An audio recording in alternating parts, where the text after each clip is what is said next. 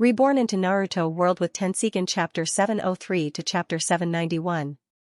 Glancing at the crowded family meeting hall, Hyojin was thoughtful. The scale of this clan meeting is somewhat beyond his expectations. Almost all the jonins, especially the jonins, and even some senior chunins were present. He even saw Hyuga Yui in the crowd, who has never participated in the clan meeting. What the hell are those guys doing this time? After curling his lips, Hyojin sat next to Richa and sat on a futon. Not long after, a group of people led by the clan leader, Hayashi, walked into the great hall. There are a total of 4 people attending the family meeting this time.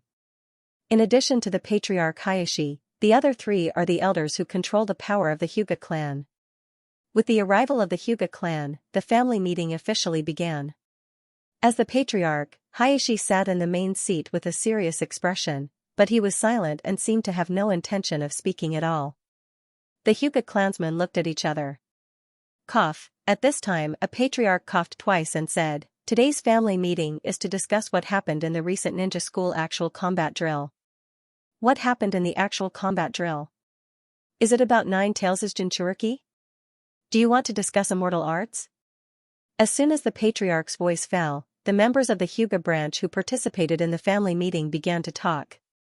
The patriarch immediately raised his hand and signaled everyone to be quiet, and then his eyes fell on Richa. "The matter of 9 Tails' Jinchuriki has nothing to do with our Hyuga clan. Today's family meeting is to discuss the child Xianxia." A jonin from the Hyuga family asked in confusion. Although Niji's performance in the actual combat drill this time is not brilliant, but it is also in line with the rules, he did not bring shame to our Hyuga clan, right? Yes. Well, Xianxia is not worse than the kid of the Uchiha family this time. If it weren't for the 9 Tails' Jinchuriki, Xianxia's expression would actually be reasonable. The members of the branch family all chimed in. Humph. The Zone clan elder suddenly snorted coldly. This cold snort caused the clamor in the hall to stop abruptly, and all the branch family members participating in the meeting consciously shut their mouths. Coldly glancing at the branch family members in the hall, the ancestral elder sternly scolded, "As a ninja of Mai, Xianxia's performance is indeed impeccable. But don't forget that he is not only a Mai ninja, but also a member of the Hyuga clan. In the face of a strong enemy that he can't resist, he should prioritize the safety of the eldest daughter of the Hyuga clan, instead of entangling with the strong enemy like a reckless man."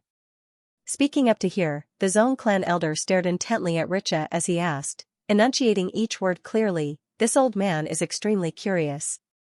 Is he purely stupid, or has he completely forgotten the most noble mission of dividing the clan? Richa, can you answer this question for this old man?" There is no doubt that this time Xianxia did not prioritize the safety of Hinata in the actual combat drill, but chose to fight against the strong enemy with all his partners. The Zone clan expressed strong dissatisfaction.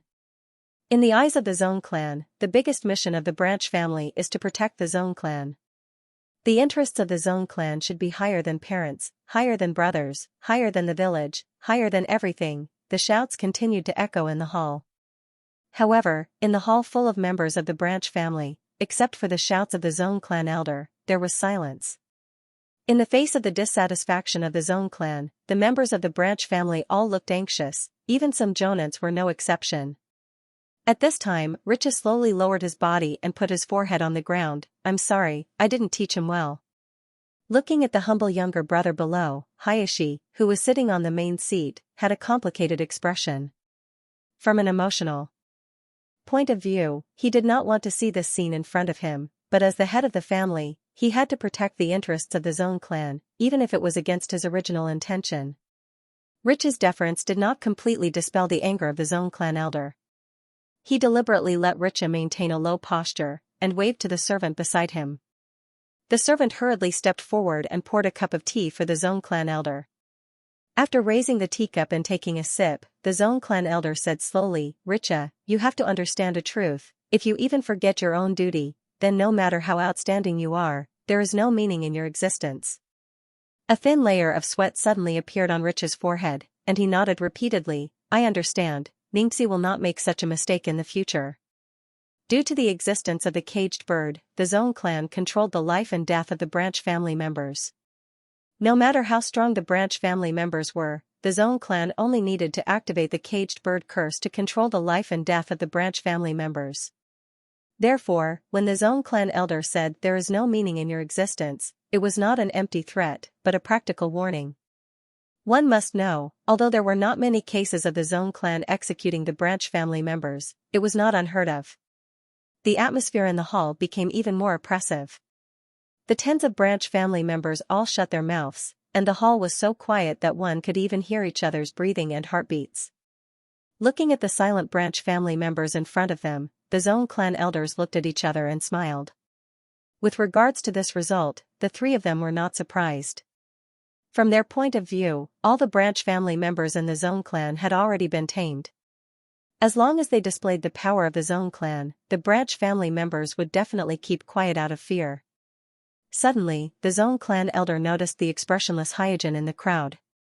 Unlike the other branch family members around him, Hyojin's eyes were clear, there was neither fear nor hidden anger in his eyes, not even a trace of fear that ordinary people should have.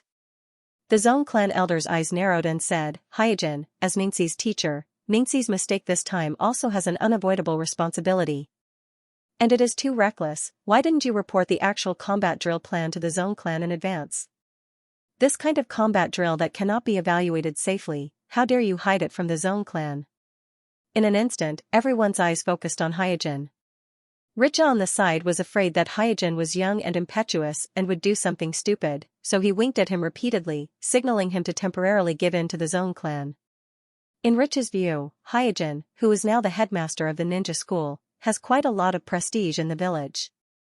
As long as he is willing to give in, the Zone clan won't punish him too much.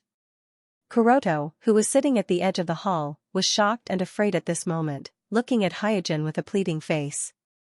She was very clear about Hyojin's character. She knew that although Hyojin was usually amiable, he was actually a very assertive person, unwilling to be bound by anything, and had a ruthless spirit in his bones. But at the same time, she understood that no matter how strong Hyojin was, in front of the caged bird, he had no ability to resist, so she could only look at Hyojin, praying that things would not develop in a bad direction. In the corner, a member of the Hyojin branch family who had an extremely weak sense of presence also cast a curious gaze at Hyojin at this moment. First chapter. The reason why Hyojin suddenly became the focus of everyone's attention in the hall is that he is no longer the cannon fodder of the Third Shinobi World War.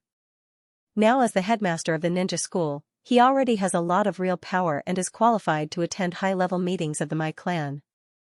And as the new generation of My ninjas, his excellence is also obvious to all.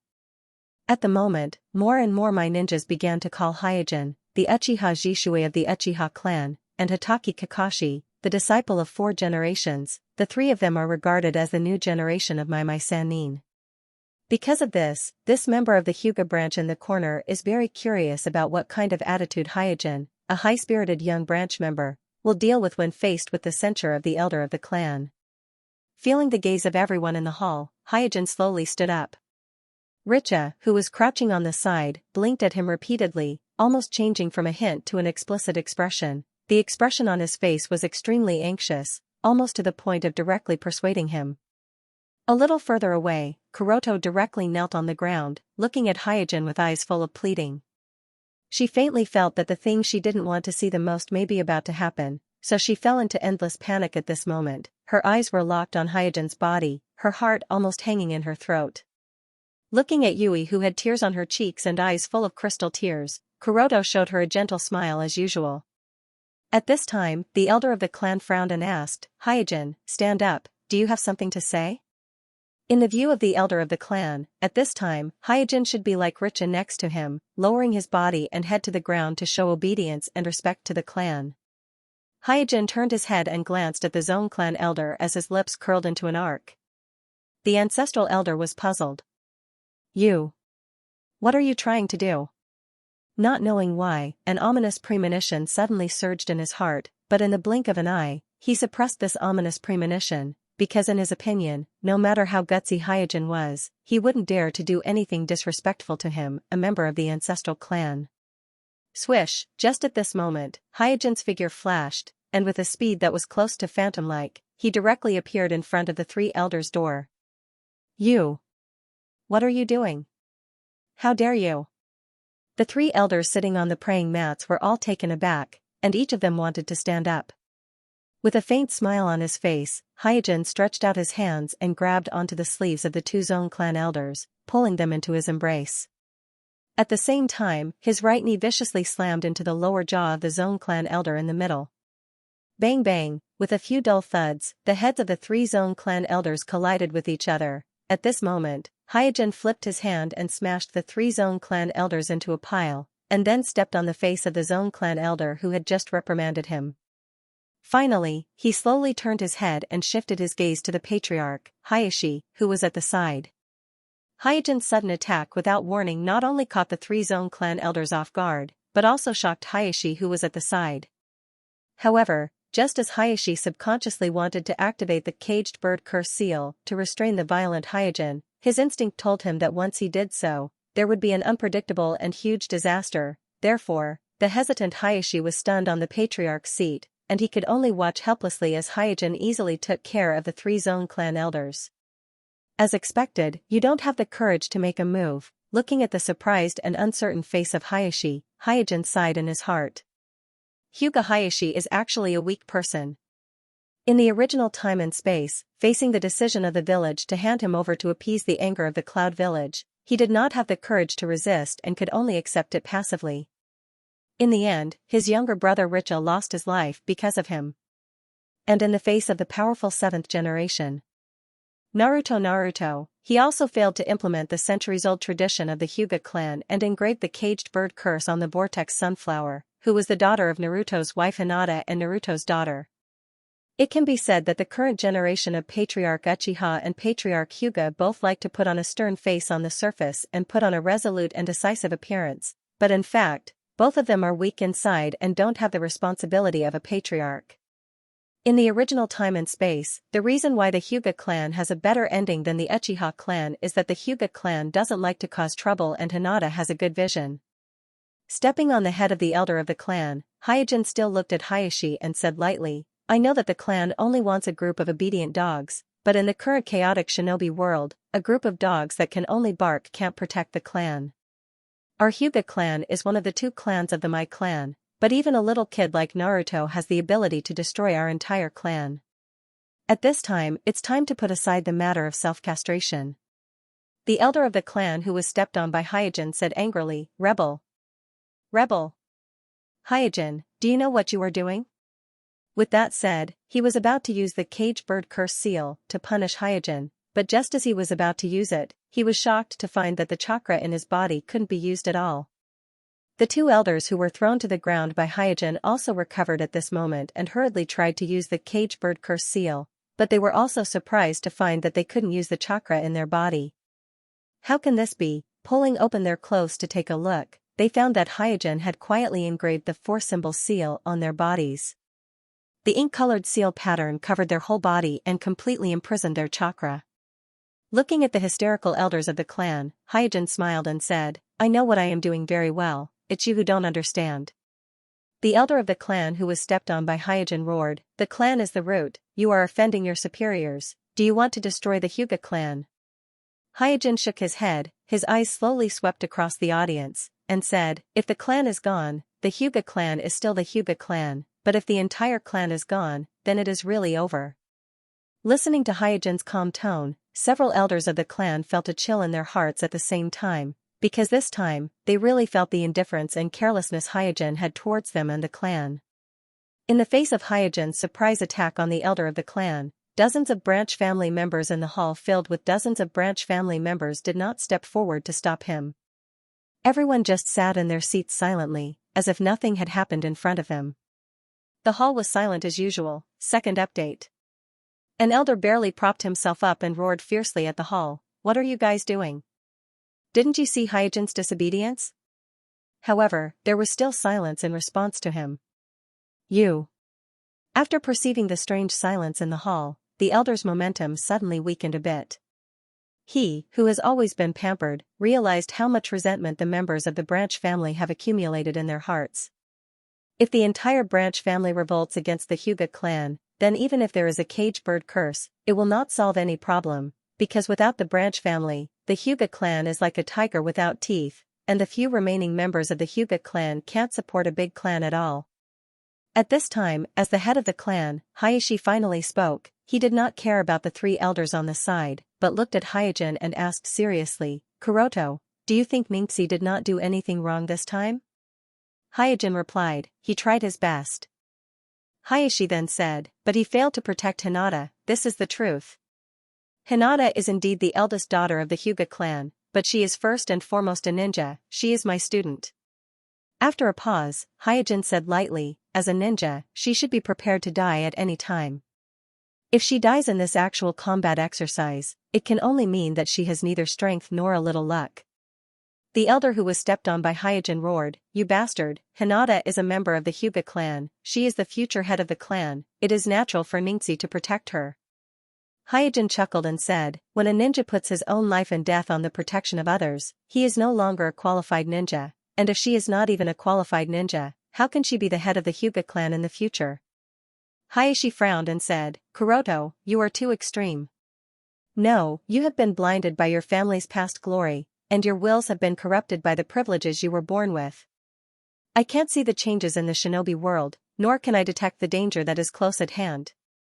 Hyojin paused for a moment before he glanced at the Zone clan elder that was trampled beneath his feet, and he ridiculed.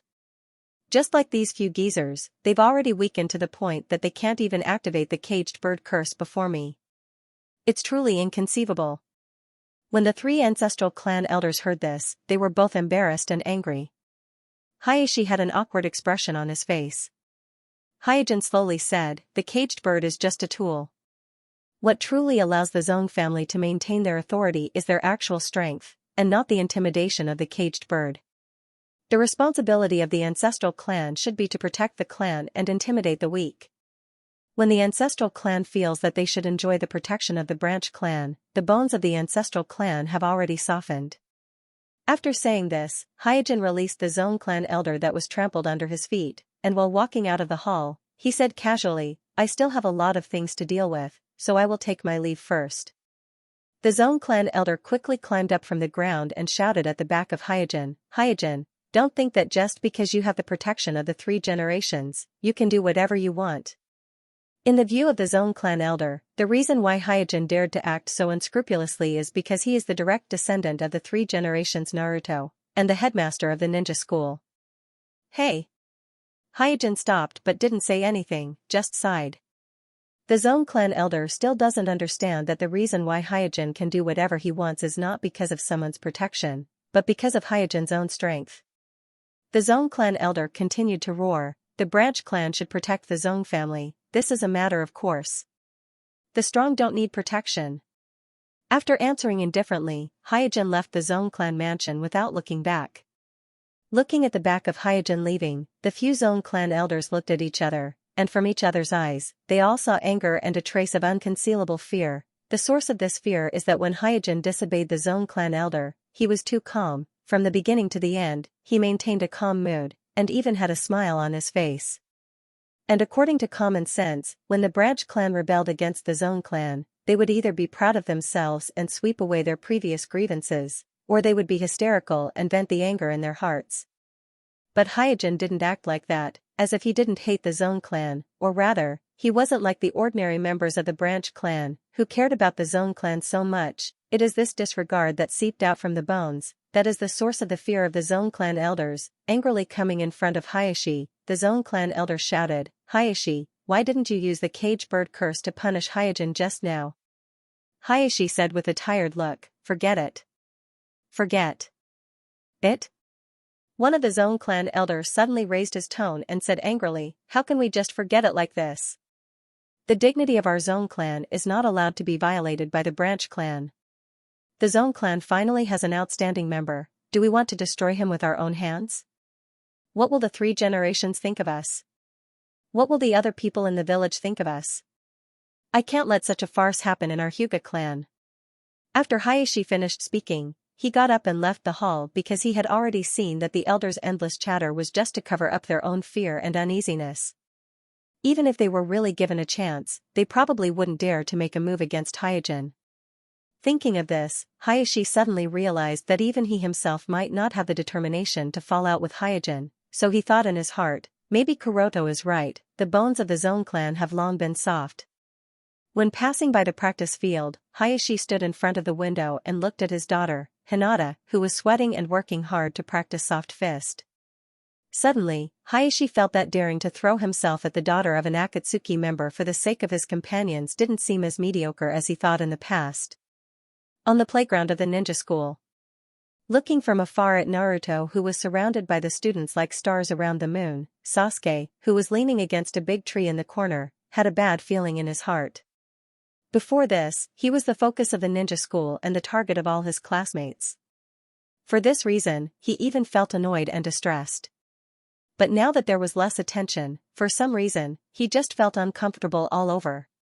At this time, Ningxi walked over slowly and asked, "Why are you hiding here?" Sasuke curled his lips and said, "I'm too lazy to listen to Naruto brag about himself." Ningxi turned his head and looked at the triumphant Naruto in the playground and said, "He deserves this glory." Sasuke opened his mouth, but he couldn't say anything. In the end, he just nodded and agreed with Ningxi's words, then turned and walked out of the school. Ningxi asked, "Going back so early? Aren't you going to cultivate today?" Sasuke waved his hand and said, "It's fine. The clan has arranged a contract test for me today. Here's the first update." Ningxi was puzzled and asked, "Summer Beast contract test?" "Yeah." Sasuke nodded his head, and his eyes unconsciously shifted to Naruto in the playground. After the actual combat drill a few days ago, Sasuke inquired his brother about the reason why Naruto suddenly became stronger, and from Itachi, he learned that the reason why Naruto was able to fight against Asuma and the others who are Jonin is because Naruto has learned immortal jutsu. One must know that even in the Mai, the head of the 5 great shinobi villages, immortal jutsu is a very rare word. Looking at the entire history of Mai, only the first Naruto and Jiraiya have mastered immortal jutsu. Among them, Jiraiya is unable to enter sage mode alone and needs the assistance of the 2 toad sages, Fukasaku and Shima. Therefore, even Itachi found it difficult to explain to Sasuke what immortal jutsu is. However, as a member of the Uchiha clan, Sasuke has the Sharingan that others envy, so he is not too envious of Naruto's immortal jutsu. In his opinion, as long as he can dig out the potential of his Sharingan and awaken the Manjikyu Sharingan, then even Naruto's immortal jutsu will be overshadowed in front of his Sharingan. However, Naruto's Summer Beast is something that makes Sasuke envious. In fact, Naruto's immortal jutsu is also sometimes ineffective, and the reason why Naruto suddenly became so popular in the ninja school is inseparable from the fact that he has a top Summer Beast in the ninja world. It can be said that with a Summer Beast at the level of Xianxia, even if Naruto doesn't know any immortal jutsu, he is still a strong person above Jonin.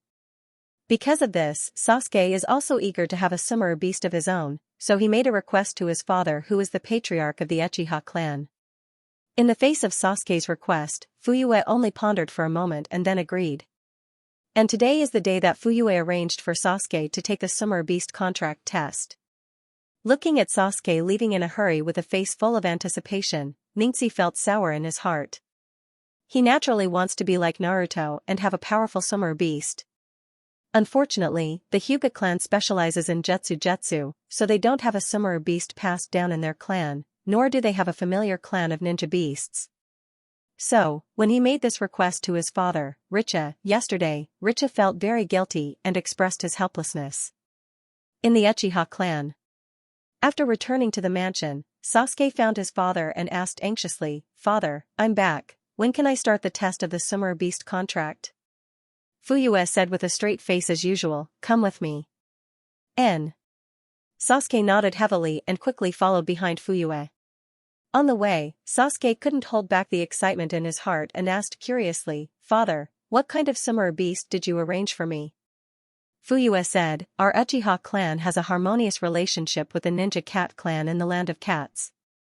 When choosing a Summer Beast, we usually choose a Ninja Cat from the Land of Cats." Sasuke nodded and asked, "Well, then father, how big is the Ninja Cat you arranged for me? Is it as big as Naruto's Summer Beast Xianxia?" Fuyue glanced at Sasuke and explained, "Sasuke, you have to understand that a Summer Beast like Xianxia is very rare in the shinobi world. Even our Uchiha clan doesn't have a channel to contact it for the time being. The Ninja Cat I arranged for you is a young Ninja Cat from the Land of Cats." Its size is about the same as a house cat, but it has mastered a lot of ninjutsu and can be of some help in battle. Sasuke was disappointed. As big as a house cat? What's the use of that? Fuyue stopped and said in a deep voice, our Uchiha clan has an unparalleled Sharingan. No matter what kind of Sumeru beast it is nothing in front of our Sharingan. Therefore, Sumeru beasts are just a kind of assistance to our Uchiha clan. Only the Sharingan is our true core. Oh, after a depressed response, Sasuke pouted and asked, then what is brother's Sumeru beast? Itachi. Fuyue paused and took a step forward again. Your brother followed Jishui and chose the ninja crow style. Ninja crow style? Brother Sumeru beast is a ninja crow? Sasuke was stunned for a moment and hurriedly asked, Father, can I choose a ninja crow? I want to be like brother. Fuyue shook his head, you are not suitable for the ninja crow style. The core of the ninja crow style was to show off, so it required an extremely meticulous mind and superb chakra application skills. In the Uchiha clan, only Jishui and Itachi chose the ninja crow style. As for the other Uchiha, such as Uchiha Shinichi, Uchiha Ryota, and other elites, all chose the ninja cat style without exception. As Sasuke's father, Fuyue was very clear that although Sasuke's talent was good, he was not the kind of meticulous illusion type like Itachi and Jishui, but the more typical ninja technique type Uchiha. Although his control of chakra was stronger than others, compared to the top like Itachi and Jishui, there was still a relatively obvious gap, so it was not suitable for the ninja crow style. Sasuke's expression became a little more gloomy when he heard this. In the headmaster's office. You want a summoning beast? Looking at Ningxi's somewhat reserved expression in front of him, Hyojin was slightly surprised. He had just returned to the headmaster's office from the clanland, and hadn't even warmed up when Ningxi came to the door with a bashful face. After asking, he learned that Ningxi actually wanted a summoning beast. Ningxi nodded and said expectantly, Sensei, I know this request is very presumptuous, but father told me that in the Hyuga clan, maybe only you have a way. It's just a summoning beast, it's not a troublesome thing. After a smile, Hyojin casually asked while reviewing the documents, what kind of summoning beast do you want? Hyojin is very clear that Ningxi was mostly stimulated by Naruto, and the purpose of holding the actual combat drill is to let the students compete with each other, so he doesn't care about it. Ningxi blurted out, Sensei, I want to have a summoning beast like Naruto. Hyojin raised his head, like Xianxia? Ningxi lightly nodded. After pondering for a moment, Hyojin said, Xianxia is a ninja from the Ryuchi cave, one of the 3 holy lands. Ordinary summoning beasts in the ninja world can't be compared to him. If you want to find a summoning beast on the same level as Xianxia, you can only search in the 3 holy lands, but I don't have any friendship with the 3 holy lands. Ningxi lowered his head, I was too greedy. Hyojin chuckled, for a ninja, there is nothing wrong with pursuing strength. Sensei, I will take my leave. After respectfully bowing to Hyojin, Ningxi walked out of the office. Hyojin called out to Ningxi, wait a moment, I can help you think of a solution for this matter. Second update. Hyojin wasn't surprised by the fact that Naruto mastered Sage Jutsu, but the fact that Naruto learned Sage Jutsu from the Ryuchi cave surprised him. Although the 3 holy lands of the shinobi world are called holy lands, the one who has the deepest involvement in the affairs of the shinobi world has always been Mount Myaboku. In the past, when the 2 brothers rebelled against their mother Kagaya's cruel rule, it was actually the great toad sage of Mount Myaboku who secretly guided them. It can be said that the birth of the shinobi world and even the origin of shinobi is inseparable from the great toad sage of Mount Myaboku. In the following 1,000 years, the great toad sage never stopped paying attention to the shinobi world. Especially at the critical moment when the shinobi world was about to usher in a revolution, the great toad sage deliberately created a coincidence and sent the righteous Jiraiya to Mount Myaboku. With the help of Jiraiya, the great toad sage searched all over the shinobi world for the key person who can decide the future of the shinobi world, the child of the prophecy. At that time, the real child of the prophecy, Naruto, wasn't even born yet. From this, it can be seen that Mount Myaboku has always been paying attention to the shinobi world, and it can even be said that he has been influencing the shinobi world. Now that the child of the prophecy, Naruto, has become a disciple of the White Snake Sage of the Ryuchi cave, with Mount Myaboku's habit of interfering in the affairs of the shinobi world, Regardless of whether or not the great toad sage has confirmed that Naruto is the child of the prophecy, he will be eagerly looking for a new spokesperson. A spokesperson who can help Mount Myaboku continue to exert its influence in the shinobi world. And this is an opportunity for Ningxi, because this kind of use is mutual. While Mount Myaboku is using a spokesperson to exert its influence in the shinobi world, being chosen as a spokesperson by Mount Myaboku also means that he has the full support of Mount Myaboku. It was the same for Jiraiya and Naruto in the original space and time. After straightening out his thoughts, Hyojin smiled at Ningxi and said, "Go back and prepare first. I will fight for a chance to enter Mount Myaboku for you in the near future. As for whether you can pass the test and obtain the recognition of the great toad sage, that will depend on you." Ningxi's eyes reddened and he said emotionally, "Teacher, thank you." Hyojin casually waved his hand. "Silly boy, there's no need to be so polite with me. I just hope that you can understand that if you want to control your own fate, you have to fight for it." Ningxi nodded and left the principal's office in excitement. Early the next morning, Hyojin took the time to look for Jiraiya and told him the purpose of his visit. After listening to Hyojin's request, Jiraiya was a little surprised. "Why do you want me to take Ningxi to Mount Myaboku?" Hyojin smiled and explained, "Naruto not only learned senjutsu in the Ryuchi cave, but he also signed a contract with a summoning beast like Xianxia. This greatly stimulated the children in the school. So, Ningxi specifically came to me, hoping to get a summoning beast like Xianxia. But Xianxia came from the Ryuchi cave, which is very rare in the shinobi world, so I thought of Mount Myaboku." Jiraiya nodded. He has always been paying attention to Naruto, so he is very clear about the sensation that Naruto caused in the village after he showed Xianxia in the actual combat drill. Seeing that Jiraiya was silent, Hyojin calmly asked, "Can I?" After carefully weighing the pros and cons, Jiraiya finally agreed, "Well, the village owes you a favor for the last time, and this time I will return it to you on behalf of the old man." If it was someone else, Jiraiya would never agree so easily. There are thousands of my ninjas, but Jiraiya only taught the inheritance of Mount Myaboku to his direct disciple, Naruto, for generations. He didn't even teach Kakashi, who was considered as his grand disciple. One can imagine how cautious Jiraiya is in selecting the successor of Mount Myaboku. The reason why he can't say no to Suijin this time is because Suijin risked his life to test the Akatsuki members and successfully scared them away during the actual combat exercise. Suijin's actions are not that simple. In Jiraiya's view, it is because of Hyojin's decisiveness that the village was not ravaged by the flames of war.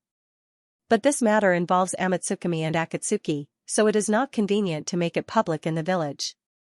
Therefore, 3 generations Naruto can't find a suitable reason to reward Hyojin, so Naruto owes Hyojin a big favor for this matter. Seeing that Jiraiya agreed, Hyojin smiled and said, "Thank you so much. You don't have to thank me so quickly. I can only promise you that I'll give Niji a chance. As for whether he can find a suitable spiritual beast in Mount Myaboku, that's not up to me to decide." Jiraiya's tone changed to that of a businesslike one. Hyojin nodded in understanding. Jiraiya continued, "I promised you this time only to reward you on behalf of the village for dealing with the infiltration of the Akatsuki members. So, you can still go back on your words, because once I bring Ningxi to Mount Myaboku, the village will not give you any other reward." Hyojin smiled, "Then I will have to trouble you with Ningxi." Seeing that Hyojin has no intention of going back on his words, Jiraiya nodded and said, "Okay, tell Ningxi to get ready and wait for my notice in the next 2 days." At noon, Hyojin told Ningxi about this news, and told Ningxi to rest for the next 2 days to deal with the test he might encounter in Mount Myaboku. In the evening, Hizashi suddenly paid a visit to Seiji. After welcoming Richa into the house, Hyojin casually asked, "What's wrong, what's the matter?" Richa had a look of gratitude on his face as he said to Hyojin, "I heard from Ningxi that you fought for a precious chance to go to Mount Myaboku to look for a summon beast." Hyojin poured a cup of tea for Richa and said, "I am Ningxi's teacher, this is what I should do. Letting Ningxi take you as his teacher is indeed the best decision I have ever made." After sighing with emotion, Hizashi continued, "But you were still too reckless at the family meeting yesterday, which put the elders of the Zone family in a very awkward position. After the meeting, the elders said that they would punish you severely." Hyojin grinned and said, "If they really dared to, they wouldn't have said those words. Naturally, Richa understood this as well. With a light laugh, he pointed at the caged bird curse mark on his forehead and said, however, we are still a branch family, after all. It's better not to make things too awkward with the Zone clan. Hyojin glanced at Richa and said, don't tell me you want me to apologize to those elders? If you knew how to apologize, you wouldn't have made a move yesterday. After shaking his head with a bitter smile, Richa said, it's like this. After the Zone clan found out that you fought for a chance to go to Mount Mayaboku for Ningxi, they hoped to bring Hinata along to try their luck. However, the elders of the Zone clan were just beaten up by you, and they couldn't bring themselves to do it, so, Hyojin smiled and continued, so they sent you to be the lobbyist? Here's the first update. Looking at Richa's expression, Hyojin finally understood what was going on. Because of Naruto's outstanding performance in the actual combat exercise, Ryuchi Cave, as well as Mount Mayaboku and Shikatsu Forest, came into the public's view, and many Mai ninjas were familiar with them. And when they learned that Hyojin fought for an opportunity for Ningxi to enter Mount Mayaboku, one of the 3 holy lands, the Zong family immediately realized that this was a good opportunity to improve the family's strength, and they couldn't miss it. It's just that the 2 sides parted on bad terms at the family meeting, and now even Hayashi, who didn't completely fall out with Hyojin, was embarrassed to come to Hyojin. Therefore, the Zong family had to entrust Richa, who had a good relationship with Hyojin, to be the lobbyist. They are not stupid, they know that this opportunity is precious. After chuckling, Hyojin nodded, okay, I'll arrange it and let Hinata go to Mount Mayaboku to try her luck. Letting Ningxi go to Mount Mayaboku was originally a temporary idea of Hyojin, so it didn't matter if one more person was added. What's more, Hyojin liked Hinata. Hinata looked shy and timid, but she was very tough. In the original time and space, when Nagato attacked the surrounding Mai ninjas saw Naruto being controlled by the Tendo, but they didn't dare to come forward to help. Only Hinata rushed forward alone and faced the Tendo. Not to mention, this courage alone is something that many people don't have. Great! Seeing that Hyojin agreed, Richa let out a long sigh of relief. In the ninja school. Although there was only a trace of the setting sun on the horizon, there were still many students diligently cultivating on the school field. In a training ground in the corner, Ningxi, who had been holding it in for the whole day, finally could not take it anymore. He asked Sasuke with a strange expression, Sasuke, what's with the wound on your face? Touching the scratches on his face, Sasuke said with a dark expression, cat scratched me. Cat? Sasuke quickly explained, it's not an ordinary cat, it's a ninja cat.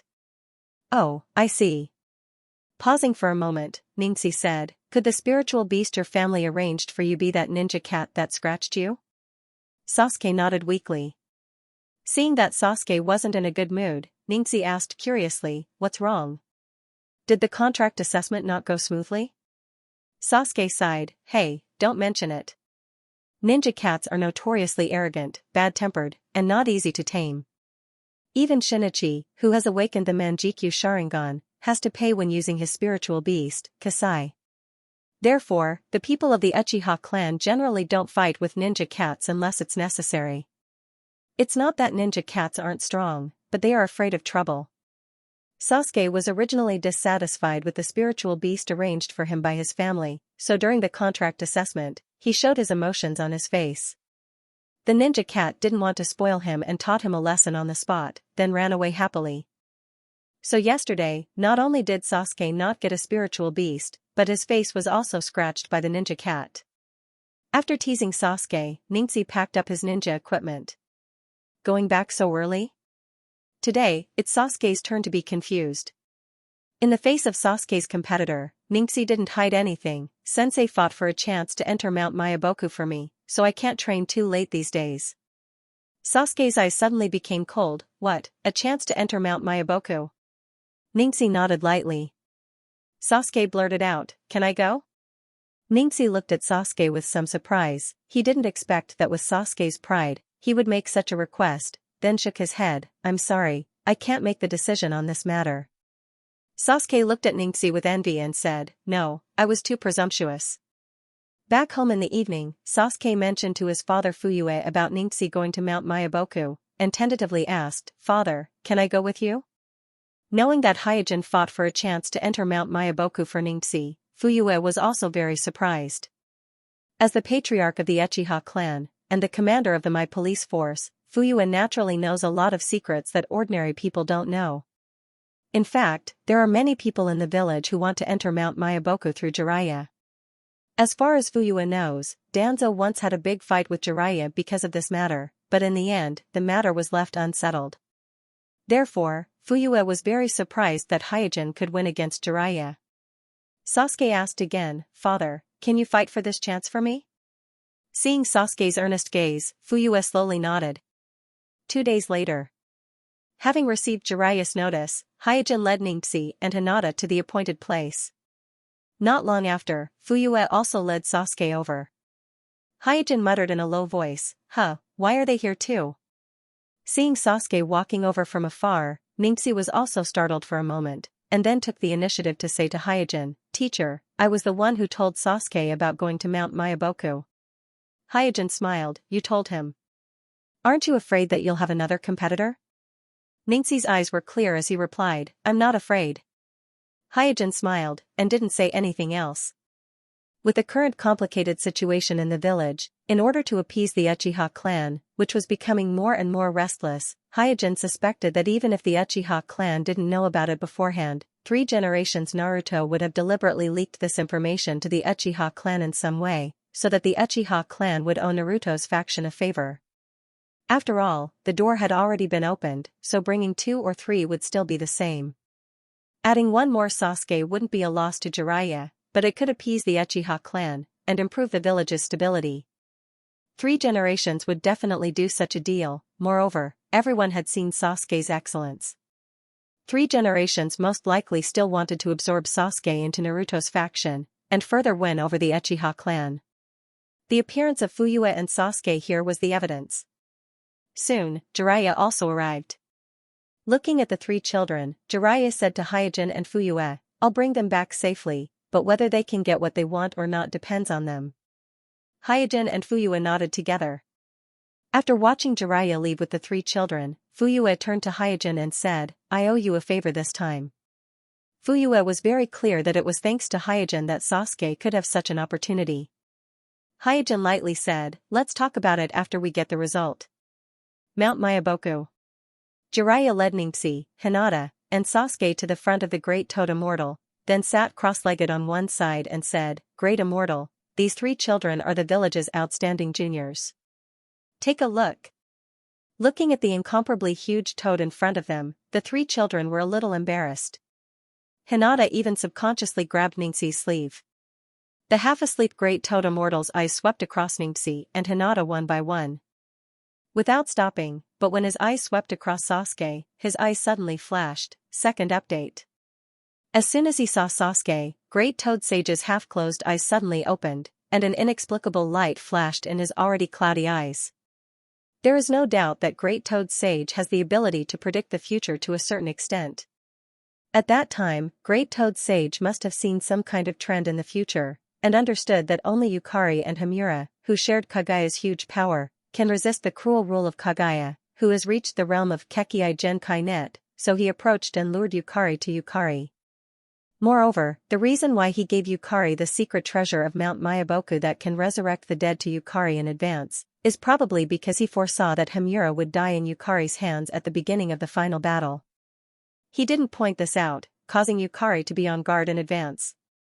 It was most likely because in the future that he saw, Hamura had to die by Yukari's hand, so that the great grief would stimulate Yukari, causing her eyes to mutate from Byakugan to Sharingan, or even Rinnegan. Only then would she have the ability to fight against her mother Kagaya. Similarly, driving Jiraiya to search for the Child of Prophecy all over the shinobi world is also a powerful manifestation of Great Toad Sage's ability to predict the future. Therefore, when Great Toad Sage's eyes fell on Sasuke, he immediately realized that Sasuke is the reincarnation of Indra Otsutsuki, the son of the Sage of the 6 Paths, Yukari. After all, Indra and Azura are brothers who have been disturbing the shinobi world for hundreds of years, so Great Toad Sage couldn't be more familiar with them. At the same time, the Great Toad Immortal also saw some fragmented and vague fragments of the future from Sasuke's body and understood that Sasuke might play an important role in the upcoming Millennium Revolution. Jiraiya was also surprised to see Great Toad Sage suddenly open his eyes, because in his impression, Great Toad Sage has always been sleepy. Jiraiya got up and asked, "Great Toad Sage, how are these children?" Great Toad Immortal chuckled and slowly said, They are all excellent juniors. Take them to see Fukasaku and let him test them." Jiraiya nodded, then led Ningxi, Hinata, and Sasuke to find Fukasaku Sage.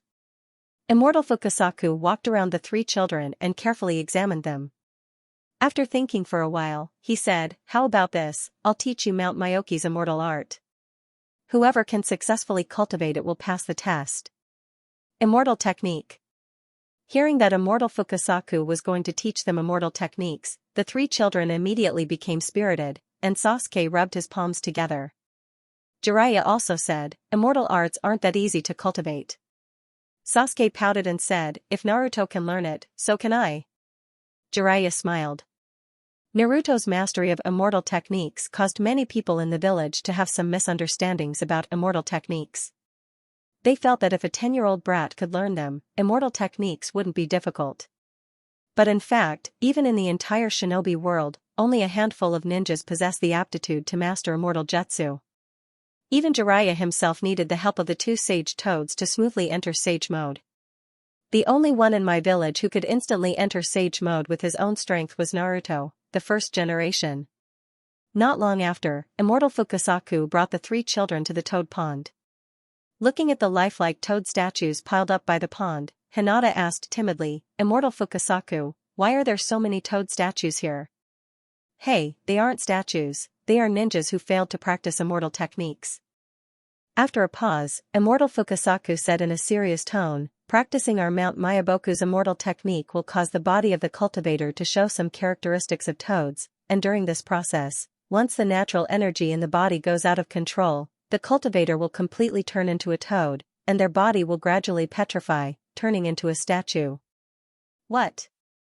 Looking at the toad statues piled up by the pond, imagining that these statues used to be living people, the three children were scared to death. Jiraiya smiled and said, "Now you know how difficult it is to practice immortal techniques." Immortal Fukasaku said, "You don't have to worry too much, the reason why these people turned into statues is because they were too greedy and too rash. As long as they take it step by step, even if they can't learn immortal techniques, they won't turn into toad statues." Sasuke heaved a sigh of relief, then thought of something and asked, "Immortal, if we successfully learn immortal techniques, will we also turn into toads when we use immortal techniques?" Ningxi and Hinata also looked at Fukasaku. No one wanted to turn into a toad. Immortal Fukasaku naturally understood what the children were worried about, so he immediately smiled and said, "Don't worry, if you practice our Mount Myoboku's immortal technique, your body will show some characteristics of a toad, but you won't really turn into a toad. Moreover, when your control over natural energy increases in the future, the characteristics of toads will gradually decrease." The amount of changes in one's body, in fact, also showed the degree of mastery of immortal techniques. When the first generation entered immortal mode, his body changed the least, only some eyeshadow lines appeared on his face. And in the original spacetime, Naruto's degree of mastery of immortal techniques was also very high.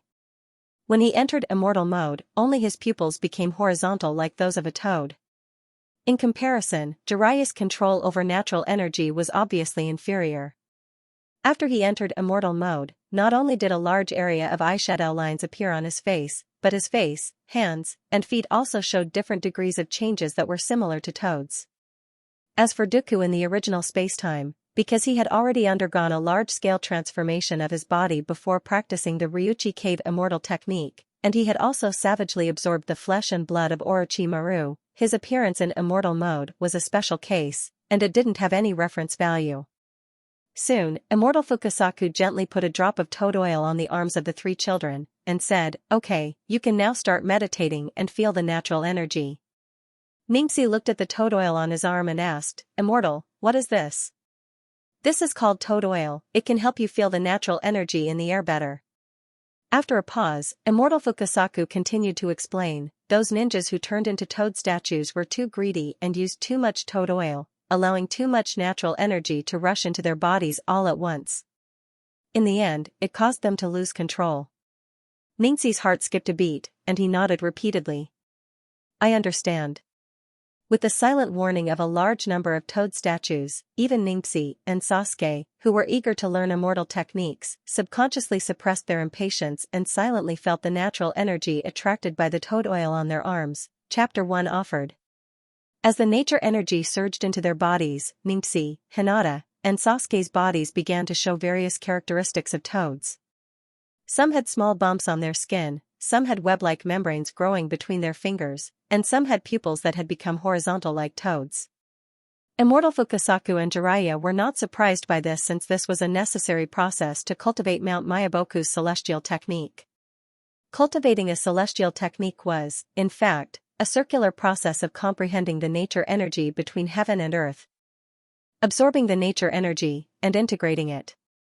The advantage of cultivating a celestial technique in the three great holy lands was that the cultivator could use various tricks to forcibly comprehend the nature energy and absorb a certain amount of nature energy.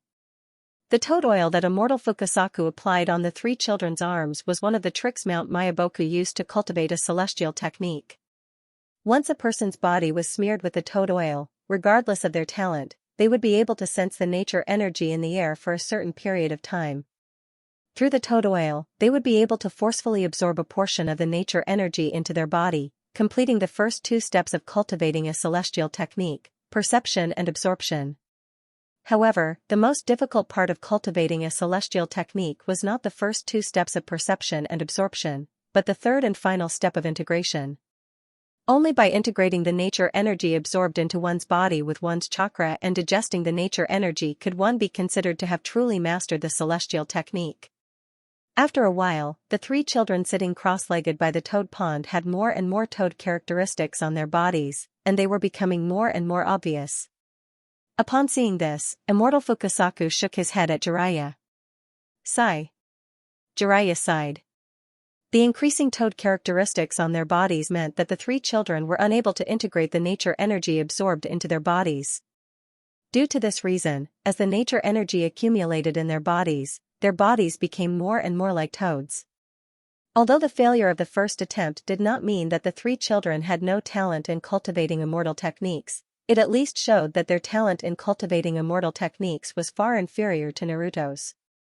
At this time, immortal Fukasaku quickly wiped off the toad oil on the three children's arms, forcibly interrupting the process of the three children absorbing natural energy. As the toad oil was wiped off, the characteristics of the toads on the three children's bodies gradually faded, and they slowly returned to their normal appearance. Opening his eyes, Sasuke asked, "What's going on? Why can't I feel the nature energy anymore?" Ningxi and Hinata also opened their eyes and looked at immortal Fukasaku and Jiraiya in confusion. Immortal Fukasaku said with some regret, "You have failed." Failed? Startled, Sasuke stood up abruptly. I haven't even felt it yet. Why did I suddenly fail? Ningxi's face was also filled with unwillingness. He couldn't accept such an inexplicable failure. Compared to the agitated Sasuke and Ningxi, Hinata's state of mind was much calmer. However, there was still a trace of disappointment in her eyes. This was because deep in her heart, she actually hoped that she could master immortal techniques like Naruto. This was not because she craved power, but because she wanted to have a common topic with Naruto. Obviously, the three children who were immersed in sensing the nature energy were not aware of the changes in their bodies, so they did not realize that danger was approaching. If it were not for immortal Fukasaku watching over them, they might have become those toad statues at the edge of the toad pond in another 5 or 6 minutes. Looking at the expressions on the three children's faces, Jiraiya understood their feelings and said, "You don't have to be too upset. Your first attempt did not succeed, but it does not mean that you have lost the chance to master immortal techniques forever. In fact, letting you try to practice immortal techniques at this age is a bit too much in itself." To practice immortal techniques, other conditions were not to be mentioned for the time being. The most basic point was to have a huge amount of chakra. If a ninja did not have a huge amount of chakra in their body, then it would be completely impossible to fuse and absorb the nature energy in their body. Therefore, a certain degree of chakra's amount was the basic threshold for practicing immortal techniques. Although Ningxi, Hinata, and Sasuke were all Dojutsu Kekkai Genkai ninjas and had talent far beyond that of ordinary ninjas, but due to their age, the amount of chakra in their body was limited. Therefore, when trying to fuse and absorb the nature energy in their body, compared with adults, they not only had no advantage, but also had a clear disadvantage. Sasuke was not convinced and asked, "Then why can Naruto succeed?" Jiraiya explained, "Naruto's mother is from the Uzumaki clan, so Naruto also has the bloodline of the Uzumaki clan, and the Uzumaki clan is famous for its huge chakras amount and amazing vitality, so in terms of practicing immortal techniques, Naruto has an advantage over you." There was another point that Jiraiya did not say, that is, the more ambitious one was, the more unfavorable it was for practicing immortal techniques. To put it bluntly, practicing immortal techniques was a process of understanding nature and using nature. When Naruto was in the Ryuchi cave, he didn't understand immortal techniques at all, and he didn't have a strong ambition, he just followed his instinct to feel nature, so it just happened that he had the mentality to practice immortal techniques, and he accidentally mastered immortal techniques. But Ningxi, Hinata, and Sasuke understood the power of immortal techniques, and they were even more aware of the value of the opportunity to enter Mount Myaboku. Therefore, their ambition to master immortal techniques was too strong, and they were somewhat worried about gains and losses, so their mentality was not suitable for practicing immortal techniques. Immortal Fukasaku took over and said, "The aptitude to practice immortal techniques is not the same thing as the aptitude of you ninjas. Excellent ninjas may not be able to master immortal techniques. Among the generations of Mai's Naruto, only the first generation completely mastered immortal techniques, the second generation, and the third generation were not able to master immortal techniques, and the fourth generation was too late to learn immortal techniques, so they were only able to learn immortal techniques before they died." Sasuke said unwillingly, "Immortal, can we try again?" Immortal Fukasaku immediately shook his head. "That won't do. Right now, your bodies have accumulated quite a lot of nature energy. If you continue to try, the nature energy in your bodies will corrode your bodies, or even go out of control and turn you into these stone statues." Thinking about wasting the precious opportunity his teacher fought for, Ningxi couldn't accept it, so he said, "Immortal, I'm willing to take the risk and try again." At this time, Jiraiya stood up and said, "I promised your teacher and family that I would bring you back safely." Immortal Fukasaku smiled and said, "I didn't think it through, I shouldn't have used immortal techniques as a test. How about this, you came to Mount Myaboku to sign a spiritual contract, so let's use the spiritual contract as a test." Then, Immortal Fukasaku summoned a large scroll and spread it in front of the three children. Then, he pointed at Sasuke, who was standing at the end, and said, "You first." Second update. Looking at the contract scroll that Immortal Fukasaku had spread out on the ground, the three children, who had been traumatized by their failure in cultivating the immortal technique, immediately regained their spirits and looked over eagerly. Immortal Fukasaku pointed at Sasuke. "You first." "Yes." Sasuke's face was full of excitement as he quickly walked to the contract scroll. Ningxi and Hinata did not pay much attention to it. They only looked nervously at Sasuke, who was undergoing the contract test. Because there were three of them, it was normal for there to be a difference in order. When he arrived in front of the contract scroll, Sasuke lowered his head and looked at it carefully. The contract scroll in front of him was about the size of his head. There was a long list of names written in blood. The second last name at the end was Jiraiya, who had brought them to Mount Myaboku. After Jiraiya, the name at the end of the scroll was Minato. Immortal Fukasaku pointed at the empty space behind Minato and said, "Use your own blood to write your name on it." Sasuke nodded. Then, without hesitation, he bit his finger and wrote the words Uchiha Sasuke in the empty space behind Minato's name. Then, he dipped his fingers in blood and pressed a 5-fingered handprint under his name. Immortal Fukasaku nodded in satisfaction and said with a smile, "The sequence of hand seals for the psychic technique is Hai, Su, Yu, Shin, Wei. Try it. If you succeed in the psychic technique, you will pass the test." Jiraiya added, "Sasuke, use all your strength. Sasuke, do your best." Ningxi and Hinata also cheered for Sasuke. Sasuke took a deep breath and gathered all the chakra in his body. He slowly formed hand seals and shouted, "Psychic technique." Bang! In an instant, a huge cloud of white smoke rose and filled the surroundings. After the white smoke gradually dissipated, Xianxia and Hinata discovered that Sasuke, who was just in front of them, had disappeared. In his place was an incomparably huge toad. The size of this toad was in no way inferior to Naruto's spiritual beast, Xianxia. Its entire body was dark red, and it had a long tobacco pipe in its mouth. There was also a huge dagger hanging on its waist. This was the first time Xianxia and Hinata had seen such a huge toad, and they were immediately dumbfounded. Wow! At this moment, Sasuke's exclamation came from above. Xianxia and Hinata looked up at the same time, only to realize that Sasuke, who had disappeared, was now on the head of this incomparably huge toad.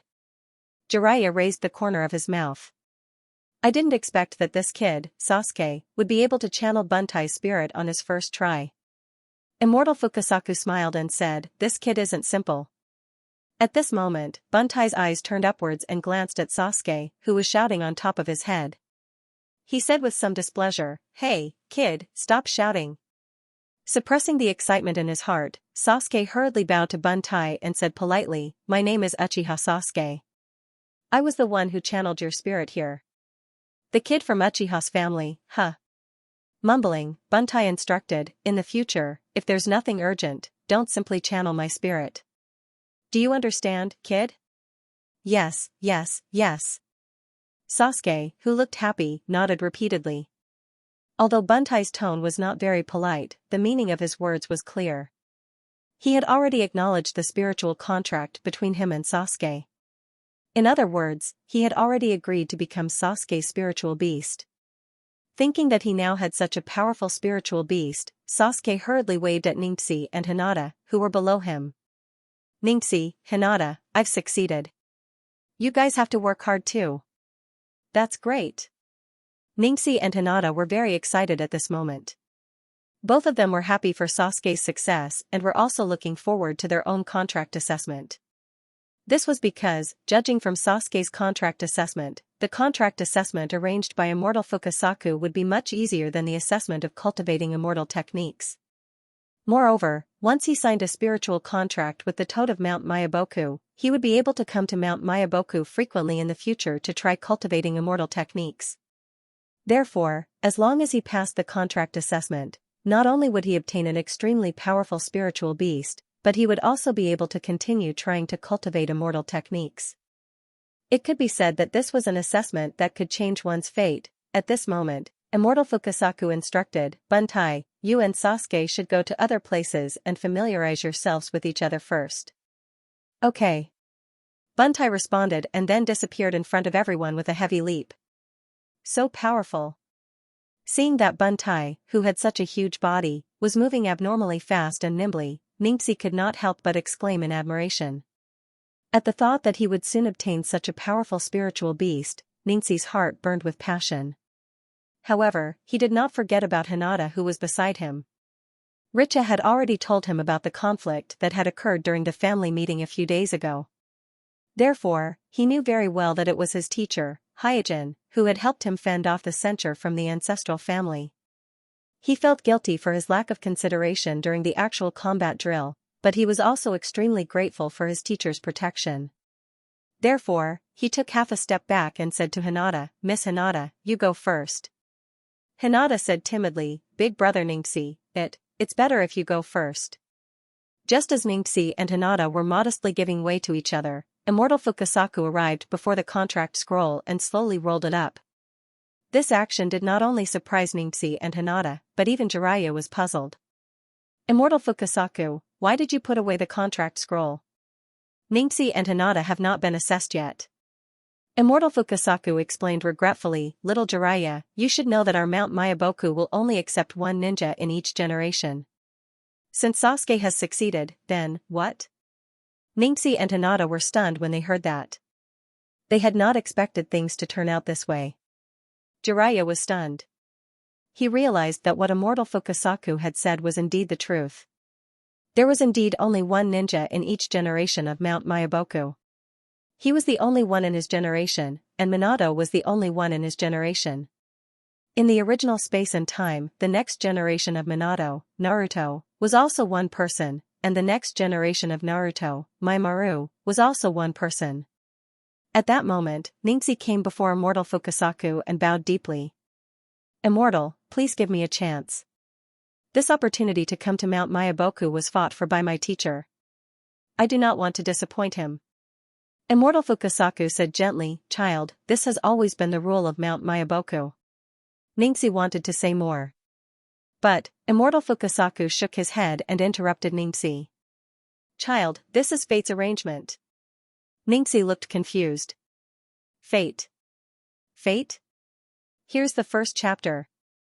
Yes, it's fate. Jumping onto a stone platform, Fukasaku looked at Sasuke, who was getting familiar with Bunta in the distance, and said slowly, Sasuke was able to leave his name on the contract scroll and successfully communicate with Bunta. This is the guidance of fate. It's fate that chose him to become the shaman of Mount Myaboku of this generation. Jiraiya, who was at the side, thought of his own experience and nodded unconsciously, yes, it was because of an accident that I came to Mount Myaboku. I think it's also fate's arrangement. Xianxia's expression was a bit gloomy as he asked, so, no matter how hard I try, there won't be any results. Fukasaku shook his head and jumped away. Jiraiya patted Xianxia's shoulder and said, you're still young. Hinata also came forward and comforted him, Xianxia-gage, although we don't have the fate to sign the contract in Mount Myaboku, we still have the Byakugan and the soft fist. Xianxia looked at Sasuke, who was standing on the head of Bunta in the distance, while stroking the caged bird curse mark on his forehead, and muttered to himself, I'm just a bit unwilling. Why is fate always unwilling to look me in the eye? Ah. Listening to Xianxia's whisper, Jiraiya sighed softly. He felt that Xianxia, as a member of the Hyuga branch, had the fate of being controlled by the caged bird for his entire life.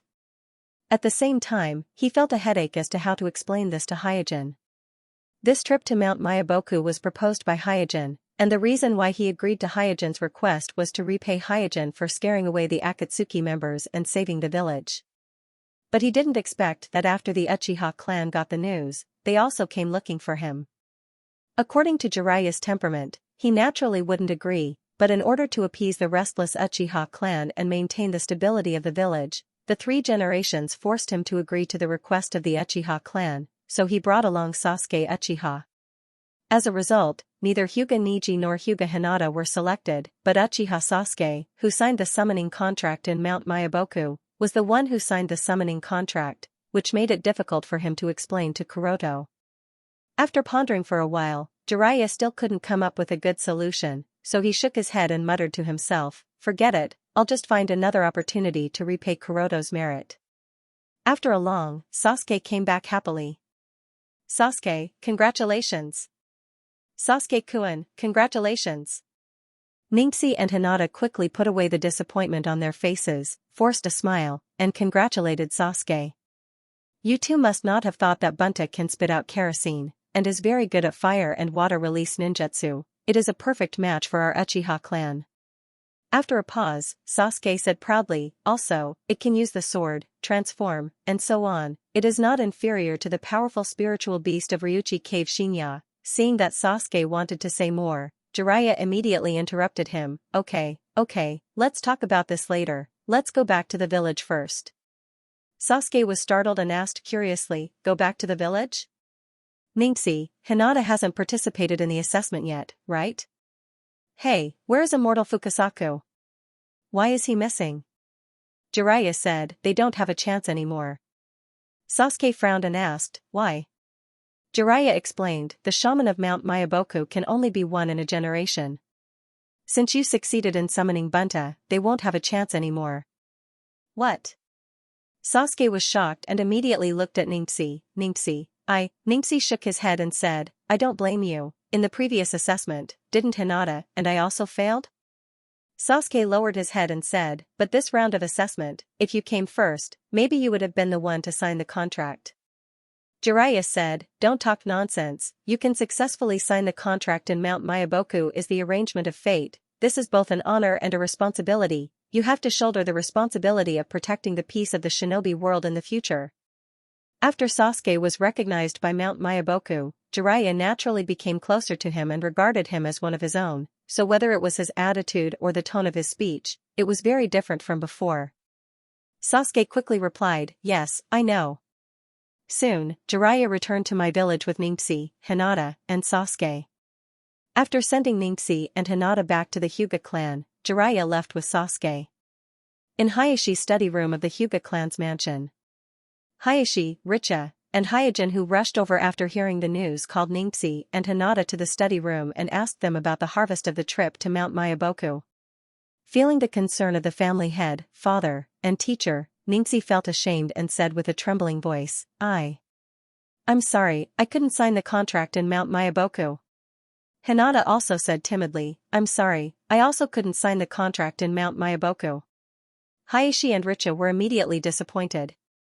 Especially Hayashi, a trace of disappointment flashed in his eyes. Hinata first followed Naruto to the Ryuchi cave, one of the 3 holy lands. Then he followed Xianxia to Mount Myaboku. Both times, he didn't find anything. This undoubtedly showed that Hinata didn't have the talent to practice immortal techniques, and he didn't even have the opportunity to sign the contract in the Holy Land. On the other hand, Kuroto's reaction was much calmer, because when he saw that Sasuke was going to Mount Myaboku with Neji and Hinata, he had a bad premonition in his heart. After pondering for a moment, Hyojin said to Xianxia, "Tell me everything about this trip in detail." Neji hurriedly told Kuroto everything that had happened to them on Mount Myaboku, especially the process of the test to practice immortal techniques and the test to sign a contract. After hearing that Xianxia and Hinata only lost the opportunity because Sasuke signed the contract, Richa said with some annoyance, "Sigh, our luck this time is too bad." "Luck?" Hyojin snorted. Hayashi heard the mockery in Hyojin's tone and asked doubtfully, "What? Is there another reason?" Hyojin said lightly, "Those toads of Mount Myaboku have some tricks up their sleeves, especially that great toad sage. He seems to have some kind of ability to predict the future. It should have found something on Sasuke and felt that Sasuke is more worthy of investment than Xianxia and Hinata, so it chose Sasuke." Hayashi's face sank. "You mean that Mount Myaboku didn't choose Hinata and Xianxia because it looks down on our Hyuga clan?" Xianxia also froze for a moment and asked, "Sensei, isn't this the arrangement of fate? It's just a group of toads who bet in advance by relying on their special ability." After a pause, Hyojin said in a mocking tone, "Fate? Humph, this group of snobs really knows how to package themselves." Second update. After listening to Hyojin's words, Hayashi, as the head of the Hyuga clan, immediately became gloomy.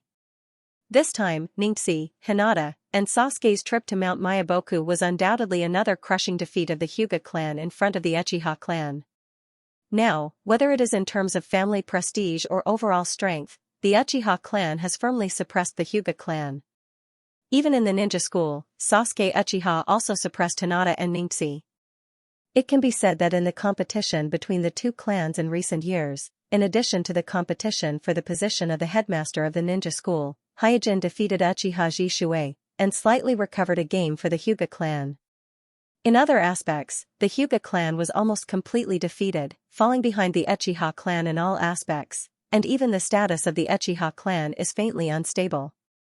And with the signing of the psychic contract between Uchiha Sasuke and Mount Myaboku, one of the 3 holy lands, it can be foreseen that the gap between the two clans will be further widened in the future. Faced with such a dilemma, the head of the Hyuga clan, Hayashi, was angry and annoyed. At this time, Richa glanced at the restless Xianxia and said, "Since the other party looks down on our Hyuga clan, there is no need for us to pester them anymore." Hyojin stood up and said in a casual tone, "Well, it's not a big deal." Sigh. Seeing that things have reached this point, Hayashi could only sigh. The Hyuga clan may still have some influence in my village, but against Mount Myaboku, one of the 3 holy lands, they really can't do anything about it. After leaving the ancestral residence, Hyojin didn't walk far before Xianxia caught up to him. He followed behind Hyojin with a heavy heart, wanting to say something but hesitating. Seeing Xianxia's expression, Hyojin smiled. "Just say what you want to say." "Why are you hesitating?" Xianxia asked, "Teacher, can the great toad immortal of Mount Myamu really foresee the future? Can it really see the future?" Hyojin nodded lightly. Ningxi's expression darkened and he asked in a low voice, if the great totem mortal of Mount Mayaboku chose Sasuke because he foresaw Sasuke's future, then, doesn't that mean that my future is inferior to Sasuke's? After learning that the great totem mortal's choice was related to the future, Ningxi had been thinking about this question. You're just too thoughtful. With a smile, Hyojin explained, the great totem mortal's foresight is not necessarily accurate. Since the great totem mortal hurriedly arranged for Jiraiya to search for the child of prophecy before Naruto's birth, it can be seen that the great totem mortal's prophecy is only a vague judgment of the future, or perhaps he has glimpsed some scattered fragments of the future, but he can't really control the future. Moreover, the ability of prophecy is not unique to the great totem mortal. The Miko-sama of the land of demons also has a magical ability of prophecy. Not to mention an adult Miko-sama, even the young Ziyuan can prophesy of death and inadvertently see the future of some people. Ningxi said, but the fact that the great totem mortal chose Sasuke means that Sasuke's future will be more dazzling than mine. The corner of Hyojin's mouth rose, and he chuckled, that may not be the case.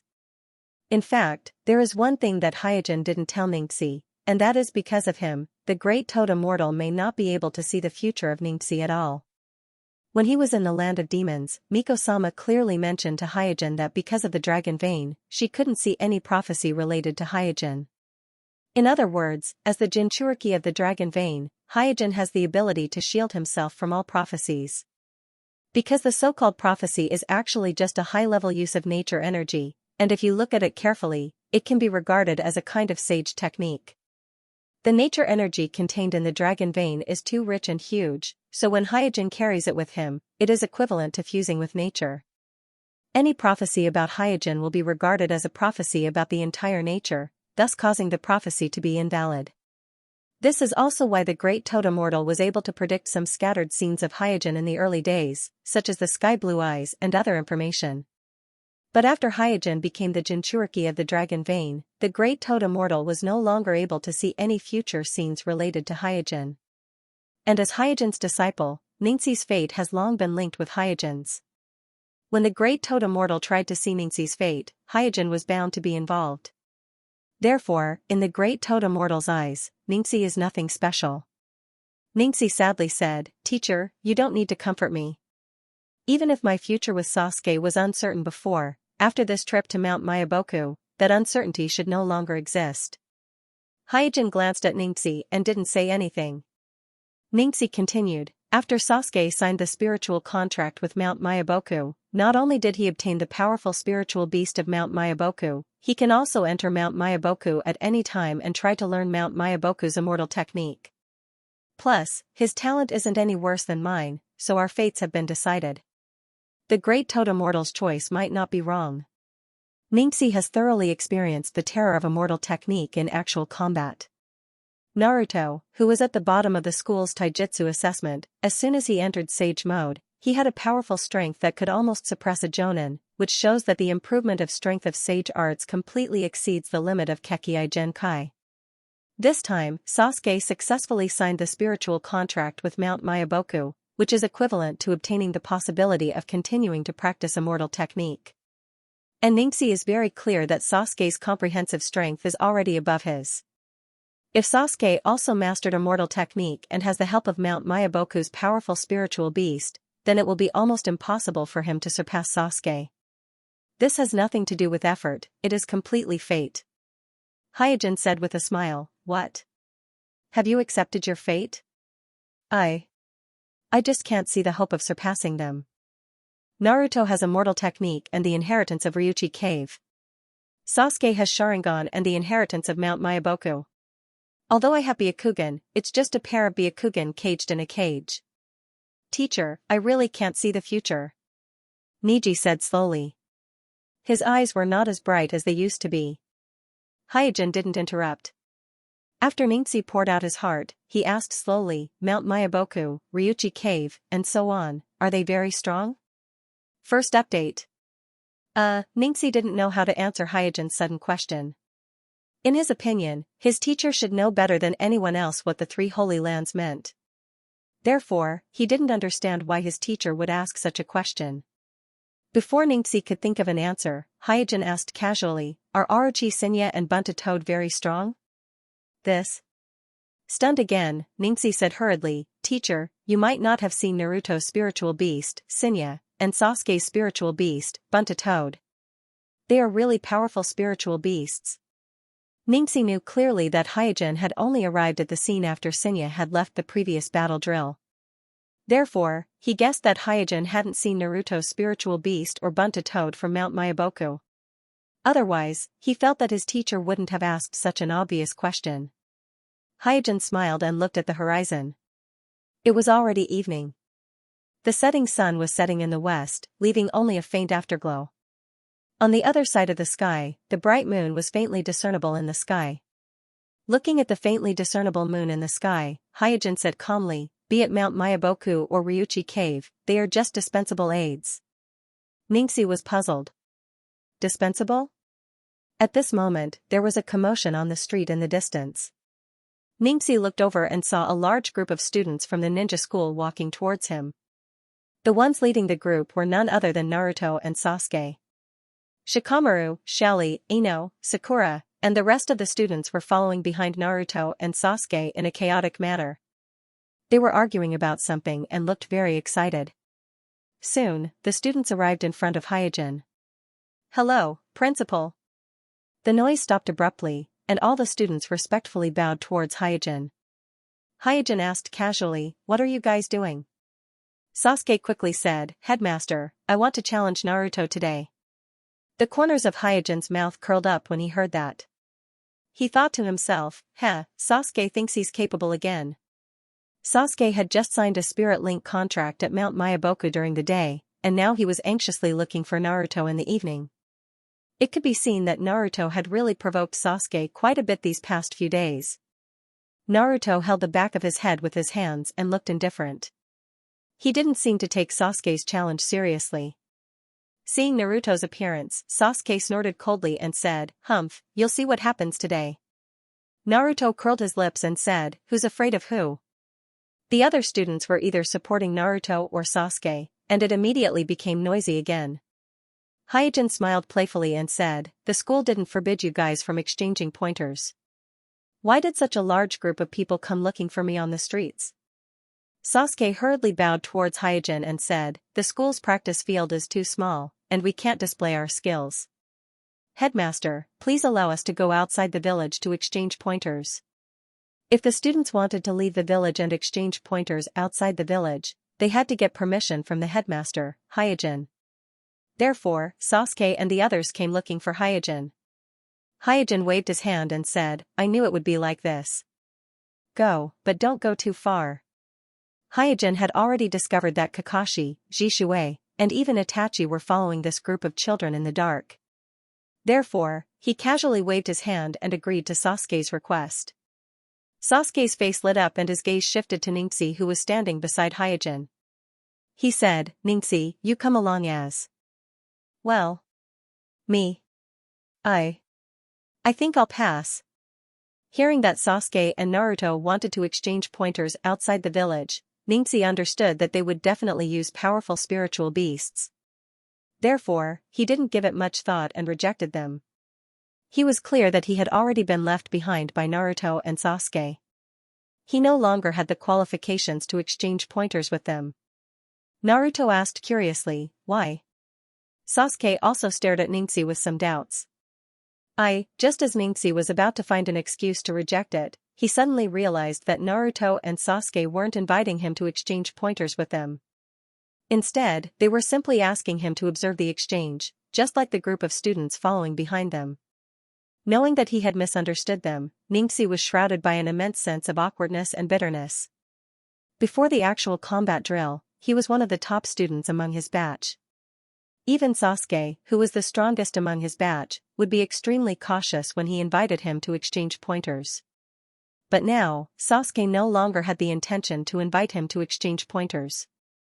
Just as Ningxi was at a loss for words, Hyojin said, you guys go ahead first. I still have something to tell Ningxi. Naruto and Sasuke didn't suspect anything. They led a large group of students to the village gate excitedly. After his batch had gone far away, Ningxi sighed faintly and then said to Hyojin gratefully, "Teacher, it's all thanks to you just now. Otherwise, I would have made a fool of myself." Hyojin smiled and said, "I'm not trying to help you out.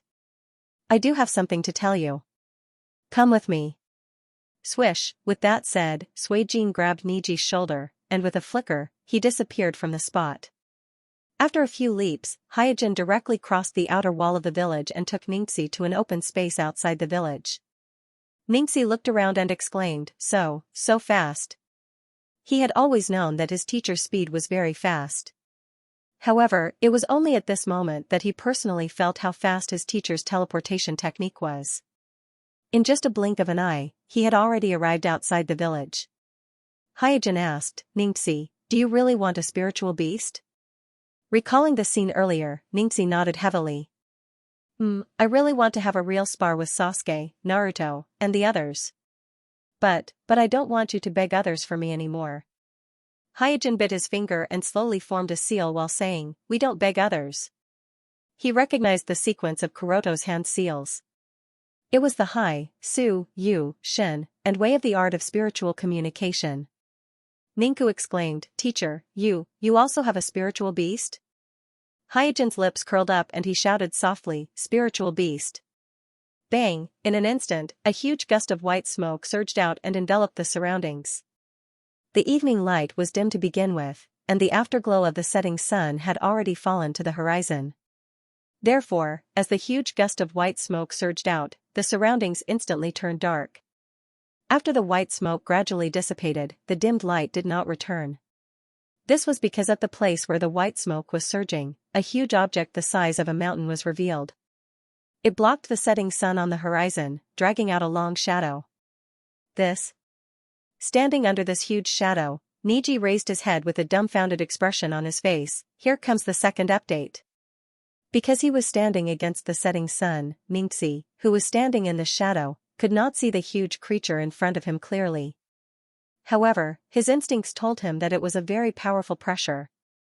It was a pressure that was not inferior to that of Orochi and Bunta. "It's so big."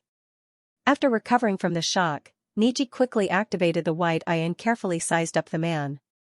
It was only then that he saw the huge creature in front of him clearly. It was a wild boar with a pair of sharp fangs, a messy mane, and many old scars on its body. Wild boar. Ningxi was stunned on the spot, and he did not know what to do. The wild boar lowered its head and breathed out hot air from its nostrils as it lazily glanced at Ningxi. Ugh, at this time, compared to the wild boar that was as big as a mountain, Ningxi was as small as an ant. Therefore, he could not bear the huge pressure from the wild boar and subconsciously took a step back. After that, he realized that although the wild boar in front of him looked fierce and one could tell that it was not someone to be trifled with, its eyes were filled with laziness and seemed to be at a loss. It gave people a feeling that it was not very smart. At the same time, he inexplicably felt that the wild boar was very close to him. Obviously, Ningxi was not the only one who was surprised. Hyojin, who was standing on the head of the wild boar, was also surprised. He said, TSK, it has already grown so big." Hyojin knew that the wild boar could grow. When he first encountered the little wild boar in the Forest of Death, the little wild boar was only as tall as Suijin's knee. But half a year later, the little wild boar became a tyrant in the Forest of Death, bullying the market and causing chaos in the Forest of Death. The village had no choice but to send Itachi's team to deal with it. At that time, the little wild boar had already grown to a height of 2 to 3 meters. After another half a year, when Hyojin used the water release clone to fight against the Akatsuki, it was already able to tear apart a tiger with its mouth, and its body was almost the size of a small building. Now that he hasn't seen it for 3 or 4 years, Hyojin didn't expect that it would grow to the size of a hill. This growth speed is almost comparable to the ninja beasts of the 3 Holy Lands. Stamping his feet, Hyojin said, "Hey, don't tell me you don't understand what's going on." Only then did the wild boar realize that there was a person on its head. It was startled at first, but when it recognized that it was Hyojin, it jumped up intimately. Boom boom boom, as the wild boar leaped into the air, the earth shook and the mountains shook. Ningxi, who was on the ground, looked at the giant wild boar jumping up and down in horror. His body was also moving up and down along with the tremors of the ground, and his face was extremely pale. His thoughts were frozen, and he had no idea what was going on. All right, all right. After comforting the wild boar a little, Hyojin carefully glanced at the wild boar. Seeing that the wild boar was covered with scars, he understood that this guy has caused a lot of trouble, and probably suffered a lot of beatings when he was in the shinobi world. However, Hyojin also keenly discovered that these scars are very old, and the most recent ones seem to be from 1 or 2 years ago. It seems that this wild boar hasn't been injured in the past 1 or 2 years, or it can be said that nothing can hurt it anymore. Immediately afterward, Hyojin quietly opened the Tenseigan. The moment the wild boar was summoned, Kuroto faintly noticed that something was wrong, because he felt that there was a huge and mottled Tenseigan chakra in the wild boar's body. With the opening of the Tenseigan, Hyojin quickly resonated with the mottled Tenseigan chakra in the wild boar's body. He casually picked it up and sucked a large amount of Tenseigan chakra from the wild boar's body. After looking at the Tenseigan chakra extracted from the wild boar's body for a while, Hyojin didn't know whether to laugh or cry. In order to synthesize the toxin, he carried out poison experiments again and again on this little wild boar with extremely high poison resistance in the death forest. Although he didn't hurt the little wild boar's life, in order to compensate it, Hyojin injected his own extremely pure Tenseigan chakra into the little wild boar's body under the Tenseigan chakra mode, which can be regarded as the little wild boar's hard work in testing the toxin. Contents of Chapter 80 above. Unexpectedly, it was Hyojin's casual action that year that not only allowed this talented little wild boar to open its meridians and become a ninja pig that can control chakra, but also mutated its chakra into Tenseigan chakra. Although its Tenseigan chakra is extremely mottled and the purity is very low, it can't be compared with Hyojin's. But even Hyojin can't deny that the wild boar's body is indeed a diluted Tenseigan chakra. No wonder this idiot grew so fast. It turned out to be fused with the Tenseigan chakra that I instilled into it. After returning the extracted Tenseigan chakra to the wild boar, Hyojin still felt that this matter is a bit strange. One must know that the quality of Tenseigan chakra is extremely high. To some extent, it even surpasses the Rinnegan chakra. Because the ultimate Tenseigan chakra can condense truth-seeking ball, such as the Tenseigan chakra mode. Although the ultimate Rinnegan chakra is also amazing, it can't condense truth-seeking ball. Therefore, the difficulty of fusing Tenseigan chakra is definitely higher than fusing nature energy. The little wild boar can store the Tenseigan chakra that Hyojin instilled into its body, and over time, it gradually fused this Tenseigan chakra with its own chakra, successfully allowing its own chakra to obtain some of the characteristics of Tenseigan chakra. This is definitely a miracle in the field of probability. With a flash, Hyojin landed in front of Ningxi. After seeing Hyojin, the pale Ningxi quickly asked, "Teacher, this wild boar is your summoned beast?" Hyojin nodded.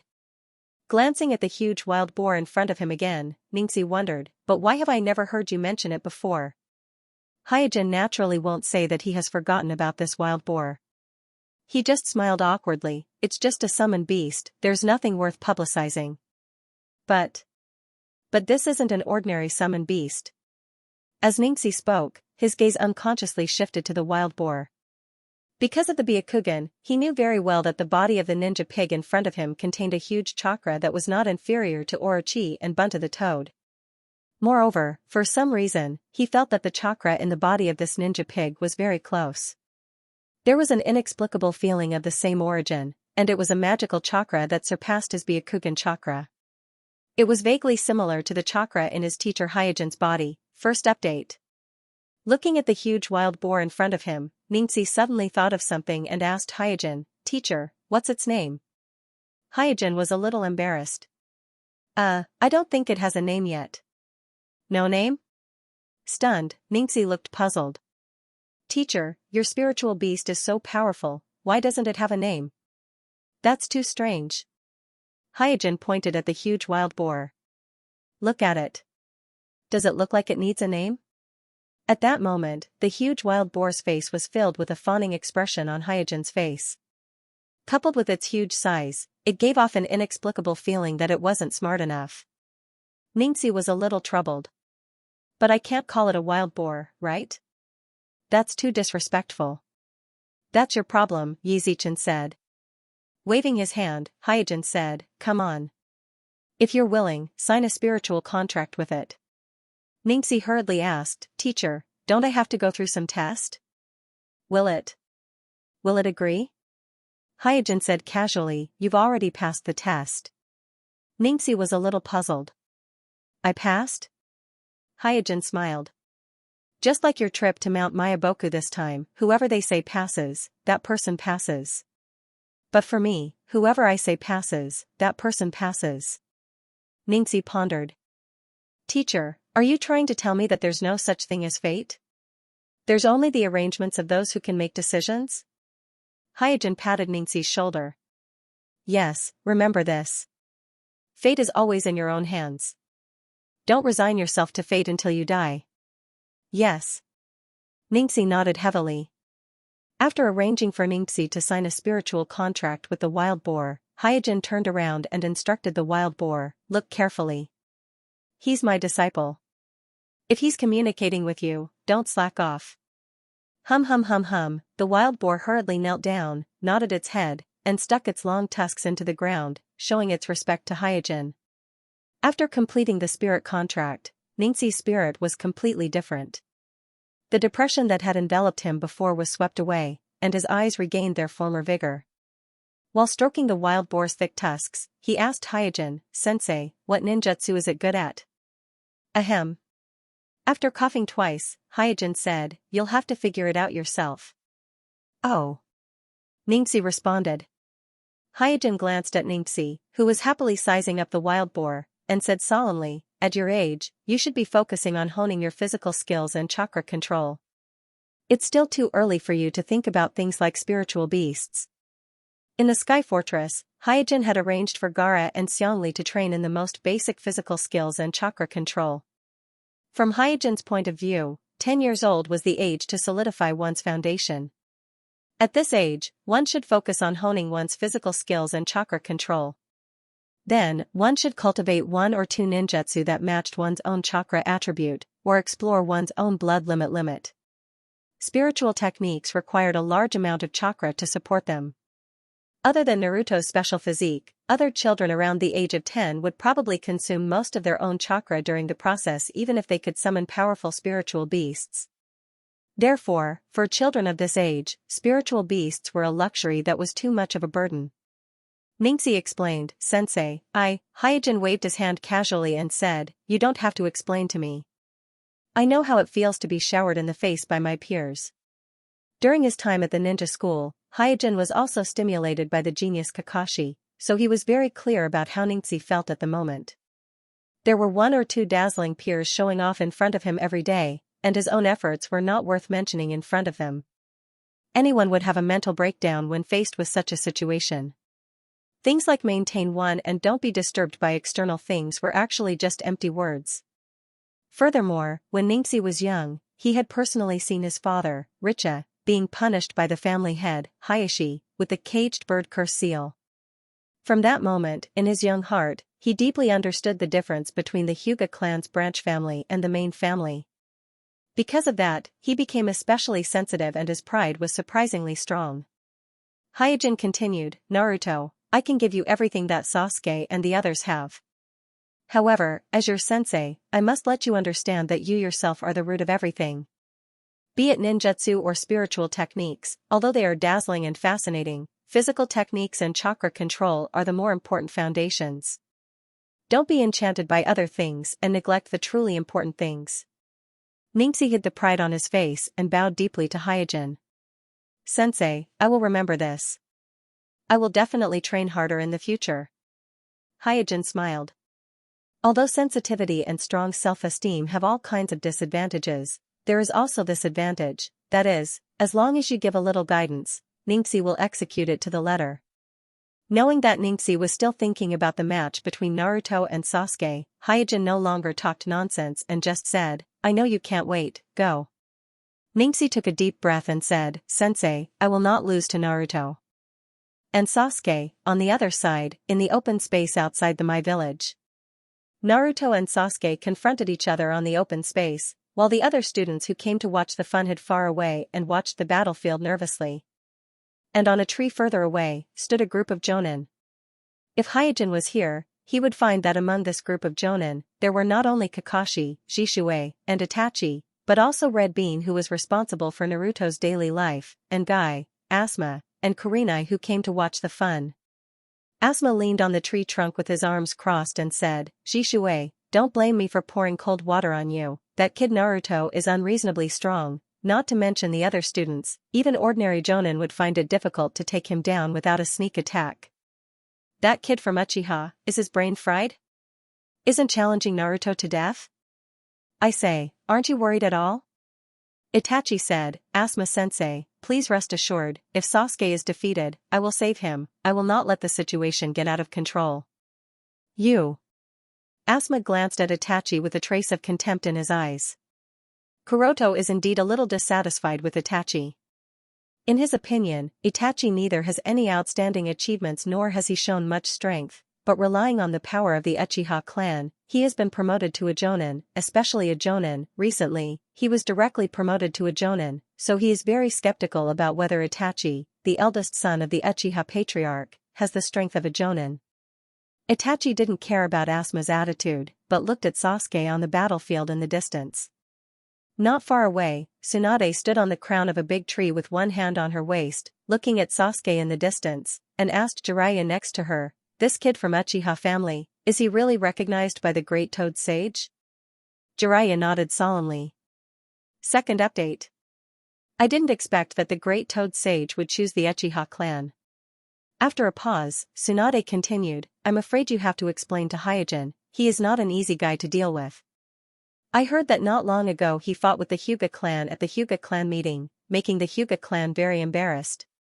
Jiraiya was taken aback. Is there such a thing? The Hyuga clan dared to fight with the Hyuga clan. This is a rare thing that hasn't happened for many years, so although he doesn't care much about the internal struggles of these noble clans, Jiraiya was quite surprised to hear this news. Tsunade gently nodded. "Well, not only that, I also heard that the Hyuga clan doesn't seem to have a good way to deal with him for a while. It can be seen that his prestige in the Hyuga clan is very high, so the Hyuga clan is somewhat afraid to take action against him." Jiraiya pondered for a moment and said, "This time I promise to take Hinata and Ningxi to Mount Mayaboku in order to reward him for his merits. Since the matter didn't get done, then I will find another opportunity to reward him." Tsunade smiled, "You don't have to be too embarrassed. If Kakashi can smoothly become a fifth Sama, Sensei may arrange a position for Hyojin as an advisory elder." An advisory elder of the Hyuga clan, don't you think it's very interesting? Jiraiya frowned when he heard this. 3 generations, knowing that Hyojin is in conflict with the Hyuga clan, still intends to promote Hyojin as an advisory elder in the future. This undoubtedly wants to use Hyojin's identity as a Hyuga clan to check and balance the Hyuga clan, so that the Hyuga clan and the Hyuga clan can restrict each other, thus weakening the influence of the Hyuga clan on the village. Understanding this, Jiraiya quickly asked, "Has the old man decided?" Tsunade replied, "Not really. Teacher only has this intention. As for the specific arrangements, it will depend on the situation in the future. In short, teacher won't throw the heavy responsibility of Naruto to Kakashi in the short term." Different from the original time and space, the current Kakashi, after learning that his best friend might still be alive and had gone astray, regained the determination to forge ahead like when he was a fledgling. Not only has he successfully mastered the Flying Thunder God technique of the 4 generations Naruto, but he is also actively practicing the Hashiman Tonku, and his strength is steadily advancing from an elite jonin to the Kage level, so Naruto's faction has begun to pave the way for his ascension. Jiraiya wasn't interested in the topic of power, so he quickly turned his attention to the empty space in the distance and asked, "Who do you think will win this spar?" Tsunade also looked into the distance and said, "Naruto." On the empty space. With both hands in his pockets, Sasuke said coldly, "Naruto, I admit that I have underestimated you before, but I have no intention of giving up the throne of first place in the same batch." Naruto rolled up his sleeves. What are you talking about? We'll know who is stronger after a spar." Sasuke shook his head. "If you weren't in the same batch as me, with your strength, it wouldn't be difficult for you to get first place in the same batch. But your luck is really too bad, what a pity. You arrogant fellow. With that, Naruto bit his finger and quickly formed a seal, shouting, "Psychic art!" Bang! Accompanied by a wave of white smoke, the huge Xianxia appeared on the empty space. Standing on the head of the huge snake Xianxia, Naruto shouted at Sasuke, "Sasuke, didn't you say that you obtained a powerful psychic beast today? I don't believe that your psychic beast is stronger than my Xianxia." The corner of Sasuke's lips curled up as he leisurely took out his hands from his pockets. As he formed a seal, he said in an imposing manner, "I'm sorry, but I'm going to take back the title of first place in the same batch today." Bang! Another wave of white smoke surged, and when the smoke dissipated, a huge red toad appeared in everyone's vision. Therefore, on the empty space under the setting sun, two huge psychic beasts faced each other, while Naruto and Sasuke stood on the heads of these two huge psychic beasts. What? What a huge toad! So Sasuke also has such a powerful psychic beast? As expected of Lord Sasuke. With Sakura and Ino in the lead, a group of Sasuke's fans instantly became agitated when they saw this huge toad that was similar in size to Xianxia. In the student's simple understanding, a huge body was equivalent to a powerful being. Far away, Kakashi's gaze turned cold as he asked puzzledly, "Eh? Isn't this Lord Jiraiya's psychic beast? Since when did Sasuke sign a psychic contract with Mount Myaboku?" As a disciple of 4 generations, Kakashi immediately recognized the huge toad that Sasuke had summoned. It was Jiraiya and his teacher, for generations, Naruto's psychic beast, Bunta the Toad. Asuma had a shocked expression, "It can't be. Aren't these kids too exaggerated these days?" After sighing, Red said to Jishui, "No wonder you weren't anxious at all. It turns out that Sasuke signed a psychic contract with Mount Myaboku." Jishui smiled and explained, "That kid Sasuke just came back from Mount Myaboku. That's why I only found out about it." Red Bean, who had been a little dispirited, instantly became excited. She smiled and said, "Hee, there's going to be a good show to watch." Swish, at this moment, Hyojin landed beside them. Asuma greeted him, "Kuroto, you're here too." Itachi hurriedly said, "Senior, I'm really sorry about what happened at Mount Myaboku." Hyojin waved his hand and said, "Mount Myaboku has the right to choose, it has nothing to do with you." Hyojin has always been clear about gratitude and grudges. Mount Myaboku has the right to choose its own representative in the shinobi world, so even if they didn't give Hyojin face this time, Hyojin won't take the initiative to retaliate against them. But at the same time, if Mount Myaboku is attacked in the future, then don't expect Hyojin to lend a helping hand. Suddenly, a figure appeared in the open space in the distance. Naruto, who was on Shinya's head, and Sasuke, who was on Bunta's head, immediately noticed this figure. Sasuke shouted, "Xianxia, you almost missed a good show." Xianxia didn't retreat to the students in the distance. Instead, under everyone's gaze, he slowly walked to the center of the open space and said, "Count me in for this spar." Sasuke said with some difficulty, "Xianxia, this spar between me and Naruto isn't like the playful ones in the school field. You better not participate." Naruto also said, "Xianxia, you don't have a spiritual beast, so you'll be at a disadvantage in the spar."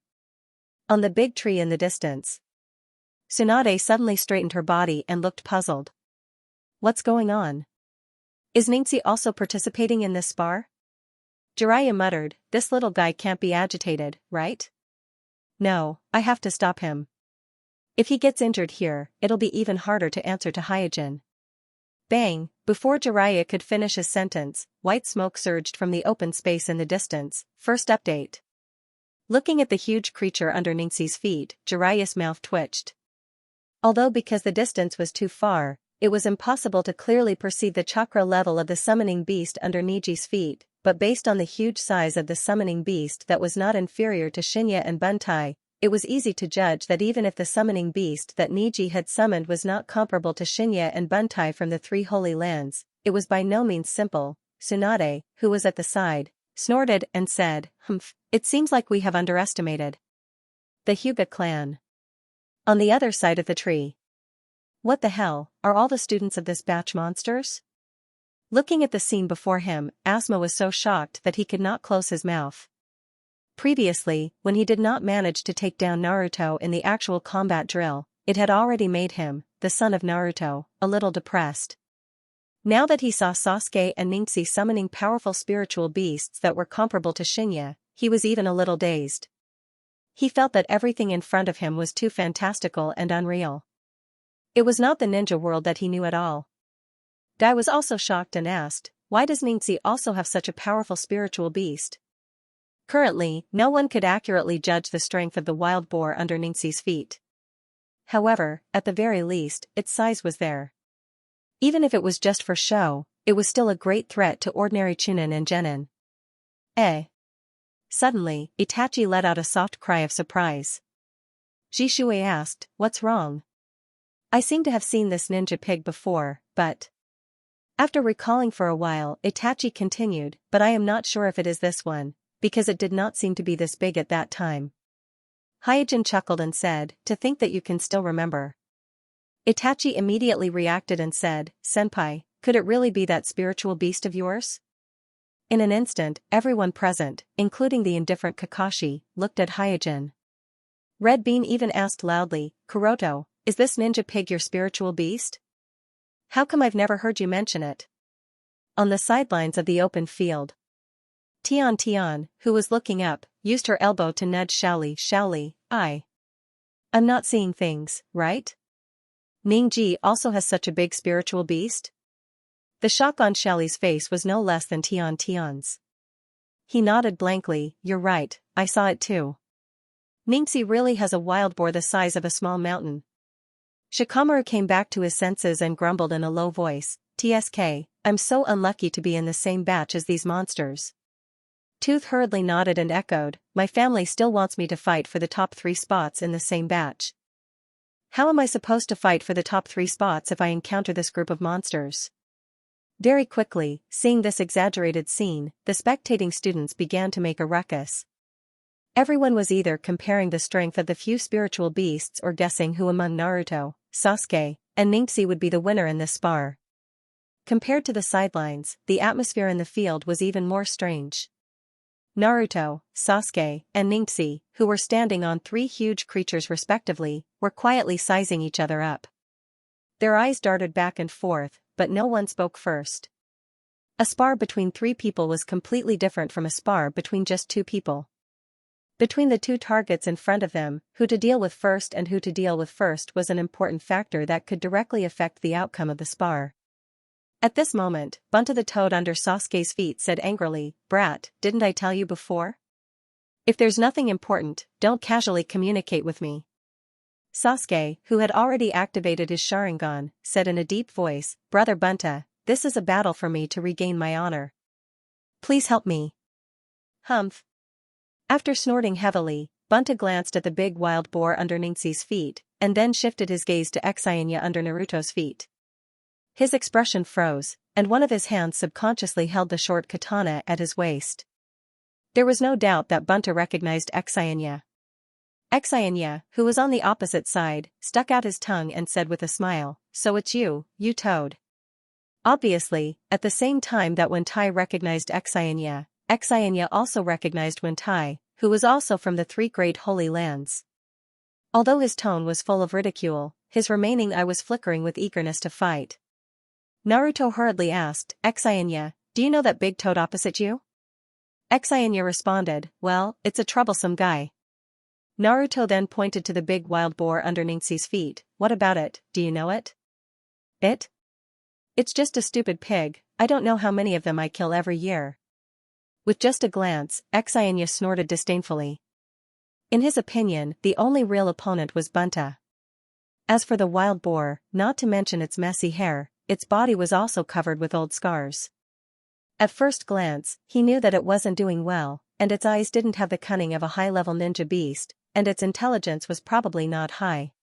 Although it was not small and could scare people, most of it was just for show, and could not withstand a single blow.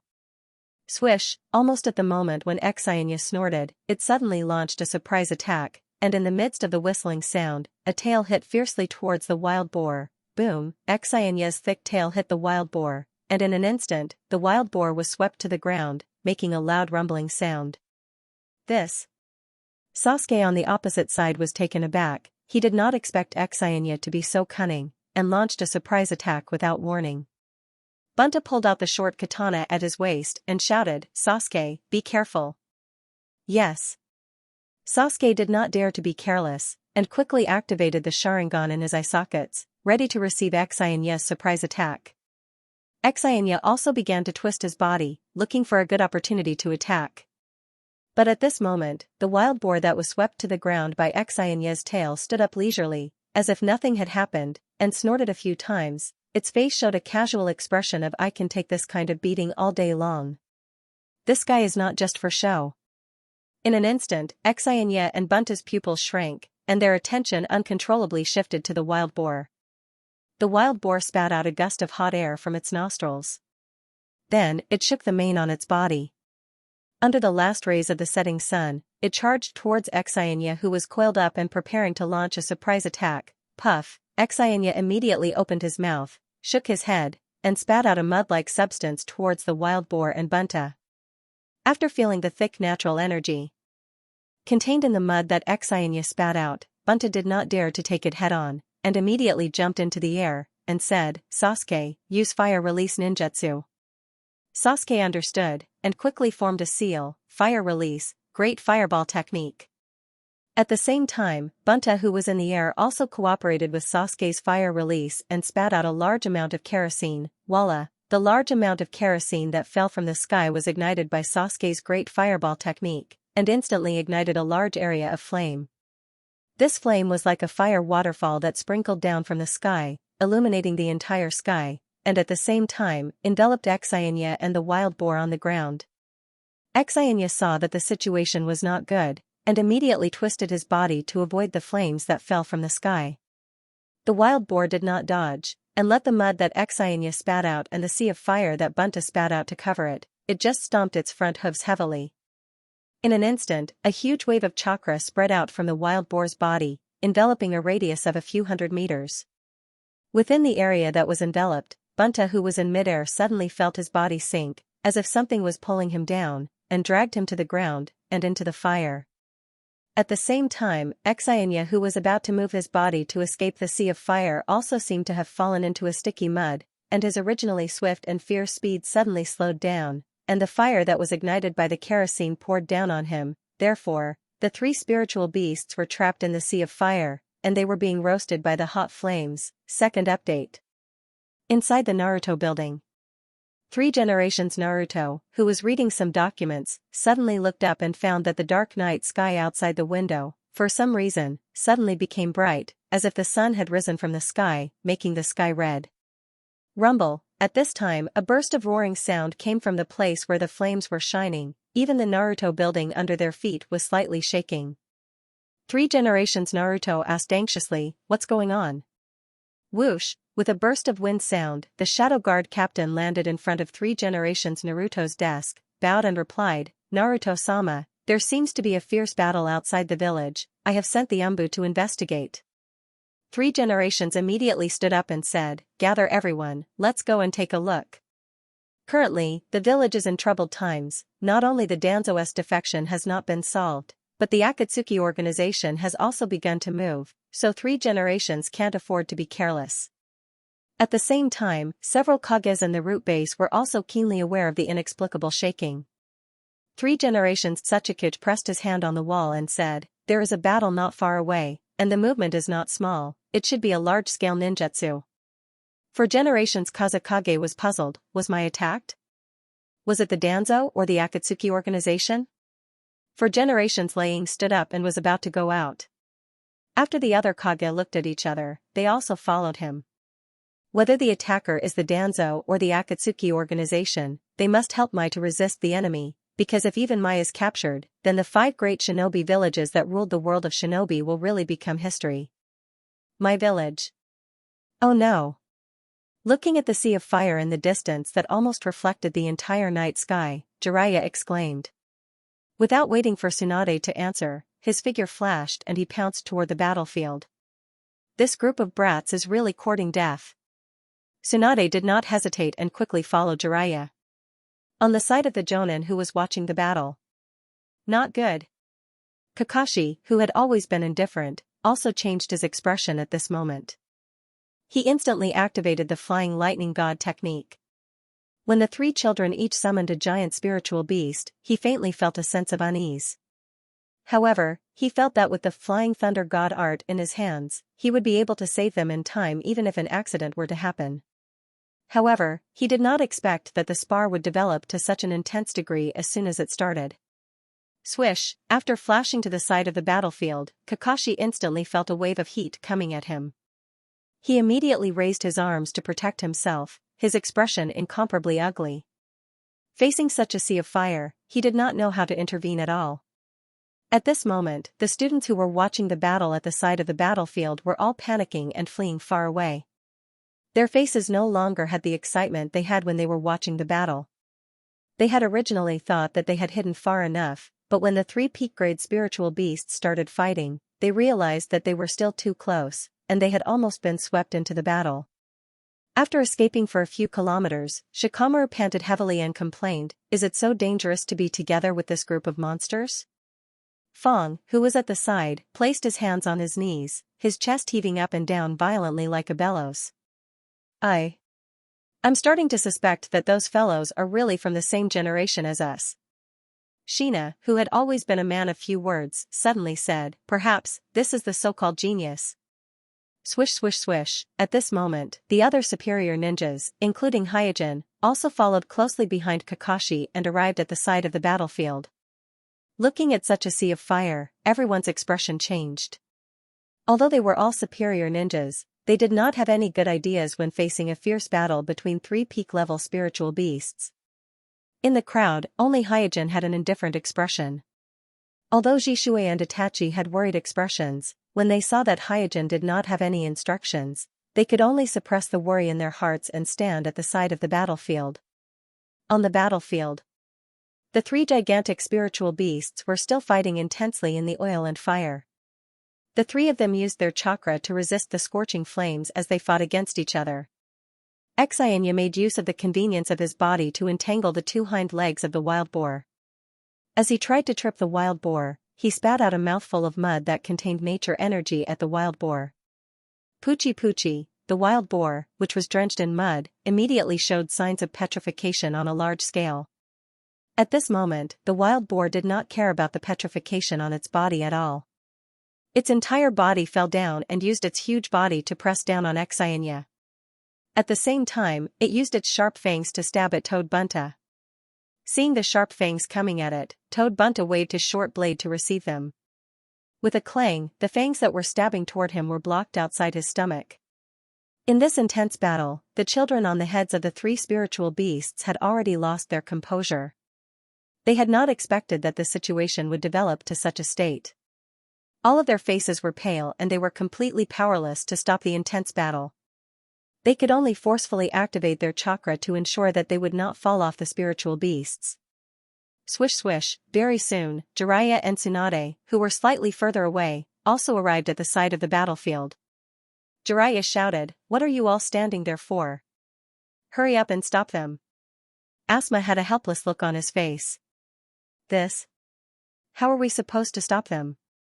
The heat wave caused by the huge fire made it difficult for people to get close to it. Furthermore, this fire was not simply a fire release ninjutsu that was activated by chakra. Instead, it was a natural fire caused by the burning of kerosene. Therefore, it could last for a long time and was not something that ordinary water release ninjutsu could extinguish. In addition, the three giant spiritual beasts were still fighting fiercely in the fire. Even if Asuma wanted to intervene, he was powerless. Jiraiya ignored Asuma and directly shouted toward the battlefield, "Bunta, stop fighting." Toad Bunta was currently using his short blade to block the fangs of the wild boar and kicking Xianxia, who was pouncing on him. He did not have the time to care about Jiraiya at all. Jiraiya could also see that Toad Bunta no longer had the will to fight. However, Xianxia and the wild boar were unwilling to stop, making it hard for him to stop. Tsunade supported her forehead with her hand. These little brats can't even control their spiritual beasts. She could see that although Toad Bunta had started a huge fire, he quickly realized that something was wrong and his will to fight had dissipated. At this moment, the one that was still fighting was Naruto's spiritual beast, Xianxia. This huge snake from Ryuchi Cave seemed to be enjoying the battle. As for Ningxi's spiritual beast, the wild boar, it seemed to be fighting instinctively and was even more ruthless than Xianxia. Fortunately, the spiritual beasts did not forget about their shamans. They split out a lot of chakra to protect the children, preventing Naruto, Sasuke, and Ningxi from being injured by the fire. Jiraiya said, "Jishui, let's attack together." In an instant, everyone looked at Jishui. In their eyes, the only person who could safely stop the three giant spiritual beasts from fighting was Uchiha Jishui, who had powerful illusion skills and Susanoo. However, Jishui did not immediately agree to Jiraiya's suggestion as everyone had expected. Instead, he looked at Hyojin, who was watching the battlefield, and waited for Hyojin's instructions. First update. Looking at Jishui, who was waiting for Hyojin's order, Jiraiya was quite surprised. Sasuke was obviously in danger. He didn't understand why Jishui didn't rush to rescue him, but waited for Hyojin's order. If it was in normal times, it would make sense. After all, Hyojin was the headmaster of the ninja school. But now the situation was urgent, and it stood to reason that Jishui didn't need to adhere to Hyojin's order. Obviously, Jiraiya was not the only one who noticed this abnormality. Tsunade, who was next to Jiraiya, was also keenly aware that not only Jishui, but also Sasuke's brother Itachi was looking at Hyojin. It seemed that, like Jishui, he was also waiting for Hyojin's order. At this time, the eyes of the people present naturally fell on Hyojin, but they found that there was not much anxiety on Hyojin's face. He looked calm as if he was looking at the scenery. Feeling the eyes of all the people around him, Hyojin smiled and said, "It's almost time. Jishui, do it." Swish, Homasubi, who was only waiting for Suijin's order, immediately disappeared from the place he was standing. Boom, almost at the same time, a huge emerald-green Susanoo appeared in the sea of fire, holding Toad Bunta with one hand and Snake Xianxia with the other. Being pushed by Shirsui's Susanoo, Bunta Toad took advantage of the situation and withdrew from the battle. And Xianxia, who was pinched by Jishui's Susanoo, roared fiercely, "Damn it, how dare you disturb my battle!" After roaring, it swung its tail. Whoosh, Xianxia's thick tail was like a long whip. Along with a burst of sound, it swept towards Shirsui's Susanoo ferociously, bringing up flames all over the sky. At this time, Jishui's eyes were cold, and the Manjikyu Sharingan in his eye sockets immediately flew up. Xianxia, who was looking at Jishui, trembled as if he was struck by lightning, and immediately, he was shocked to find that he couldn't control his body. Shocked and angry, Xianxia quickly shouted, "You! What did you do to me?" Swish, with a sound of wind, Hyojin fell on the shoulder of Jishui's Susanoo. He ignored Xianxia and shouted at the wild boar who wanted to attack Susanoo, "Idiot, stop." The wild boar, who was originally aggressive, immediately became listless after being reprimanded by Kuroto, and retreated to the side in embarrassment. Looking at the fierce battle in front of them being stopped by Kuroto and Shisui in an instant, the people on the sidelines who were at a loss of what to do were taken aback. Jiraiya, who was relieved, glanced at the oil fire that was still burning in the field, quickly made a seal with his hands, and shouted, "Earth release, Yellow Spring Marsh." In an instant, the tumbling mud spread quickly, burying the burning oil fire in the field one by one. After a while, there were only some sporadic flames and rising smoke in the field. After everything calmed down, Hyojin, who was standing on the shoulder of Jishui's Susanoo, glanced at the three children who were still in shock, and asked coldly, "Is this the battle you want?" At this moment, Naruto, Sasuke, and Ningxi were in an extremely sorry state. In the fire and the jolting just now, the three children had suffered different degrees of burns.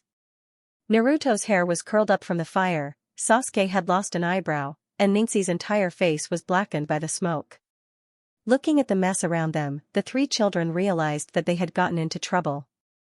They lowered their heads, not daring to look into Hyojin's eyes. Hyojin said indifferently, "Weren't you all very proud of having a spiritual beast that can show off? Why don't you all dare to raise your heads now?" Ningxi raised his head and said, "Teacher, I know my mistake." With Ningxi taking the lead, Naruto and Sasuke also hurriedly said, "Headmaster, we know our mistake." It was obvious that after this frightening battle, the three children understood that they were still unable to fully control these top-notch spiritual beasts. In the chaotic battle, they could only go along with the flow. Not only would they not be able to be of any use, they would not even be able to protect themselves. Rather than saying that this was a spar, it would be better to say that they were courting death. Looking at the three children who were still in a state of lingering fear, Hyojin said, "I hope that you all can remember this lesson." Hyojin knew very well that if he did not let Naruto, Sasuke, and Xianxia suffer a great loss and take a trip to the gates of hell, they would only become more and more engrossed in the power brought by the spiritual beasts, unable to extricate themselves. Only by personally experiencing this lesson and understanding their own inadequacies would they be able to wake up in time and realize that they themselves were the root of everything. Swoosh swoosh swoosh, at this moment, as the sounds of wind breaking rang out, the three generations of Naruto had finally arrived at the scene with a large group of Umbu. Not only that, there were also quite a number of ninjas rushing over from the village. Clearly, they had also been alarmed by the battle earlier. After sweeping his gaze across the three gigantic beasts, Xianxia, Bunta, and the wild boar, the three generations of Naruto frowned and asked Jiraiya, "What's going on?" Jiraiya could only give an explanation. After hearing that the battle earlier was caused by the three children, Naruto, Sasuke, and Xianxia, and that the culprits were the three gigantic spiritual beasts before them, the three generations of Naruto was speechless. Tsunade said, "Sensei, it's our negligence." The three generations of Naruto angrily glared at Jiraiya and Tsunade, then called Hyojin over and said, "Hyojin, in the future, prohibit the students from engaging in such a dangerous spar." Hyojin smiled, "Don't worry, after this lesson, they shouldn't dare to mess around anymore." Eh? At this moment, Jiraiya, who was at the side, let out a soft cry of surprise. Hyojin and the three generations of Naruto, who were talking, followed Jiraiya's gaze and looked over. They discovered that the wild boar under Xianxia's feet had only shook its body, and the parts of its body that had been petrified during the battle earlier had gradually recovered. For Jiraiya, it wasn't unusual for him to be petrified by the invasion of natural energy, but for him to resist the invasion of natural energy with his own strength, and even expel the natural energy that invaded his body, this was very unusual. The three generations of Nirvana also noticed this, and their faces became more solemn as they asked, "Where did Xianxia's ninja boar come from?" In the distance. When they found out that this chaos was caused by a few children who were still in the ninja school in my village, the Kage who rushed over stopped their footsteps. The three generations of Tsuchikage shook his head with his hands behind his back and sighed, "The geniuses of my village are really emerging one after another."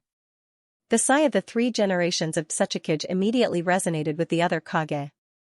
Nowadays, there were different degrees of shortages in each village, so when the Kage saw Naruto, Sasuke, and Xianxia standing on the heads of their respective giant spiritual beasts in the distance, their hearts were filled with envy. Second update.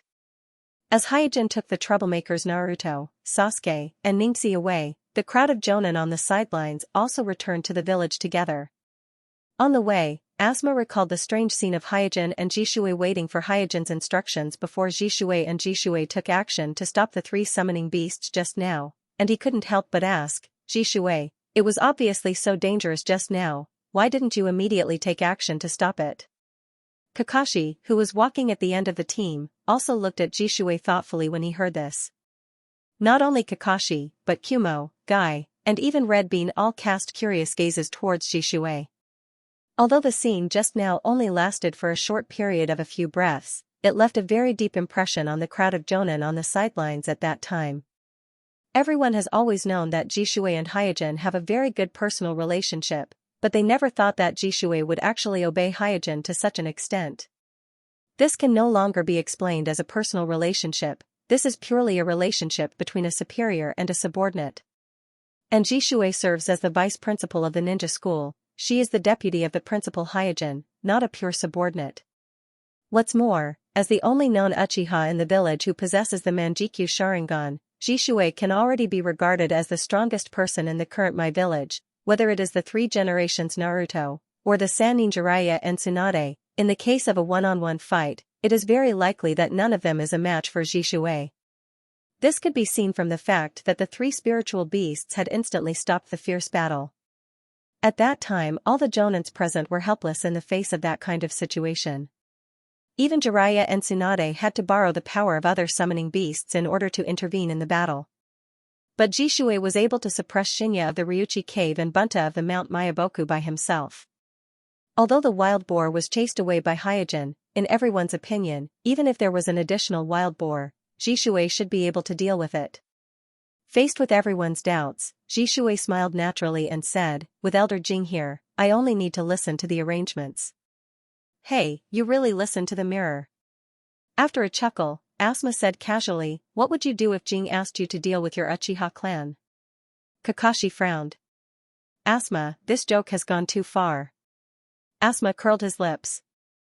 Although he realized that what he said just now was indeed a bit over the line, as the son of Naruto, he really wanted to know how Jishui, the current strongest person in Mai, would answer this question.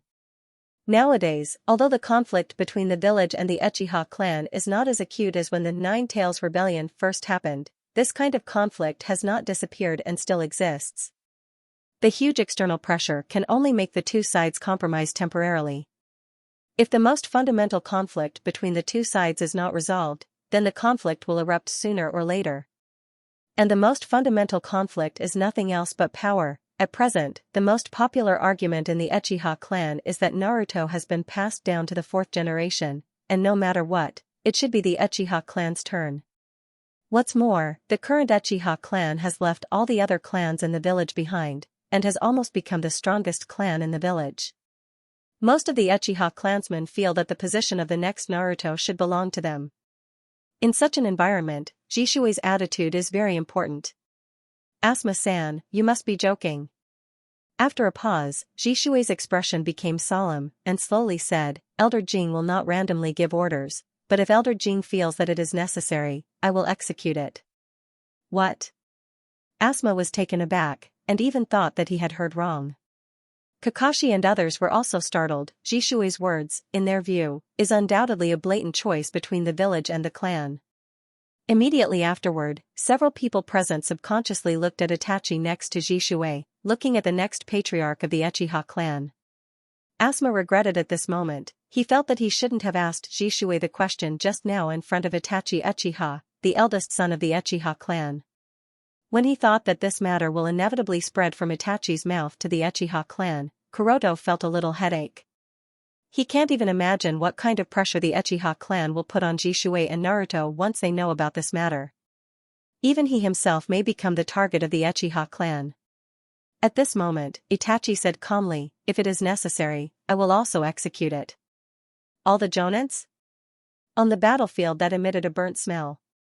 Richa pinched the burnt mud on the ground and muttered, "I can't believe this was actually done by a few children."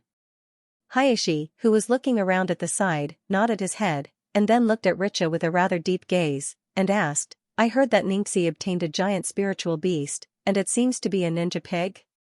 Richa spread his hands, "I really don't know about this." Hayashi said, "When Xianxia returns home, you can ask him properly."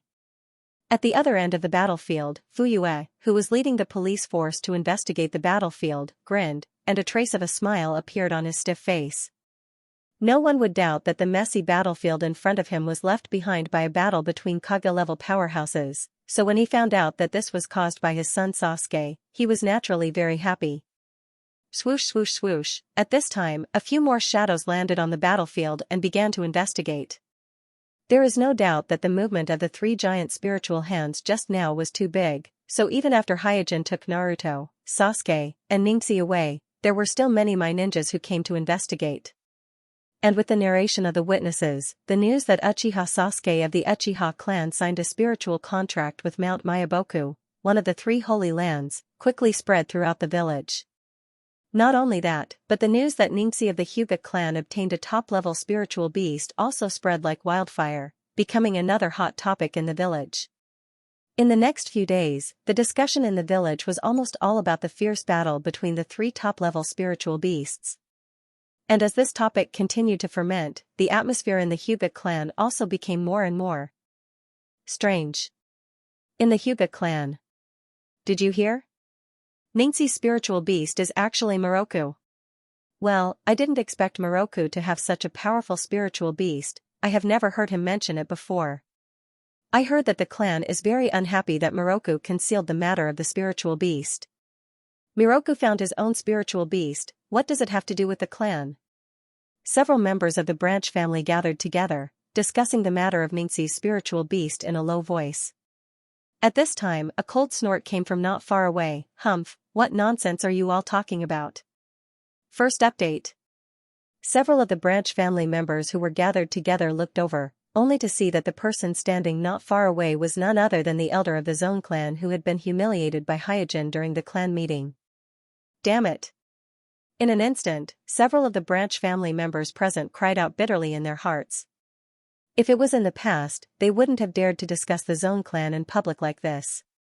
But recently, the things that Hyojin had done were simply more fantastical than the previous, causing the branch family members to feel a sense of exaltation. Hence, they unconsciously started to discuss it. The ashen-faced elder of the Zone clan used a fierce gaze to sweep across the 4 branch family members in front of him. He continued to berate, "You bunch of idiots, how dare you criticize the Zone clan? Don't you know what kind of sin this is?" The few members of the Zone clan hurriedly lowered their heads and admitted their mistake. "I'm sorry, we misspoke." Pack. However, the elder of the Zone clan didn't calm down just because they lowered their heads and admitted their mistakes. Instead, he stepped forward and slapped the 4 of them. He used so much force that the crisp sound of the slaps echoed from the end of the street to the end of the street. The battle between the 3 giant spiritual beasts that had spread like wildfire in the village previously wasn't a bad thing for the Hyuga clan. After all, one of the parties involved in the battle was the Hyuga clan.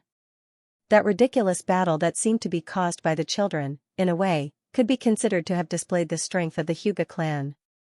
However, the more the Zone clan thought about it, the more they felt that something was wrong. From their point of view, Hyojin clearly had such a powerful spiritual beast, yet he didn't inform the Zone clan in advance. Furthermore, he didn't choose the successor of the Zone clan, Hinata, but chose Ningxi instead. Even if this wasn't considered disobedience, it could at least be considered disrespect to the Zone clan.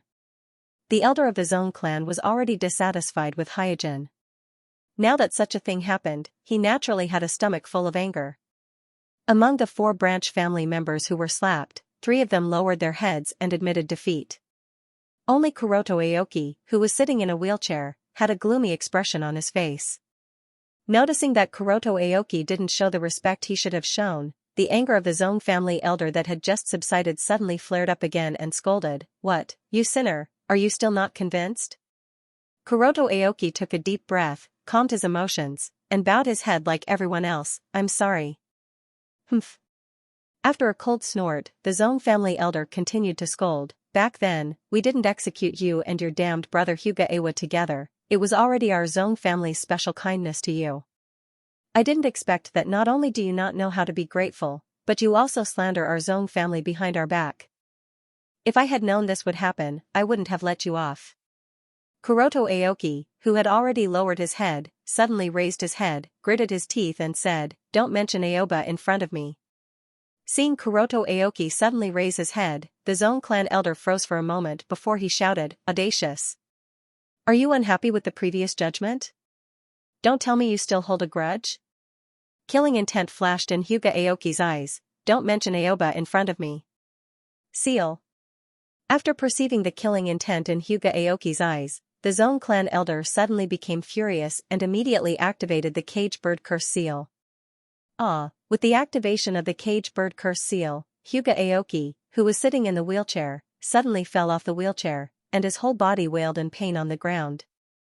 Hyuga Aoki's wailing almost resounded throughout the entire Hyuga clan, and soon, the entire area was surrounded by members of the Hyuga branch family.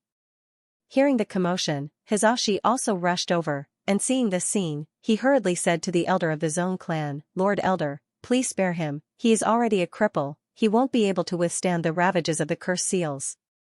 Humph. The only response to Richa was a cold snort from the Zone clan elder.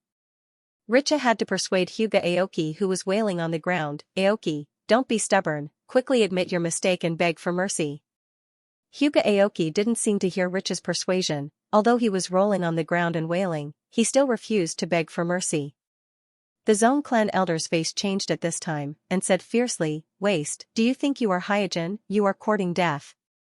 Hyojin is the headmaster of the shinobi school, the direct descendant of the 3 generations Naruto, so he disobeyed the Zone clan, the Zone clan elder couldn't do anything to him, but a cripple from a branch family dared to challenge the authority of the Zone clan. This made the Zone clan elder furious. However, Hyuga Aoki seems to be determined not to beg for mercy. No matter how the Zone clan elder activated the cage bird curse seal, he refused to give in.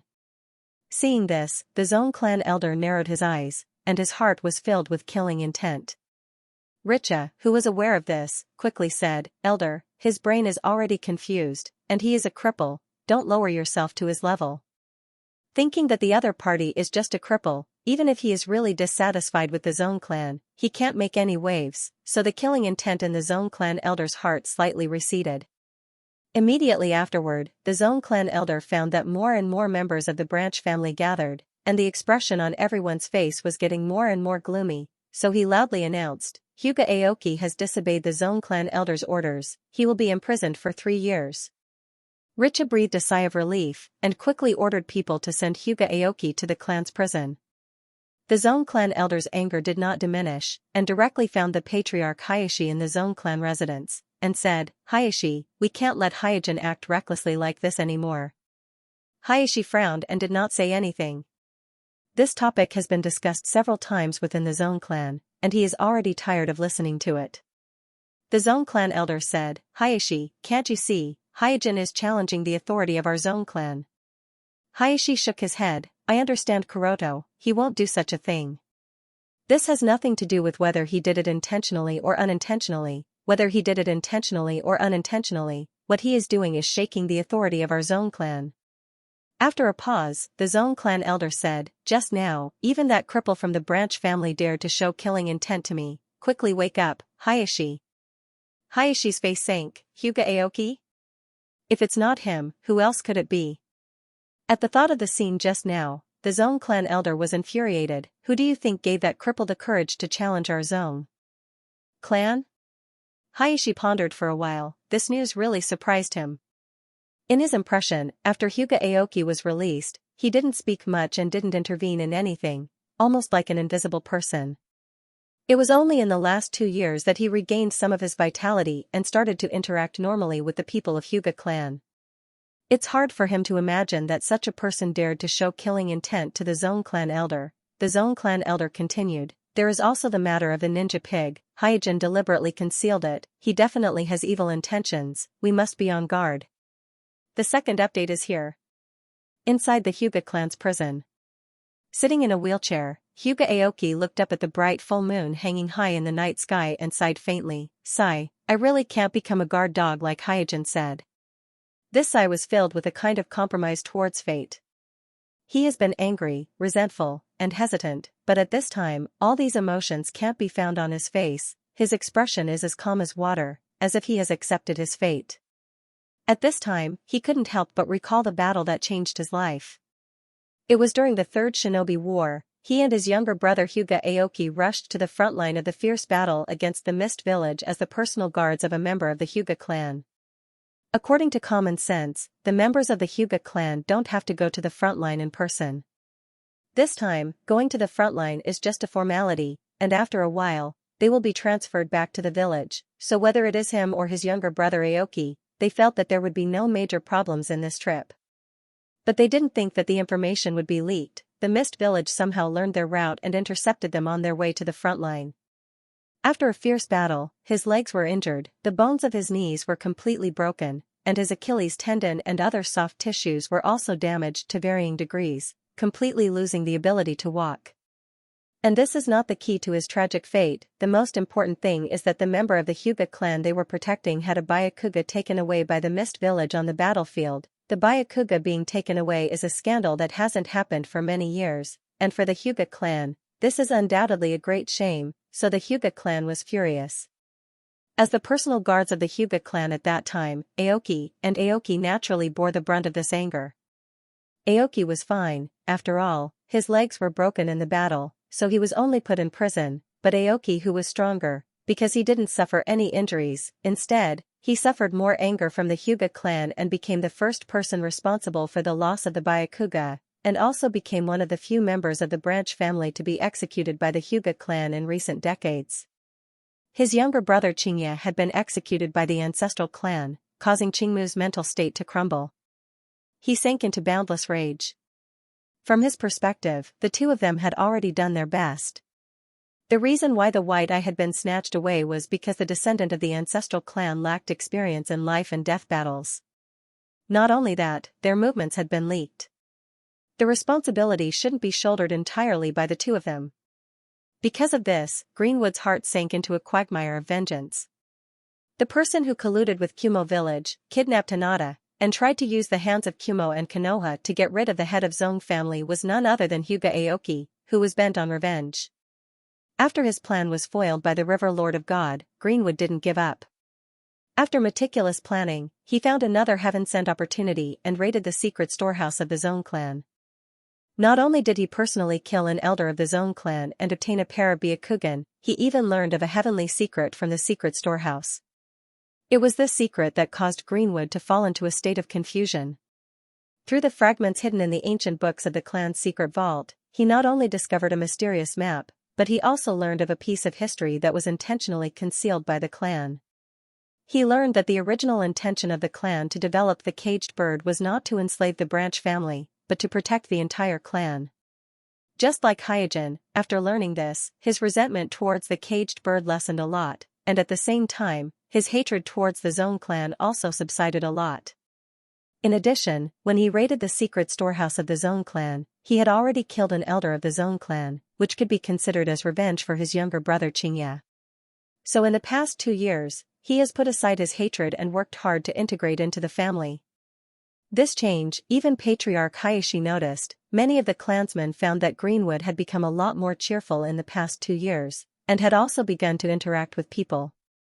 And this is also the reason why Hyojin has been secretly paying attention to the Zong clan, looking for the traitor, but has been unable to find anything, because during this period of time, Hyuga Aoki has done nothing but secretly collecting ancient books. But mistakes often occur when one is lax. Kuroto Aoki hadn't expected that his casual conversation would be caught red-handed by the elder of the Zong clan. Originally, this wasn't a big deal, but after being reprimanded by the elder, he discovered that unknowingly, he had already been deeply influenced by Kuroto. He was no longer able to calmly endure the scolding and humiliation of others like before. Just as he had lamented, he really couldn't be a guard dog. At this time, a sound of footsteps came from the corridor of the prison, and not long after, Richa came to Aoki's cell and said through the iron bars, "You are too reckless today." Hyuga Aoki in the wheelchair was silent. Hizashi-sama sighed and said, "You don't have to worry too much. In a few days, when things calm down, I will plead with the Patriarch to exempt you from 3 years of imprisonment. The Patriarch is also aware of your situation. He won't make things too difficult for you." Hyuga Aoki sneered, "Just because I am a cripple?" Richa opened his mouth but didn't know how to explain, because he was indeed going to plead with Hayashi on behalf of Aoki with the excuse of being crippled. Hyuga Aoki looked at Richa at this time. "Richa, do you hate the Zong clan? Obviously you are brothers, one became the Patriarch and the other became a prisoner of the caged bird. You should hate the Zong clan, right?" Richa frowned and said, "What's the use of saying this now? Don't let your imagination run wild." Hyuga Aoki said in a tone full of pity, "Your efforts, Ningxi's efforts, and even Hyojin's efforts are in vain. In the caged bird, everything is an illusion, you can't change anything, even Hyojin is the same, we are all prisoners." Richa's brows furrowed more and more tightly. "What are you trying to say?" Hyuga Aoki said calmly, "I have tried my best, but I can't become a person like you, so I accept my fate." Fearing that Aoki would make any more trouble, Richa breathed a sigh of relief and persuaded, "Don't say anything about accepting your fate, the most important thing is to live." Hyuga Aoki moved his gaze to the window, looked at the moon in the night sky and said, "It's a pity, they should have killed me, I obviously gave them a chance."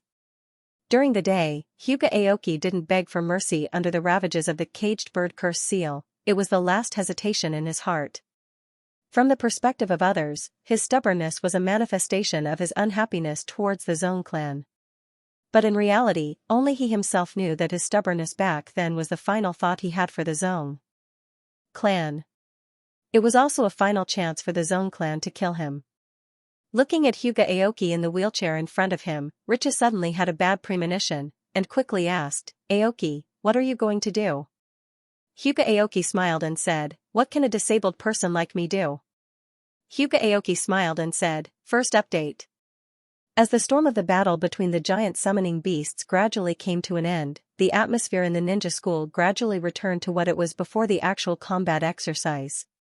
Whether it was Naruto, Sasuke, or Xianxia, the three students who already have giant summoning beasts, or those who don't have giant summoning beasts, they temporarily suppressed their desire for giant summoning beasts, put away their thoughts, and focused on training.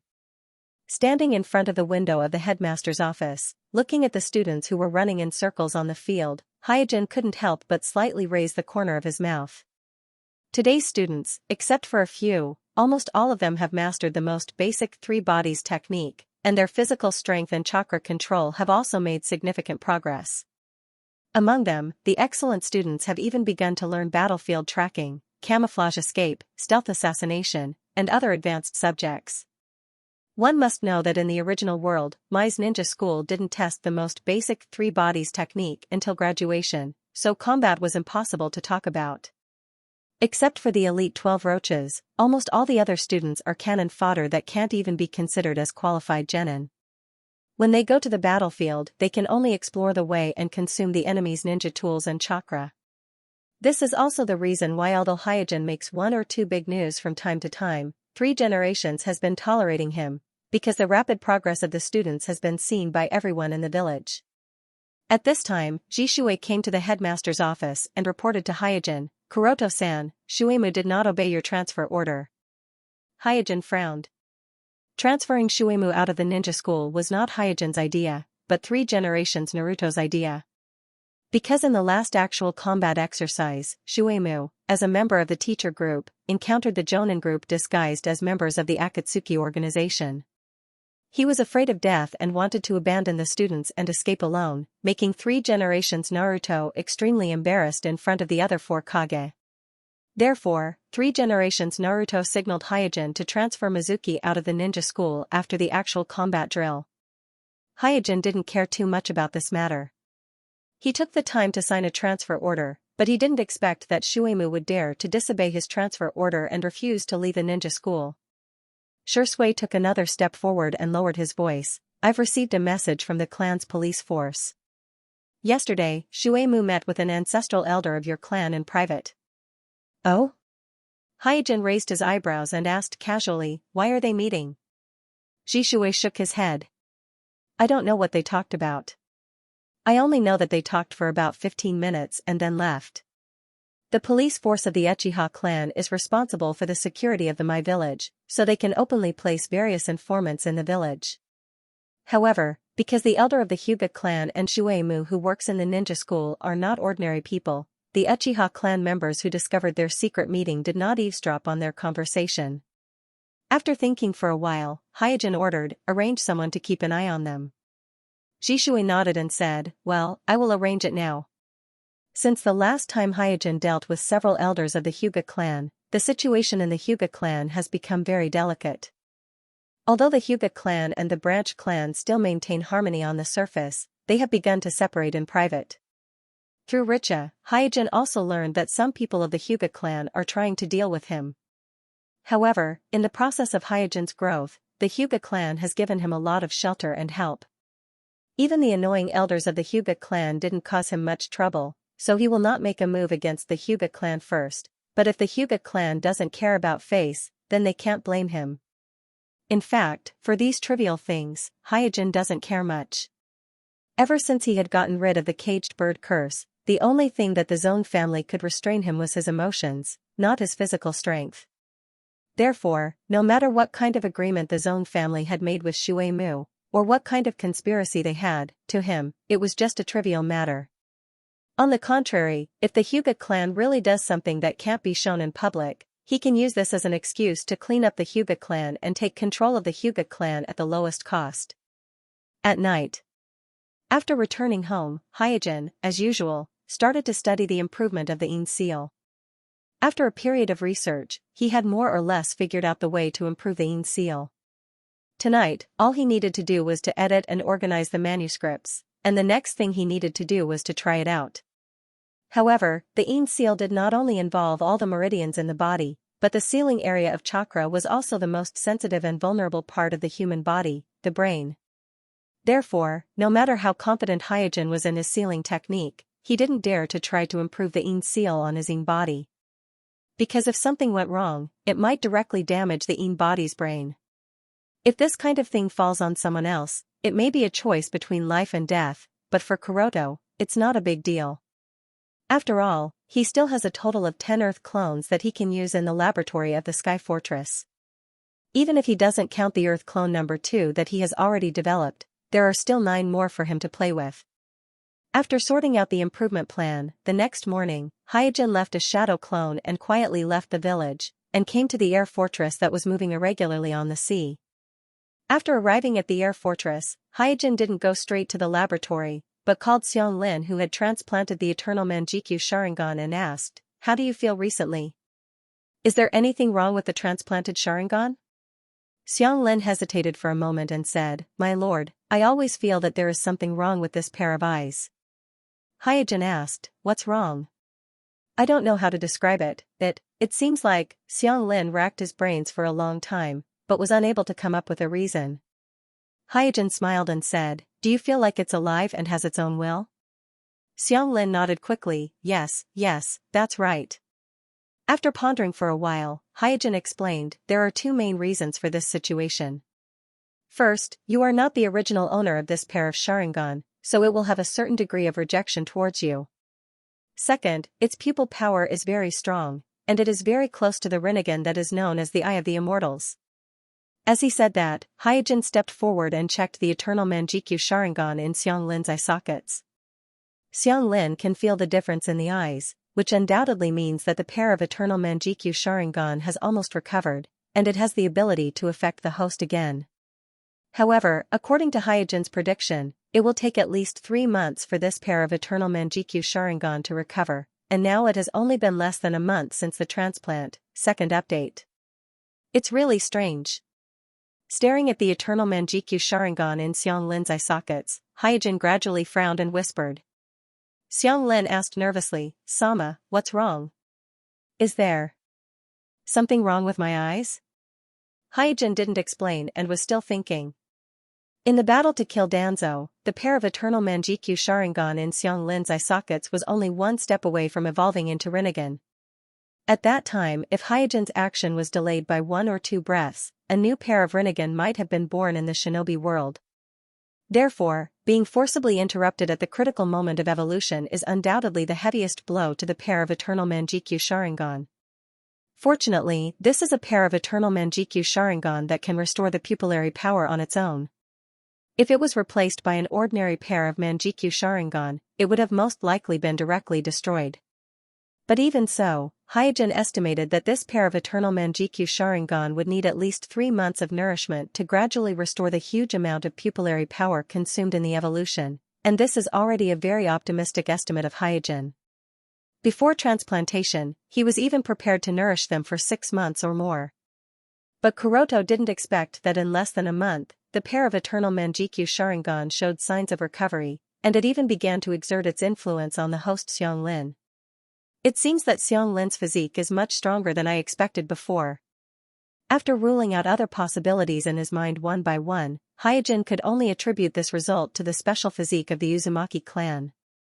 At this time, he also faintly understood why Madara Uchiha chose Nagato as the tool to store his Rinnegan instead of the more famous Senzu clan. Seeing Hyojin being silent for a long time, Xianglin became more nervous. "Sama, what did you find?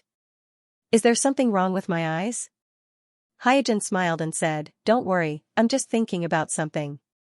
Xiangli asked carefully, "Is there anything wrong with my eyes? If you insist on it, I'm afraid there really are some problems." Without waiting for Xianglin to ask, Hyojin immediately explained, "Your physique is stronger than I expected, so it recovered faster than I expected." Xianglin inherited her mother's super healing physique, and the effects of her healing and recovery were too strong. In this aspect alone, perhaps even Nagato of the same race could not compare to her. Xianglin was puzzled. "It doesn't sound like a bad thing, does it?" Hyojin gently nodded, "Of course it's not a bad thing, but this pair of Sharingan is a bit dishonest, I'm afraid it will affect you." Xianglin was taken aback. Not honest?" Hyojin smiled and did not explain further to Xianxiang. The pair of eternal Manjikyu Sharingan transplanted to Xianglin was not obtained in the regular way. It should be regarded as a byproduct of the Kekkei fusion ritual. Because of this, it has integrated the obsession of almost all the Kekkei Genkai ninjas who participated in the Kekkei fusion ritual, including the obsession of Danzo, so although its pupil power is extremely strong, it is not as pure as the orthodox Manjikyu Sharingan. Therefore, with the current strength of Xianglin, it may be difficult to control this pair of dishonest eternal Manjikyu Sharingan. Moreover, because of Xianglin's special physique, Hyojin suddenly found that the Rinnegan synthesis schedule he had previously set seems to be no longer applicable. It seems that it won't be long before the synthesis of the Rinnegan can be carried out.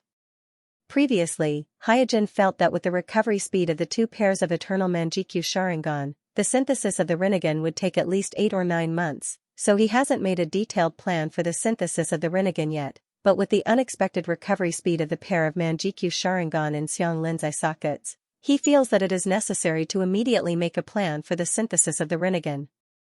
Thinking of this, Hyojin moved his gaze to Xianglin in front of him. At present, Hyojin knows that there are 2 ways to synthesize the Rinnegan. The first method is the one used by Danzo, which is to use the eternal Manjikyu Sharingan of Danzo to directly absorb the eternal Manjikyu Sharingan of the fire release clone, in order to complete the evolution of the Rinnegan. The second method is the traditional transplantation method, which is to select a huge chakra ninja as a hotbed for the synthesis, then transplant the 2 pairs of eternal Manjikyu Sharingan together, and after 2 or 3 months, or even longer, let the 2 pairs of eternal Manjikyu Sharingan instinctively fuse together, thus obtaining a pair of Rinnegan. In contrast, the first method is naturally more time-saving. But if the first method is adopted, it is equivalent to using the eternal Manjikyu Sharingan of Danzo as the foundation, and what kind of mutation will occur in the Rinnegan obtained in the future, even Hyojin can't predict. But if the second method is adopted, although it is time-consuming and laborious, he can choose to use the eternal Manjikyu Sharingan of fire release clone as the foundation to ensure that the Rinnegan obtained won't have any unexpected mutation. After a while, Hyojin made a choice. Spending a few more months or a few months less doesn't have much impact on the current Hyojin. Hyojin doesn't need to wait to use the Rinnegan, what he needs is an insurance measure in case he accidentally flips over, so the more traditional and safer second method is the best choice for him. Moreover, from an emotional point of view, he doesn't want the eternal Manjikyu Sharingan of Danzo to absorb his eternal Manjikyu Sharingan. Xianglin was a little scared after being stared at by Hyojin. She asked weakly, "My lord, what happened?" Hyojin smiled and rubbed Xianglin's head. "I'm afraid I have to do another eye transplant surgery with you. Your current pair of Sharingan is a bit evil, and it is likely to affect your mind. Moreover, I still have a pair of Sharingan, and I need your special physique to speed up the recovery of its pupil power." Xianglin nodded quickly, "No problem." After the previous transplant surgery, Xianglin knew that the eye transplant surgery is just a trivial surgery for Hyojin, and it can be completed in less than a quarter of an hour. What's more, she has always hoped that she can do something for Hyojin. Hyojin didn't say anything more. He directly took out the fire release clone from the large nutrition tank, and removed the pair of eternal Manjikyu Sharingan from the eye sockets of the fire release clone. After a slight inspection, it was just as he expected. The recovery speed of this pair of eternal Manjikyu Sharingan on the fire release clone is very slow, compared to the pair on Xianglin's body. It's like heaven and earth. First, I'm asking for monthly votes and recommendation votes. In less than a quarter of an hour, Hyojin completed the eye transplant surgery. He transplanted the eternal Manjikyu Sharingan from the fire release clone into Xianglin's eye socket, and put the Danzo's eternal Manjikyu Sharingan into a small nutrition tank. After packing up the surgical instruments, Hyojin asked Xianglin, "How do you feel?" Xianglin carefully observed for a while and said, "There doesn't seem to be any special feeling." Hyojin nodded, "Well, there is no special feeling. This pair of Sharingan, just like the pair of Sharingan I transplanted for you before, is dormant because of the exhaustion of the pupillary power, so it should be similar to an ordinary eye now, but its insight will be stronger than an ordinary eye." Xianglin asked curiously, "Sama, can I ask you a question?" "Go ahead." Hyojin said while placing the small nutrition tank containing the Danzo's eternal Manjikyu Sharingan on a large detection instrument. This pair of eternal Manjikyu Sharingan is very strange. Hyojin felt that it was necessary to conduct a comprehensive test on it. Xianglin said, "You transplanted my eyes not just to speed up the recovery of the pupillary power of this pair of Sharingan, right?" Hyojin was startled for a moment, and immediately stopped the work in his hand, very sharp. Since the synthesis of the Rinnegan has been put on the agenda, he no longer hid it from Xianglin and said, "This time I transplanted your eyes, in fact, is to prepare for the next step of the synthesis of the Rinnegan." Rinnegan?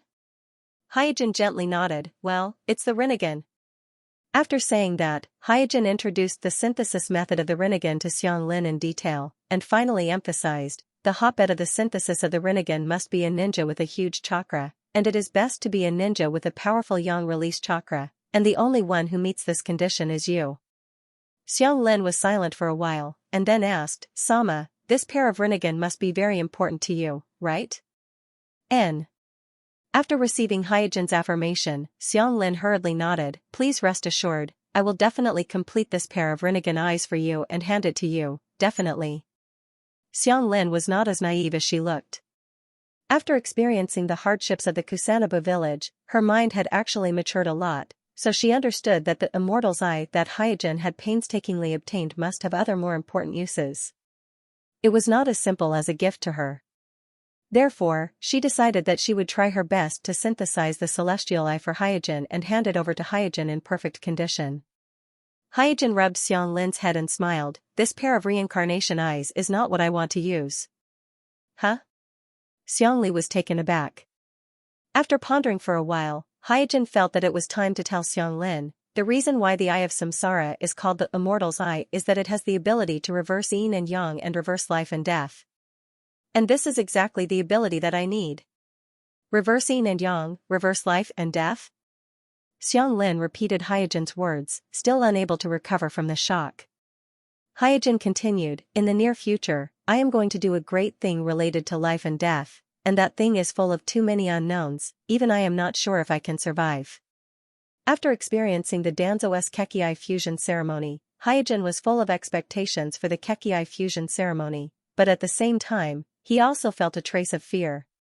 According to the Danzo's Kekiai fusion ceremony, Hyojin made a vague division of the process of the Kekiai fusion ceremony, and according to his division, the final state of the Kekiai fusion ceremony can be roughly divided into 4 levels. The first level is the most basic Kekiai fusion ceremony, which both Hiriko and Danzo have completed. The second level is the Yin-Yang fusion ceremony, which gives birth to the Eye of Rinnegan. Hiriko didn't touch this part, but Danzo has already completed it, but because of Hyojin's interference, he missed the opportunity to obtain the Eye of Rinnegan.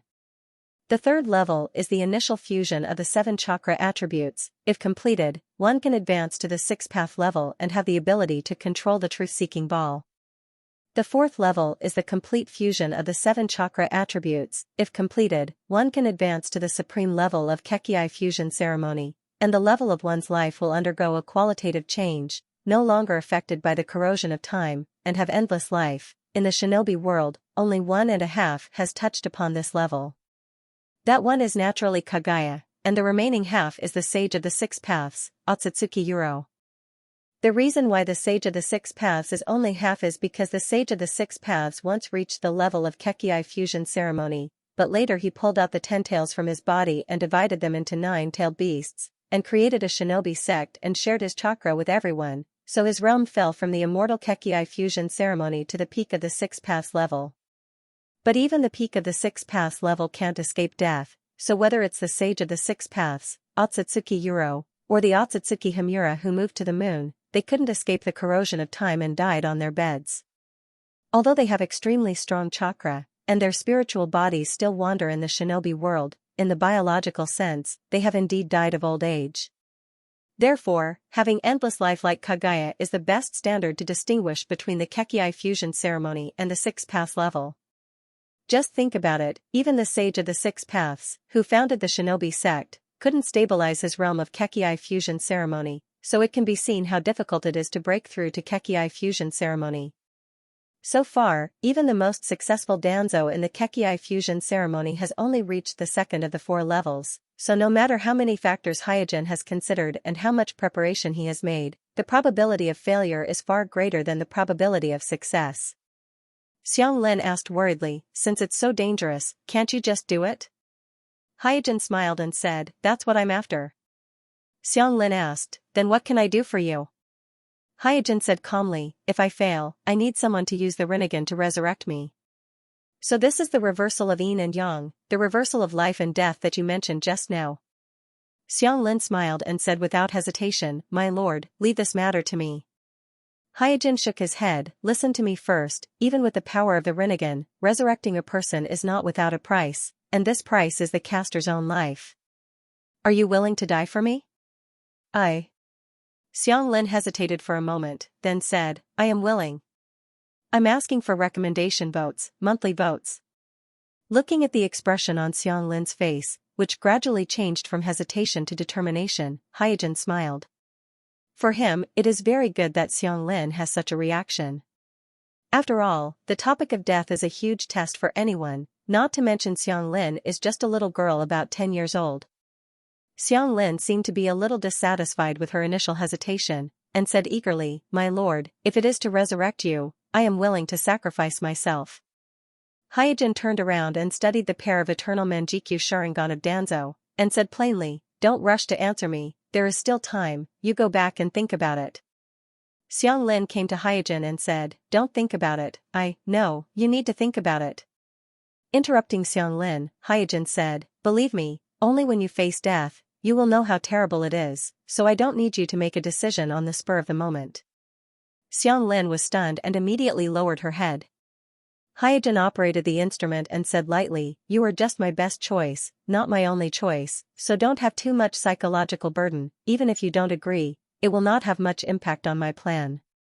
With the bloody lesson of Madara Uchiha, Hyojin will neither lie to Xianglin in this regard, nor will he force her. Because once he dies accidentally, no one under his command can control Xianglin who has mastered the Rinnegan, so as long as Xianglin is not voluntary, all coercion means are meaningless. For example, Madara Uchiha left two preparations. On the one hand, he used Ju to guide and monitor Nagato and Obsidian. On the other hand, he left a fatal charm on the heart of Obsidian to coerce Obsidian. This seems to be comprehensive, but in fact, it is ridiculous, and the facts have confirmed this point. Whether it is Nagato or Obsidian, they do not care about resurrecting him. After sending Xianglin away, Hyojin began to consider his backup candidates. But no matter how he thought about it, it seemed that only Xianglin was the most suitable. The others either couldn't control the Eye of Reincarnation, or their intimacy level wasn't high enough to be trusted. Shaking his head, Hyojin decided to temporarily put aside the matter of the backup candidate. As his strength increased and his understanding of the boundless nature's power deepened, Hyojin knew very well that the Eye of Samsara's reincarnation innate technique didn't have to be activated at the cost of the caster's life. In reality, the heavenly reincarnation technique was just a way to use the boundless nature power. As long as the caster was strong enough and had enough boundless nature power in their bodies, even if they used the heavenly reincarnation art to save someone, they might not necessarily die. This could be seen from how Immortal Six Paths had saved Naruto and Sasuke, as well as how Naruto had saved Guy, who had used his strongest body technique to open the 8th gate of death of the 8 inner hidden gates. In the original story, Nagato also destroyed the entire Mai village, consumed a lot of chakra, and forcibly resurrected tens of thousands of Mai ninjas at one time, and finally died of exhaustion. If he only resurrected 1 or 2 people at that time, with the Uzumaki clan's strong vitality, he might not have died. And Xianglin's physique is even more terrifying than Nagato in this regard, so considering all aspects, Xianglin should be the only person around Hyojin who still has a chance of surviving after using the heavenly reincarnation innate technique. After putting Danzo's pair of eternal Manjikyu Sharingan into the machine, Hyojin did not waste time waiting for the test results to come out. Instead, he slowly walked to the large nutrition tank. Glancing at the 9 clones soaking in a row of large nutrition tanks, Hyojin thought for a moment and took out the first Earth Release clone. The Earth Escape clone number 2 that he had developed previously had barely touched the threshold of the Dust Escape. It had met all the requirements he had for the Earth Escape clone. Therefore, the remaining 9 Earth Escape clones had actually lost their role as substitutes. They could be used to test the effectiveness of his recent improvements on the Yin seal. After putting the soul into the Earth Release Clone Number 1, Tenseigan jumped off the operating table and took a moment to adapt to his new body. After that, he took out the improved Yin seal paper from the storage pouch on his waist and began the first attempt of the Yin seal. Tenseigan then started the first attempt of using the Yin seal according to the meridian diagram on the paper. Puff, a few moments later, Xianxia suddenly spat out a mouthful of blood. During the actual test, he found a small mistake in the improvement. Fortunately, he was using a clone, otherwise, this mistake alone would have caused his Yin body to suffer a lot of damage. After panting for a while, he wiped the blood from the corner of his mouth and made some minor changes on the draft paper. He also recorded the mistakes he found after the actual test on the experimental record. After that, he did not care about the damage of the first Earth Release clone and began to try again. In the blink of an eye, 4 to 5 hours had passed. Xianxia withdrew the spirit from the first Earth Release clone and returned to his Yin body. Then, he sighed as he wrote and drew on the draft paper. After 4 to 5 hours of torment, Xianxia had corrected 1/3 of the contents on the draft paper. Although the efficiency is very high, the cost is also not small. For example, the first Earth Release clone in front of him was completely destroyed due to the severe damage to the meridians in its body. Looking at the damaged meridians of the first Earth Release clone, Xianxia couldn't help but sigh, if I don't use the clone, then trying to improve the Yin seal is simply playing with my life. After this experience, Xianxia also somewhat understood why the Uzumaki clan has the highest attainment in Fuinjutsu in the shinobi world. Because only the Uzumaki clan with their amazing vitality and huge chakra is qualified to study Fuinjutsu. If it were someone else, they would lose their life in the process of developing Fuinjutsu, let alone studying Fuinjutsu. Thinking up to this point, Xianxia sighed again. The destruction of the Uzumaki clan is really a disaster for the research and development of Fuinjutsu. It has been many years since the Uzumaki clan was annihilated, and since then, not only has the Fuinjutsu technology not improved, but it has also declined in a straight line. Orochimaru, who is one of the strongest people in the shinobi world with the ability to develop Fuinjutsu, can only learn from the ancient books left by the Uzumaki clan. After reorganizing the draft to improve the Yin seal, Xianxia took out the third Earth Release clone from the large nutrition tank and continued to revise the draft. In his opinion, a total of 9 high-quality clones should be enough for him to completely improve the Yin seal. I'm asking for recommendation votes and monthly votes. Huff. After exhaling lightly, Xianxia took out Earth Escape Clone Number 9 from the large nutrition tank. During his attempt to improve the Yin seal, there were many accidents that he did not expect. The further he went, the more difficult it became to correct the design. Hence, the problem that he thought he would only need 3 to 4 clones to solve had dragged on until the 8th clone, which was the Earth Escape Clone Number 9 in front of him. This was already the 5th day since he started to improve the Yin seal. However, the 5 days and the consumption of the 7 clones were not in vain.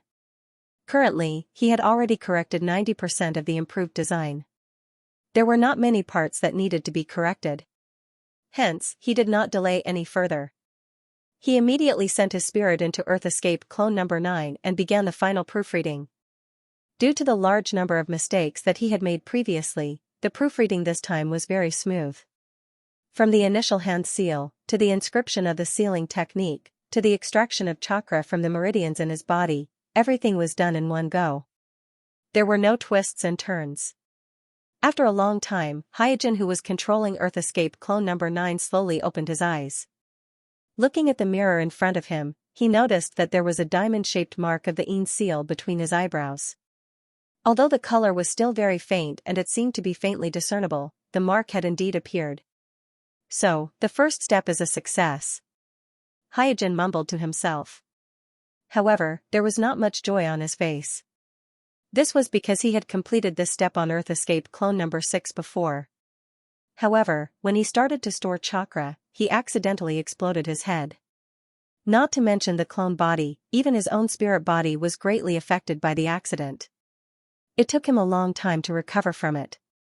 Hence, he knew very well that reaching this step was not a complete success.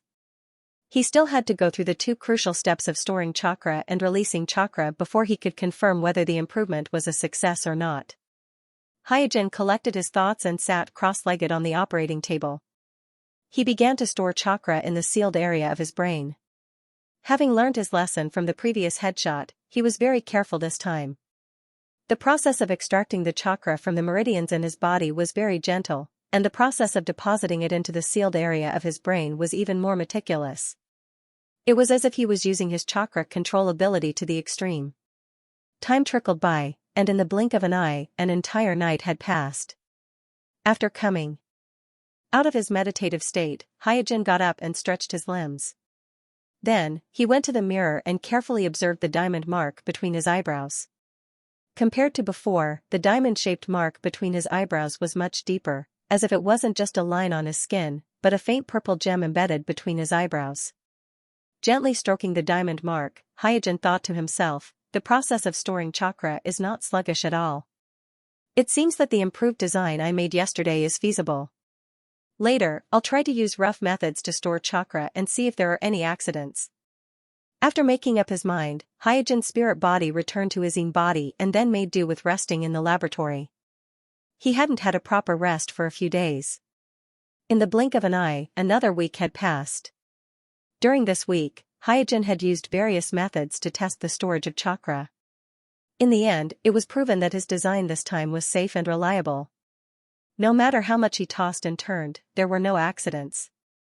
The sealed area of the brain was as stable as a fortress. In this way, the only thing Hyojin needed to test was the release of the chakra stored in the sealed area. After taking a deep breath, Hyojin held his breath and began to slowly form a seal. Then, he shouted, "Ninjutsu, 100 Heroes Technique." In an instant, black lines spread out on the diamond mark between his eyebrows. At the same time, he felt a surge of chakra being released from the sealed area between his eyebrows and filling his body. After feeling it carefully for a while, Hyojin said, "In terms of chakra's amount, it's almost the same as what I've been storing these days. Although there is some loss, it's within an acceptable range. It seems that the improvement this time is a success." At this moment, the corners of his mouth gradually curled into a smile. Huh. At this moment, Hyojin suddenly turned his head and subconsciously opened the Byakugan and looked into the distance. This was an inexplicable feeling of palpitation. It was as if something in the distance had touched his heartstrings and resonated with him. After being stunned for a while, he immediately reacted. He couldn't care less about the 100 Heroes technique that was being launched by the 9th Earth release clone.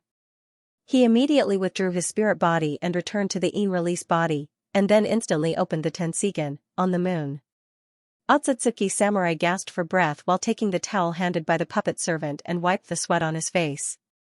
Today, he completed the training task in excess, or to be more precise, he completed the training task in excess almost every day.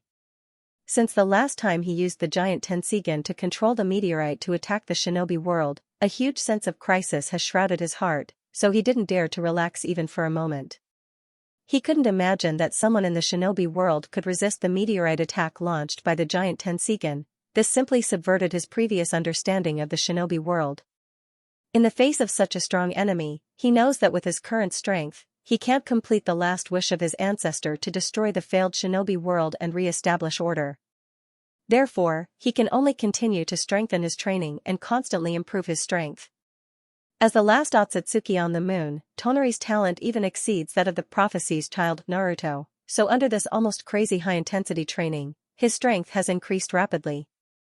It's just that there is no one else on the moon now, and because he is afraid of the strong shinobi who controlled the Outer Path Demon statue to resist his meteorite attack last time, he didn't dare to use the giant Tenseigan to spy on the shinobi world, so without any comparison and reference, he doesn't know how much his strength has improved. After throwing the towel to the puppet servant beside him, Tonari decided to continue his training, but just as he was about to get into position, he suddenly found that the giant Tenseigan moved again. What's going on? Shocked, Tonari's figure flashed and disappeared from the practice room. After a while, he hurried to the lookout where the giant Tenseigan is worshipped, and he found that the giant Tenseigan in the lookout resonated with him for some reason. How can this be? Why is there such a strong resonance? Driven by curiosity, Tonari temporarily lifted the seal of the giant Tenseigan, and then through the giant Tenseigan, he spied on the shinobi world that caused the giant Tenseigan to resonate, I'm asking for recommendation votes, monthly votes. Drip, drip, the crisp sound of water dripping reverberated in the cave hidden behind the waterfall. A black shadow, drenched from head to toe, was shuttling through it, heading deeper into the cave. The black shadow looked a little strange, like a mechanical puppet. It was stiff and lacked coordination. When it moved, there would even be a few mechanical squeaking sounds coming from its body. However, this did not affect the black shadow's movements. It quickly moved through the damp cave, allowing the water droplets from the stalactites at the top of the cave to drip onto the brim of its cloak. After an unknown amount of time, the black shadow finally arrived at the deepest part of the cave. At this moment, in front of him was an ancient stone door. This stone door was very tall, but there were no inscriptions or characters carved on it. There was only a beautiful eye that seemed to contain the stars. An eye? Staring at the magical eye relief, the black shadow was stunned for a long time before it remembered to go forward and take a look. However, the eye relief on the stone door did not seem to be magical. The black shadow studied it for a long time but still could not understand it. Therefore, he could only take out a map from the storage bag at his waist, and then compared it to the markings on the map. He carefully checked it and muttered, "It should be here, but what is hidden behind this door?" Suppressing the doubts in his heart, the black shadow followed the instructions on the map and found the mechanism to open the stone door. Clang, when the black shadow activated the mechanism, a low sound came from the stone door. Then, the tall and heavy ancient stone door was pulled by an unknown force and slowly opened in front of the black shadow. From the traces of time on the stone door, the black shadow could infer that this stone door had at least a few hundred years of history, and the mechanism to control this stone door was still working. This alone was enough to shock the black shadow. With a shocked heart, the black shadow slowly walked through the stone door. Behind the stone door was a very wide interior space. In the center was a stone platform that looked like an altar, and on the stone platform was a huge stone sculpture that looked like an eyeball. This, with just a glance, the black shadow recognized the eyeball sculpture on the altar. It was the same eye as the one on the stone door. Walking into the space behind the door, the black shadow found that this place was different from the gloomy and damp outside the stone door. It was very dry here, and the dome was inlaid with special gems that could illuminate. These gems emitted a dim light that sprinkled on the stone statue of the altar, giving the whole stone statue a strange and unreal feeling. Slowly walking up the altar, the black shadow circled around the eyeball sculpture a few times and couldn't help but exclaim, "What an exquisite work of art!" The huge eyeball sculpture on the altar was not only lifelike, but it also exuded an indescribable aura that made the black shadow feel a sense of familiarity with it. Could this be the sin that the family is trying to hide? The shadow is a little puzzled. The map he collected from the ancient books clearly points to this place, and from the lines of the ancient books, it is indicated that the biggest secret of the Hyuga clan is hidden here, or rather, the biggest crime of the Hyuga clan so far. But the exquisite stone sculpture of the eyeball in front of him obviously has nothing to do with the so-called secret or sin. At this moment, the black shadow inadvertently found that the map in his hand actually reflected a row of small text under the light of the dome. This discovery made the black shadow excited. He quickly read these words, and the expression on his face constantly changed as he read, as if what he was reading was something incredible. After a long time, the black shadow turned his eyes to the stone sculpture in the center of the altar and murmured, "So that's it." Through the lines of text reflected on the map by the dim light, the black shadow understood everything. He slowly walked to the stone sculpture, reached out and pressed on the stone sculpture, while activating chakra, whispered the complex spell shown on the map, and finally shouted, "Open." Hua! In an instant, the outer shell of the stone sculpture collapsed like sand, peeling off little by little, revealing the dazzling giant Tenseigan inside, as if it contains all the stars. Looking at the incomparably gorgeous giant Tenseigan in front of him, almost illuminating the entire interior space, the black shadow looked fanatical. "Tenseigan. Tenseigan, is this the supreme treasure of our Hyuga clan?" And while chanting the spell on the map and activating the giant Tenseigan, a huge amount of information poured into the black shadow's body. The huge amount of information hit his brain, making it difficult for the black shadow to bear for a while, and he wailed in pain. After a while, he finally recovered and murmured, "This kind of power is actually sealed in this dark cave. Stupid, simply stupid to the extreme." Understanding everything, not only did he not have the slightest awe, but he felt a burst of absurdity. In his opinion, if the Hyuga clan knew how to use this power, they would have been able to unify the shinobi world and become the supreme existence in the shinobi world. What Senju clan, Uchiha clan, none of them are worthy of being compared with the Hyuga clan. And as he sorted out the information that just poured into his body one by one, the Black Shadow was shocked to find that the core of the cage bird curse is the giant Tenseigan in front of him. The operation and maintenance of the cage bird depends on this giant Tenseigan. After a while, the Black Shadow couldn't help but say to the giant Tenseigan in front of him, "No wonder no one in the shinobi world can break the cage bird curse of our Hyuga clan. It turns out that you are the root of this curse." No one knows how many people in the shinobi world have tried to break the cage bird curse of the Hyuga clan, and no one knows how many members of the Hyuga clan have privately explored the method to break the cage bird curse, but no one has succeeded. All their research and all their investment are in vain in front of the cage bird curse. One must know that even the undead demon seal that has signed a contract with the shinobi has a way to break it, but the cage bird curse of the Hyuga clan can't be broken, and this has long caused many experts in the shinobi world to be puzzled. In fact, the Black Shadow didn't know that even the members of the Hyuga clan who have been Edo Tenseigan cannot escape the shackles of the cage bird curse, which shows that death can't resist the cage bird curse. Even Hyojin, who has awakened the Tenseigan, can only use his own Tenseigan to bypass the shackles of the cage bird curse on his body. Once he closes the Tenseigan, the cage bird curse on his forehead will reappear. I'm asking for recommendation votes and monthly votes. So far, except for Hyojin who used his own Tenseigan to break the cage bird curse, no one else in the shinobi world has been able to break the cage bird curse. It stands to reason that the Hyuga clan is not good at sealing techniques. Except for the cage bird curse, there are no other powerful sealing techniques passed down in the clan. Therefore, even if one or two geniuses with extremely high attainments in sealing techniques have appeared in the clan, it is unlikely that they would be able to develop a sealing technique like the cage bird curse in a hurry. Therefore, the reason why the cage bird curse is so difficult to break, in addition to the cage bird curse itself, the more important reason is the giant Tenseigan that protects the cage bird curse. Because of the existence of this giant Tenseigan, it is almost impossible to break the cage bird mantra by technical means unless one can break free from the suppression of this giant Tenseigan like Sui Jin. Otherwise, it is almost impossible to break the cage bird mantra through technical means. In other words, instead of saying that the cage bird curse is imprisoning all the members of the Hyuga clan, it is better to say that the giant Tenseigan hidden in the cave is imprisoning all the members of the Hyuga clan. While maintaining the cage bird curse, this giant Tenseigan is also silently absorbing the Byakugan chakra from all the members of the Hyuga clan through the cage bird curse to maintain its own existence. The population of the Hyuga clan has been slowly decreasing for hundreds of years, and the main culprit is the sealed giant Tenseigan. Fortunately, the ancestors of the Hyuga clan did not sink into the powerful power of the giant Tenseigan and reluctantly sealed it. Otherwise, the current Hyuga clan will probably be like the Otsutsuki clan on the moon. The population will be reduced to the tragic situation of only one child left.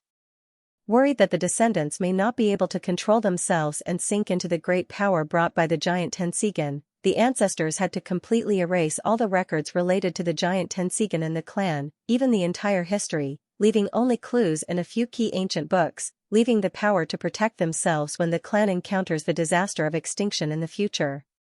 I'm free. The shadow knelt in front of the giant Tenseigan with a crazed expression. He doesn't know the helplessness of his ancestors in sealing this giant Tenseigan, nor does he understand the miserable fate of the Otsutsuki clan on the moon. He only knows that with this giant Tenseigan, the caged bird can no longer trap him. The forbidden spell hidden on the map is the key to controlling this giant Tenseigan. As long as you have the bloodline of the Hyuga clan and have the Byakugan chakra, you can control the usage of this giant Tenseigan through that awkward-sounding forbidden spell. And by mastering this giant Tenseigan, he will also obtain the highest authority of the cage bird curse seal. Because even the technique to control the cage bird curse seal is actually completed through this giant Tenseigan. This is why once the main family learns that a branch family member is captured by the enemy on the battlefield, they can immediately activate the cage bird curse seal regardless of the distance and curse the captured branch family member to prevent the captured branch family member from leaking secrets or causing the Byakugan Kekii limit to flow out by giving birth. It can be said that this giant Tenseigan is the core that connects all the Hyuga clan members. At this moment, the shadow who was in ecstasy suddenly froze, because he, who had gained control of the giant Tenseigan, suddenly sensed that someone was spying on him, and there was more than one spy. The shadow's heart trembled, and he quickly sealed the giant Tenseigan in front of him, isolating himself from the prying, in the air fortress. Hyojin narrowed his eyes, retracted his gaze, and murmured, "Isn't it the one on the moon?" This time, the resonance between the Tenseigan came very suddenly, and he, who has many resonance experiences, can clearly feel that this resonance is an instinctive resonance. In other words, whether it is the direction of the resonance or the nature of the resonance, the giant Tenseigan on the moon can be ruled out. It seems that my previous speculation is correct. In order to resist the crazy Otsutsuki clan members on the moon, the family really fused with their own giant Tenseigan. Because he had analyzed and speculated about this, Hyojin quickly stabilized his mind. This time, the resonance didn't last long, and the other party's reaction was very fast. Almost at the moment when he sensed the resonance, the other party cut off the resonance. But from various signs, it should be the first time that the other party came into contact with the giant Tenseigan, so he accidentally leaked his trace, causing the giant Tenseigan to resonate instinctively. Who could it be? Hyojin's face sank, and he began to analyze. At present, there are a total of 2 targets worthy of his suspicion. One is the Zone family, and the other is the traitor who raided the secret vault and stole many ancient books of the family. Because he is not sure whether the Zone family has clues about the giant Tenseigan, and his current relationship with the Zone family is very tense, he did not blindly rule out the possibility of the Zone family activating the giant Tenseigan. But logically, he is more inclined to believe that the traitor found clues about the giant Tenseigan through the ancient book stolen from the secret vault, thus activating the giant Tenseigan. This reason is very simple. If the Zone family really has the giant Tenseigan, then in the original spacetime cloud abduction of Hinata, the Zone family will not be so weak. Even the patriarch Hayashi was almost thrown out as a scapegoat. If it's a traitor, why did he suddenly make a move after being silent for so long? Such a doubt emerged in Hyojin's heart. Although Kuroto has been very busy in the past few years, he has never slacked off from paying attention to the affairs of the Konoha clan. It's just that for some reason, the traitor has suddenly settled down, neither causing any damage to the Konoha clan nor colluding with the Kumo village, so Kuroto, who has been paying close attention to the Konoha clan, hasn't found anything. Who would have thought that the traitor would either not make a move for several years, or once he made a move, he would cause such a huge commotion? At the thought of the giant Tenseigan of the family finally appeared, Hyojin couldn't sit still. He was worried about breaking through the Kekii net, and he was a little unsure. After all, the amount of chakras required to break through the Kekii net is very terrible. From the perspective of the six-path sage, at least the peak of the six-path level, plus Jubi, can become a Kekii net. And ordinary people, such as Uchiha Madara, Uchiha Obsidian, etc., only touched the peak of the six-path level after becoming the Jubi's Jinchuriki. In other words, they have become the Jubi's Jinchuriki, but they are still one Jubi away from the Kekii net, so whether it's the giant Tenseigan of the family or the giant Tenseigan on the moon, they are all potential collection targets for Hyojin. He needs to collect as many chips as possible in order to have a glimmer of hope to break through the Kekii net. So he hurriedly sorted out the improved seal that he had proofread, and then quickly rushed to the village. The second update is here, asking for recommendation votes, monthly votes. Not long after, Hyojin hurried back to the village and quietly replaced the shadow clone he left in the village. After receiving the memories of the shadow clone in the past 2 weeks, Kuroto carefully combed through them, but did not find any valuable information. In these days, whether it is the village or the family, there seems to be no obvious movement. After pondering for a while, Hyojin found Richa in the clanland. Although Hyojin could not track the specific location of the other party due to the resonance of the Tenseigan, he can confirm that the giant Tenseigan is definitely not in the village. Its approximate range should be in the west of the Land of Fire, that is, somewhere between the Land of Earth, the Land of Demons, the Land of Bears, the Land of Birds, and the Land of Wind. And if the traitor wants to activate the giant Tenseigan, he must leave the village. If he does not have the ability to fly, he may need to leave the village for 1 to 2 weeks, or even longer. Therefore, as long as the family members who have left the village in the past 2 weeks are carefully investigated, the identity of the traitor can be quickly identified. After all, before actual contact, the traitor certainly did not know that the Tenseigan can resonate instinctively, so he did not guard against this, and when he activated the giant Tenseigan, he had already exposed himself. Although Richa felt a little strange about Hyojin's request, he did not say much, and readily handed him the list of the branch members who have left the village in the past 2 weeks. Immediately afterward, Hyojin collected the list of the members of the Hyuga clan who have left the village in the past 2 weeks through the channels of the Umbu and the Uchiha police force. Combining the lists obtained from these channels, Hyojin found that there were a total of more than 10 members of the Hyuga clan who had left the village in the past 2 weeks, but most of them have returned to the village, and only 3 people are still staying outside, but these 3 people are out with the team to perform tasks, and they have legitimate reasons to go out. Looking at the information of these 3 members of the Hyuga branch, Hyojin secretly thought, could it be that the traitor is among these 3? Although the background of these 3 members of the Hyuga branch family is very clean and there is no doubt about it, but the fact that they are not in the village at this sensitive time is the biggest doubt, so Hyojin looked for Itachi, gave the information of the 3 people to Itachi, and ordered Itachi to secretly investigate these 3 members of the Hyuga branch family. Itachi didn't ask any more questions. After receiving the information of the 3 people, he immediately started investigating. After assigning the investigation tasks, Hyojin returned to his home. As soon as he entered the courtyard, Hyojin noticed that there was a conspicuous small bamboo tube in the corner of the courtyard. After picking up the bamboo tube and looking at it for a while, Hyojin took out the note from the bamboo tube. "If you want to release the caged bird, come here alone to see me." There was only this short sentence on the note, and a meeting address written on the back, and the address was a relatively remote grove outside the Mai village. Hyojin was shocked and said, "He has returned to the village?" At this time, leaving this message in this tone, Hyojin doesn't need to guess much, he knows that it is the traitor who activated the giant Tenseigan. But it is also because of this that he was very surprised.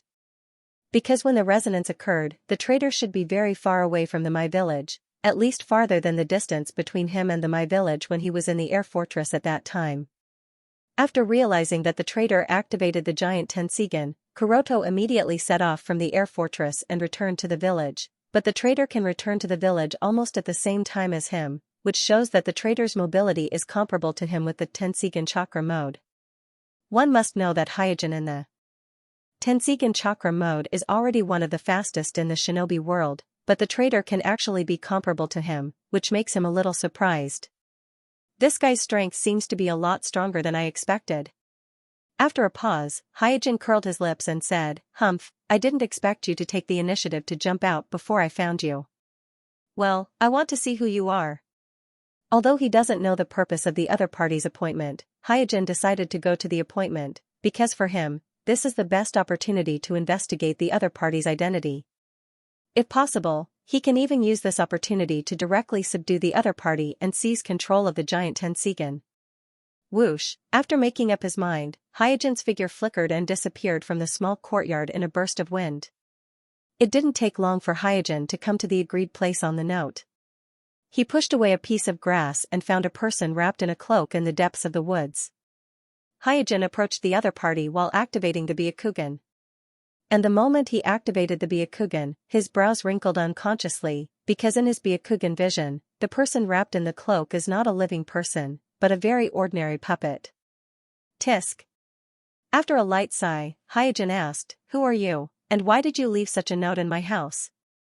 The puppet wrapped in the cloak slowly turned around at this time and said in a mechanical voice, "Hyojin, you really came, it seems that I was not wrong about you." Hyojin didn't respond, but just stared at the other party coldly. From the tone of the other party's words, he found that the other party seems to know him very well, or in other words, the other party should have paid attention to him. At this time, the puppet opened its arms and said with a passionate face, "I am the god that can change everything, Hyojin, become my subordinate, I can give you freedom, give you everything you want." God. This sense of absurdity made Hyojin feel strange. The last guy who claimed to be a god in front of him had been completely annihilated by him using the truth-seeking ball, and the one before him was also taught a few lessons by him. "Yes, I am God." With a smile, the puppet said, "Only I can remove the caged bird on your forehead and let you get rid of the shackles of fate." Hyojin narrowed his eyes. "You can remove the caged bird?" From the details revealed by the other party, he suddenly realized that the giant Tenseigan of his family may have some kind of internal relationship with the caged bird. And from the other party's confident tone, he once again confirmed the identity of the other party. It must be a member of the branch family, because only the members of the branch family would emphasize freedom so much, and only they would think that by removing the caged bird as a bargaining chip, they can surely persuade him. Seeing that Hyojin seemed to doubt it, the puppet joked, "Hyojin, although you have made some achievements, your vision is still too narrow. The first update is here. Asking for recommendation votes, monthly votes." Listening to the puppet in front of him laughing at him, Hyojin had a strange look on his face. At this time, the stiff face of the puppet became more and more playful. It chuckled and said, "The caged bird can be broken, there is no doubt about this, you don't need to doubt it." In order to get more information, Hyojin deliberately asked, "The caged bird has never been broken, why should I believe you?" The puppet chuckled with a sense of superiority. "Your narrow vision is another cage. It's like a caged bird that imprisons you. The only difference is that the caged bird imprisons your fate, while the puppet imprisons your thoughts." Before this, the puppet has always felt that Hyojin is different from other members of the Hyuga family. He once felt an unprecedented spirit of resistance in Hyojin. It can be said that the existence of Hyojin made him recognize himself and prompted him to take this step and embark on a path that is completely different from the original time and space. But after getting the giant Tenseigan, he suddenly felt that Hyojin is not that great. In other words, in front of the unparalleled magical power of the giant Tenseigan, the so-called Hyuga family, the so-called village, and even the so-called Naruto are all vulnerable ants. They are all mediocre people with narrow vision. Humph. Hyojin snorted lightly. Although the one in front of him is not the real body of the puppet, but from the tone of the puppet and the arrogant attitude, Hyojin can clearly feel the arrogance of the other party. But this is not surprising. Suddenly getting a treasure like the giant Tenseigan can be called a divine artifact. It is normal for people to be arrogant. What's more, the other party is a member of the Hyuga family who has been suppressed by the caged bird for a long time. Such a rebound will only be more intense and manic, so Hyojin is a little worried that this guy will make some unexpected trouble. The puppet took a step forward and continued to persuade, "Hyojin, kneel down and surrender to me, only I can change your fate." Hyojin sneered, "Surrender to you? Heh, what's the difference between that and submitting to the Zone clan? Don't compare me to those idiots from the Zone clan. They aren't worthy." Pausing for a moment, the puppet continued in a disdainful tone, "Hyojin, do you think that you can rebel against the Hyuga clan with your actions? No, everything you've done is futile. Unable to break free from the cage bird, no matter how you struggle, no matter how you resist, in the eyes of the ancestral family, you're just a clown, a pitiful clown." Feeling the pitiful gaze cast by the other party, Kuroto said impatiently, "How can I believe you if you keep hiding like this? Stop playing these little tricks, come out and let's talk face to face. If you can convince me, I'll surrender to you, how about it?" Kuroto was a little annoyed. The puppet stared at Hyojin for a while, then said, "Hyojin, you don't have the qualifications to negotiate with me." Hyojin said lightly, "I don't think so. Put away your pride, a mere position as the headmaster of a ninja school may be able to bluff the trash of the Zone clan, but in my eyes, it's worthless." After a pause, the puppet continued, "Surrender to me now, and you may have a place in the shinobi world in the future, otherwise, you will be nothing." Hyojin's face became gloomy. He is now a little uncertain whether the other party has been reluctant to reveal his identity, whether it is because of his usual caution, or simply arrogance, wanting to show a sense of superiority in front of the first person of the Hyuga clan. Seeing that Hyojin was silent, the puppet said in a displeased tone, "Poor man, believe me, this is your only chance to change your fate, and I will only grant you this once." Hyojin did not answer, but glanced around with the Byakugan, once again confirming that no one was hiding around. He understood that the puppet in front of him either used the spiritualization technique, or used the power of the giant Tenseigan to perform the soul-descending technique. In short, the other party's real body should not be nearby. The puppet's tone gradually turned cold. "What are you looking for?" The corner of Hyojin's mouth raised, and immediately his figure flashed, suddenly appearing in front of the puppet. The puppet was taken aback. You. Swish, with a sound of breaking wind, Xianxia raised his sword and cut the puppet in front of him in half. Xianxia knew very well that if the other party's real body was not nearby, then he had no good way to deal with the other party, because other than the truth-seeking ball, he had no way to hurt the spirit body, and if he used the truth-seeking ball, he would expose his Tenseigan in advance. But even if the Tenseigan was exposed, he was not fully confident that he could keep the other party. Whether it was letting the other party go, revealing his own information, or killing the other party and losing the clue of the giant Tenseigan, this was not the result Xianxia wanted, so he did not choose to expose the Tenseigan, but directly took action, hoping to force the other party's spirit body out in this way, and then track the spirit body to find the other party's real body. Crack, the puppet that was slashed by Kuroto was instantly smashed to the ground. After the puppet's scattered head rolled on the ground a few times, it opened its mouth and said with some annoyance, "Stupid guy, you know nothing about my power." Bang, without waiting for the puppet to continue shouting, Xianxia crushed the wooden head of the puppet with one foot. After dealing with the puppet, Xianxia fully activated the Byakugan and observed the surroundings, but he did not find any trace of the spirit body, not even the fluctuation of chakra. Didn't this guy use the spiritualization technique or soul descent technique? Xianxia frowned. The other party seemed to be more cunning than he expected. He pondered for a while, and with his understanding of the Tenseigan, he felt that the other party was probably just using the Tenseigan chakra to activate the puppet, and then remotely controlling the puppet through the giant Tenseigan. And the other party's method of using the puppet also reminded Xianxia that the other party doesn't need to leave the village at all. As long as he uses the spiritualization technique to control the puppet, he can activate the giant Tenseigan anywhere in the shinobi world, so his previous method of detecting the traitor is fundamentally wrong. In the Hyuga clan, Kuroto Aoki suddenly opened his eyes and said with a ferocious expression, "How dare you refuse my kindness, what an ignorant guy." After a while, he smiled and said, "Well, after I conquer the family, the village, and the entire shinobi world, I will slowly enjoy your regret." After saying that, Kuroto Aoki in the wheelchair closed his eyes again. At the same time, in another part of the village, another puppet stood up and slowly walked towards the Uchiha clan's land. The second update is here, asking for recommendation votes and monthly votes. Inside a small forest next to the Uchiha clan's land, Fuyue crossed his arms over his chest and looked at the puppet in front of him with a vigilant look. Spiritualization technique? Humph, I didn't expect someone in the village to have mastered this technique. As the patriarch of the Uchiha clan, Fuyue was not shocked by the fact that there was no puppeteer near the puppet.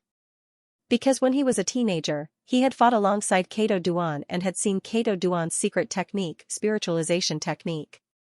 He knew that this technique could not only temporarily control the puppet, but it could also even turn the enemy's body into a puppet.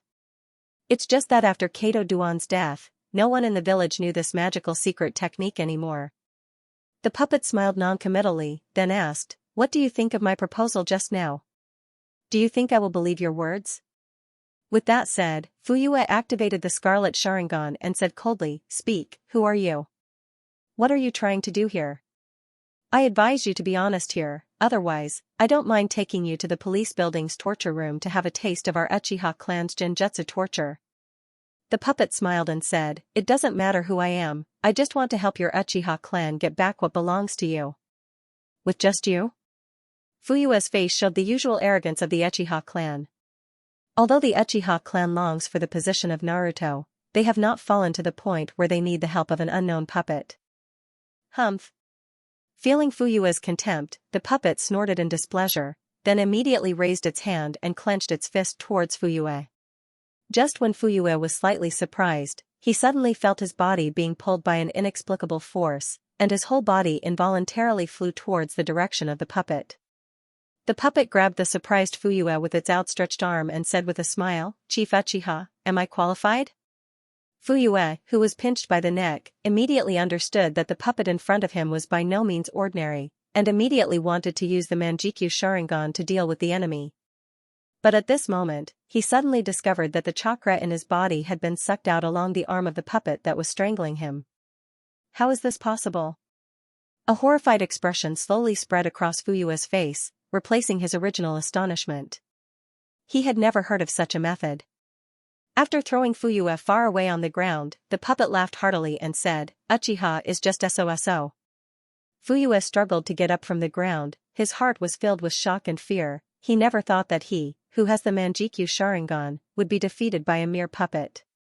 He also understands that although there is an element of carelessness and underestimation of the enemy, the strange means of the other party, especially the ability to suck out his chakra in an instant just now, really shocked him. Knowing that it has deterred the other party, the puppet slowly stepped forward and said, "I help you ascend to the throne of Naruto, and you help me regain the power of the Hyuga clan. Such cooperation is only good for both of us, and for the two great clans of the Hyuga clan and Uchiha clan." Fuyue pondered for a moment. Seeing Fuyue pondering, the puppet said, "If it weren't for the caged bird restraining me, I wouldn't have chosen to cooperate with your Uchiha clan, so don't hesitate, this is the best opportunity for both of us." Suppressing the complicated thoughts in his mind, Fuyue seriously considered the other party's proposal. The other party did not shy away from his identity as a member of the Hyuga branch family, so in terms of sincerity, Fuyue feels that he can still trust it, because he knows very well what the caged bird means. No matter how strong the branch family is, they can't resist the Hyuga clan, so standing in the other party's position, the safest way to solve the Hyuga clan is to use the hands of the Uchiha clan. The puppet urged impatiently, "Can you give me an answer now?" Fuyue shook his head, "Although I am the patriarch, this is a matter of life and death for the entire Hyuga clan. I can't make a decision alone, I need to convene a clan meeting, so I can't give you an answer now." What a waste. After cursing in his heart, the puppet said, "Remember, I only give you 1 day, if you can't give me an answer by tomorrow, then I will have to find another partner." After saying that, the puppet left the grove without looking back. Walking on the path in the forest, the puppet had a smile on his face, showing the joy of Kuroto Aoki, who was remotely controlling the puppet at this moment. Naturally, Kuroto Aoki doesn't really want to cooperate with the Uchiha clan. He only wanted to confuse Fuyue this time to let the Uchiha clan and the Naruto clan fight each other, and then he can benefit from it. Because the current appeal of the Uchiha clan is well known to the people in the village, so he believes that as long as he confuses the Uchiha clan, he can make the Uchiha clan obediently fall into the trap. However, he didn't expect that Fuyue would be so indecisive, making him waste his breath in vain. However, the feeling of manipulating the dignified patriarch of the Uchiha clan as a chess piece makes him feel relaxed and happy. At that time, he also used the Cloud Village to retaliate against the clan, but at that time, his strength was limited and he couldn't control the situation, he could only play a small role in providing intelligence. But now, after obtaining the giant Tenseigan, Kuroto feels that he is already a chess player who can control the shinobi world from behind the scenes. Whether it is the Hyuga clan, the Uchiha clan, or even the Mai village, they are just chess pieces in his hands. Thinking of Fuyue's frightened expression just now, Kuroto, who has been suppressing his emotions for so many years, almost laughed out loud. For the first time, Kuroto felt that controlling power and playing with others is such a wonderful thing. Now, more and more, he feels that the original attachment to the Uchiha clan and the compromise with the clan are too meaningless. He feels that he should have taken this step towards the peak of the shinobi world a long time ago, thinking of the glorious future that he will create with his own hands. Kuroto's footsteps became a little lighter, and he couldn't wait to start all his plans. Whoosh! At this moment, a figure blocked in front of the puppet. This person is none other than Hyojin Kuroto, who came to the Uchiha clan to find Itachi. He didn't expect to meet the traitor who controlled the puppet again near the Uchiha clan. And after seeing that the person in front of him is Hyojin Kuroto, the puppet smiled and said, "Hyojin Kuroto, you came at the right time." Kuroto Aoki was a little upset that the puppet he controlled was easily dealt with by Hyojin Kuroto, because he didn't expect that Hyojin Kuroto would have the courage to make a move against him, a person who has the means to remove the caged bird. Now that he happened to run into him again, he decided to teach Hyojin a lesson, a hard lesson. He wants to let Hyojin know what the true power of the Hyuga clan is. He wants Hyojin to feel with his own body what the Supreme Tenseigan is. Here is the first chapter, asking for recommendation votes, monthly votes, and alt, Shript and AGT wink with a frown, and alt/Shript and AGT. After discovering that the traitor controlled the puppet and appeared near the Uchiha clan, Hyojin realized that something was wrong, because the other party was obviously not here for an outing. On second thought, Hyojin roughly guessed the other party's thoughts. Because for any ambitious person, the Uchiha clan was a sharp blade that could be easily used. As long as there was a little provocation, the dissatisfied Uchiha clan might lose control. It seems that I must find this guy as soon as possible. Hyojin's face darkened, and he secretly made up his mind. If he allowed this fellow to stir up trouble in the village, then the situation that he had managed to stabilize with great difficulty would probably descend into chaos in no time. At this time, the puppet's body sank slightly, and it put on a fighting posture, and shouted, "Small guy, open your eyes and see clearly, this is my true power." After saying that, the puppet pushed with both hands, and a huge repulsive force attacked Hyojin.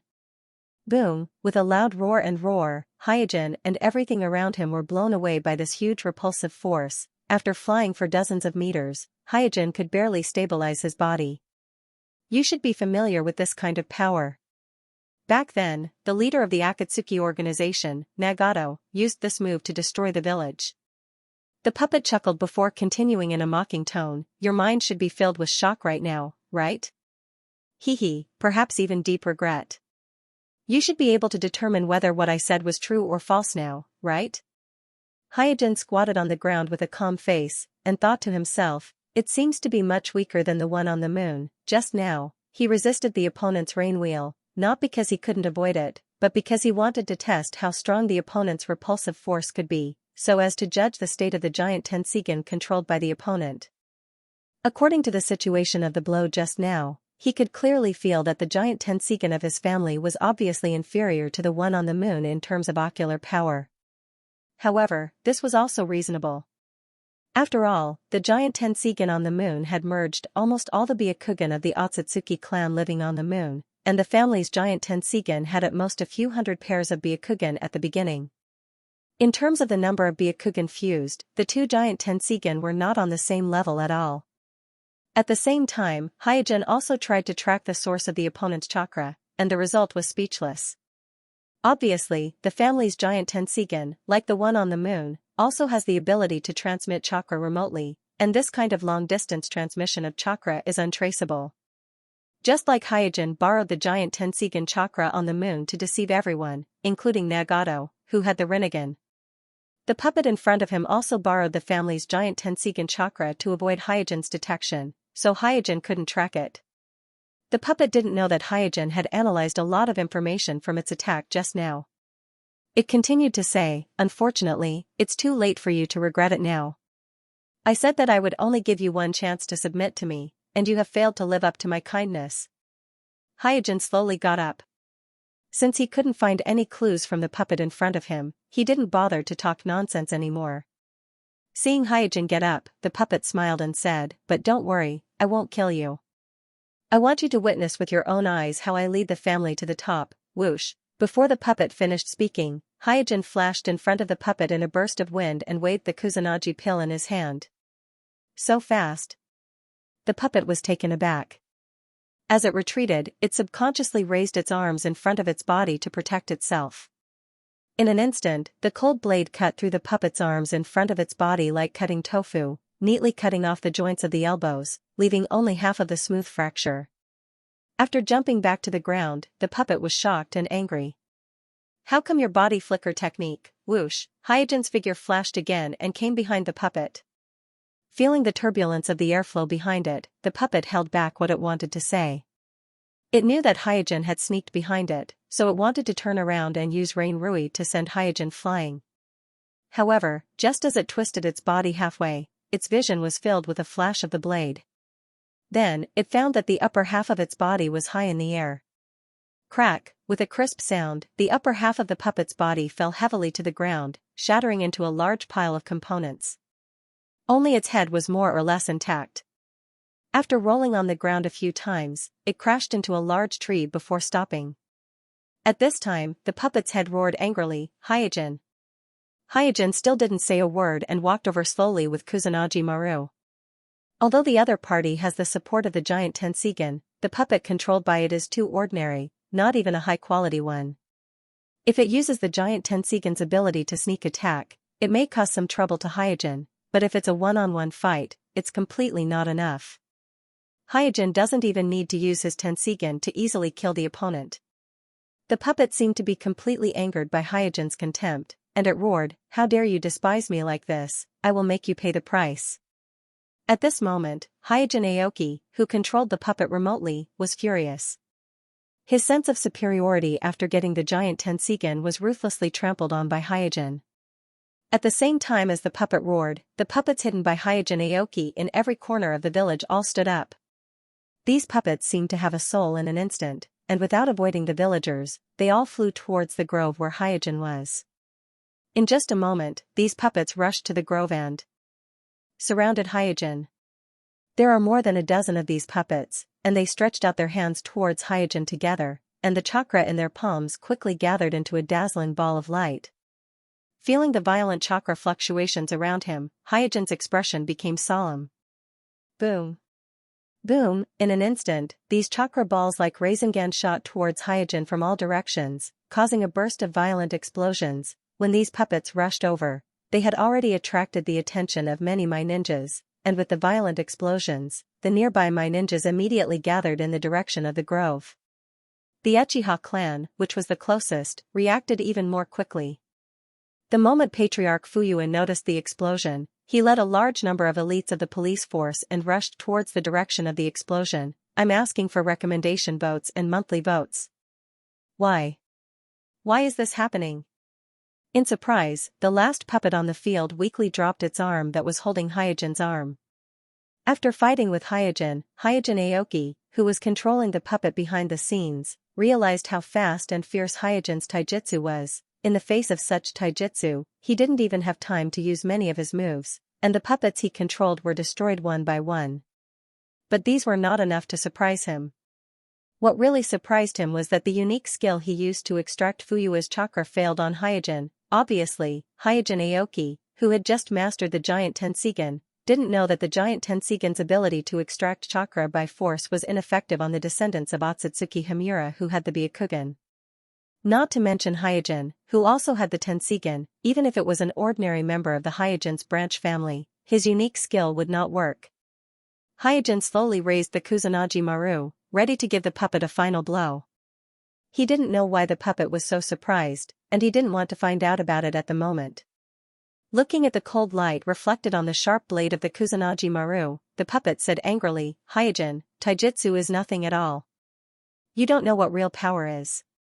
I will make you understand." Clang, with a loud sound, the Kusanagi Maru penetrated the puppet's head, and the puppet's roar stopped abruptly. "Idiot." Hyojin spat out 2 words softly. He knew better than anyone that the 6th-path level experts more or less had the ability to absorb chakra and ninjutsu, and those Otsutsuki who could cross the universe and plunder the energy of planets with the sacred tree had reached the point where they could ignore ordinary ninjutsu. To deal with such strong people, taijutsu would never fall behind. This was also the reason why Hyojin constantly honed his taijutsu, because it was unexpectedly useful to deal with the strong people of Otsutsuki. Swish swish swish. At this moment, accompanied by the sound of breaking the wind, Uchiha's police force, my ninjas who were attracted by the explosion, and a team of patrolling umbu arrived in the woods one after another. Amidst the smoke and dust, everyone watched as Hyojin slowly pulled out the short sword that had pierced through the puppet's head and stood up. The surroundings were in a complete mess. There were holes from explosions, broken puppets, and toppled trees. All of these indicated that a fierce battle had broken out here not long ago. Fuyue, who was in the crowd, had a complicated expression on his face. When he saw the puppet fragments all over the ground, Fuyue immediately realized that the mysterious puppet he had just come into contact with had most likely been destroyed by Hyojin's sword. Itachi stood out from the crowd and asked, "Senior, what are you?" Hyojin put away the Kusanagi pill and said to everyone, "I'm sorry, I went a little overboard when I was practicing here just now. Everyone, please disperse." This was related to the giant Tenseigan, and Hyojin didn't want to involve too many people.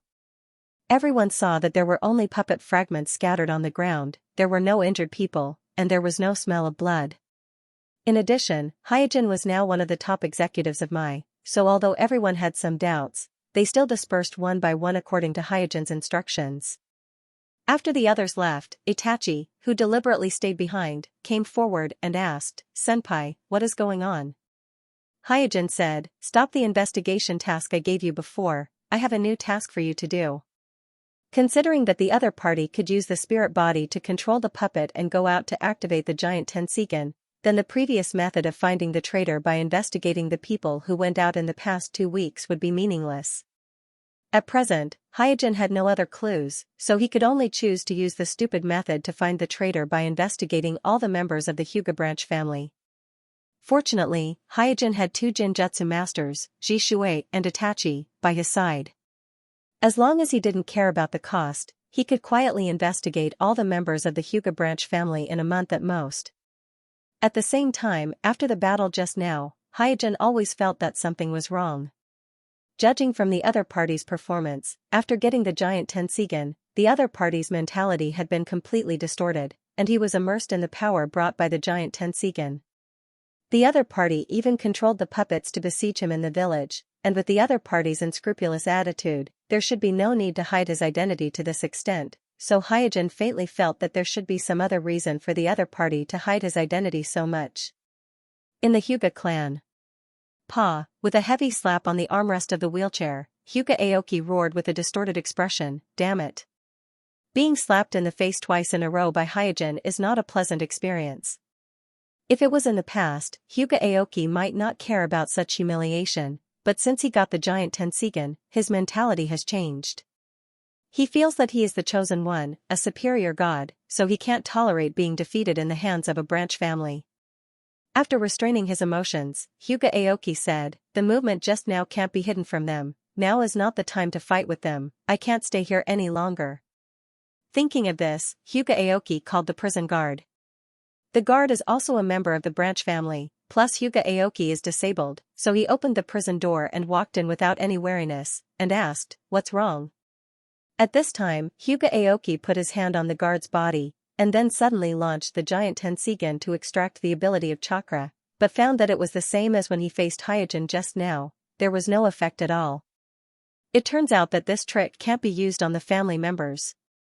After confirming this, Hyuga Aoki knocked the guard out with a backhand. Not long after, Hyuga Aoki quietly left the village through the secret passage he had prepared many years ago. Looking back at the village behind him, Hyuga Aoki gritted his teeth and said, "Hyojin." Originally, everything was so beautiful, he could hide behind the scenes, dominate everything, play with everything, and then appear as the savior, control the family and the village in his hands. However, all of this had been destroyed by someone he had not expected at all. This caused him to have no time to implement many of his plans, and even the family that he wanted to retaliate against the most, before he could even clean up, he had to flee in panic like a stray dog. At the same time, Otsutsuki Samurai used the soul descent technique to control a puppet that looked almost exactly like him, searching for the giant Tenseigan in the country of fire. Like Hyojin, he couldn't find the specific location of the other party, only a general area. First update. Asking for recommendation votes, monthly votes. Inside the prison of the Hyuga clan. Richa looked at the unconscious guard sitting in the wheelchair, and his face was gloomy. He never thought that the disabled Hyuga Aoki would actually break out of the prison and defect. To him, this was simply unimaginable. Because the members of the Hyuga branch don't have the option of defection at all. Even if they escape thousands of miles away, the cage bird curse seal can easily kill the defector. Because of this, there is only one guard guarding the prison of the Hyuga clan, and the guard's vigilance is not very high.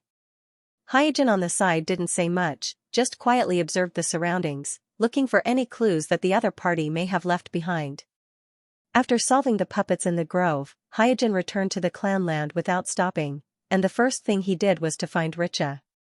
The 2 exchanges with the traitor made Hyojin keenly aware of the traitor's hatred towards the main family, so he changed his mind this time and asked Richa about which members of the branch family are dissatisfied with the main family. However, for generations, the grudges between the branch family and the main family have been countless. If you look at it carefully, almost all the members of the branch family have more or less contradictions with the main family. Even Richa, who became a branch family member in this generation, is no exception. So without knowing what Hyojin is investigating, Richa couldn't provide any useful information. And just when Hyojin was preparing to use the Jinjutsu to interrogate all the members of the branch family one by one, a person mentioned by Richa caught Hyojin's attention. This person is Hyuga Aoki. When Kuroto learned that Hyuga Aoki had a conflict with the Zone clan not long ago and that his legs were disabled, Kuroto realized the source of the faint feeling in his heart that something was wrong. Disability. This point just explains why after the other party gained control of the giant Tenseigan, he obviously forgot himself and began to regard himself as a god, but why he still abnormally kept his identity and refused to reveal his name. This was because of his disability, so he had no choice but to be cautious and hide behind the scenes. And after understanding this, Kuroto immediately felt a trace of anxiety in his heart. Hyojin Aoki said that there is a way to break the cage bird, and Hyojin Aoki believes it, because he himself used the Tenseigan to bypass the cage bird, and if he can do it, then Hyojin Aoki who has mastered the giant Tenseigan can also do it. So for Kuroto Aoki, defection is also an option. The reason why Hyojin did not consider that the other party would defect was because he felt that with the other party's current arrogance, it was impossible for him to concede defeat and defect without exposing his identity. However, all of this was based on the premise that the other party was a healthy branch family member. If the other party was a disabled person, then everything would be uncertain. Therefore, Hyojin urged Richa to come to the clan's prison, but he was still a step too late. Why did he run away so quickly? He guessed that I would be able to find him? Standing in Kuroto Aoki's cell, Hyojin thought secretly. After noticing that the giant Tenseigan of the family was activated, he immediately returned to the village and launched an investigation. From the beginning of his investigation to the present, it has only been an hour or two, but in such a short time, the other party really admitted defeat and defected, which really surprised him, as if a heavy punch hit the air. At this time, Richa said with a gloomy face, "This matter can't be hidden, I can only report it to the clan." Hyojin nodded. Although his intuition tells him that the mole is most likely this Kuroto Aoki, he also has to consider the possibility that the mole is someone else, and Kuroto Aoki may just be a smoke bomb thrown by the other party to interfere with his investigation. After all, Kuroto Aoki's defection was too simple, so simple that he was a little panicked, as if he was avoiding a strong enemy. Kuroto Aoki, who escaped from the village, did not stop and flew all the way west. After gaining control of the giant Tenseigan, the disability of his body no longer hinders his ability to move, because Rain Wheel is the same as Shinra Tensei of Nagato. It is also a flying technique, and Tendo under the control of Nagato also often uses Shinra Tensei to soar or fly in the air. After a long time, Kuroto Aoki landed by a small stream. After flying all the way, he has already escaped far away from the village, so he decided to rest by the stream for a while before continuing his journey. After all, he has just mastered the giant Tenseigan, and he is not proficient in the use of various techniques. Flying all the way has already made his body feel a little tired. But at this moment, a boy of 14 or 15 years old slowly walked over from the stream, a boy with white eyes and a smooth forehead without any curse marks. Seeing the boy, Kuroto Aoki's expression became solemn. After looking up and down, he said, "Humph, I knew that making such a big noise in the village would definitely be noticed by you, but I didn't expect you to catch up with me, Yama." Yama. The boy was startled, feeling a little inexplicable. There is no doubt that this boy with Byakugan eyes but without the curse of the caged bird is none other than Otsutsuki Tonari, who descended from the moon to the shinobi world. Kuroto Aoki, who was nearby, just sensed a familiar chakra fluctuation, so he followed this chakra fluctuation to have a look. Seeing the surprised look on the boy's face, Kuroto Aoki sneered and said, "Don't put on an act in front of me. In the entire shinobi world, there is no one but you who can quietly track me from the village to here. It's just that I didn't expect you to be so young." Through the secrets revealed on the map in the ancient book, Kuroto Aoki learned that the Tenseigan clan created this giant Tenseigan to deal with the distant relatives on the moon, the Otsutsuki clan.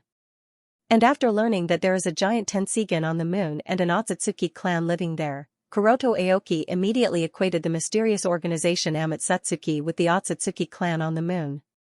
In his view, only the Otsutsuki clan on the moon can be so mysterious and unpredictable, making all the shinobi villages and organizations in the shinobi world unable to find the roots of Amatsuki. And the various abilities of the leader of Amatsuki, Yama, are very similar to the ability of the Tenseigan, which further confirms his inference that Amatsuki is the Otsutsuki on the moon. It was also because of this that after creating chaos in the village, he chose to betray them so decisively. Because he knew that Amatsuki must have a lot of spies in the village, the reason why he fled in such a hurry was not because he was worried about being caught by Hyojin, but because he was worried about being caught by Amatsuki. Second, I'm asking for recommendation votes and monthly votes. The more he listened, the more confused he became, and said in a cold tone, I don't understand what you were talking about, and I'm not interested in what you said. On the moon, Konoha doesn't have many opportunities to communicate with others, and he doesn't understand the ways of the world. He only follows his own set of principles. Humph. Hyuga Aoki snorted coldly with disdain on his face. Hyuga Aoki knows all the people of the Hyuga clan, and the boy with Byakugan in front of him is definitely not a member of the Hyuga clan, but he can track him quietly, so his identity is naturally obvious. Konoha didn't care about Hyuga Aoki's disdain, and still asked in a cold tone, where is the giant Tenseigan? Hyuga Aoki showed an expression of as expected and chuckled, do you think I will tell you? With that, Hyuga Aoki put his hands into the ninja bag around his waist. Seeing that Hyuga Aoki refused to cooperate, Konoha slowly raised his hand and waved at Hyuga Aoki not far away. In an instant, a suction force suddenly appeared, pulling Hyuga Aoki by the stream towards Konoha. Hyuga Aoki, who was pulled into the air by the suction force, did not panic. He immediately urged the giant Tenseigan he controlled and also launched Rain Pull, trying to offset the suction force exerted by Konoha. Boom, the violent confrontation between the repulsive force and the suction force was like two invisible hands entangled together. They distorted the surrounding airflow, light, and even space. And as this distortion became more and more serious, an explosion broke out in an instant. A huge shock wave wrapped in monstrous air waves quickly swept around. The mud and stones on the ground, the thick trees, and even the water in the stream, all of them were blown away. This is the first confrontation between Rain Pull and Rain Pull, and also the first collision between the giant Tenseigan of Otsutsuki and the giant Tenseigan of the Hyuga clan. Under the huge impact, both sides were forced to retreat a little, leaping into the air and floating in the air. Hovering at one end of the battlefield, Hyuga Aoki didn't care about the mess around, but locked his gaze on Tonari and said, Humph, there's no way to argue, Yama. After this round of probing, he no longer had any doubts in his heart. He was certain that this harmless-looking young man in front of him was the leader of God's organization, Yama. This is because Kuroto has investigated the shinobi world in detail, and apart from him, only the leader of Amatsukami Yama and the leader of Akatsuki can control the repulsive force and the suction force.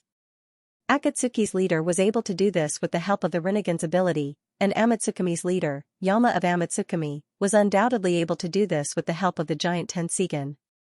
If he had only had his suspicions before, at this moment, he was certain that he had uncovered the biggest secret of God's organization. On the other side, after noticing Hyuga Aoki's disabled and slightly curled legs, Tonari's face sank and whispered, so, it's just a servant? Tonari's logic is very simple. A disabled person is not qualified to control the giant Tenseigan, so the person in front of him must be a servant who has been granted partial authority over the giant Tenseigan.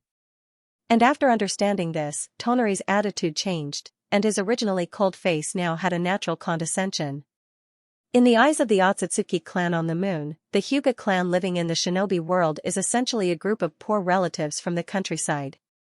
If the other party was the patriarch of the Hyuga clan who has control over the giant Tenseigan, then he may be able to condescend and communicate with the other party with an equal attitude, but if the other party is just a servant who runs errands, then in his eyes, the other party is just like the puppet servants on the moon, not qualified to be taken seriously by him.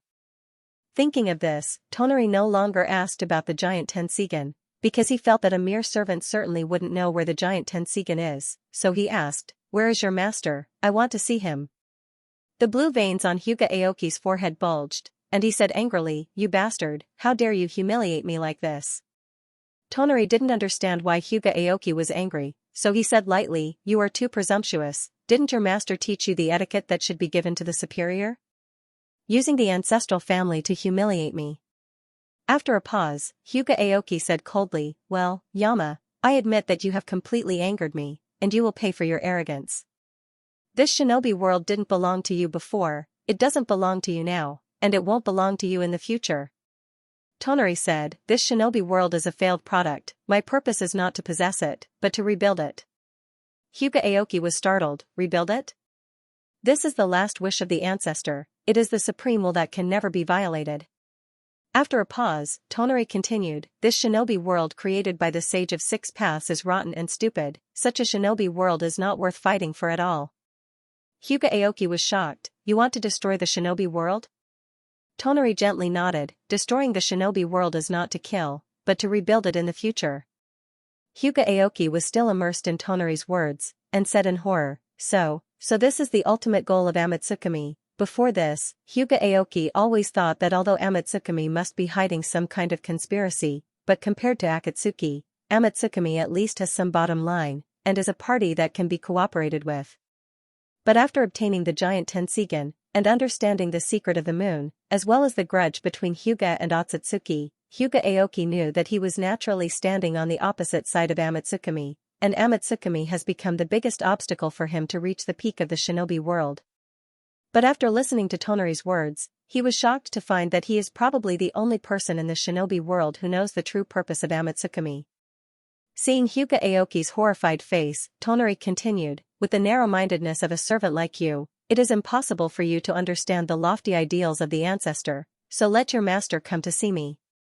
This is something that should be discussed by us superiors, and you servants only need to be responsible for carrying out the orders. Hyuga Aoki said angrily, Yama, underestimating me will be the biggest mistake you will ever make. After saying that, Hyuga Aoki took out a scroll from the ninja bag on his waist and unfolded it in the wind. In an instant, countless detonation talismans flew out of the scroll with the wind like snowflakes, and rushed towards Tonari. Boom. Boom. Boom, then, a series of explosions sounded one after another, completely interrupting Hyuga Aoki and Otsutsuki Samurai's completely incomprehensible conversation, I'm asking for recommendation votes and monthly votes. Violent explosions rang out incessantly, and the fire almost reflected the entire sky, and in this noisy explosion and the billowing smoke, Otsutsuki Samurai came out unscathed. He glanced at the direction where Hyuga Aoki fled in panic. It seemed that he did not intend to pursue, but muttered to himself, Yama, in my village. It didn't take long for the Hyuga Aoki's defection to be known by the clan. Soon, the whole village also knew about the matter, and then 1 to 10, 10 to 100, in less than half a day, the scandal of the Hyuga clan was known to the whole village. The reason why it caused such a sensation was not only because it was related to the Hyuga clan, but also because since the establishment of my village, there has never been a defection of a member of the Hyuga clan. In this regard, Hyuga Aoki can be regarded as a pioneer. In the main house of the clan. This is simply a great shame to our Hyuga clan, we must not let him go. Well, there is no need to send people to chase after him, directly use the caged bird curse to kill him. The people of the branch family are really getting more and more outrageous.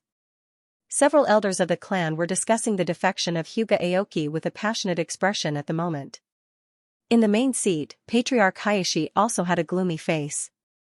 As one of the most powerful families in the clan naturally did not want to be criticized by the villagers because of the defection of a member of the clan. In the eyes of the clan, the reputation of the clan is far more important than the life of 1 or 2 members of the branch family. At this time, an elder of the clan said, Hyuga Aoki's legs have been disabled for a long time, he did not have the ability to defect at all, it must be a traitor who helped him. Hayashi's face was solemn. The matter of the traitor has always been a thorn in Hayashi's heart. He has tried many methods, but he has not been able to find the hidden traitor in the clan. Another elder of the clan snorted coldly, that may not be true, maybe this matter was planned by the people of the branch family, the purpose is to embarrass our clan. Do the people of the branch family have the courage to do so? I can't say for others, but that brat Hyojin definitely dares. That's right, it's that brat Kuroto. Because of his existence, many branch families dare to disobey our main family. We must put an end to this as soon as possible, we must not allow this trend to spread. As they spoke, the ancestral elders all looked towards Hayashi who was sitting on the main seat. Hayashi shook his head. Uchiha's reputation is growing stronger day by day. If we have an intense internal friction at this time, the family might not be able to recover. Hayashi's worry wasn't without reason. Hence, the elders of the Zone clan also fell silent. At this moment, the clan elder who had come into contact with Shui Mu in private sneered, Hyojin is the trusted aide of 3 generations. It's indeed inappropriate to use such violent methods to deal with him. But I have a way here. We can first remove him from the position of the headmaster of the ninja school, suppress his reputation, and let the people of the branch family be more honest. What way? Hayashi asked. Hyojin's indifference towards the Zone clan also aroused Hayashi's vigilance, so if there was a more gentle way to suppress Hyojin, he wouldn't oppose it. The elder immediately told everyone about his private contact with the instructor of the ninja school, Mizuki, that Mizuki came to me and said that he has a way to help us solve the big problem of Suijin. One of the elders asked, what method does he have? The ancestral elder who had come into contact with Shui Mu said, let him come forward and publicly identify Hyojin as the spy left in the village by the traitor Orochimaru. What? Hayashi was taken aback, and immediately frowned, such a severe accusation, does he have any evidence? The ancestral elder who had come into contact with Shui Mu spread his hands and grinned, do you need evidence? As long as there is this accusation, whether it is established or not, Hyojin can no longer stay in the sensitive position of the headmaster of the ninja school. Another ancestral elder was puzzled, that Shui Mu made such an accusation, I'm afraid that it will bring a lot of trouble to himself, why did he do this? The ancestral elder who had come into contact with Shui Mu smiled and said, that Shui Mu is an ambitious fool.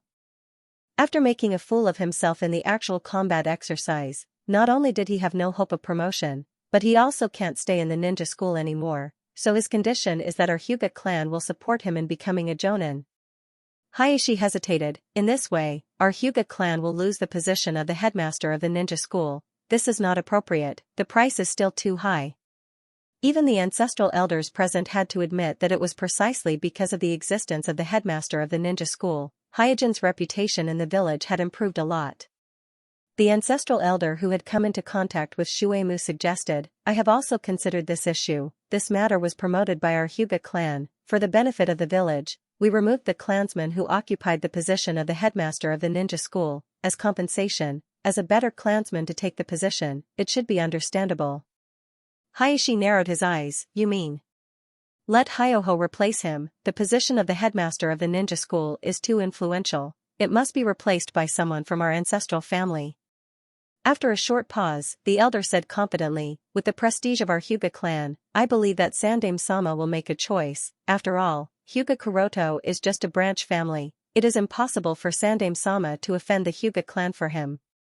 In the headmaster's office of the ninja school, Itachi reported to Hyojin, Senpai, your guess is right, someone has indeed contacted my father, and according to my father, the other party is very mysterious, and his means are strange. Hyojin nodded gently, thank you for your hard work. After Itachi left, Hyojin got up and went to the window. From Itachi's report just now, he can confirm that Kuroto Aoki manipulated the puppets to appear near the Uchiha clan's land, is to instigate the Uchiha clan to rebel, and as he expected, Kuroto Aoki neither revealed his identity to Fuyue, nor did he reveal any information related to the giant Tenseigan to Fuyue. Therefore, Hyojin can roughly conclude that the news of the giant Tenseigan has not been leaked. Where will he escape to? After thinking about it for a while, Hyojin shook his head. He was not familiar with Kuroto Aoki, and he had never even talked to him before, so he couldn't guess Kuroto Aoki's thoughts, but one thing he was sure of was that Kuroto Aoki's hatred for the ancestral family would not be fake, so Kuroto Aoki will definitely come back to take revenge on the ancestral family. However, waiting for Kuroto Aoki to show up is obviously not Hyojin's style, so he summoned a ninja crow and asked it to send a message to 4 generations Mizukage Goji Arrow, and ordered the mist ninjas to secretly search for Kuroto Aoki's traces. The second update, asking for recommendation votes, monthly votes. With Hyojin's order, hundreds of Umbu elites of the Mist Village began to investigate the whereabouts of Kuroto Aoki under the guise of searching for Danzo. Hyojin is very confident in the ability of the Mist Village to collect intelligence.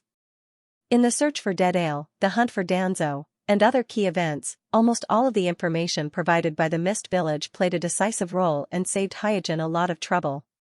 It can be said that choosing to consume Kotoama Tsukumi to secretly control 4 generations Mizukage Goku Yugura was indeed a very far-sighted move. After arranging all these, Hyojin didn't waste time at home waiting for the intelligence from the Mist Village, but concentrated his mind and began to practice the Yin seal. In his eyes, strengthening oneself is always a higher priority than weakening the enemy. Back home, Hyojin began the final sorting of the improved draft. After the consumption of the previous 8 clones, the verification of the Yin seal has actually been completed. From a technical point of view, this improvement has made Hyojin have made a major breakthrough in the field of Fuinjutsu. It can be said that with the completion of the improvement of the Yin seal, his attainments in Fuinjutsu have also reached a new level. It can be said that in today's shinobi world, there are only a handful of people who can surpass Hyojin in terms of Fuinjutsu. However, because he has promised Tsunade Heim before, Hyojin will only use the improved Yin seal for his own use and will not pass it on to others. After completing the final sorting of the improved draft, Hyojin didn't delay and immediately began to practice the Yin seal. Because he has studied the Yin seal thoroughly, and he has used the clones to practice it many times, the practice of using the Yin release went very smoothly. It only took him about 3 hours to complete the inscription of the Yin seal on his forehead and connect it to the meridians of his body. Then, Hyojin carefully tried it. Fortunately, the Yin seal and the caged bird didn't have any conflicts. In fact, because of the caged bird, the brain of the Yin body was protected by the caged bird, making the Yin seal, which was located in the brain where the chakra seal was stored, stronger than he expected. After completing the initial training of the Yin seal, Hyojin let out a sigh of relief. He then took out his notebook and started drawing on a blank page. The title at the top was Yin Seal Chakra Storage Limit Test. Needless to say, the Yin seal was indeed a very advanced sealing technique. However, it could not store chakra indefinitely. Like all sealing techniques, it had a limit, and the limit was located in the sealed area of the brain. Once the entire sealed area was filled, no matter how much chakra was extracted from the meridians, it would not be able to store any more.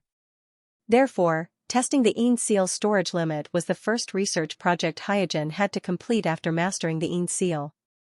This was the only way he could know his enemy. The method of testing was actually very simple.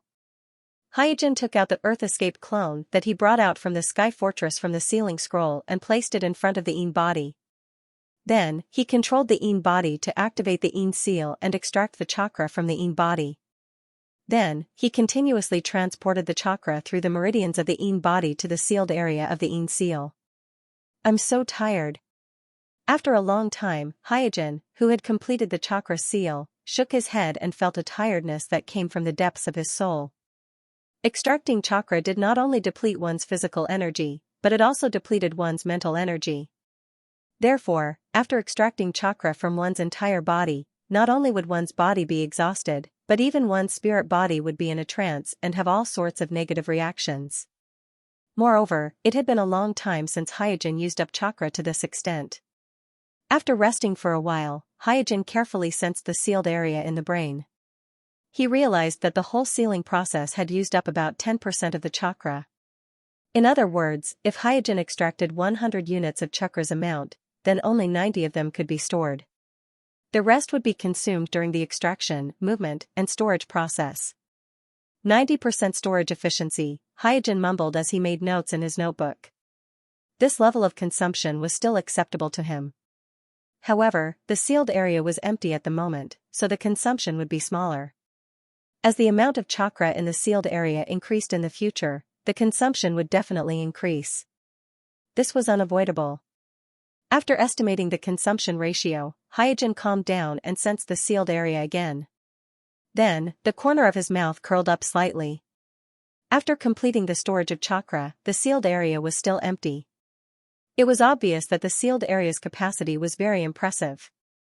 Based on Hyojin's estimation, the amount of chakra he produced for the day only occupied about 0.1% of the sealed area's capacity.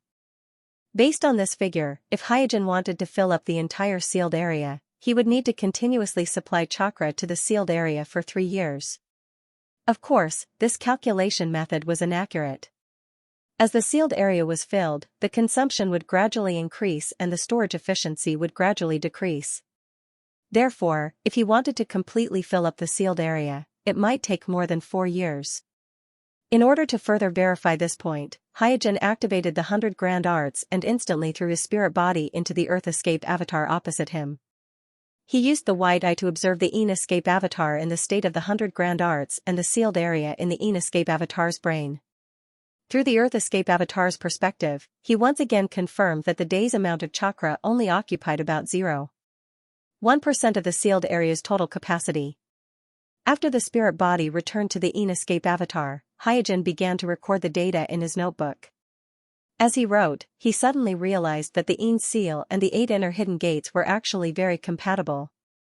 This was because through the Een seal, he could quickly let his body enter a state of extreme exhaustion and save a lot of time spent on training. This was because the efficiency of cultivating the 8 inner hidden gates was the highest when the body was at its limit.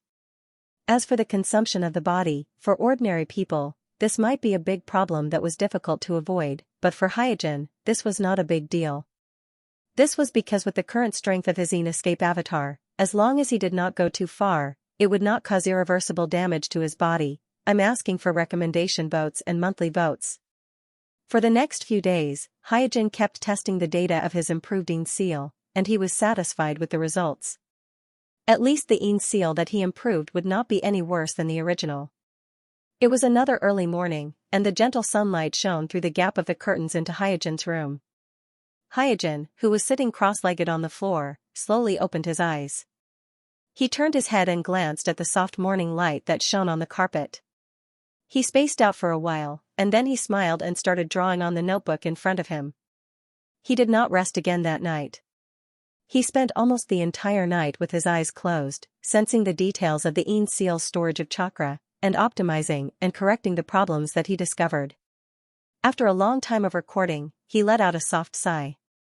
After these days of continuous optimization, he had increased the efficiency of the Een seal's storage of chakra from 90% to 95%. And according to his calculations, even if the efficiency had reached 95%, there was still a lot of room for improvement. If he could achieve complete control of his body and absolute control of chakra, then the efficiency of the Een seal's storage of chakra could be infinitely close to 100%. Of course, this was the most ideal situation.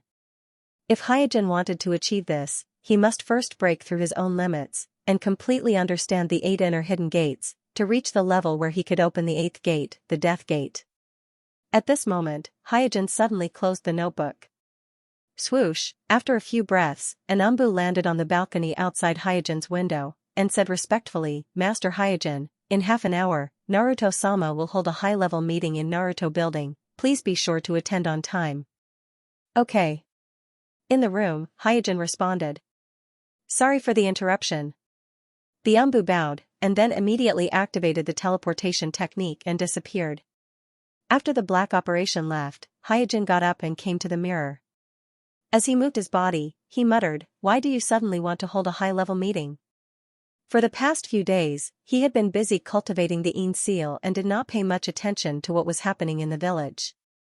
Due to this reason, he was slightly surprised by the sudden meeting of the higher-ups. However, Jishuei, Itachi, and 4 generations Mizukage Goji Yagura and Mai didn't send any urgent messages, so he didn't care too much. At this moment, Hyojin's gaze shifted to the mirror in front of him. In the mirror, the diamond-shaped mark of the Een seal between his eyebrows happened to be in the center of the caged bird incantation. The two marks overlapped, but there was not the slightest disharmony. After gently touching the mark between his eyebrows, Hyojin put on a my forehead protector. Not long after, Hyojin arrived at the Naruto building's conference room. With the arrival of the senior members of Konoha one after another, it didn't take long for the high-level meeting to officially begin. Many of the high-level participants were like Hyojin, they didn't know the reason why the village held this high-level meeting, so they subconsciously looked at the 3 generations Naruto, even Jiraiya, Tsunade, and others were no exception. Cough, looking at the puzzled eyes cast by the crowd, 3 generations Naruto didn't say much, just coughed twice. And in the 3 generations light coughs, 2 figures walked into the conference room. The high-level participants quickly turned their heads and looked, and when they recognized the identity of these 2 people, everyone showed a surprised look on their faces. Hyojin also frowned slightly. The 2 people who walked into the conference room at this moment are not bystanders, but the Hyuga clan elder and Mizuki, the teacher of the ninja school. Seeing the appearance of these two, Suijin immediately understood that this high-level meeting was most likely directed at him, so he glanced at Hayashi, who was sitting on the side from the corner of his eyes. Hayashi lowered his head and deliberately avoided Hyojin's gaze. Interesting. The corner of his mouth raised, Hyojin smiled indifferently. At this time, Xuan Xiaochun, sitting next to 3 generations Naruto, asked, Hyuga, what's going on? The Hyuga clan elder and Mizuki, the teacher of the ninja school, this strange combination of status and disparity appeared together in the high-level meeting. It is really puzzling. Without waiting for 3 generations to answer, the Hyuga clan elder rushed to say, let me explain to everyone. The one who proposed to convene today's high-level meeting is our Hyuga clan, because we found something that may endanger the safety of the village, so we had to convene this meeting to discuss a solution. The words of the Hyuga clan elder, like a gravel thrown into a pond, suddenly caused a ripple in the conference room. Endanger the village? What exactly did your Hyuga clan find? Some of the high-level participants looked at the Hyuga clan elder in confusion, while others looked at the silent Hyuga clan head Hayashi with great interest. Facing the questioning of the high-level members, the Hyuga clan elder deliberately glanced at Hyojin, then smiled and said, the specifics, let instructor Mizuki of the ninja school say it. At this time, Mizuki on the side stepped forward and glared at Hyojin with resentment, thinking, Hyojin, just you wait, today I will let you know what the consequences of offending me are. After Hyojin signed the transfer order, Mizuki privately begged Hyojin, hoping that Hyojin would make an exception, because in his opinion, the reason why he made a fool of himself in the actual combat drill was because Hyojin arranged for him to enter the ninja school. But the transfer of Mizuki from the ninja school was originally the idea of the 3 generations, plus Hyojin himself doesn't want Mizuki, a mediocre person with ambition but no ability, to stay in the ninja school, so he refused Mizuki's pleading. And this matter was forgotten by Hyojin, and he didn't take it to heart at all, but Mizuki has always kept it in his heart, so he hated Hyojin. Facing the gaze of the high-level members of the village, Mizuki cleared his throat and said, I am Instructor Mizuki of the ninja school. Not long ago, I found that the headmaster of our ninja school, Hyojin-sama, was in contact with an unidentified person in the school, and from their conversation, I heard sensitive words such as Orochimaru, gathering intelligence, and so on. Deliberately pausing for a moment, Mizuki continued, considering that Hyojin-sama is not only the headmaster of the ninja school, but also a member of the Hyuga clan, his identity is noble, so in the absence of confirming the authenticity of the facts, I informed the Hyuga clan of this news. At this time, the elder of the Zong family took over the conversation and put on a look of understanding, although Hyojin-sama is a member of the Hyuga clan, but this matter is related to the defected Orochimaru. For the safety of the village, our Hyuga clan will never shelter any clansmen who may have committed crimes, so we, the Hyuga clan, hereby request to hold this meeting. Second update, asking for recommendation votes, monthly votes. Listening to the impassioned and righteous speech of the elder of the Hyuga clan, the atmosphere in the meeting room suddenly became subtle. The senior members of the Mai clan who attended the meeting turned their eyes to Hyojin, to the headmaster of the shinobi school who was accused by the teacher of the shinobi school in public at the high-level meeting. Interesting. Tsunade chuckled with a playful expression on her face. Obviously, the senior members of the village did not expect that the Hyuga clan would propose to hold a high-level meeting just because of a groundless rumor and openly question the headmaster of the shinobi school, Hyojin. While feeling inexplicably absurd, everyone couldn't help but think of some rumors about the Hyuga clan that are circulating in the village. In the rumors, the Hyuga clan represented by Hyojin is actively resisting the rule of the Hyuga clan. The contradiction between the two sides has been escalating in just a few weeks, faintly reaching the point where fire and water cannot coexist. Previously, no one paid much attention to this rumor. After all, the branch family of the Hyuga clan is tightly bound by the cage bird curse. Under this curse that can control life and death, any resistance of the branch family is pale and ridiculous. But looking at this absurd scene in front of them, everyone found that the rumor does not seem to be all nonsense. It is not easy to say what the contradiction between the Hyuga clan and the branch family is, but the contradiction between the Hyuga clan and Hyojin has obviously reached the point where it is necessary to compete. Compared to the curiosity and probing of the others, Fugaku felt unusually delighted. As the patriarch of the Uchiha clan, Fugaku is naturally very clear about the power struggles within the Uchiha clan, so he understands that the accusation made by the Hyuga clan against Kuroto is definitely a false accusation. The purpose of the accusation is only to suppress Kuroto, suppress the branch family, and use the power of the village to show the absolute authority of the Hyuga clan. This originally had nothing to do with the Uchiha clan, but Hyojin's identity as the headmaster of the ninja school suddenly affected Fuyua's nerves. If Hyojin loses his position as the headmaster of the ninja school because of the framing of the Hyuga family, then Ji Shuei, as the vice headmaster of the ninja school, can justifiably be promoted and become the new headmaster of the ninja school. In this way, the Uchiha clan completely controls the police force and the ninja school, the two key departments of the village. If Fuyua stepped down as the captain of the police force and passed the position to his eldest son, Itachi Uchiha, while he himself participated in the high-level meeting as the clan leader of the Uchiha clan, then the Uchiha clan would have an unprecedented 3 seats in the high-level meeting of the village. Now that things have developed to this point, the Uchiha clan only needs to win over some other shinobi clans, and they will be able to openly take over the position of the Hokage. Thinking of this, the corners of Fuyua's mouth rose unconsciously, and the appearance of a villain like Shuei-mu became not so hateful in his eyes. The expressions of the people in the field were seen by the elder of the clan, especially the 3 generations Naruto and Fuyua. The elder of the clan feels that he has figured out the thoughts of everyone. He knows very well that after taking the position of the headmaster of the ninja school of Hyojin, the one who is most likely to benefit from it is the Uchiha clan who is in the limelight. But it is also because of this that he is sure that the 3 generations will not let the Uchiha clan get what they want.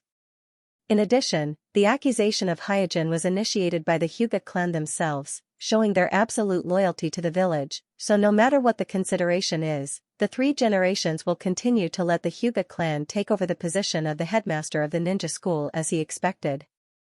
At that time, he can let Hyuga of the clan replace Hyojin as the new headmaster of the ninja school. The elder of the clan, who feels that he has grasped the situation, also raised the corners of his mouth, and his eyes moved to Hyojin and said with a smile, "Hyojin, today this old man will teach you the rules of this game of power. You want to fight with our clan? Humph, you are not worthy." On the side, Shuei-mu smiled confidently and asked Hyojin, "Headmaster, don't you have anything to explain?" Shuei-mu knows very well that his one-sided accusation can't convict Hyojin, but it doesn't matter. As long as Hyojin is suspected, he must resign from the position of headmaster of the ninja school first. All the high-level officials looked at Hyojin at this moment, waiting for his explanation. Even the 3 generations Naruto was no exception. And in the face of Shuei-mu's aggressive questioning, the faint ridicule on the face of the elder of the clan, and the suspicious, sympathetic, and inquisitive eyes of the crowd, Hyojin just yawned lazily. Optimizing the storage efficiency of the Ein seal for the whole night last night really made him a little tired, so he changed to a more comfortable position, leaned on his bench, and said casually, "You are framing me." Shuei-mu said, "I'm afraid that your explanation won't satisfy everyone." Hyojin said lightly, "The reason is very simple. If you really found out that I was in contact with Orochimaru's people in the ninja school, then you can't accuse me here." Shuei-mu smiled contemptuously, "Do you think I will be bought by you? That's ridiculous. I will not betray the village for my own selfish interests." Hyojin shook his head, "No, you misunderstood. I mean you can't live until now." Shuei-mu said with some annoyance, "Hyojin, your sophistry is meaningless. I think you should honestly admit that you colluded with Orochimaru. With your identity, as long as you are willing to sincerely repent, the village will definitely give you a chance to turn over a new leaf." Ignoring the clamoring Shuei-mu, Kuroto glanced at the elder of the Zone clan. Looking at the confident look on the elder's face, Kuroto cursed in his heart, "What an idiot, even now you still don't understand why I'm sitting here." Although Hyojin doesn't care much about the position of the headmaster of the ninja school, as long as he doesn't want to, no one can take this position from under his butt, not even Naruto. After smiling, Hyojin lazily leaned on the chair and said lightly, "I want to hear the truth." As soon as Hyojin's voice fell, a person in the room responded. Everyone looked towards the direction of the voice and found that it was not a bystander, it was Manjikyu from the Uchiha family, the current strongest person in Mai, Uchiha Jishuei. At the moment when Jishuei stood up, his ink-black eyes turned scarlet like blood, and then 3 Magatama rotated rapidly in his eyes, slowly converged together, converging into the pattern of a four-edged shuriken. Manjikyu Sharingan. For a moment, everyone in the room gasped. No one expected that Jishui would activate the Manjikyu Sharingan on the spot just because of a casual order from Hyojin. Looking at Jishui, who had activated the Manjikyu Sharingan step by step towards him, Shuemu suddenly lost his previous arrogance. He stepped back while stammering, "No. No way. I'm asking for recommendation votes, monthly votes." Such a turn of events was far beyond Shuemu's expectation. Because he was the informant, Shuemu expected that after publicly identifying Hyojin at the high-level meeting, he would only accept the village's interrogation, and with the help of the Hyuga clan, the probability of him being interrogated by the Genjutsu was almost zero. Once the new headmaster took office, he could lie and say that he was deceived by the enemy, and take the initiative to clear the suspicion of Hyojin colluding with Orochimaru, and at the same time, clear his own trouble. At that time, Hyojin would have lost his position as the headmaster of the ninja school, and he would also have the protection of the Hyuga clan. Even if Hyojin wanted to retaliate against him, he would not be able to do so. Shuemu originally had a good plan, but he never thought that Uchiha Jishui would suddenly appear out of nowhere. Shuemu couldn't believe that the vice-headmaster Uchiha Jishui, who obviously had a lot to gain from this matter, would choose to support Hyojin, and even support Hyojin in such a reckless way. "You! Don't come over!" Shuemu, whose legs were a little weak, shouted while hiding behind the elder. As soon as he saw the four-blade shuriken pattern in Jishui's eye sockets, all the courage in his heart immediately disappeared, and he really couldn't muster the courage to face the kaleidoscope Uchiha. Feeling the killing intent coming from Shursui's body, a thin layer of sweat appeared on the forehead of the elder of the Zone clan, and he said in a threatening manner, "Uchiha Shursui, what do you want to do? This is the high-level meeting of the village. Do you want to start a fight here?" Jishui did not waver, and continued to move forward. The elder, who was swallowing his saliva, began to subconsciously take a few steps back. At this moment, the elder of the ancestral family, who had always lived like a prince, deeply experienced how much courage it took to face the kaleidoscope of the Uchiha family. In his own clan's land, he could slander Uchiha as much as he wanted, but after facing him face to face, he realized that just looking at Uchiha's kaleidoscope was enough to make him feel immense pressure. Under this heavy pressure, he even felt like he couldn't breathe. In the end, his body reacted wisely and obediently moved to the side, giving way to Shuemu. The senior members of Konoha were also looking at each other at this time. Although Tsunade, Jiraiya, and Asuma had mentioned the influence of Hyojin on Jishui, but Jishui's violent reaction still shocked the three generations Naruto. He didn't expect that Jishui, who had always been gentle and different from other Uchiha families, would make such a reckless move. Tsunade and Jiraiya both had a gloomy face. They were not as surprised by Jishui's move as the others, but they were very unhappy. After all, this was the high-level meeting of the village, and Jishui activated the Manjikyu Sharingan here, which was undoubtedly a show of force. Fuyue was stunned in his seat. He couldn't understand Jishui's move at the moment, and he didn't expect that Jishui would make a decision without consulting him, the patriarch of Uchiha. Hayashi, who was sitting opposite to Fuyue, also changed his previous silence and looked at Jishui in shock. In today's high-level meeting, he had considered many unexpected situations in advance, even the possibility of Hyojin taking action on the spot, but he didn't expect this scene to happen. For him, the scene in front of him was too absurd. The dignified Manjikyu of Uchiha family, the strongest person in Mai, actually activated the Manjikyu Sharingan without hesitation because of Hyojin's casual order. As for other high-level members such as Consultant Elder Zhuan Xiaochun, Jonin Class Leader Nara Shikaku, Intelligence Class Leader Kaichi Yamanaka, Support Class Leader Choizo Akido, and other high-level members were surprised and afraid. They naturally noticed the look of help cast by the Hyuga elder, but at the same time, they also sensed the strong chakra fluctuations coming from Jishui. Jishui is serious. In an instant, the same thought flashed in their hearts at the same time. For the internal struggle of the Hyuga clan, facing an Uchiha who has activated the Manjikyu Sharingan, no matter how they look at it, this deal is not worthwhile. Not to mention them, even the Black Ops team in the conference room was hesitant at this moment, and their minds were in a mess. Their duty is to maintain the normal order of the meeting, and it stands to reason that Jishui's behavior of suddenly activating the Manjikyu Sharingan in the conference room should be stopped by them. But the Uchiha clan is famous for its arrogance, and the other party is the Manjikyu of Uchiha family, the strongest person in the village. If they really fight, the situation is likely to be out of control in an instant, plus the 3 generations Naruto just looked surprised, but didn't give any instructions, so they chose to turn a blind eye. So, for a time in the entire conference room, only the sound of Jishui's footsteps, and Shuemu's stuttering begging for mercy. This is a misunderstanding, don't come over, don't come over. At this moment, the 4-blade shuriken pattern in Jishui's eye socket slowly rotated. And at the moment when Jishui activated the Jinjutsu, Shuemu fell into the Jinjutsu without any resistance. His begging for mercy stopped abruptly, and his twisted and frightened expression gradually returned to normal. Leaning on the chair, Hyojin asked casually, "Why did you frame me?" Shuemu, who had fallen into the Jinjutsu, replied with a blank face, "Because you wanted to kick me out of the ninja school, so I wanted to take revenge on you." As he spoke, Shuemu told the story of how he hated Hyojin, privately contacted the Hyojin family elder, and conspired with the Hyojin family elder to frame Hyojin. Listening to Shuemu's confession, the Hyojin family elder's face turned livid, and he shouted hysterically, He's talking nonsense. He lied to me, I didn't know." Hayashi lowered his head.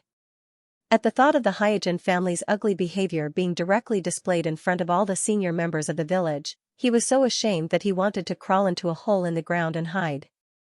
Ignoring the shouting Hyojin family elder, Hyojin continued to ask casually, "Why did you think of using the excuse of colluding with Orochimaru to frame me?" Shuemu answered without hesitation, "Because Lord Orochimaru once mentioned you to me. He said that you are a very troublesome guy, and he told me to be careful when dealing with you." After listening to Shuemu's confession, everyone in the conference room was shocked. From this confession, it was not difficult to tell that Shuemu was the real traitor who colluded with Orochimaru. The Hyojin family elder also looked at Shuemu in disbelief. "You idiot, you are actually Orochimaru's spy? I'm asking for recommendation votes and monthly votes." In the face of the elder's questioning, Shuemu, who was trapped in the illusion, didn't pause at all, and quickly confessed how he was selected by Orochimaru, how he made the deal with Orochimaru, and everything else. Listening to Shuemu's confession, the faces of the senior members of the Hyuga clan all became gloomy. They thought that this was just an internal power struggle of the Hyuga clan, but they didn't expect that the development of things was completely beyond their expectations, and it actually involved the traitor Orochimaru. One must know that although Orochimaru has not yet carried out the My Destruction plan, he still carries the crimes of betrayal, joining the Akatsuki, and kidnapping the 9 Tails as Jinchuriki and the eldest daughter of the Hyuga clan. Therefore, having a relationship with Orochimaru is undoubtedly a felony. The elder on the side unconsciously opened his mouth at this time, and his face was full of disbelief. Looking at Shuemu calmly confessing all kinds of rebellious acts that could take his life, the elder felt a deep fear and absurdity. The elder thought that he was the one who manipulated the whole thing, that he was the one who took advantage of Shuemu's ambition and the rules of the village, but he didn't expect that he was the one who was taken advantage of, and he was taken advantage of by Shuemu, who he thought was extremely stupid and incomparably lowly. At the same time, the elder broke out in a cold sweat. From this moment on, the nature of the matter has changed, and it is beyond his control and even beyond the control of the Hyuga clan. Because the crime of falsely accusing a superior is enough to sentence Shuemu to death, if the crime of colluding with Orochimaru is counted, then Shuemu will die without a doubt. And the elder who colluded with Shuemu to facilitate this matter naturally can't escape responsibility. At this moment, Hyojin asked, "What is the crime of falsely accusing a superior?" The elder's heart skipped a beat. "What is the crime of falsely accusing a superior?" Jishui replied tacitly, "The highest sentence is capital punishment." Hyojin asked again, "What is the crime of colluding with a traitorous ninja and intending to destroy the important institutions of the village?" Jishui answered straightforwardly, "Capital punishment." "Is that so?" After a pause, Hyojin glanced at the higher-ups present and said lightly, "Then let's do it." Shursui nodded, then turned around and returned to his seat. At the same time, Shuemu, who had fallen into the illusion, walked out of the meeting room stiffly like a machine. Not long after, a guard of the Naruto building rushed into the conference room and reported to the three generations Naruto-sama, bad news. Instructor Shuemu committed suicide outside the Naruto building. The three generations looked at Jishui, then at Hyojin. They sighed and waved their hands at the guards. Got it. Inform the hospital to collect the body. Today's farce against Hyojin had developed to this point. Even the three generations could only pinch their noses and let Hyojin vent his anger. Yes, sir. The guard was stunned for a moment, then bowed and left the conference room. And with the report of the guard, the atmosphere in the conference room suddenly became strange, and all the high-level officials who attended the meeting looked at Kuroto at this moment. With Shuemu's crime, it was not a problem for him to be sentenced to capital punishment. However, it was not up to Hyojin, the headmaster of the ninja school, to make the decision. Therefore, at this time, the higher-ups felt offended. However, Hyojin's calmness and Jishui's uncharacteristic coldness made everyone present not want to stand out. It seems like we have to re-evaluate this Hyojin. For a moment, this thought flashed through the minds of many higher-ups. After this incident, they realized that they seemed to have underestimated Hyojin's power. As for Shuemu's execution, the one who was the most frightened was the elder of the Zone family. At this time, he was sweating profusely. The reason why he had a psychological advantage over Hyojin in the past was because he was a caged bird. Now that he found out that Hyojin did not need to do anything himself, he just needed to casually give an order, and the Uchiha family's kaleidoscope would immediately execute it. The psychological advantage that he had from the Zone family had instantly disappeared. Hayashi, who was at the side, also looked nervous at this moment. He did not expect that in the entire conference room, no one in the entire conference room would reprimand Hyojin for obviously overstepping his authority just now. Even the three generations Naruto seemed to tacitly agree. This made him feel extremely pressured. If Hyojin continued to fight against the elder of the Zone family at this time, he did not even know how to deal with it. After intentionally ignoring the elder of the Zone family for a while, Hyojin then said, "Is there anything else that needs to be discussed in today's meeting?" Seeing that Hyojin had stopped before going too far, the three generations Naruto heaved a sigh of relief and immediately said, "Today's meeting will end here." Meeting dismissed. Hyojin did not say anything more. He stood up and bowed to the three generations Naruto before leaving the conference room. The reason why he let the elder of the Zone family off today was not because he was soft-hearted, nor was it because he had misgivings about anyone. It was because he had other plans, and the best part was yet to come. Jishui originally wanted to leave with Hyojin, but just as she stood up, she was stopped by Fuyue who was beside her. Fuyue had a solemn expression on his face. "I have something to say to you." Jishui could only nod her head. After the two left the Hokage building, Fugaku asked in a secluded place, "What's going on? Can't you see that this is a good opportunity to seize the position of the headmaster of the ninja school? Why do you want to help Hyojin?" Jishui remained silent. Fuyue continued, "Today is too reckless, even using the Manjikyu Sharingan in the high-level meeting, this is simply not like it." Facing Fuyue's inquisitive gaze, Jishui thought in his heart, "If I take action, there is still room to turn things around, but if that villain Mizuki annoys Senpai and forces Senpai to take action personally, then the village will be finished." Jishui couldn't tell Fuyue about these thoughts in his heart, so he could only remain silent. Seeing that Shursui didn't say anything and didn't even give a decent explanation, Fugaku said with a sullen face, "Humph, don't forget, it's the Uchiha clan, not the Hyuga clan." "I'm sorry." Jishui saluted Fuyue, and then no longer said anything, directly activated the body flicker technique, and left. Fuyue narrowed his eyes and said, "Letting Jishui replace Hyojin to control the ninja school doesn't seem to work, so I can only arrange for Itachi to go to the ninja school and wait for an opportunity to seize the position of the headmaster of the ninja school." Today's farce made Fuyue have the idea of seizing the position of the headmaster of the ninja school. Although he was dissatisfied with Shursui's actions today, he had witnessed Shursui's deterrence during the meeting with the higher-ups. After the meeting ended, he realized that none of the higher-ups who attended the meeting dared to face Shursui directly. "I'm asking for recommendation votes and monthly votes." The cause of Mizuki's death was eventually determined by the village to be a sudden illness, And the reason for doing so was to cover up this almost farcical accusation against Hyojin. After all, if this farce is publicized, not only will the prestige of the village be swept away, but the Hyuga clan will also become a laughingstock.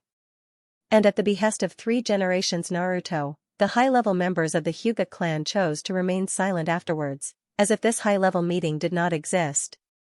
But no matter how the village suppressed it, the impact of this absurd farce still slowly fermented in the hearts of the high-level members. After this incident, many of the high-level members of the village clearly realized that Hyojin is by no means an ordinary jonin, and the attitude of an ordinary noble child towards Hyojin has also quietly changed.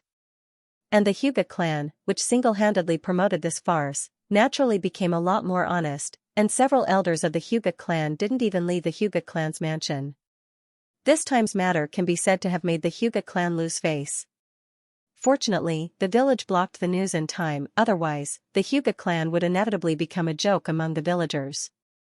For these, as the person involved, Hyojin didn't pay too much attention to them. Without external interference, he quickly devoted all his energy to the optimization of Ein's seal and the practice of Hashiman hidden gates. As he expected, the combination of Ein's seal and Hashiman hidden gates is indeed very effective. Every morning, he would first extract all the chakra in his body and store it in the Ein seal area, causing his body and spirit to fall into extreme fatigue. Then he would practice Hashiman hidden gates with his exhausted body.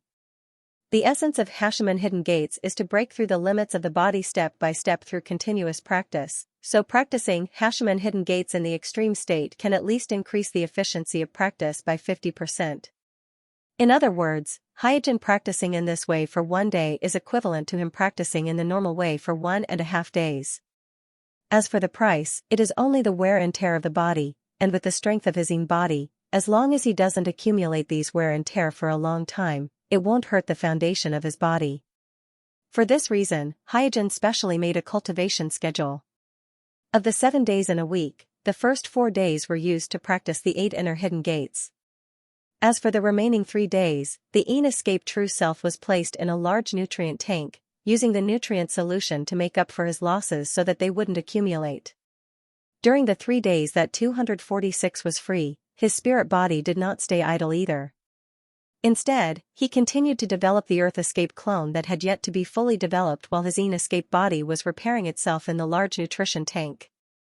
Walala, the sea breeze swept up the waves and slapped them on the beach, stirring up a spray. Under the bright sun, the spray reflected a colorful rainbow. Standing on the beach, Hyojin was controlling his Earth Escape clone. At this moment, he was holding his breath and concentrating on controlling the fusion of the earth, fire, and wind chakra attributes in his body.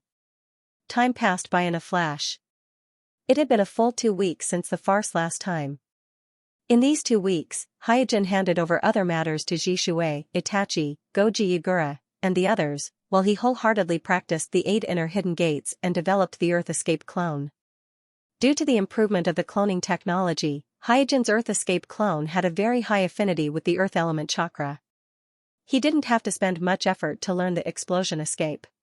Therefore, just mastering the Explosion Escape bloodline was not enough to develop this Earth Escape clone to the same degree as the previous Water Escape clone, Fire Escape clone, and Wind Escape clone. Therefore, Hyojin had to master the Dust Escape that he had already touched the threshold of before he could complete the final development of this Earth Escape clone. However, touching the threshold of the Dust Escape doesn't mean that he had learned it. These days, Hyojin tried many times, but he couldn't steadily use the Dust Escape. After summing up the reason, he found that the problem still lies in the fusion of the chakra attributes. So today, he didn't release the Dust Escape randomly like before. Instead, he carefully explored the most reasonable fusion ratio of the earth, fire, and wind chakra. Hoo-hoo, after a long time, Hyojin sat on the beach and gasped for breath. His previous attempt failed again. He couldn't grasp the fusion ratio of the earth, fire, and wind chakra, which led to the inability to create a stable and controllable Dust Escape chakra. It would be great if I could ask the 3 generations of Tsuchikage. The best fusion ratio of the earth, fire, and wind chakra is not unknown in the shinobi world. The 3 generations of Tsuchikage Inoki who mastered the Dust Escape is one of the people who knows about it. But after a little thought, Hyojin put this idea to the back of his mind, because the process of exploring the best fusion ratio is actually to develop the Earth Escape clone.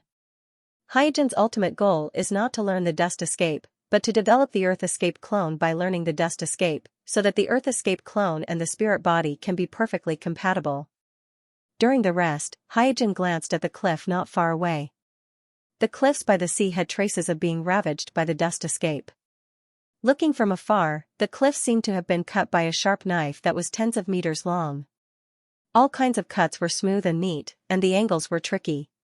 Some of the special stone cuts were so smooth that they could reflect the sunlight from the top of their heads. Looking at the cliff, Hyojin grinned. The smooth fractures on the cliff are undoubtedly the traces left by his practice of dust escape these days. Although he can't create a stable and controllable dust escape chakra, but if it's just a momentary burst of power, he can barely do it. This coast is located in the east of the Land of Fire, across the sea from the Land of Whirlpools. It belongs to the intersection of the three forces of Mai, cloud, and mist. In several shinobi wars, this area was one of the main battlefields, and it was very chaotic. Therefore, after the destruction of the Land of Whirlpools, there were no more villages in the vicinity, and there were no signs of human life within 100 miles. Therefore, Hyojin deliberately chose this place to develop the Earth Escape clone. My village, Hyuga family mansion. Hayashi slowly put down the letter in his hand and asked the elders in front of him, "What do you think about this matter?" The letter in Hayashi's hand was written by Otsutsuki Samurai. In the letter, he briefly described his identity, and then proposed a private appointment with the current patriarch of the Hyuga clan. In the face of Hayashi's inquiry, the elders of the Hyuga clan were silent. The Hyuga clan is not completely ignorant about the distant relatives on the moon. The ancestors only erased the records about the giant Tenseigan, but the Hyuga clan still has some vague information about the distant relatives on the moon. But the two sides have not been in contact for hundreds of years, and the other party suddenly sent a letter. It really makes the Hyuga clan a little confused. Second, I'm asking for recommendation votes, monthly votes. One of the elders pondered for a moment and said, maybe we can go and meet them. After all, everyone has the same Byakugan. There is no harm in meeting them, and, the ancestral clan elder didn't finish his sentence, but his meaning was extremely clear. Today's Hyuga clan is at a disadvantage in the competition with the Uchiha clan, and recently there was the scandal of Shueimu. It can be said that their reputation in the village has plummeted, and they urgently need a strong foreign aid to restore their reputation. And the Otsutsuki clan on the moon is undoubtedly the best foreign aid candidate. The other party has the same bloodline as the Hyuga clan, and their strength is much stronger than the Hyuga clan. If they have their support, then the situation of the Hyuga clan will immediately improve. At this time, another elder frowned and said, we haven't even figured out the other party's intentions. Isn't it too risky to meet them in a hurry? Although they are of the same origin, the two sides have not been in contact for hundreds of years, so there is no kinship between them at all. In addition, the current Hyuga clan has little understanding of the distant relatives on the moon. They can't guess the other party's intention to meet with Patriarch Hayashi, nor can they judge whether the other party is good or evil this time. The two elders expressed their opinions one after another, and it can be said that the pros and cons of going or not going are laid out in the open. Hayashi thought for a long time and finally made up his mind. I decided to go as scheduled. At the previous high-level meeting, he and the elder of the clan were frightened by Uchiha Jishuei, which made Hayashi, the patriarch of the Hyuga clan, unable to get over it. So after weighing the pros and cons, he decided to meet the other party and see what the other party wants to do, because the Hyuga clan really needs the support of the distant relatives on the moon. At this time, the elder of the clan who was disgraced because of the Shueimu incident immediately objected, no, you can't go. You know the situation in the clan now. If anything happens to you, our Hyuga clan will immediately fall into eternal damnation, so even if we send someone, you can't go in person. Puzzled, Hayashi said, but the other party clearly stated in the letter that he wants to meet the current patriarch. If I don't go there personally, it might arouse the other party's suspicion and cause unnecessary misunderstandings. The elder from the ancestral clan didn't seem to mind at all. Don't we still have Richa? What? Hayashi was startled and immediately shook his head. How can I do that? Elder Zong smiled, Hizashi-sama and you are blood brothers, other than the people of the Hyuga clan, outsiders will not be able to distinguish them, so having him replace you is the safest choice at present. Hayashi still refused to give in. This is very dangerous. I don't feel comfortable letting him go. His strength is about the same as yours. If you can handle it, he can handle it. If he can't handle it, you won't be able to either. Pausing for a moment, the tone of the Zone clan's elder grew harsher. Hayashi, don't be silly. Isn't the mission of the Zone clan to protect our Zone clan? Richa will understand. Yes, let's do that. Isn't the value of the Zone clan reflected in this, Hayashi? There is no need to hesitate. The other elders of the Zone clan also felt that letting Richa replace Hayashi to keep the appointment is the safest choice for the Zone clan at the moment. Not only can they find out the true purpose of the Otsutsuki clan on the moon, but even if they encounter an accident, it won't be too serious. In the face of the elders, Hayashi had no choice but to nod in disappointment. Soon, Richa, who received the notice, rushed to the Zone clan residence. At this time, in the study room, the other two elders of the Zone clan have already left, leaving only Hayashi and the elder who proposed to let Richa replace Hayashi to keep the appointment.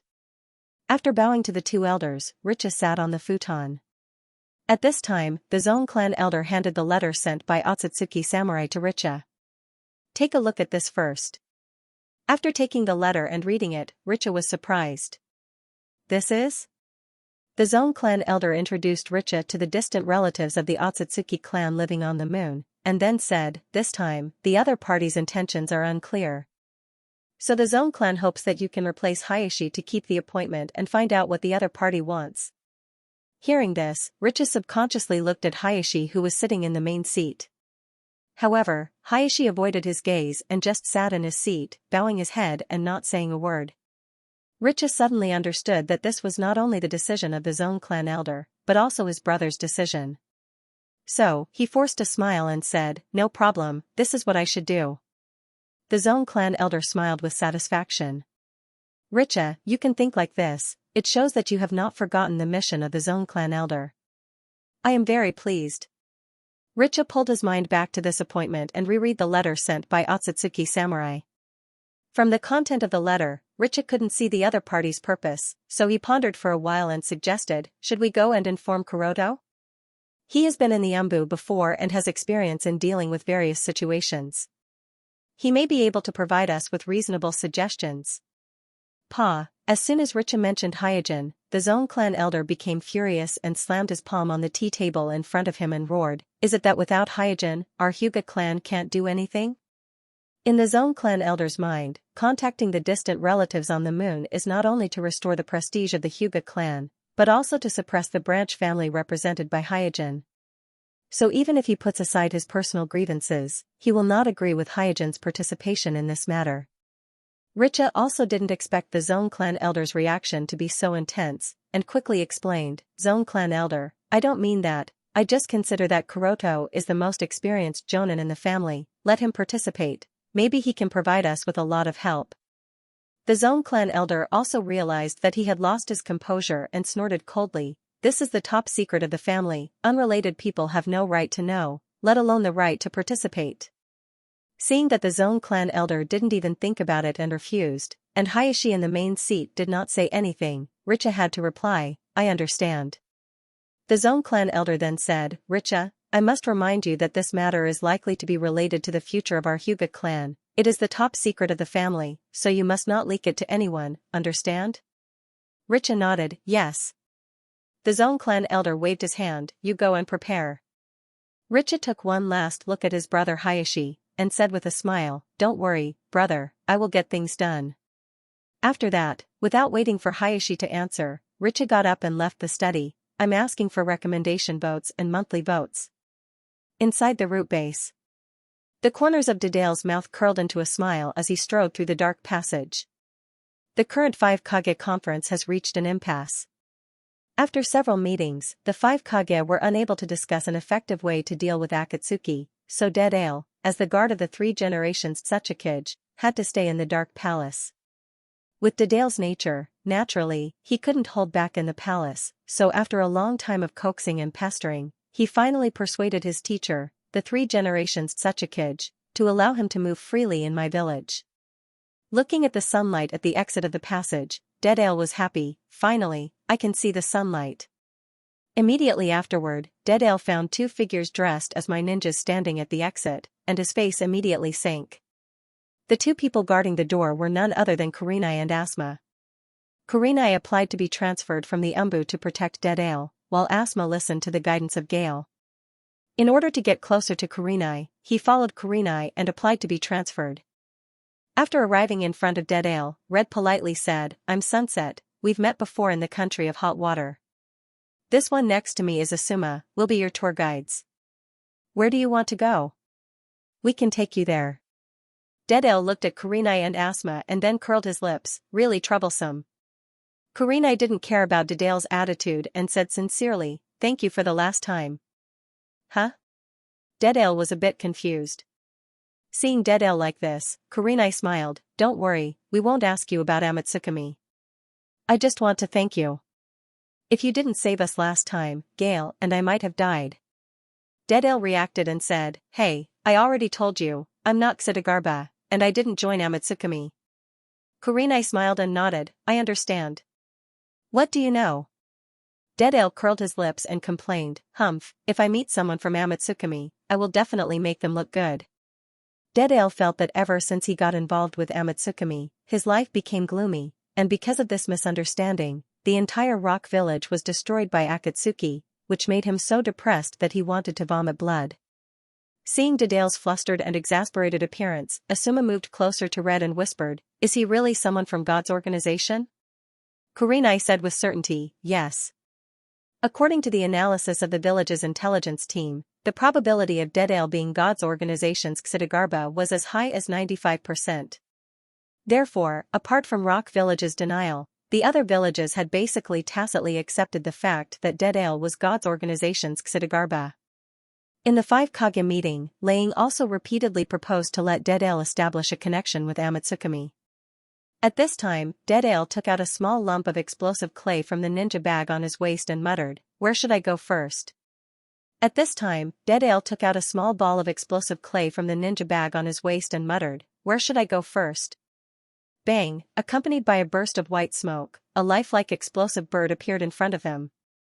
Deadale jumped onto the back of the detonator bird and then said to Red and Asuma, "Haha, if you can keep up with me, then you'll be qualified to be my tour guide, Seeing that Deadale was about to fly away, Kurenai immediately took out a small explosive bird from the ninja bag. "Do you remember this?" Deadale glanced at it and immediately frowned. He appeared in front of Kurenai and grabbed the explosive bird from her hand and asked, "Where did you get this?" Kurenai replied, "You gave it to us last time in the land of hot water." Obviously, the clay bird in Kurenai's hand is the one that Hyojin gave them to transport the wounded back to the village. Because the chakra was exhausted, it shrank to its original appearance. After playing with it for a while, Deadale sneered and said, "TCH, fake." In terms of the properties of the explosive clay, Deadale found that this explosive bird was comparable to his, but in terms of the artistry of shaping, he was dismissive of this explosive bird. After saying that, Deadale poured some explosion chakra into Hyojin's explosive bird. Bang, there was another burst of white smoke as Hyojin's explosive bird was activated and became bigger. After indicating to Kurenai and Asma to sit on Hyojin's explosive bird, Deadale's figure flashed and returned to his own explosive bird. Then, the 2 explosive birds flew into the air one after the other. At this time, Deadale curiously said, "Hey, haven't you seen Xidagarba?" "Then tell me about Xidagarba. What kind of person is that bastard?" At night. After returning home, Richa began to prepare for the appointment. In recent years, although he hasn't relaxed the practice of soft fist, he has rarely participated in actual combat because he has been engaged in the daily management of the family for a long time. For a ninja, long-term neglect of actual combat is actually a great hidden danger. Richa is very clear about this, so the first thing he did after returning home was to go to the ninja room. He picked some handy ninja tools inside and then walked towards the practice room. Suddenly, a voice behind him stopped Richa. "Father, what are you doing?" Richa turned around and said, "It's Ningxi." Ningxi saluted Richa, and then his eyes stared straight at the bulging ninja bag on Richa's waist. In Ningxi's impression, his father hasn't carried a ninja bag for a long time. Even if he practiced in the practice room, it was just pure physical training. Perceiving Ningxi's gaze, Richa explained, I have to perform a very important task tomorrow, so I need to practice. Oh. After responding, Ningxi seemed to think of something and excitedly said, Father, the school will hold the monthly assessment the day after tomorrow. This month's assessment is taijutsu. I will definitely defeat Sasuke and win glory for the family. Because the school's monthly assessment prohibits large psychic beasts, Naruto has been beaten back to his original form, and the competition for the first place has also changed back to a battle between Sasuke and Ningxi. Hisashi-sama smiled and said, I believe you can do it. After a slight hesitation, Ningxi looked at Richa with a face full of anticipation. Father, will you come to the school to observe the assessment the day after tomorrow? I heard that Sasuke's father will also come to observe. The day after tomorrow. After a pause, Richa smiled and said, if this mission goes smoothly, I will definitely go. Ningxi instantly smiled, Father, I won't let you down. Second update, please recommend votes, monthly votes. Before dawn the next day, Richa quietly left the village with 2 senior chunin. Because this meeting is regarded as the top secret of the Hyuga clan, so the place where the 2 sides agreed to meet was not near the village, but in a deep mountain far east of the village. Hisashi-sama turned around and looked behind him. He knew very well that behind them, there was an elite team of the Hyuga clan far behind them. The existence of that team is to pass the news to the Hyuga clan in time after the accident happens, so that Richa and the other 2 would not be caught by the enemy and cause the news to be cut off. And from this arrangement, it can be seen that the Hyuga clan is actually not confident about this meeting with the Otsutsuki on the moon. After a whole day of rushing at full speed, at dusk, Richa and the other 2 finally arrived at the meeting place. Coming to the foot of the mountain, one of the Hyuga clan's chunin asked, Richa-sama, is it here? Looking at the mountain in front of him, Ri nodded, and without taking a break, he immediately ordered, everyone, please continue to work hard and check the surroundings first. The 2 Hyuga clan's chunin nodded in unison, and their figures flashed and flew in different directions. Hisashi, on the other hand, leapt straight towards the top of the mountain. Investigating the terrain, eliminating traps, confirming the safety of the meeting place, and preparing an escape route in case of an accident, these are all qualities that a qualified ninja needs to have. Not long after, Richa came to a cliff on the top of the mountain and looked around. This mountain is located in the east of the Land of Fire, not too far from the sea further east. If the weather is clear, standing on the top of the mountain, you can even vaguely see the sea in the distance. In addition to the wide field of vision, there are no villages nearby, and there are no outposts and patrols, so it is an excellent place for a secret meeting. Whoosh, after a while, the 2 Hyuga ninjas returned to Richa's side and reported, Richa-sama, there is no abnormality in the vicinity. The Byakugan was originally a Kekkei Genkai that was best at reconnaissance. As long as they stood at a high place and swept their vision, they would be able to see the surroundings at a glance. Therefore, the 2 Hyuga chunin quickly confirmed that the other party did not do anything to the rendezvous point. Richa heaved a sigh of relief. Very good. He felt that something was wrong with this meeting with his distant relatives on the moon.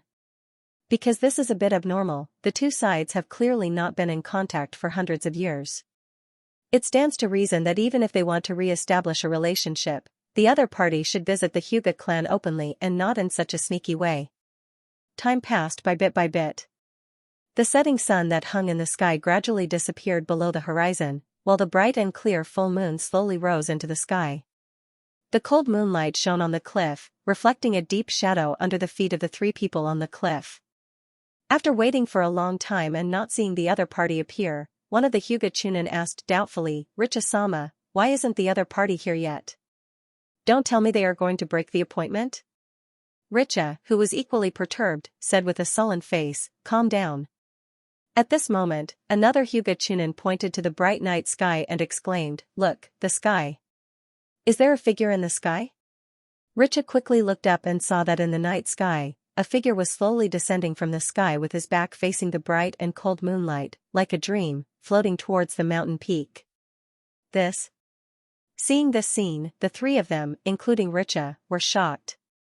Even in Konoha, the leader of the 5 great shinobi villages, there are only a handful of ninjas with the ability to fly, and as far as Hisashi-sama knows, no one in Konoha has the ability to float in the air without the help of any external objects, and as far as he knows, no one in Konoha can do this. The person who descended from the night sky like a god was none other than Otsutsuki Samurai.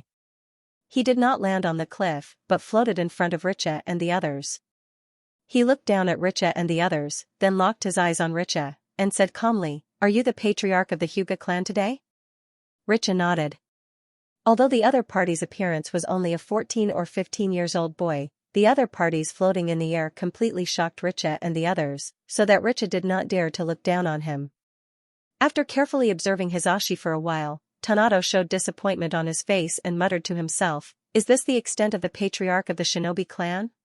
What a pity, living in the rotten world of shinobi, even if the noble blood of the ancestors flows in his body, it is inevitable that he will fall." Listening to Tonori's arrogant words, Richa frowned, but he did not lose his temper, and still asked politely, "How should I address you?" "My name is Otsutsuki Samurai." After a pause, Tonori continued, "Hand over the Tenseigan, you have fallen branches, and you are not qualified to control it." Tenseigan. Richa and the others looked at each other. It was the first time they heard the term Tenseigan. Tonori was a little displeased and said, "Don't deny it, I have already seen your servant." Richa felt that there must be some misunderstanding, so he explained, "I'm sorry, I don't understand what the Tenseigan you mentioned is." Sure enough, it seemed that he had expected such a situation. Otsutsuki Samurai shook his head with regret. Richa suddenly felt that something was wrong. The attitude shown by the other party obviously did not intend to communicate well. It looked more like he was questioning him, but he really didn't understand what the Tenseigan was mentioned by the other party, so naturally, he didn't even talk. At this time, Tonori floating in the air said with a cold face, "Trying to reason with you sinners, it really doesn't work." The 2 Hyuga Chunin, who noticed that something was wrong, knew that a fierce battle was inevitable, so they rushed to Otsutsuki Samurai in the air and shouted, "Richa-sama, go." Humph.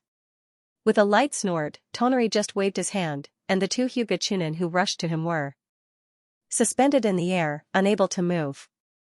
Then, Tonori gently clenched his right hand. In the miserable wailing, the bodies of the 2 Hyuga Chunin twisted into a ball in the air like a fried dough twist. Richa knew that what he was most worried about had finally happened. Right now, he must try his best to delay the time and cover the team in the distance to send the news here back to their tribe. So, his figure swayed, and instead of retreating in the direction of the village, he flew to the opposite seaside. "I'm asking for recommendation votes and monthly votes. My village." The early morning sun had not had time to cut through the heavy night, only a soft white light appeared on the distant horizon. Facing this not bright white light, Xianxia, who was neatly dressed, stepped out of the Hyuga clan's land in high spirits and trotted all the way to the playground of the ninja school. Today was the monthly ninja school assessment again.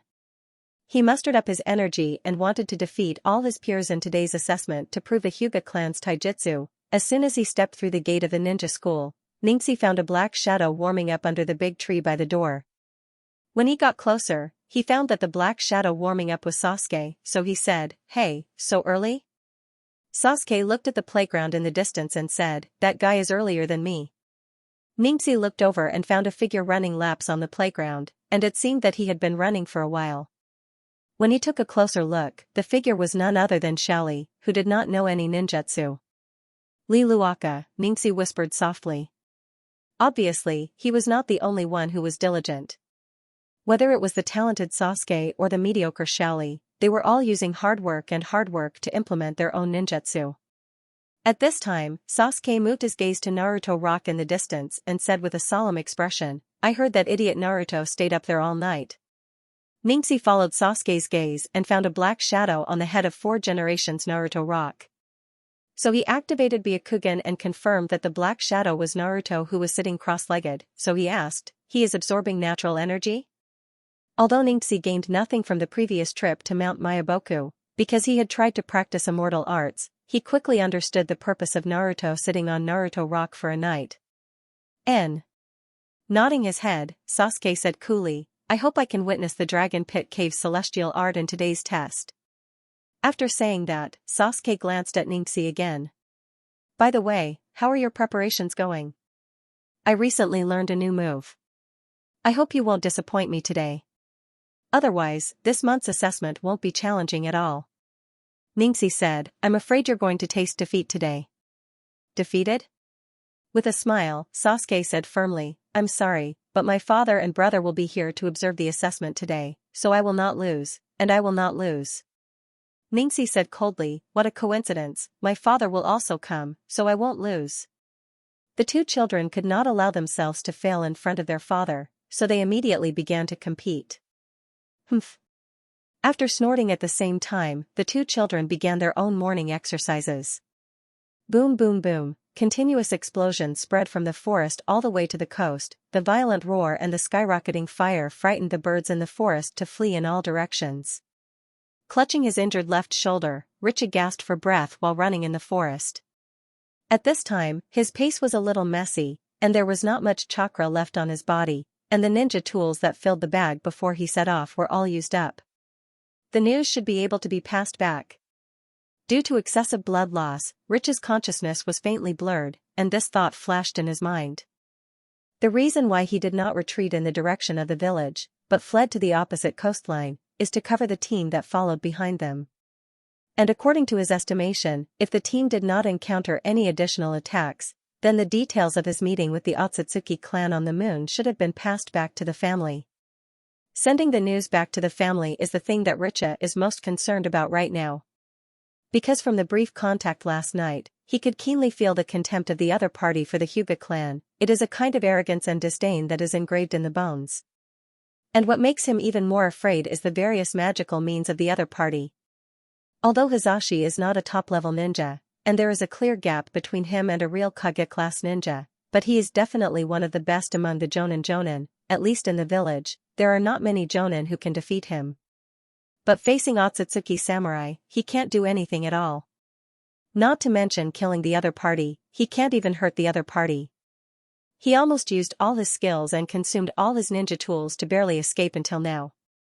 Yes, this night, he did not fight with the other party at all, he completely relied on his rich experience and the ninja tools he carried to deal with the other party. And because of this, he knows that the other party is strong. This kind of strength is not the strength of a Jonin, elite Jonin, or even the strength of a Kage, but the real strength that makes people feel fear and despair. During the escape, he searched his brain, but couldn't think of a strategy that could touch the other party. In his opinion, even if the entire Hyuga clan besieged the other party, I am afraid that they would be easily defeated by the other party. Why, we obviously have the same blood, and we have the same ancestor, why does he do this to us? What is this Tenseigan that he mentioned? While falling into boundless fear, Rich's mind was also filled with questions one after another. At this moment, the morning finally broke through the thick curtain of night, and the soft light came from the east, sprinkling on Richa who was walking towards a dead end. It's dawn. Suddenly, a cold voice came from not far behind Richa. Richa doesn't need to look back to know that the one who appeared behind him is Otsutsuki samurai who has been chasing him all night.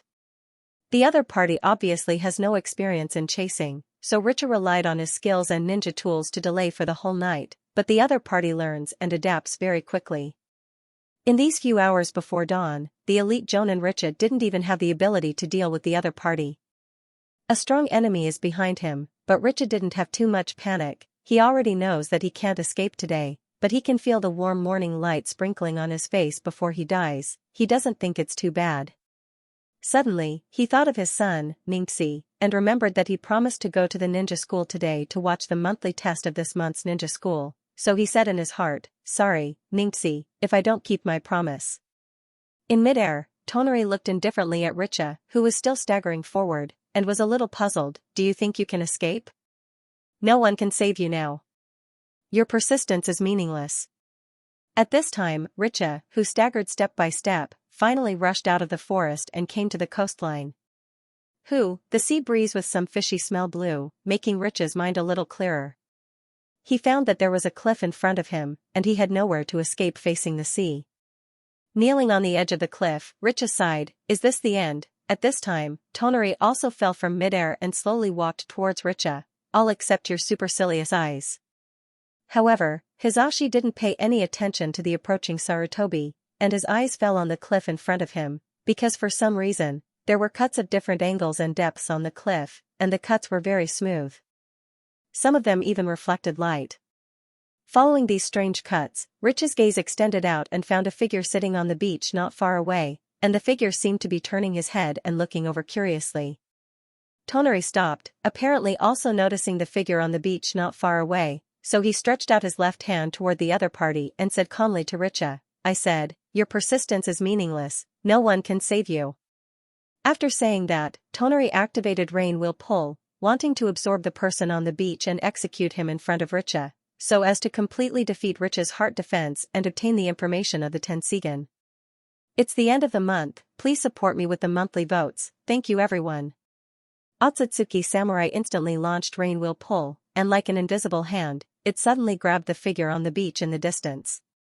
At this moment, Tonari didn't pay attention to the target of Rain Will Pull. In his opinion, it was just an unlucky person that he was about to kill as an example to others. What he really cared about was Richa, who was kneeling on the edge of the cliff. However, to his surprise, not only did the despair on the face of the Hyuga patriarch in front of him not deepen, but because of the appearance of the person on the beach not far away, a strange and indescribable look appeared on his face. At this time, the figure that was captured by Rain Will Pull fell on the cliff.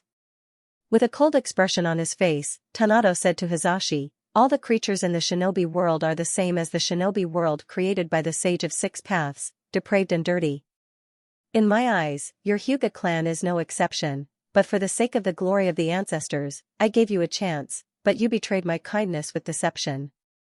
The purpose of Tonari has never been to seize the giant Tenseigan of the Hyuga clan.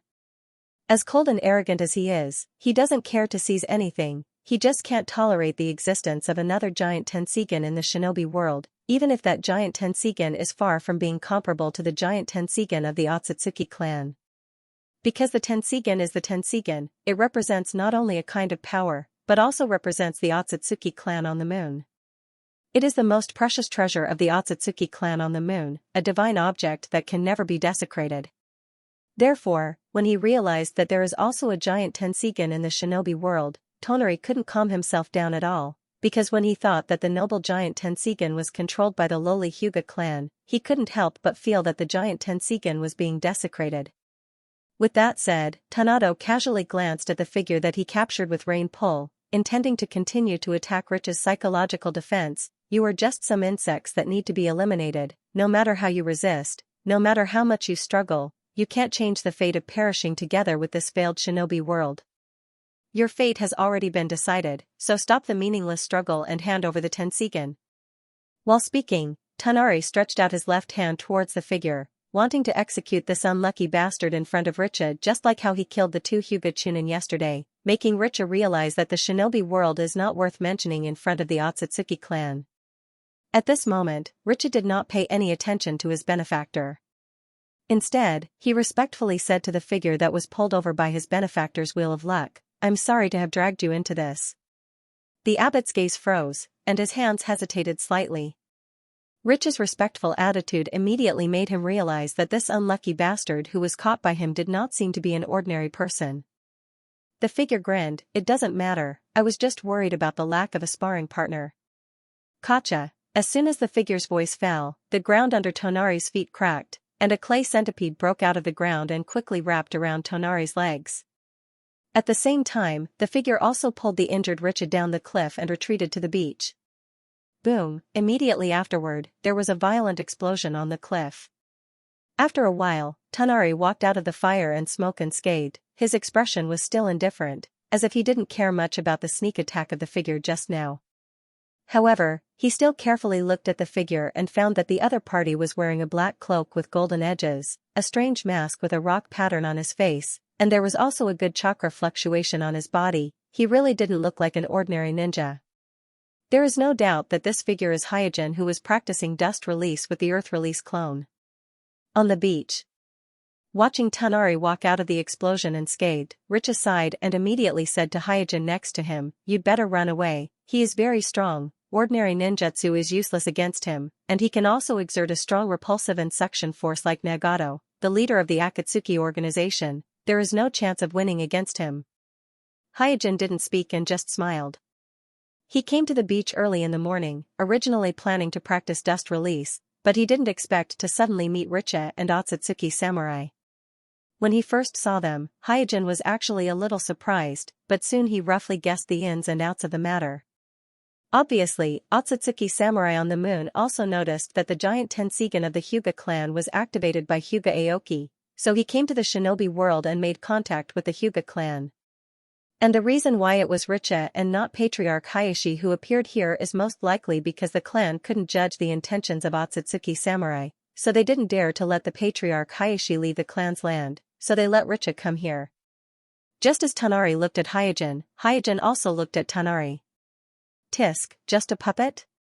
Although the puppet craftsmanship of the other party is extremely exquisite, even surpassing the Sandaime Kazakage puppet made by the genius puppet master Sasori, and the pair of Byakugan in the eye sockets seems to be real Byakugan, but Suijin can still see through the puppet at a glance that the Otsutsuki Tonari in front of him is just a puppet. And after discovering that it was just a puppet in front of him, Hyojin's interest immediately dropped a lot. This is the strangeness of the Tenseigan. It can be said that in terms of strangeness, the Tenseigan is better than the Rinnegan. Because although the Rinnegan has a variety of abilities, it is not as good as the Tenseigan in terms of controlling puppets and granting sentience. In front of the Tenseigan, any substance can be given sentience. This is just like the thousands of puppet attendants who serve Otsutsuki Samurai on the moon, and the 3 generations of Kazakage puppets under Hyojin who are responsible for the daily maintenance of the air fortress. Tenseigan can make these lifeless puppets gain a certain amount of wisdom. In addition, the ability of Tenseigan to control puppets is even more strange. Rinnegan also needs the control of the black stick to control the puppets. Before Nagato implanted the first generation cells, his real body can't even be too far away from 6 paths of pain, otherwise, he will lose control of 6 paths of pain because the strength of chakra is not enough. Tenseigan doesn't have this restriction. The existence of soul descent technique allows the owner of Tenseigan to put his own spirit body into any puppet, even a living ninja, and make the other party a puppet under his control. At the moment, Otsutsuki Samurai and Hyojin, who are confronting each other on the beach, are actually controlling their respective puppets. The only difference is that Otsutsuki Samurai controls a mechanical puppet, while Hyojin controls a biological clone. I'm asking for recommendation votes, monthly votes. Inside the Hyuga clan's main residence, several clansmen who fled back to the village didn't even have time to rest. They hurriedly came to the main residence and reported the meeting between Richa and Otsutsuki Samurai to Patriarch Hayashi and several patriarch elders. After learning that the two sides had just met and exchanged a few words, 2 of Richa's attendants were killed on the spot, and Richa's fate was unknown. Hayashi was so shocked that he couldn't speak. One of the patriarch elders frowned and asked, "What did Richa say to the other side?" The clansman who brought back the news immediately shook his head and said, "We were very far away at that time, so we don't know what Richa-sama said to the other side. But we can be sure that they didn't talk for a long time, about 2 or 3 sentences." Another patriarch asked doubtfully, "Could it be that this is just a trap for our patriarch family?" The distant relative of the moon had an appointment with the Hayashi clan, yet they didn't even exchange a few words before fighting. This made people think that this meeting was a trap aimed at the Hayashi clan and the Hayashi clan. At the same time, the several patriarch elders were extremely glad that Richa replaced Hayashi this time. At this time, Hayashi asked, "Then Richa, the clansmen who brought back the news lowered their heads and didn't say a word. Although they only saw it from afar, the horror of Otsutsuki Samurai was still fresh in their minds, so in their hearts, Richa was probably dead. As the first rays of dawn gradually rose from the horizon, the morning glow was like a gorgeous ribbon, sprinkling onto the sparkling surface of the sea, refracting rays of colorful halos, illuminating the entire beach like a dreamy illusion. On the beach, Richa's face was full of nervousness. The previous calmness of facing death had disappeared, because he had hope again.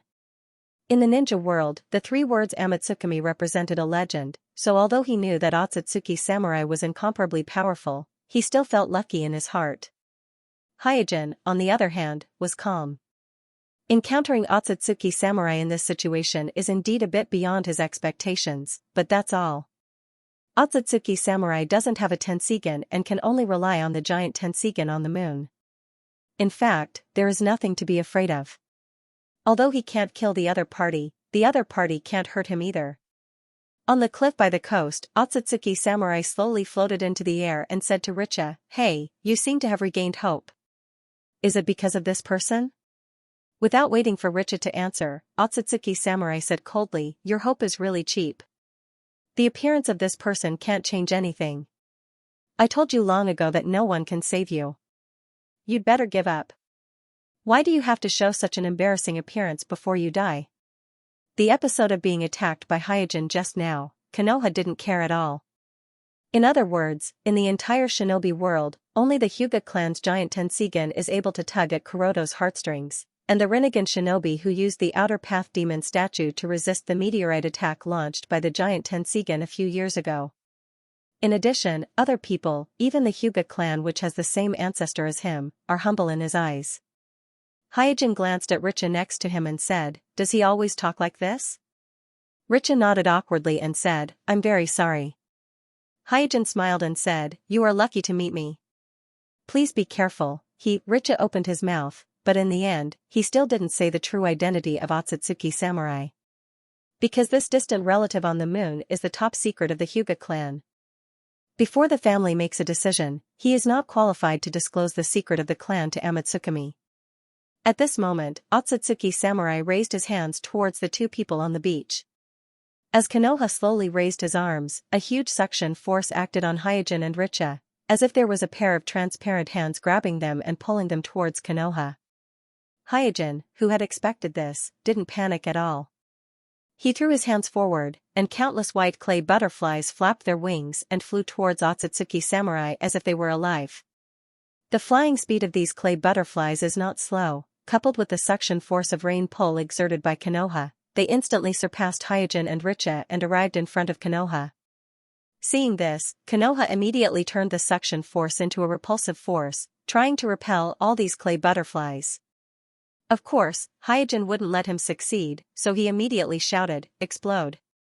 Boom boom boom, in a short moment, the clay butterflies that approached Konoha were detonated by Hyojin at the same time. However, the fire and smoke produced by the explosion were all repelled by Konoha's rain pull. Even the sand on the beach around and the waves slapping on the beach were all overturned, as if a typhoon had passed through, sweeping the entire beach. Naturally, Hyojin and Richa were no exception, and they were overturned on the beach. Otsutsuki Samurai landed on the cliff and snorted coldly, "You overestimate yourself." Swoosh, suddenly, a figure broke out of the ground, hugged Otsutsuki Samurai from behind, and said with a smile, "Hey, are you talking about me?" Otsutsuki Samurai's body stiffened, and he said in shock, "How did you?" When he landed on the ground, he had already checked the ground with the Byakugan, so he was not prepared for Hyojin's sudden attack from underground. Boom! Before Otsutsuki Samurai could finish speaking, Hyojin detonated the clay clone that was hugging him. The explosion was dozens of times more violent than the previous explosion of the clay butterflies, and it immediately collapsed the cliff where Otsutsuki Samurai was. In the rolling smoke, countless gravel shot out in all directions. At this time, another invisible repulsive force spread out in all directions, and the fire and smoke from the explosion were swept away in front of this repulsive force. As the smoke was swept away by Otsutsuki Samurai's rain pull, Otsutsuki Samurai's miserable appearance was revealed in the collapsed gravel pile. At this time, his face was full of traces of smoke and fire, and the exquisite robe on his body was burned with several big holes, and his left sleeve was missing. On the beach, Hyojin, who had his palms together, chuckled softly, "Yo, you're still fine." Otsutsuki Samurai finally changed his cold expression, and there was a hint of anger on his face. "How dare you, mere ant." As he spoke, Otsutsuki Samurai raised his hands. The surrounding gravel that had collapsed on the ground gathered together as if they had a mind of their own. In just a few blinks of an eye, a 10-meter-tall rock giant appeared on the beach. Richa looked at the rock giant in front of him in a daze, and his heart sank. He had never heard of such an ability to create things out of nothing. At this moment, a white light flashed before his eyes. This white light penetrated the mighty rock giant, and then shot straight at Otsutsuki Samurai behind the rock giant. "Here's the second update, and I'm asking for monthly votes for the last 2 days. The tall and mighty rock giant, who could make the whole beach tremble just by taking a step, was instantly hit by the white light. Swish, almost at the moment when the two sides touched, the rock giant was instantly penetrated by the white light. Under the penetration of the white light, the rock giant's huge, sturdy, and angular body didn't even have the slightest resistance. It didn't even slow down the white light for a moment. After penetrating the body of the rock giant, the white light did not slow down and went straight to Otsutsuki Samurai, who was hiding behind the rock giant.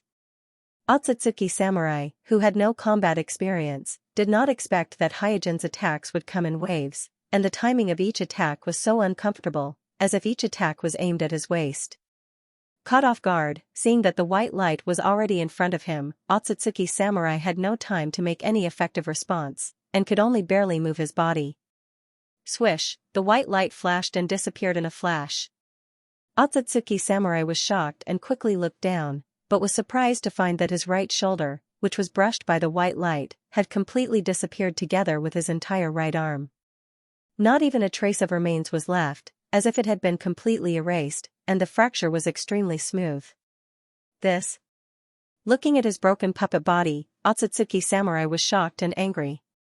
Kuroto never thought that he would be defeated by a native of the shinobi world, not to mention the fact that he wasn't defeated by the Rinnegan expert who controlled the Outer Path demon statue, but by a random nobody he didn't know about. Instantly, a sense of shame welled up in his heart. He immediately looked around and found that Hyojin and Richa had taken this opportunity to fly far away on a white clay bird. Don't even think about escaping. Otsutsuki Samurai waved his hand angrily, and the 10-meter-tall rock giant, which he had just given life, suddenly collapsed and broke into a pile of gravel. Then, the gravel floated up one by one and floated around Otsutsuki Samurai. Staring angrily at the clay bird in the distance, Otsutsuki Samurai pointed with his finger. Swish swish swish, in an instant, the gravel floating in the air whistled like cannonballs and shot toward the clay bird carrying Hyojin and Richa in the distance. After noticing the whistling gravel rain behind it, the clay bird in the air immediately dodged. However, there were too many gravel whistling. Although the clay bird relied on its dexterity to avoid most of them, it was still hit by a gravel on the wing. After struggling in the air for a while, it finally fell into the seaside forest on the ground. Otsutsuki Samurai, who had lost an arm, snorted softly. Then, he leaped up and flew over. Soon, Otsutsuki Samurai floated to the place where Hyojin and Richa had fallen. He glanced at Hyojin and Richa, who had fallen to the ground in front of him, and said, "What has been decided will not be changed. You can't escape." As soon as he finished speaking, he saw an extremely powerful chakra wave erupting from Hyojin's body in front of him. Moreover, this chakra wave quickly connected with the clay bird that had fallen to the ground, and the intensity of the wave immediately increased a lot. Otsutsuki Samurai instinctively felt that something was wrong. Boom, boom, boom, the huge explosion instantly engulfed more than half of the forest.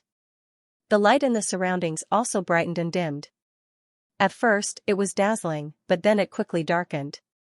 Following that, the entire ground began to tremble, and the last mushroom-shaped smoke slowly rose in the roar. In a cave in the distance.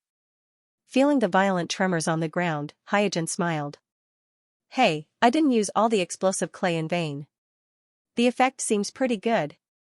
The injured Richa asked warily, "Will he find this place?" Hyojin waved his hand. "Don't worry. He has a lot of bad habits when it comes to using the Byakugan."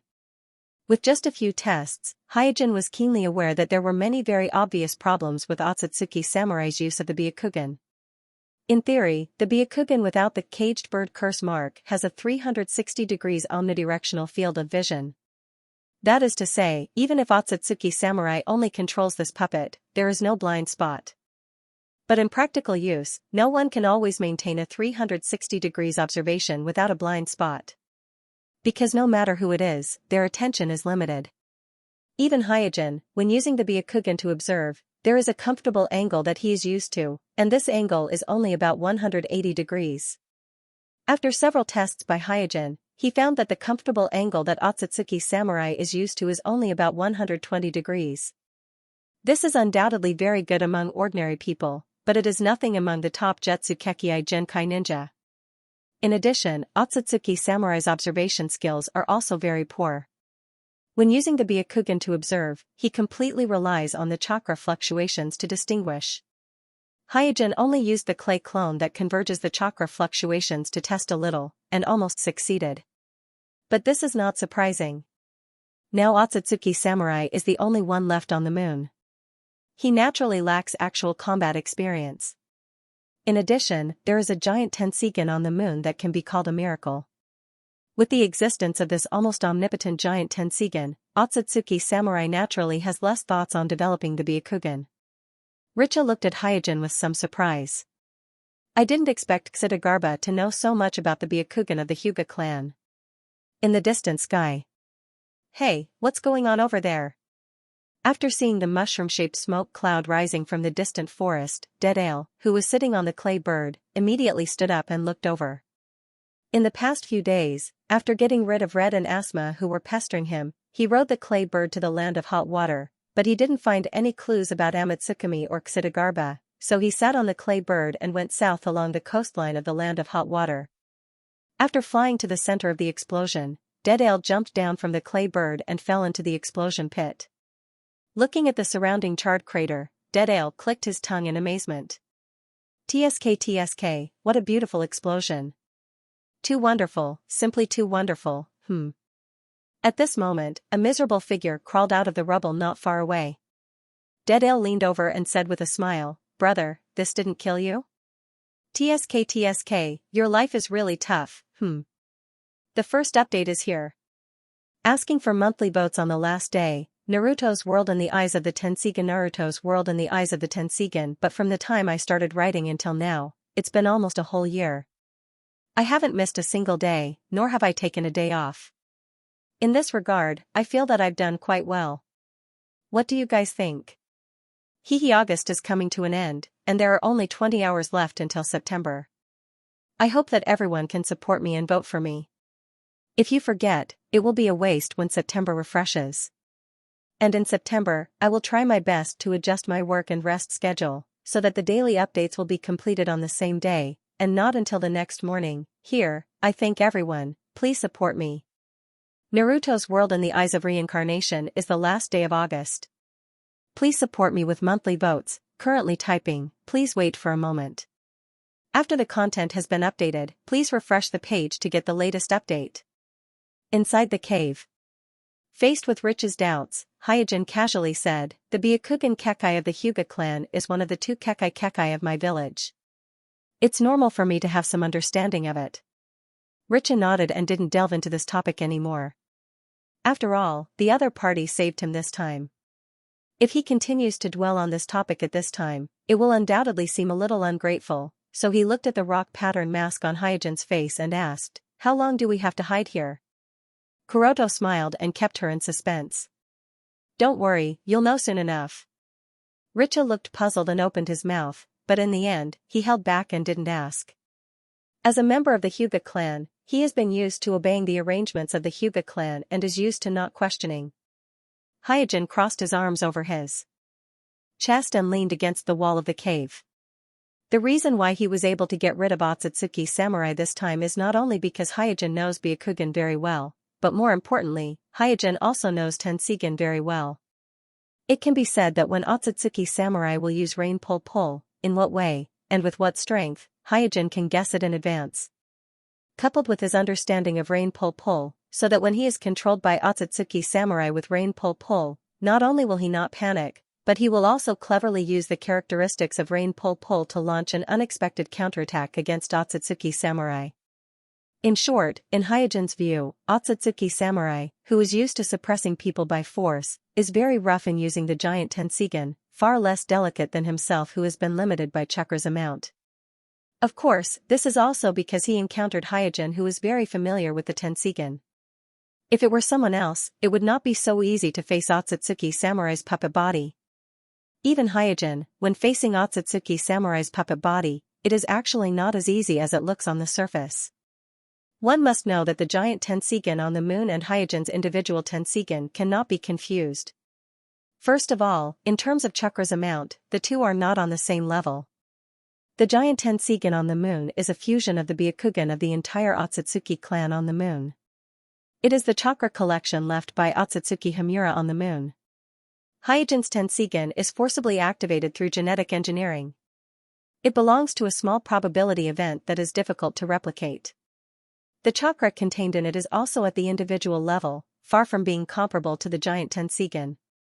Secondly, because it is a fusion, the giant Tenseigan also has the magical ability to transmit chakra and extract chakra through the air, and Hyojin's individual Tenseigan does not have these abilities. Therefore, although they are both using the soul descent technique to control the puppet body to fight, Otsutsuki Samurai can use the giant Tenseigan to transmit chakra's ability through the air and perform various Tenseigan techniques. But when Hyojin controls the biological clone body, he can't perform any Tenseigan-related techniques. Therefore, it can be said that in all aspects, the giant Tenseigan is obviously better than Hyojin's individual Tenseigan, and the advantage is very obvious, very huge. The only difference is that the individual Tenseigan is superior to the giant Tenseigan. That is, only the individual Tenseigan can activate the Tenseigan chakra mode, and use the Golden Wheel Reincarnation Explosion and Silver Wheel Reincarnation Explosion, which represent the extreme pupil power of the Tenseigan, and use the extreme pupil power of the Tenseigan to create the truth-seeking ball that should be condensed by a six-path powerhouse. Because the giant Tenseigan contains too many complex chakra and soul fragments, it causes the controller's spirit body to not be able to perfectly fit with it. Therefore, although the amount of chakra's amount is unparalleled, it can't be like the individual Tenseigan. Through the perfect fit between the body and the spirit body, it cannot be used to activate the Tenseigan chakra mode. In other words, in the entire shinobi world, there are a total of 2 giant Tenseigan and a pair of individual Tenseigan, and the controllers are Hyojin, Otsutsuki Samurai, and Hyuga Aoki. But only Hyojin has the ability to activate the Tenseigan chakra mode, and only Hyojin can condense the truth-seeking ball that represents the 6-path level. Boom boom boom, at this moment, a violent explosion came from outside the cave, and the earth trembled. Are they making a move? The corners of Hyojin's mouth rose, and a smile appeared on his face under the mask. He chose to hide in the cave at this time precisely because his Byakugan discovered dead ale in the distance first, so he thought of using the clay clone as bait. While luring Otsutsuki Samurai away, he used the clay clone's self-explosion to attract the attention of dead ale in the distance, and let dead ale come and help him deal with this big and round black pot. It can be said that dead ale is also a part of Hyojin's entire strategy. Feeling the tremors of the ground, Richa was even more puzzled. Why is there still fighting outside? Hyojin didn't explain and just said with a smile, "We can go now." After saying that, Hyojin looked at Richa, who was injured, and even his clothes were dyed red with blood, so he took out a small tube of hemostatic agent from the ninja bag on his waist and threw it to Richa. "This is a hemostatic agent I made. Inject it on the wound and it can inhibit the blood loss." "Thank you." Richa didn't doubt it and injected it into his wound after receiving the hemostatic agent. Then, Hyojin left the cave with the injured Richa and went far away from the forest where explosions were constantly coming from. When they were far enough away, Hyojin took out a clay bird from the ninja bag and poured the explosion chakra into it, then said to Richa, "Go on, it will take you back to my." "Thank you." Richa bowed to Hyojin.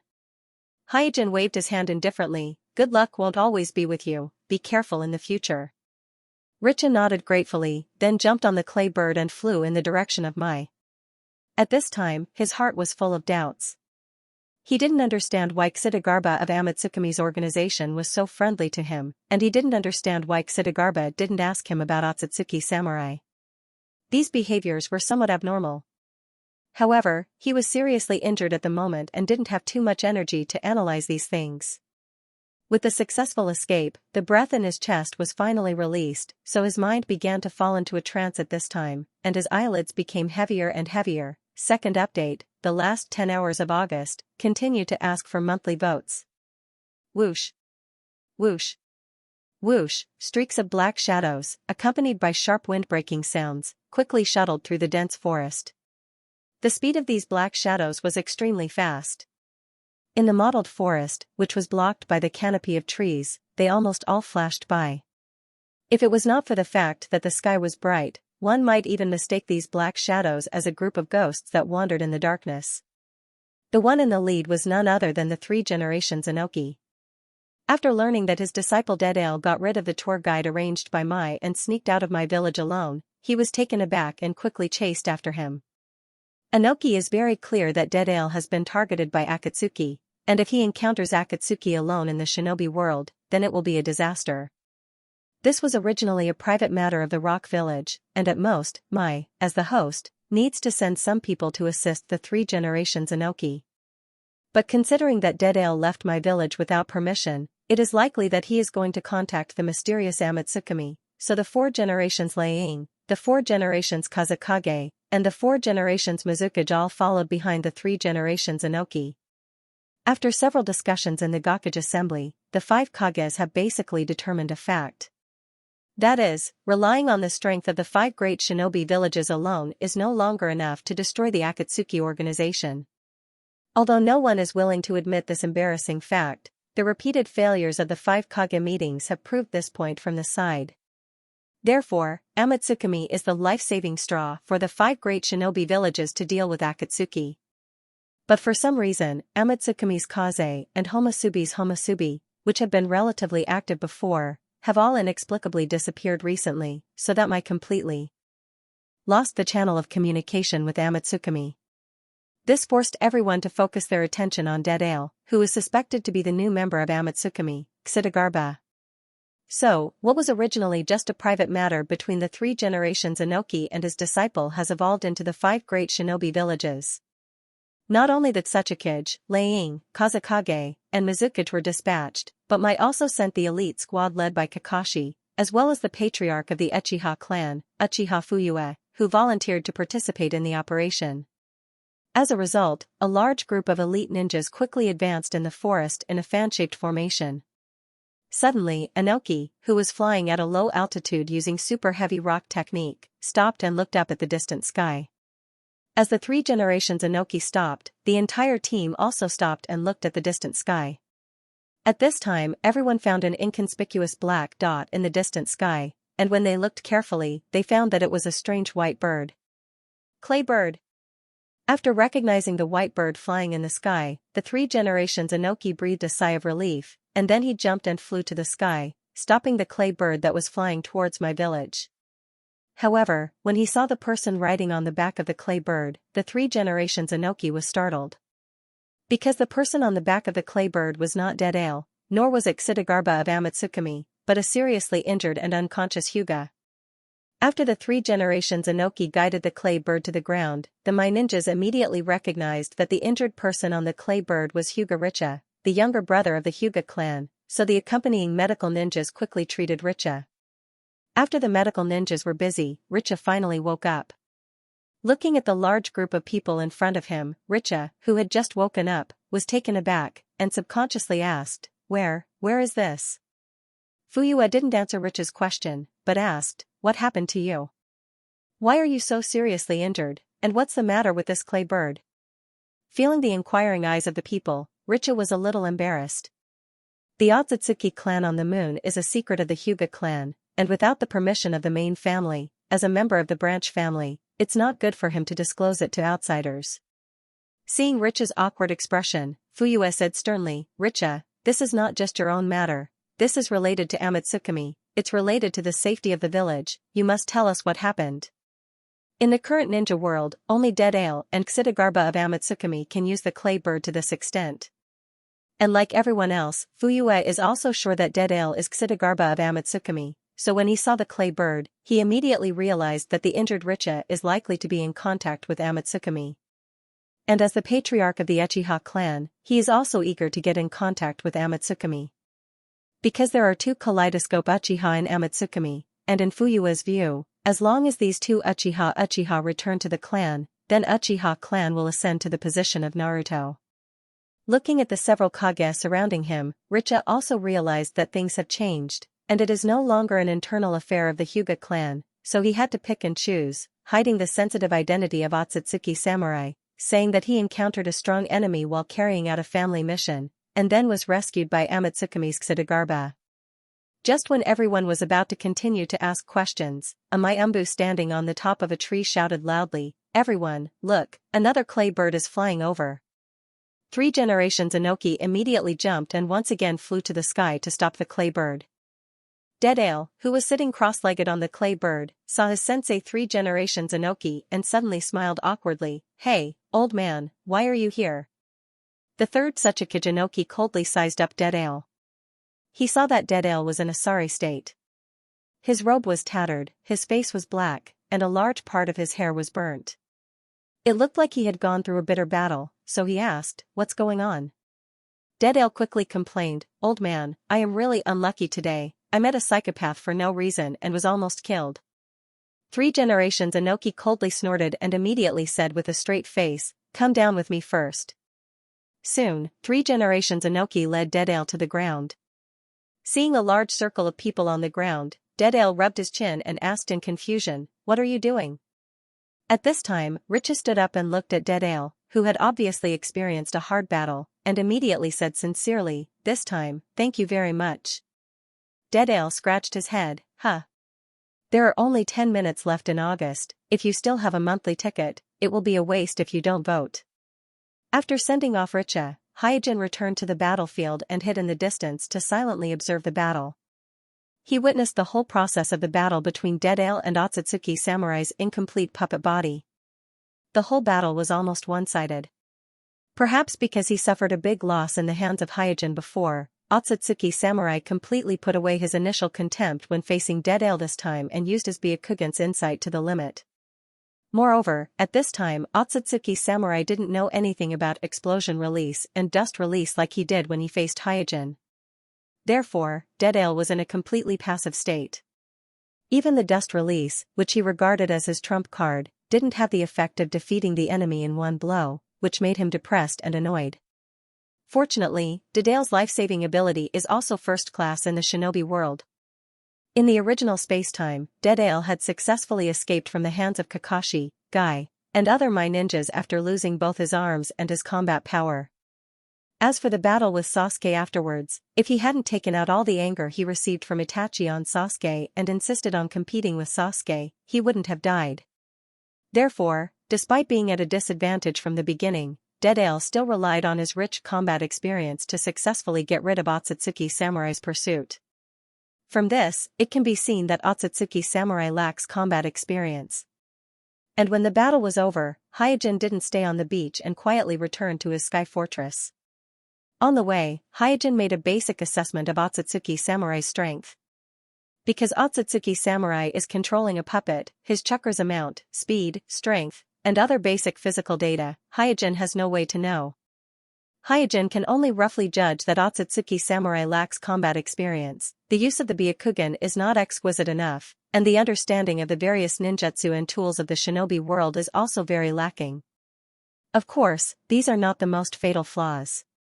In Hyojin's view, Otsutsuki Samurai's most fatal flaw is arrogance. In the original spacetime, Otsutsuki Samurai seized the opportunity to exhaust Naruto's chakra, but he carelessly underestimated the enemy and let go of Naruto, which directly led to his later defeat. Although Hyojin and Otsutsuki Samurai haven't been in contact for a long time, but he can clearly feel the arrogance and indifference of Otsutsuki Samurai, regarding all the creatures in the shinobi world as ants. And unlike Nagato's arrogance because of the Rinnegan, and Danzo's arrogance because of power, Otsutsuki Samurai's arrogance comes from the heart, and he feels that it is justified. This makes Hyojin completely unable to communicate with him, because when he faces Otsutsuki Samurai, he can clearly feel that Otsutsuki Samurai's eyes are looking at him as if he is looking at an animal. "Hey, you're just a Chunibyo." Thinking of this, Hyojin couldn't help but chuckle. However, to be honest, Otsutsuki Samurai's ability to learn and adapt is quite amazing. When facing Hyojin, he couldn't adapt to the explosion release and dust release, and almost all of his moves were restrained. But when it was Deadale's turn, he could already analyze and even crack some tactics based on explosion release and dust release as the core. Hyojin could clearly see from a distance that this is not because Deadale's tactics are inferior to Hyojin's, but because Otsutsuki Samurai himself is rapidly adapting and improving. Worthy of being the last bloodline of the Otsutsuki clan on the moon, I'm afraid it won't be so easy to escape the next time I meet him. Hyojin sighed with emotion.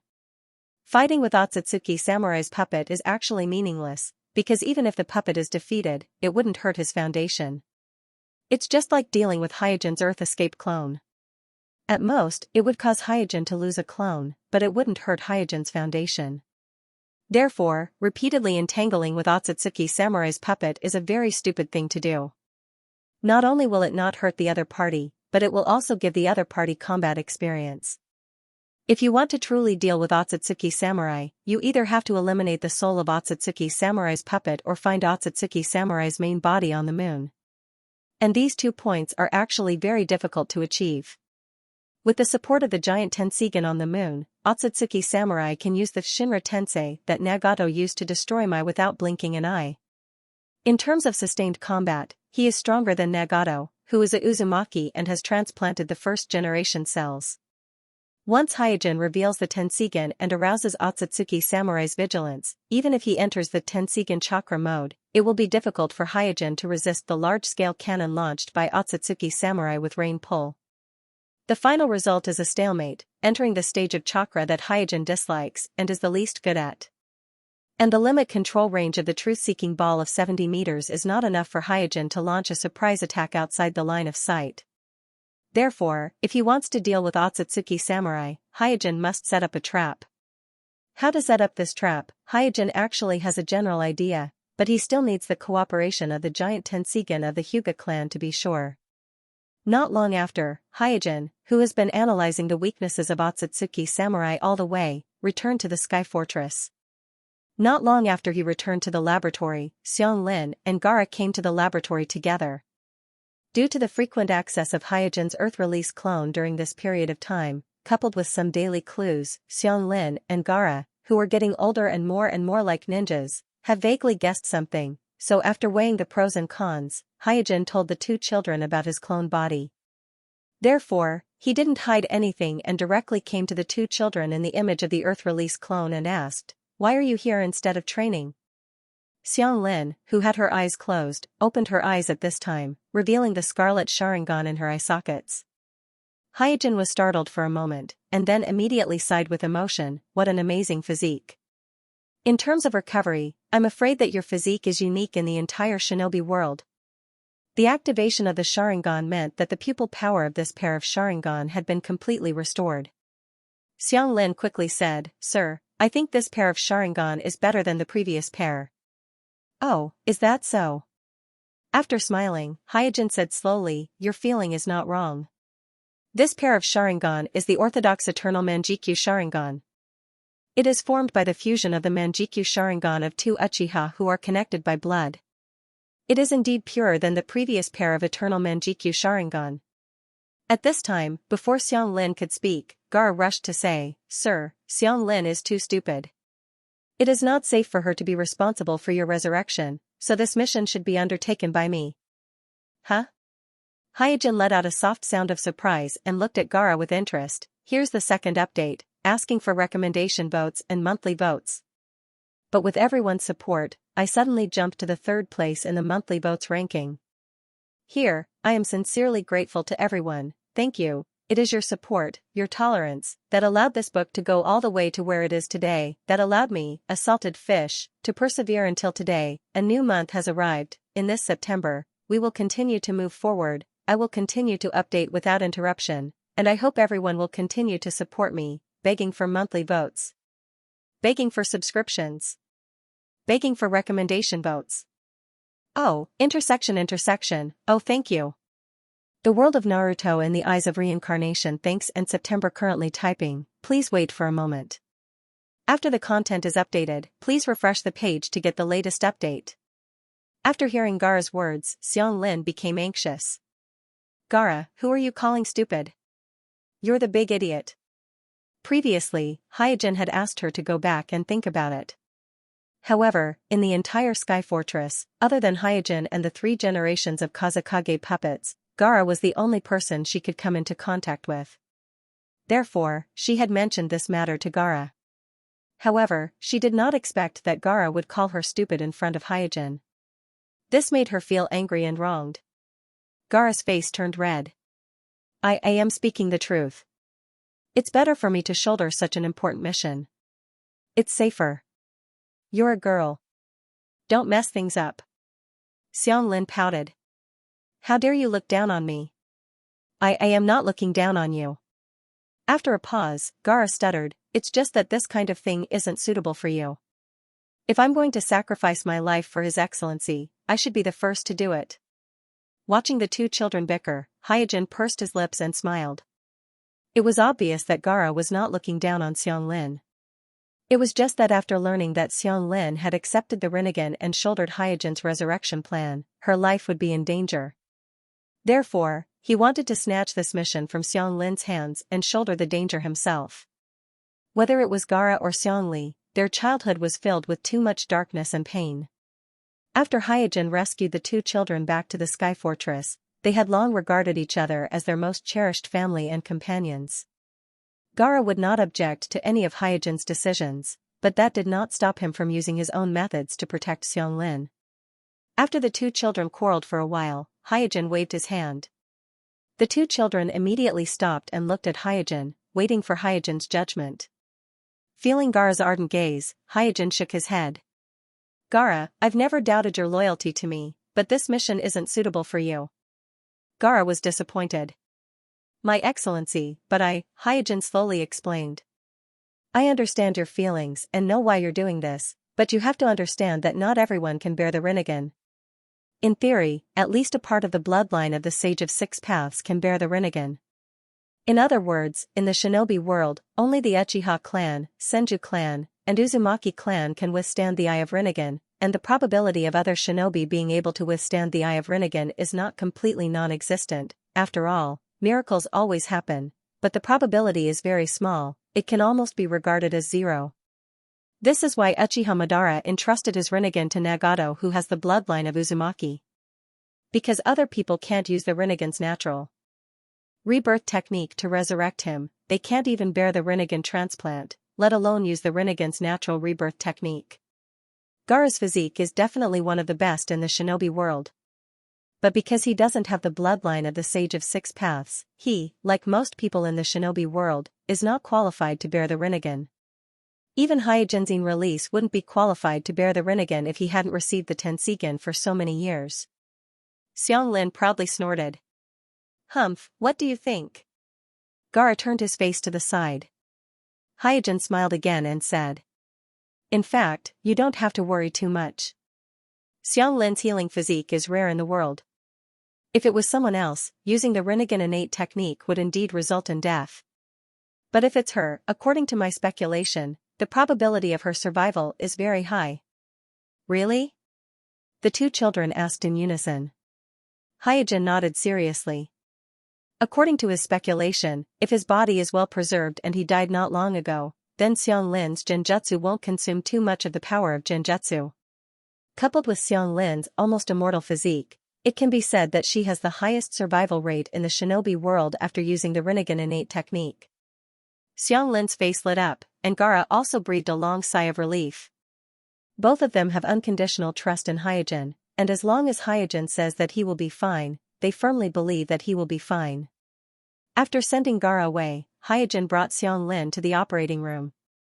While preparing the surgical instruments, he asked, have you really thought about it? Xianglin nodded heavily. Sun-sama, I want to be a person who is useful to you, this is my dream. Hyojin took a deep look at Xianglin and immediately said, now I will give you a basic physical examination.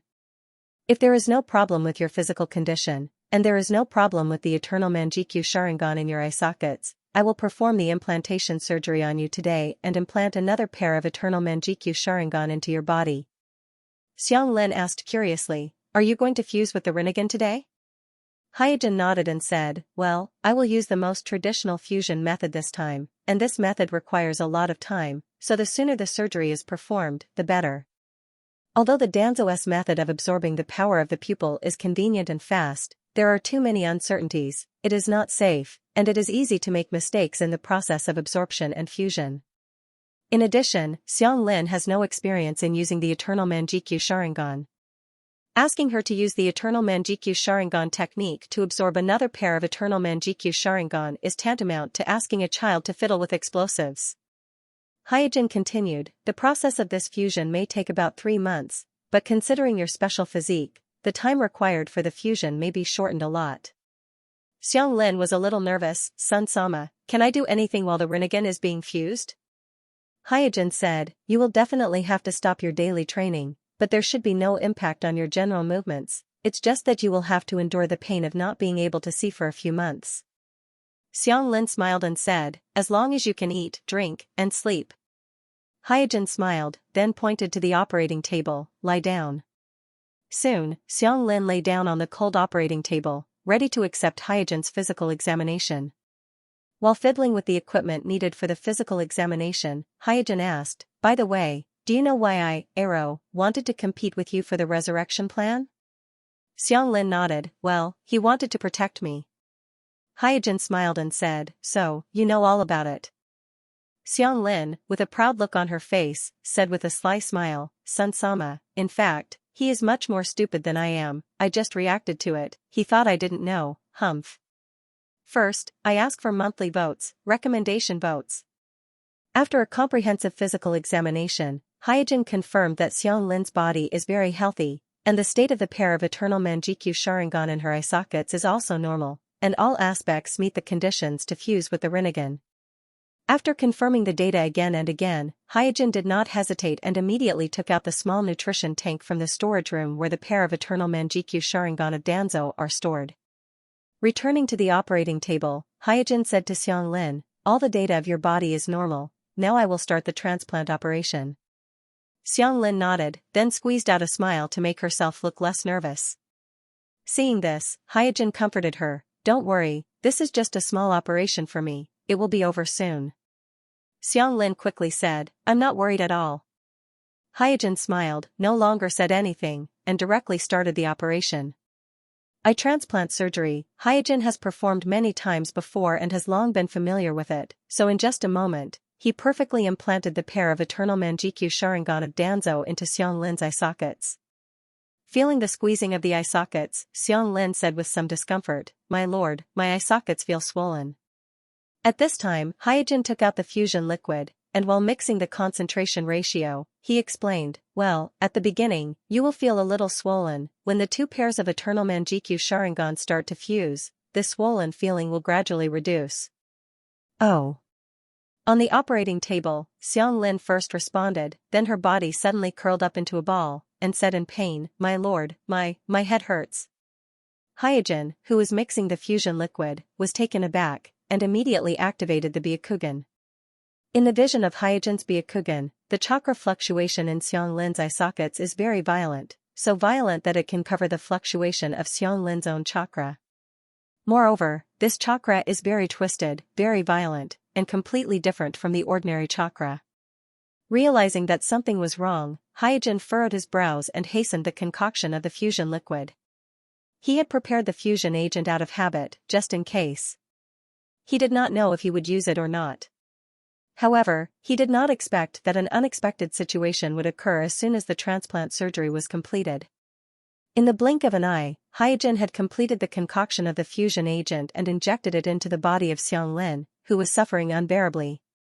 With the help of the fusion agent, the adverse reactions in Xianglin's body were immediately suppressed. Her curled-up body also stretched out, lying on the operating table and gasping for breath. Hyojin asked with concern, how do you feel now? Xianglin, whose eyes were tightly shut, said weakly, it's like my head is burning. It's very uncomfortable.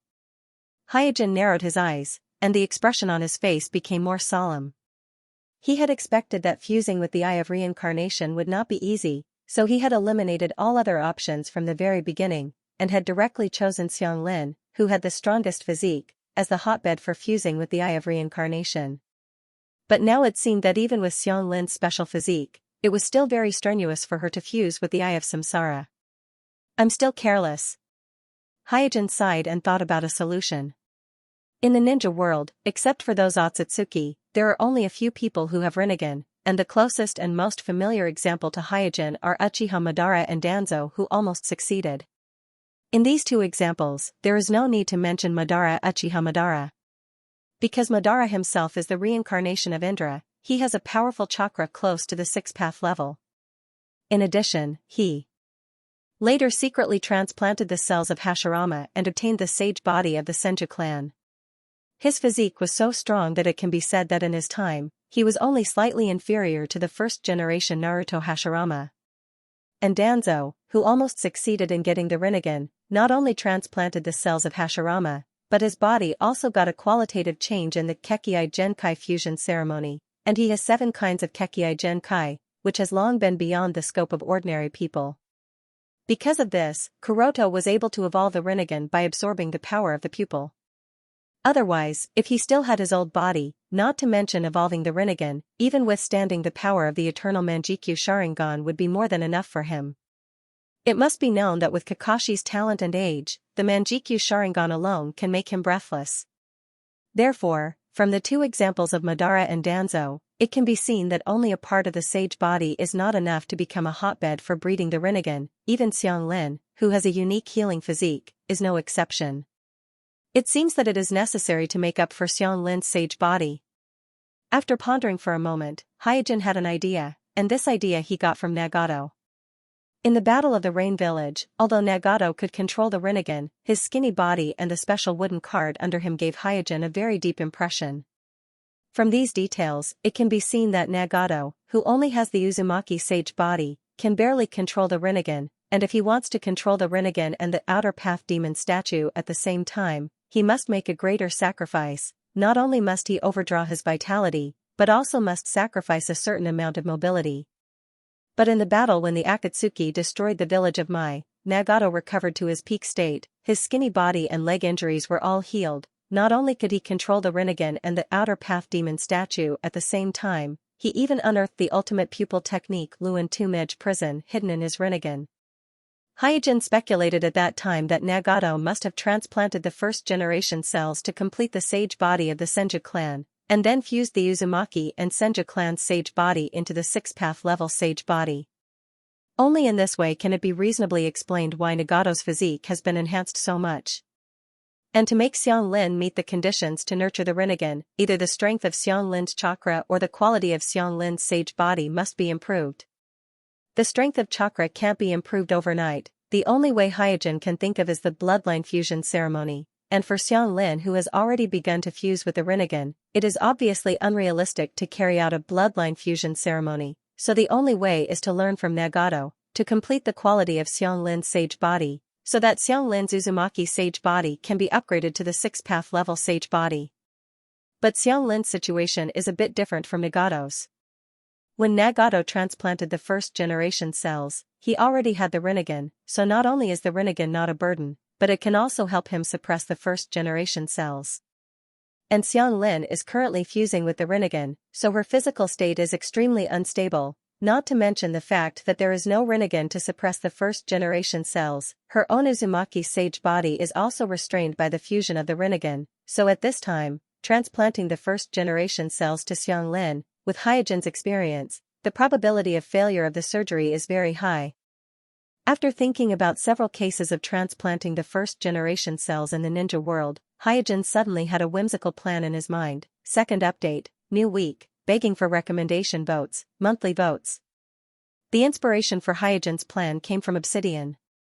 Obsidian, who was rescued by Madara Uchiha, wanted to rush to the rescue as soon as possible after hearing that Kakashi and Noara Rin were in danger, but he was seriously injured at that time. Not to mention saving people, it was extremely inconvenient for him to move.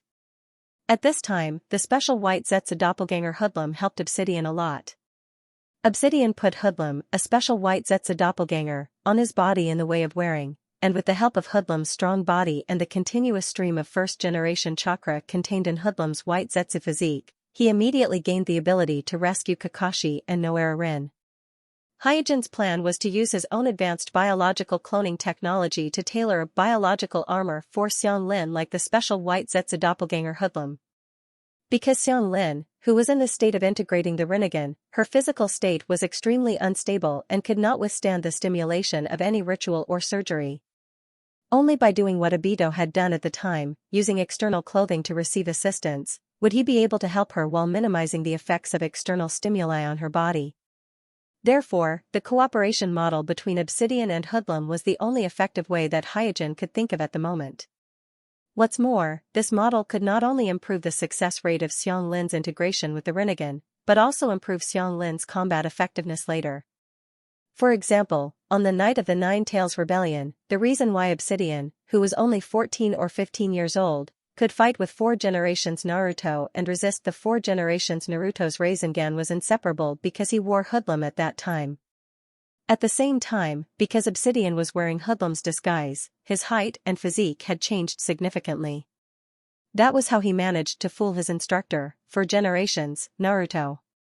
One must know that the 4 generations Naruto is proficient in the Flying Thunder God Jutsu, a time-space ninjutsu that can teleport. His insight is unquestionable. Without the assistance of hoodlum, it would have been difficult for Obsidian, who was only 14 or 15 years old at that time, to confuse the 4 generations Naruto even if he had the Manjikyu Sharingan, making the 4 generations Naruto misjudge his identity. It can be said that in the early days of Obsidian's disguise as Uchiha Madara, the existence of hoodlum helped him greatly. Gently patting Xianxlian's shoulder, Hyojin said calmly, "Just be patient for a little longer. I found a way." Xianxlian gritted her teeth and said, "My lord, I can hold on." After leaving the operating room, Hyojin immediately came to the cell cultivation room and took out the white Zetsu's cell tissue from the freezer. Making biological armor is not a whim that Hyojin had today. After obtaining the white Zetsu's cell tissue, he had thought about it. It's just that he was busy at that time, and he didn't have the extra energy to study this topic, so the idea flashed by, and then he completely left it behind. Now that there is a practical need, he has to pick up this idea again. After taking out the white Zetsu's cells, Hyojin collected and analyzed the data of the white Zetsu's cells while making a draft for his own biological armor in his heart. First of all, Hyojin does not need a sentient biological armor like hoodlum. What he needs now is a biological armor with active cell tissue that can provide the host with high-quality chakra, defense, strength, and other bonuses. This makes it so that Hyojin does not need the help of the Outer Path Demon statue, nor does he need to capture the specially made white Zetsu's clone. The first-generation cell tissue is indispensable. Only the high-quality young escape chakra contained in the first-generation cell tissue can really help Xianxlian. However, the first-generation cell tissue is too invasive, so it's not suitable to be the main body of the biological armor. I have to introduce other cell tissue and suppress the first-generation cell tissue in order to maintain long-term stability in the biological armor. Hyojin soon had a general idea, but he had no idea how to suppress the first-generation cell tissue for the time being. The reason why white Zetsu could suppress the first-generation cell in his body and become a stable organism was because he borrowed the power of the divine tree, which is the power of the Outer Path Demon statue. Apart from the Outer Path Demon statue, there seemed to be no biological cell tissue that could suppress the first-generation cell tissue in the current shinobi world. Hyojin thought about it, and it seemed that there was no one that met the requirements. Because even the contemporary reincarnation of Otsutsuki Azura, Maelstrom Naruto, its cell tissue could not suppress the first-generation cell tissue, and the method that Uchiha Madara used to create a special white Zetsu clone could not be copied by Hyojin. Therefore, for a while, Hyojin's topic of making biological armor seemed to have reached a dead end. Rubbing his chin, Hyojin murmured, "Do I really have to go out and catch a special white Zetsu?" Hyojin did not know how many special white Zetsu clones there were, but from the situation of hoodlum, there were definitely not many special types with a certain degree of self-awareness. After Hyojin completed the capture, and then analyzed and cloned it, Xianxlian's body was likely to collapse because it could not withstand the fusion of the Rinnegan. It's definitely too late to catch it now. After shaking his head, Hyojin screened the strongest ninja in the shinobi world in his mind, but the results were not satisfactory, and none of them met his requirements. Just when Hyojin was a little discouraged, an idea suddenly flashed in his mind. "Hey, why don't I try my own?" After so many years of transformation by the Tenseigan, Hyojin's release is no longer what it used to be. In terms of cell tissue activity, it is not inferior to any strong ninja in the shinobi world. This is obvious from the excellent performance of the Wind Release clone and the Earth Release clone that he developed recently. If there is any cell tissue in the shinobi world that can suppress the first-generation cell tissue, then the cell tissue of Hyojin's own Release clone is definitely one of the candidates. If it doesn't work, I can also inject the Tenseigan chakra. The more Hyojin thought about it, the more he felt that it was possible, because even his cell tissue can't suppress the first-generation cell tissue. He can also inject the Tenseigan chakra into the biological armor through offsite assistance to enhance the vitality of his own cell tissue in the biological armor and forcibly suppress the first-generation cell tissue. After having an idea, Hyojin immediately began the development of the biological armor. After the design planning, in the draft of his Type 1 biological armor, his own in-release clone's cell tissue accounts for 70% of the whole, and the remaining 30% is the first-generation cell tissue. This proportion can not only ensure the stability of the biological armor, but also ensure that the biological armor contains enough yang-release chakra. First, I'm asking for recommendation votes and monthly votes. Beep beep, beep beep, beep beep. The beep of the incubator sounded one after another in Hyojin's ears, and the green lights on the machine also flickered rapidly, turning into dazzling red lights, and then went out one by one. Every time the display light goes out, it means that the cell tissue in a petri dish in the incubator did not survive the cell fusion process, and was completely necrotic. Looking at the green lights on the display getting fewer and fewer, Hyojin's expression didn't change much. He has a deeper understanding of the hegemony of the first-generation cells than anyone else, so the situation in front of him can be said to be completely within his expectations, and there is nothing strange about it. Soon, all 500 display lights on the incubator went out. Seeing this, Hyojin didn't hesitate at all, and immediately took out all the 500 petri dishes with necrotic cell tissues in the incubator, and then quickly replaced them with a new batch. In order to create the bioarmor Type I as soon as possible, Hyojin doesn't care about the cost at this time. Even if he has to spend more money, consume more nutrient solution, and cultivate solution, he won't hesitate. After all, if he fails this time, not only will Xiang Lin's life be in danger, but he will also lose 2 pairs of eternal Manjikyu Sharingan. One must know that Manjikyu Sharingan alone is already a priceless treasure in the shinobi world, not to mention 2 pairs of eternal Manjikyu Sharingan that are only one step away from the Rinnegan. Even Hyojin can't afford such a loss.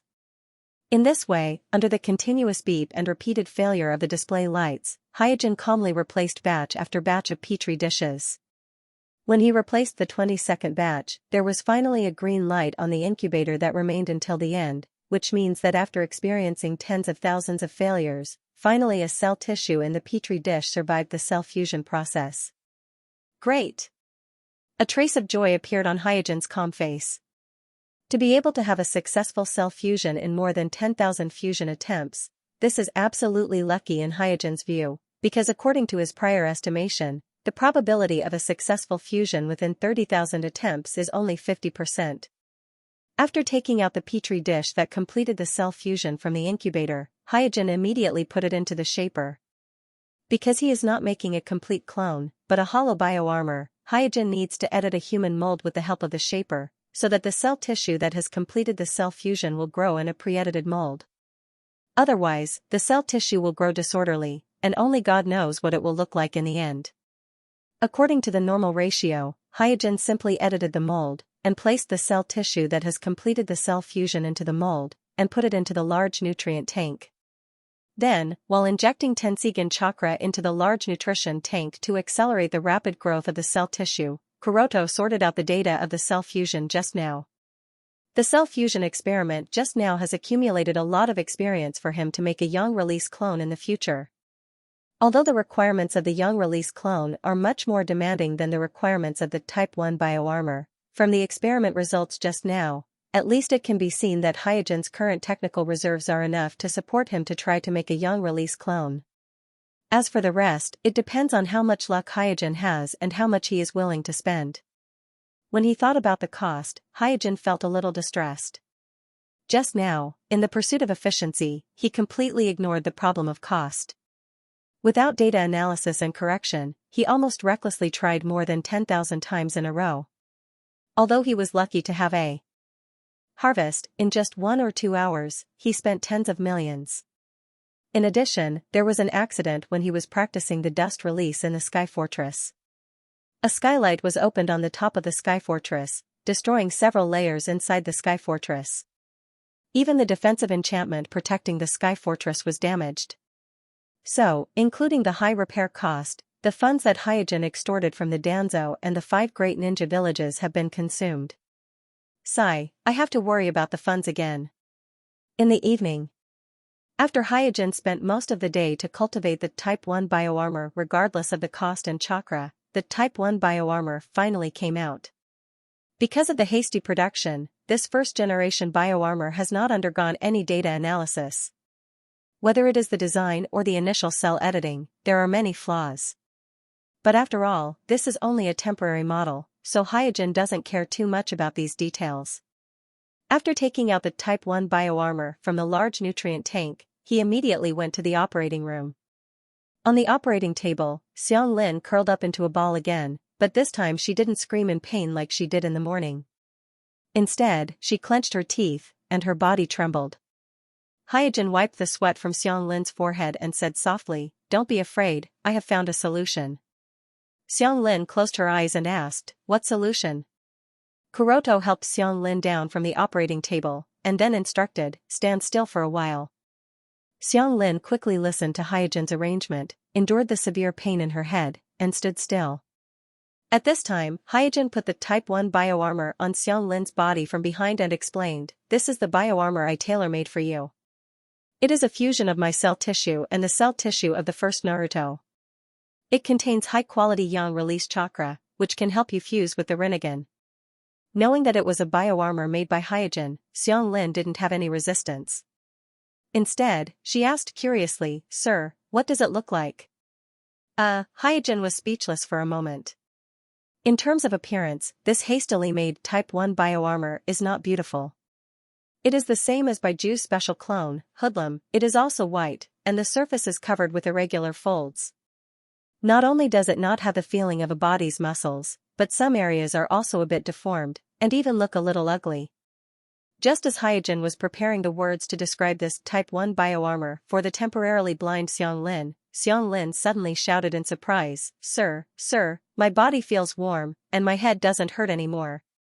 Hyojin quickly turned on the white eye and observed carefully. After wearing the Type 1 bioarmor, Xianxia received the support of the yang-release chakra in the bioarmor, and the fluctuation of the chakra in her body gradually became balanced. Phew, Hyojin let out a sigh of relief. Although in terms of performance, this Type 1 bioarmor did not have much to look forward to, at least it completed the mission of saving an emergency, so the money Hyojin had just spent was not wasted. Second update, please recommend votes, monthly votes. After repeatedly confirming that the chakra fluctuations in Xianxin's body had stabilized, Hyojin calmed down and began to test the various physical data of Xianxin after putting on the biological armor Type I. Through the detection of the instrument and the observation of his own Byakugan, Hyojin found that after putting on the biological armor Type I, the yang escape chakra in Xianxin's body was greatly enhanced. Because of this, the discomfort caused by Xianxin's fusion with the Eye of Reincarnation quickly subsided. It's just an external outfit, but the effect of the physical enhancement is so obvious. Although he had expected it, the data from Xianxin's body still surprised Hyojin. Judging from the data, the immortal body of the Maelstrom clan and the immortal body of the Thousand Hand clan, even if it was an incomplete fusion like Xianxin's, the effect was amazing. However, the data on Hyojin's hand was limited, so he could not determine whether it was because of Xianxin's special physique, or if any Maelstrom clan member could achieve this effect. If I can perfectly fuse the Maelstrom clan's immortal body with the Thousand Hand clan's immortal body, maybe I can get a perfect immortal body that is close to the 6th Daos level. With one hand supporting his chin, Hyojin began to think. Among the 2 sons of the 6th Daos deity, the Otsutsuki Azura inherited the perfect immortal body of the 6th Daos deity. Therefore, in theory, as long as the Maelstrom clan's immortal body and the Thousand Hand clan's immortal body could be perfectly fused and all the genes could be replenished, the Otsutsuki Azura's perfect immortal body that was close to the 6th Daos level. And the strength of the yang escape chakra in the Otsutsuki Azura's immortal body was enough to allow him to continue reincarnating for nearly 1,000 years after his death, constantly possessing another body and maintaining a strange state of immortality. From this, it could be seen that as long as the Otsutsuki Azura's immortal body could be replicated, it would be equivalent to kneeling on the threshold of immortality. Xianxia seemed to like the feeling of wearing the Type 1 biological armor as he said lazily, Sir, this biological armor that you've prepared for me is really comfortable. I feel warm all over my body as if I have endless strength. Even my eyes are not swollen anymore. Hyojin explained in detail, this is because the biological armor is sending the first-generation Yang escape chakra, and the first-generation Yang escape chakra and the Maelstrom's Yang escape chakra are of the same origin, so they are very compatible with each other. That's why after receiving the Yang escape chakra's support, my physique was strengthened in a short period of time. A short period of time. Xiangli immediately grasped the key point. Nodding gently, Suijin continued to explain, the Hashirama Hokage is probably the strongest member of the Senju clan in the history of the Senju clan. His cell organization is very domineering, so I can't keep the Hashirama cells in the bioarmor active for a long time. Otherwise, it will devour the bioarmor, and then the body. Ah. Xiangli's little face suddenly turned pale when she heard this. Hyojin smiled and said, don't worry, 70% of the cell organization in the Type 1 biological armor on your body originates from me. As long as I regularly transfer the Tenseigan chakra to the biological armor, it will be enough to suppress the first-generation cells and prevent the biological armor from going berserk. Xiangli was relieved. As long as it doesn't eat me. Hyojin then talked about the things to pay attention to. After wearing it, the biological armor will absorb nutrients from your body to maintain the biological armor cell activity. So in the future, you will have to eat twice as much, and the intake of nutrients must keep up. I will tell the instructor about this. You can also tell me what you want to eat, and I will prepare it in advance. Because it didn't contain the power of the sacred tree like White Zetsu, which was the power of the outer path golem, so the Type 1 biological armor made by Hyojin needed to absorb external nutrients to maintain its own operation. And the only way it could absorb nutrients was to wear its host.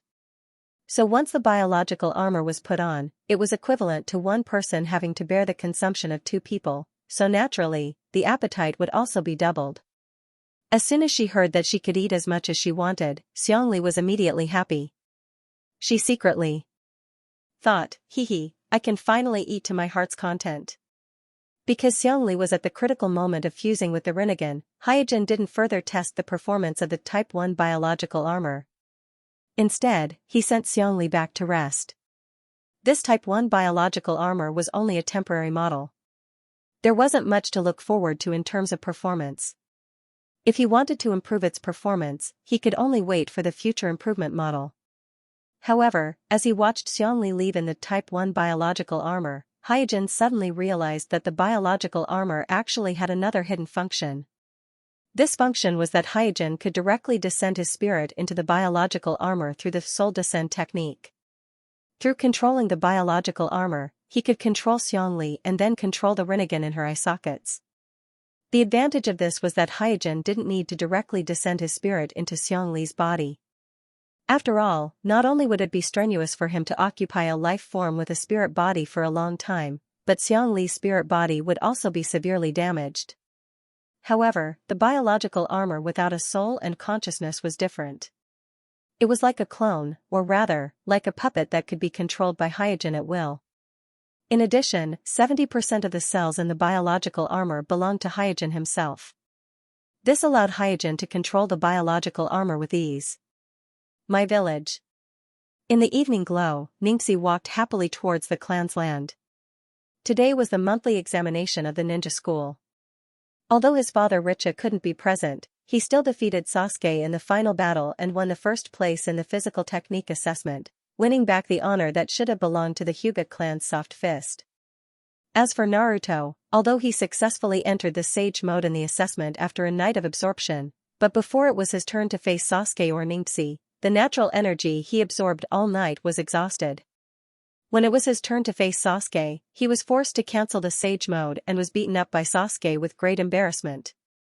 At the thought of being able to share this good news with his father soon, Ningxi's footsteps unconsciously became a little lighter. But when he returned to the Hyuga clan's land, he found that the clan land seemed strange today. All the clansmen he met along the way looked worried. What happened? Ningxi noticed that something was wrong. Although the atmosphere in the Hyuga clan's land had always been a little depressing, it had never been to such an extent. Therefore, even though Ningxi was young, he still noticed it. Could something have happened to father? Recalling that his father had just received a secret mission and left the village yesterday, Ningxi suddenly felt uneasy. First, I beg for recommendation votes and monthly votes to support me. After returning home and asking his mother, Ningxi learned that his father had already returned to the village, and the reason why he didn't go home was because he stayed in the Naruto building for questioning. Obviously, because of the involvement of Amatsukami, which the village is most concerned about, Richa was forced to stay in the Naruto building to be questioned by the village. But the cause of the matter is the secret meeting between the Hyuga clan and the Otsutsuki clan on the moon, and this matter is regarded as the family's top secret. Before the Hyuga clan relents, Richa, as a branch family member, has no right to disclose this matter, even to Naruto, so the village can't continue to question him from the beginning. Therefore, the village has to detain Richa while pressuring the Hyuga clan, eager to find out what happened, why Amatsukami is involved, who the mysterious enemy is, and what role the Hyuga clan plays in this matter. For the Hyuga clan, since the distant relatives on the moon have shown such strong contempt and hostility, then reporting the identity of the other party to the village is actually a win-win situation. Not only can they gain the trust of the village, but they can also use the power of the village to protect themselves and avoid being attacked by the Otsutsuki clan. But when Hayashi met Richa in private in the Naruto building and learned that the real purpose of Otsutsuki samurai's meeting with the Hyuga clan is to obtain a mysterious thing called Tenseigan, the Hyuga clan became a little hesitant. Although the Hyuga clan doesn't know what exactly this Tenseigan is, but from the behavior of Otsutsuki samurai, it is obvious that the other party is sure that the Tenseigan is in the Hyuga clan, and it is under the control of the Hyuga clan's patriarch. Otherwise, Otsutsuki samurai would not have sent a letter specifically to emphasize the appointment with the current patriarch of the Hyuga clan. In other words, the Tenseigan is likely to be hidden in the Hyuga clan in some form. After analyzing this information, the Zong family had a serious disagreement on whether to report to the village about the Otsutsuki family on the moon, and whether to report the Tenseigan. Hayashi thinks that he should confess the truth to the village in order to gain the understanding and support of the village, but the elders think that the most urgent thing is to figure out what Tenseigan is and whether it is in the family or not. In the opinion of the elders, if even the incredibly powerful Otsutsuki samurai also covets the power of the Tenseigan, then this Tenseigan is by no means an ordinary item. If the Hyuga clan can find and master this Tenseigan, then the pressure from the village can be completely ignored by the Hyuga clan. The Zong family's indecisive attitude was quickly reflected back to the 3 generations of Naruto. In the face of such a situation, anyone would feel that the Hyuga clan must be hiding some important secret, and it is likely to be related to Amatsukami. Therefore, the relationship between the village and the Hyuga clan immediately became tense. This is also the reason why when Ningxi returned to the Hyuga clan from the ninja school, he found that the atmosphere in the Hyuga clan was a bit depressed. Because the village arranged a large number of Umbu surveillance near the Hyuga clan, and these Umbu couldn't hide from the Hyuga clansmen, so the Hyuga clansmen felt nervous and uneasy. On the other hand, Deadale, who returned to Mai, was also unable to explain. Who was the mysterious person who fought at the beach, what was his name, and what was his origin? Deadale couldn't say anything because he himself was confused. At this point, not to mention other people, even his teacher, 3 generations of Tsuchika Jinoki, was not sure whether he was the Xidagarba of Amatsukami or not. After all, Richa insisted that it was the Xidagarba of Amatsukami who saved him, and the time and place of the battle between Deadale and the mysterious person happened to coincide with the time and place where Richa met the Xidagarba of Amatsukami. In this way, as Richa and Deadale returned to the village, the entire Mai immediately fell into an inexplicable anxiety. Including the Uchiha clan, the Hyuga clan, as well as Laying and Mai, the Kazakage, the Tsuchikage, and other forces, all showed their own abilities either actively or passively, analyzing the incident caused by the Hyuga clan's secret meeting with the Otsutsuki clan on the moon, in a cave in the Iron Kingdom. Kacha, kacha, the ear-piercing sound of rusty gears kept echoing in the quiet cave, and the one making this sound was a puppet that looked a little old. There was no puppeteer controlling this puppet, but it was still moving slowly in the cave in an orderly manner. After a while, the puppet stopped at the end of the cave and said with a smile, "Sorry to keep you waiting." At this time, several figures walked out of the shadows. Without exception, all of these figures were wearing the unique red cloud clothes of the Akatsuki, and standing in the middle was the leader of the Akatsuki, Tendo of the 6 Paths of Pain of Nagato. Next to Tendo were Konan, Uchiha, Shinichi, and Sasori of the Akatsuki organization. Sasori looked up and down at the puppet in front of him and said with a smile, "Puppet, it seems to be an interesting guy." On the side, Shinichi asked impatiently, "Hey, you are asking about our Akatsuki organization everywhere, and you even asked us to come out to meet, what is the matter? Our time is very precious." The puppet glanced at Shinichi, then moved his eyes to Tendo and said, "I want to make a deal with your Akatsuki organization." Seeing that the puppet ignored him, Shinichi snorted in displeasure, "Bah, what kind of thing are you to make a deal with our Akatsuki organization?" The puppet didn't answer and just stared straight at Tendo. Konan frowned, "What kind of deal do you want to make with us?" The puppet spread his arms and said, "As you can see, my puppet is already broken. I heard that your Akatsuki organization has the strongest puppet maker in the shinobi world, so I hope that your organization can make me the strongest puppet in the shinobi world." Sasori asked with interest, "Then what can you give us?" The puppet stretched out a finger and said, "A piece of information." Sasori asked indifferently, "What kind of information?" "Humph, this kind of price can't be exchanged for the strongest puppet in the shinobi world." The puppet said with confidence, "It's about the leader of Amatsukami." Sasori was shocked, "What, you have information about the leader of Amatsukami?" Scorpion was not the only one who was surprised. Even Little Nan, who was at the side, was surprised. Even Heaven's Will, who had a cold expression, had a chilling gleam in his eyes. For the Akatsuki organization, nothing is more important than their old enemy, Amatsukami, so any information related to Amatsukami is priceless in the eyes of the Akatsuki organization. Only Shinichi slightly narrowed his eyes, and a murderous aura emanated from his body. Here's the second update, asking for recommendation votes and monthly votes. There is no doubt that it was Hyuga Aoki who betrayed the village, who controlled the puppet to meet with Akatsuki. When he determined that Otsutsuki Samurai was the leader of Amatsukami, and the moon hanging high above his head was the secret base of Amatsukami, he realized that he must find a strong ally to gain the upper hand in this battle between the Tenseigan and the Tenseigan. Because according to the information left by the ancestors and the previous encounter with Otsutsuki Tonari, Kuroto regarded the distant relatives of Otsutsuki on the moon as his greatest enemy. In contrast, the Akatsuki that is dedicated to collecting tailed beasts and dominating the shinobi world has no choice but to step aside, so Kuroto decided to find Akatsuki. Because only Akatsuki, which has been fighting against Amatsukami, is qualified to be his ally. And this kind of means is not unfamiliar to Hyuga Aoki. In order to avenge the Hyuga family, he secretly colluded with Kumo and sold the map of the Hyuga clan and the house of the Hyuga clan, as well as the information of the guards that night, so that an ordinary jonin could easily sneak into the bedroom of the heir of the Hyuga family, Hinata, and almost kidnap Hinata, the eldest daughter of the Hyuga family. After a short moment of surprise, Tendo, who has been silent for a long time, finally said, "Who is the leader of Amatsukami?" "As long as Akatsuki can create the strongest puppet in the shinobi world, I will provide you with this information. This is the deal I want to make with you." With a smile, Hyuga Aoki said, "Believe me, without my information, you will never find Amatsukami." Konan said, "Why should we believe you?" "Hey," after a chuckle, Hyuga Aoki slowly raised the right arm of the puppet towards the people of Akatsuki.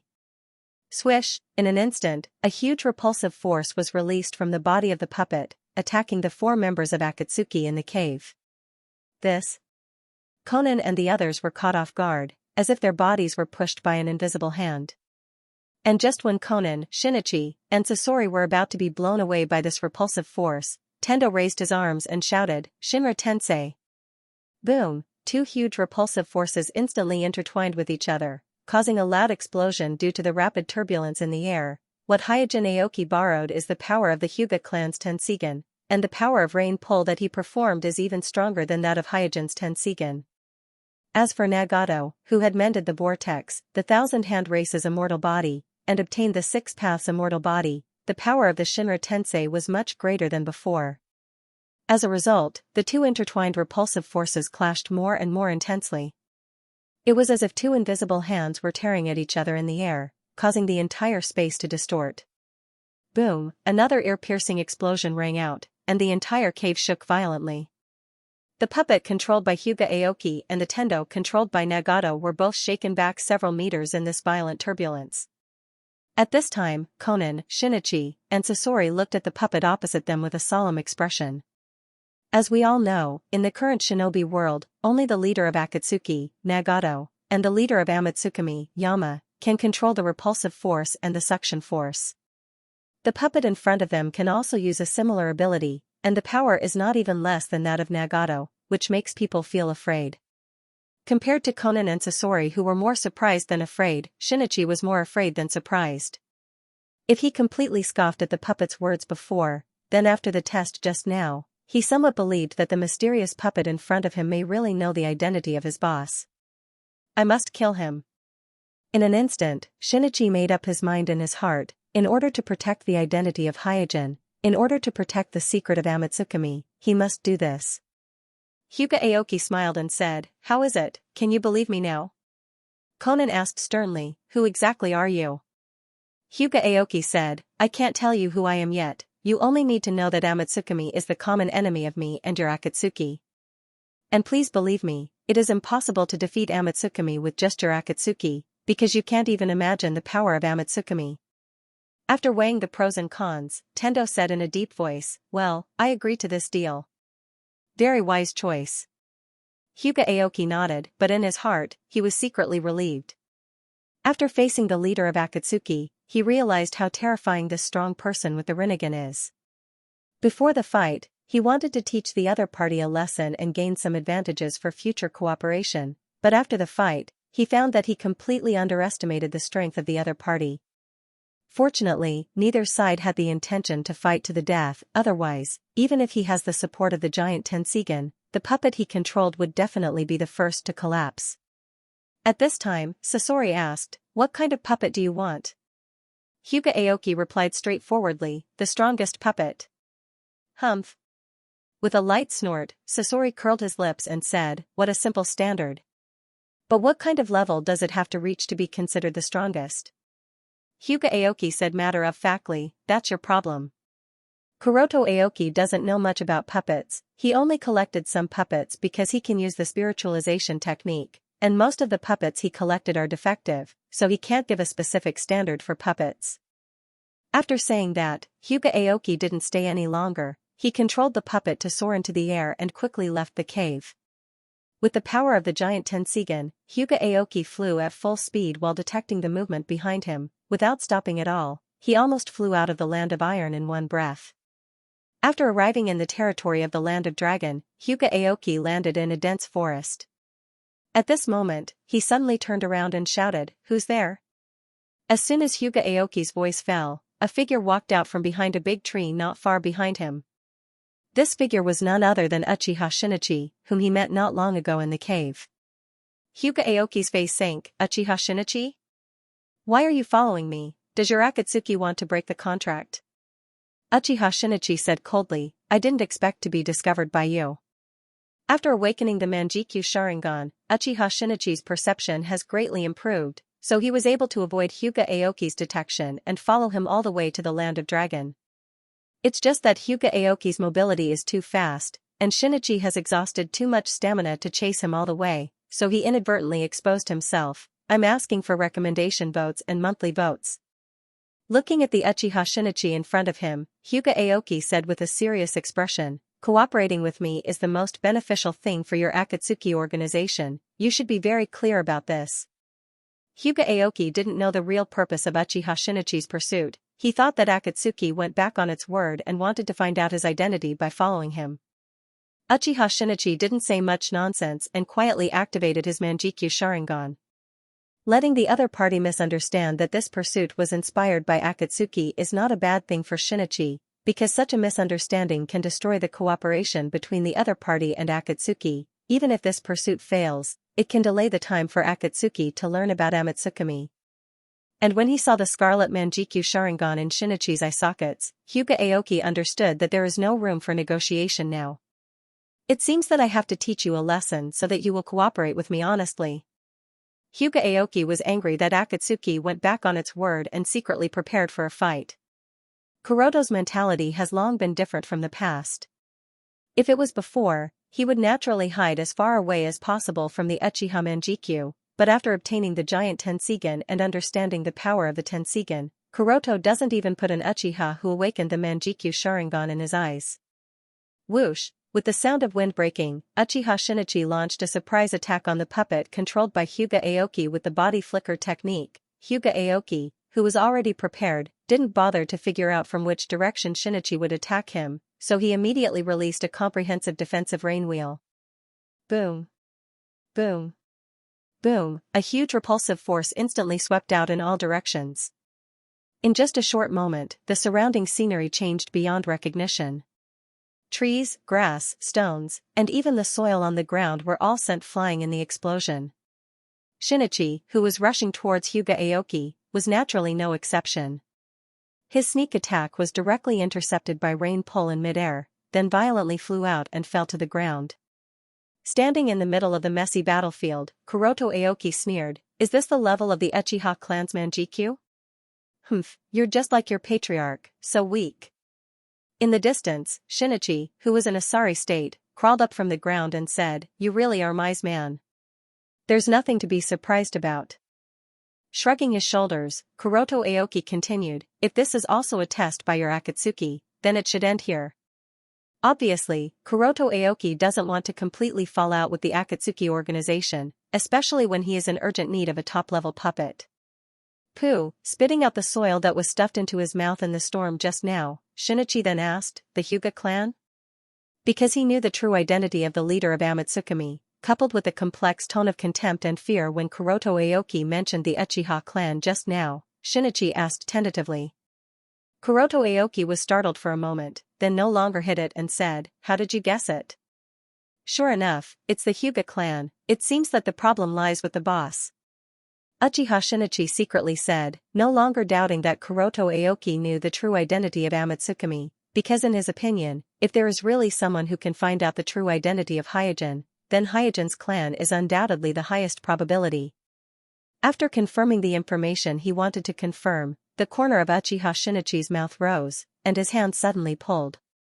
In an instant, crisscrossing steel wires buried in the ground were pulled up by Shinichi, instantly intertwining together, forming a large net, binding Kuroto Aoki's puppet in the center. This. After being tied up by 3 layers of steel wires, Kuroto Aoki, who was controlling the puppet, was shocked. Because the puppet he was controlling was a very old model, and the puppet was not inlaid with real Byakugan like Otsutsuki Samurai's puppet, so Kuroto Aoki's puppet could only rely on Chakra's perception to judge the battle situation. And in terms of perception, Uchiha Shinichi, who has been fighting with Zetsu for so many years, has already reached the level of a grandmaster. Coupled with the fact that the Uchiha clan has the pupillary Kekkei Genkai, Shinichi has always been an expert in the field of perception, so Shinichi was able to complete the plan almost right under Hyuga Aoki's nose. Bang! Before Kuroto Aoki could react, the Uchiha Shinichi in front of him turned into a puff of white smoke. Shadow clone. Kuroto Aoki was startled. At this time, a kunai quietly reached the throat of Kuroto Aoki's puppet body from behind, and then Shinichi's voice full of killing intent also came, "It turns out that you are just an empty shell." With that said, Uchiha Shinichi was about to use Genjutsu on Kuroto Aoki's puppet body. But just as the Manjikyu Sharingan in Shinichi's eye sockets began to rotate, the puppet in front of him suddenly seemed to lose its life and fell to the ground, breaking into pieces. Shinichi didn't panic, but while fully activating the Manjikyu Sharingan in his eye sockets, he carefully observed everything around him. However, everything around him was as usual, there were no chakra fluctuations, nor any special movements. He didn't escape, did he? After a light sigh, Uchiha Shinichi muttered to himself, "What kind of ability is this? How can it escape the insight of my Manjikyu Sharingan?" Uchiha Shinichi, who has no understanding of the Tenseigan's soul descending technique, is completely confused at this moment. Although he was mentally prepared to fail after failing to track Kuroto Aoki, such an outcome was still unacceptable to him, as if he punched the air. Suddenly, Xingyi's expression changed, and he looked into the distance. Swish! Not long after, 4 figures landed on the battlefield amidst the sound of rushing wind. The 4 people who suddenly arrived on the battlefield were all wearing the red cloud suit of the Akatsuki organization, and the leader was Shinichi's old partner, Bippa Juzo, and the other 3 were Ghost Mermaid, Lotus, and Sasuke. After looking around the messy battlefield, Bipajuzo sighed and said to Shinichi, "You really betrayed the organization." They were all smart people. Shinichi brazenly attacked the mysterious person who had a deal with the organization without receiving the organization's order, which was obviously a betrayal of the organization. "I didn't expect it to be you guys. I thought it would be that annoying Sasori." Shinichi knew very well that the Akatsuki organization had long suspected him, and he had been under surveillance, so when he made up his mind to kill Kuroto Aoki and protect the secrets of the Akatsuki organization, he was already prepared to be discovered by the Akatsuki organization. "I'm asking for recommendation votes and monthly votes." Bipajuzo pulled out the sword hanging on his back and pointed it at Shinichi from a distance. "Shinichi, stop, resistance will not end well." Shinichi stared at Bipajuzo and asked, "Do you really want to fight to the death with me?" Facing the questioning of his old partner, Bipajuzo lowered his sword slightly, revealing the hesitation and struggle in his heart at the moment. Because they have been partners for many years, Bipajuzo and Shinichi have a very good personal relationship. To a certain extent, the two have become friends who can talk to each other. It is also because Shinichi has revealed his true temperament in front of Bipajuzo, so Bipajuzo has already faintly noticed that there is something wrong with Shinichi, but out of friendship, he concealed it and did not report it to the organization. Today's scene of sword and sword facing each other is not surprising to Bipajuzo, because he expected that this day would come sooner or later. It's just that when he really wanted to fight, he found that it is not as easy as he thought to wield his sword against the only friend he has left in the shinobi world. The sword that he used to wield like an extension of his arm has become unusually heavy for some reason. "Thank you." Perceiving Bipajuzo's hesitation, Shinichi thanked him, and then his figure flickered decisively and disappeared. Seeing that Shinichi escaped just like that, the ghost Sharingan on the side smiled and said, "Juzo, I didn't expect you to be so soft-hearted, but if we let him go like this, how will we explain it to the organization?" Lotus, who had his arms crossed in front of his chest, said with regret, "I thought that I would be able to see the power of the Manjikyu Sharingan today. What a disappointment." Mufasa curled his lips and said, "Disappointment? Humph, you should be glad. The Manjikyu Sharingan is not something that can be easily provoked." As a pupiller type Kekkei Genkai, Sasuke, who has the Crimson Eye Kekkei Genkai, is more aware of the power of the Manjikyu Sharingan than anyone else in the Mist Squad. In his opinion, hunting down the traitorous Shinichi is not an easy task. Lotus sneered and said, "We have 4 people on our side. He has Susanoo, so even if we outnumber him, we might not be able to catch him." After a short pause, he continued, "What's more, that guy's Manjikyu Sharingan ability is extremely rare among all Manjikyu Sharingan." At this time, Bipajuzo interrupted his companion's argument. "I'm afraid the organization doesn't expect us to catch him. Let's let the leader worry about him." Swish. An afterimage rushed through the forest, accompanied by the whistling sound of breaking wind. This figure is none other than Uchiha Shinichi, who was fleeing towards the Land of Fire. Before preparing to attack Hyuga Aoki, he had already planned his escape route, so although he was a little nervous at this time, he didn't panic. Suddenly, a twisting vortex appeared abruptly in Jinyi's path and intercepted Jinyi, who was running in the forest at this moment. Immediately afterward, Obito, who was wearing a whirlpool mask, stepped out of the twisting whirlpool and said slowly, "Shinichi, you disappoint me." Obviously, Shinichi was not the only one tracking Hyuga Aoki. The Akatsuki organization also sent Zetsu to track Hyuga Aoki in secret, trying to figure out the details of Hyuga Aoki. Therefore, the Akatsuki organization was able to discover Shinichi's betrayal so quickly, and Obsidian was able to intercept the defected Shinichi so smoothly. Seeing Obsidian appear, Shinichi stopped with a gloomy face. In the organization, if there is anyone that Shinichi has no confidence in defeating, then it is only Nagato, the leader of the Akatsuki organization, and the mysterious Obsidian. Leaning leisurely on a big tree, Obsidian asked calmly, "So, the previous leak of the secret of the Rain Village base was also done by you?" When the Akatsuki's Rain Village base was jointly raided by Mai, Sand Crypsis, and Kumo, Nagato and Obsidian suspected that someone in the organization had provided information to the 3 villages. It's just that at that time, it happened that Orochimaru had defected not long ago, so Nagato and Obsidian focused their suspicion on Orochimaru, who had defected from the organization. Now that Shinichi's identity as a mole has been exposed, Obsidian suddenly understood that the one who leaked the secret was probably not Orochimaru, but the one who was personally recruited by him into the organization. Humph, so what? Shinichi snorted lightly. Who sent you to infiltrate the organization? After a pause, Obsidian's tone gradually became cold. Was it my? Or the Uchiha clan? Obsidian didn't think about Amatsukami at all, because in his view, Amatsukami has Yama, a top-level expert who can manipulate meteorites and defeat Nagato head-on, 2 Uchiha with Manjikyu Sharingan, and the amazing strength of Uchiha Kamikaze, as well as Suijin and Xidagarba.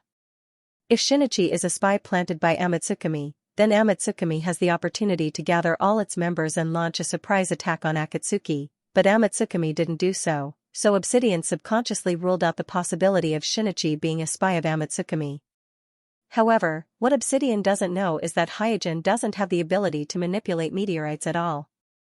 The meteorite attack that severely injured Nagato last time was done by Otsutsuki Samurai on the moon using the giant Tenseigan. Moreover, Hyojin, Suijin, Homasubi, Uchiha, and Xidagarba of Amatsukami are all played by Hyojin alone, so they can't fight at the same time, so there is no such thing as gathering. In the face of Obito's probing, Shinichi coldly said, "Go ahead and guess for yourself." Guess? Shaking his finger, Obsidian said, "No need to be so troublesome. After catching you, I will let Nagato read your soul, and the person hiding behind you will have nowhere to hide." Using Genjutsu to interrogate Uchiha who has Manjikyu Sharingan and is good at Genjutsu is likely to get wrong information, but Rinnegan's ability to extract souls and read memories won't be affected by Manjikyu Sharingan's interference and misdirection.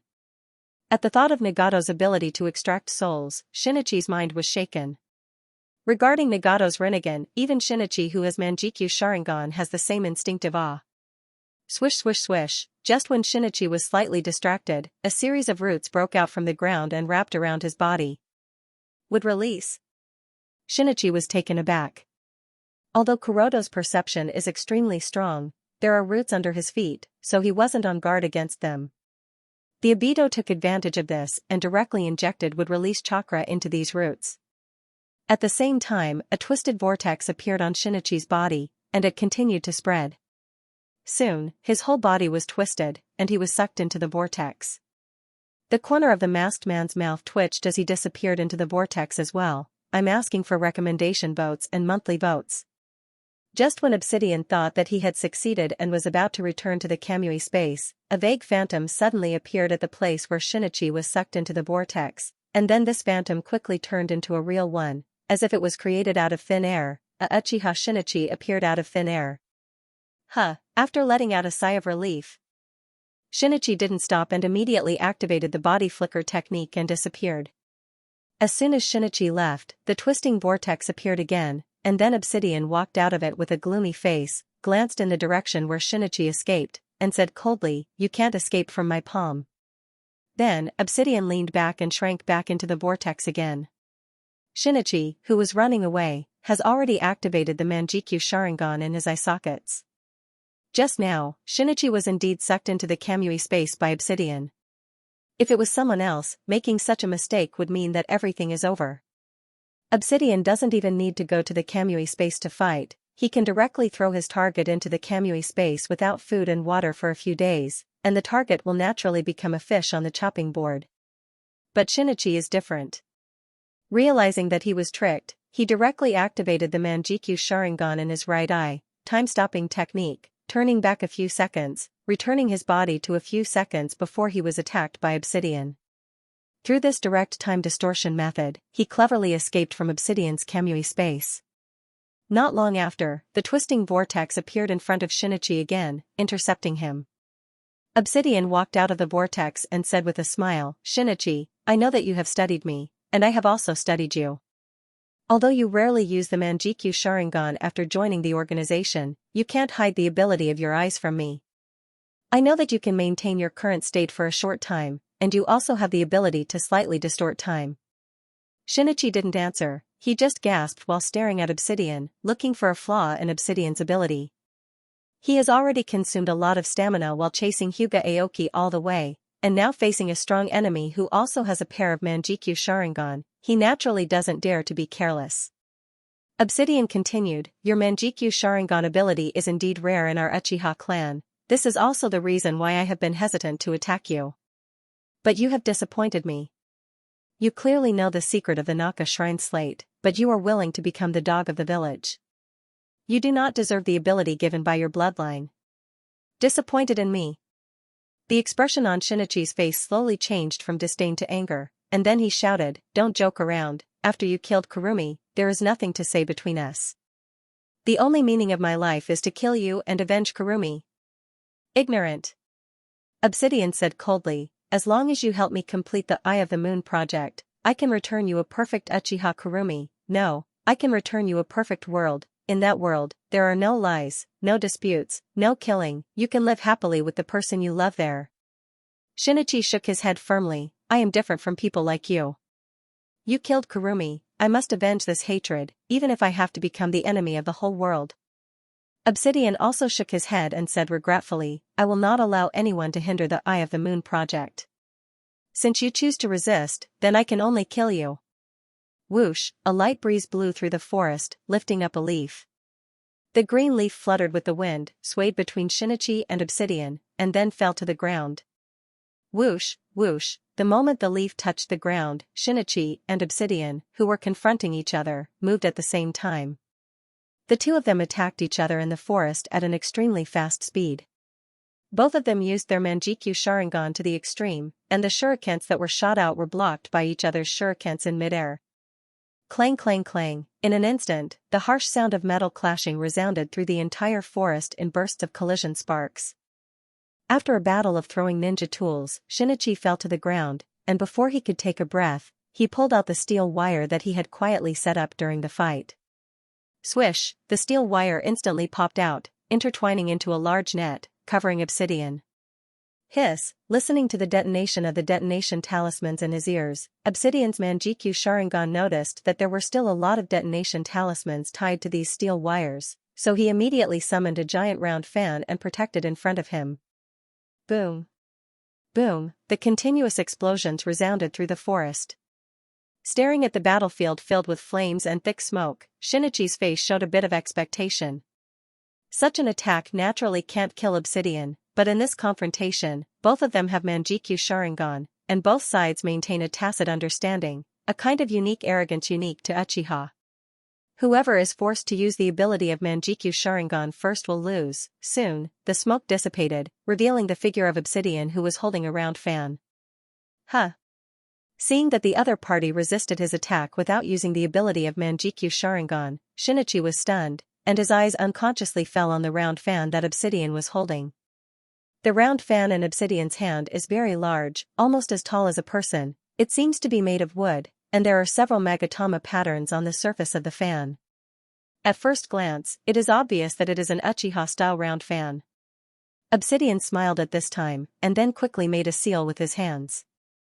After completing the seal, he waved the round fan and shouted, Fire release, Grand Fire Annihilation. Swish, Shinichi rose into the air. Seeing Obsidian's hand gestures, he had already judged in advance that the opponent was going to use Grand Fire Annihilation, so he had already retreated before Obsidian launched his ninjutsu. However, when he retreated into the air, he was surprised to find that after being fanned by the round fan, the fire released by Obsidian's Grand Fire Annihilation skyrocketed several times in an instant. In the face of this overwhelming and aggressive sea of fire in front of him, Shinichi could not avoid it and was instantly swallowed by the sea of fire. When he escaped from the sea of fire, Shinichi's whole body was burned, and the arms in front of him were burned like black charcoal, emitting bursts of green smoke. In desperation, Shinichi had to launch Time-Stopping House again, going back a few seconds to recover from the injuries on his body. The Heavenly Guard in his left eye is a decisive battle pupil technique. Once it is launched, the state of the body will be locked at the peak for a certain period of time.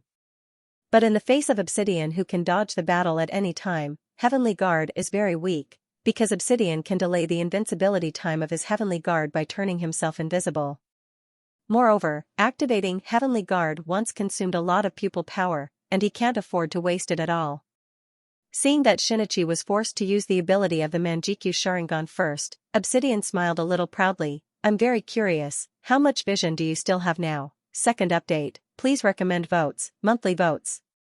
Listening to Obsidian's casual banter, Shinichi's face immediately became gloomy, and even the Manjikyu Sharingan in his eye sockets seemed to have dimmed a lot. Narrowing his eyes slightly, Shinichi tried to suppress the anger in his heart. As Obsidian said, his eyesight has indeed deteriorated severely, and with the 2 consecutive use of the time-stopping house just now, a lot of the Manjikyu Sharingan's pupillary power has been consumed, causing his vision to begin to blur. In fact, after joining the Akatsuki, Shinichi rarely used the Manjikyu Sharingan. However, when he had just awakened the Manjikyu Sharingan, he was too reckless and rushed into the root base alone, wanting to find Shimura Danzo for revenge. After searching for Shimura Danzo but to no avail, he fled all the way from the village and used his pupillary technique unscrupulously until he met Suijin. Suijin managed to break both the Manjikyu Sharingan Jutsu and the Heaven-Shrouding Jutsu one after another, causing him to lose a lot of vitality.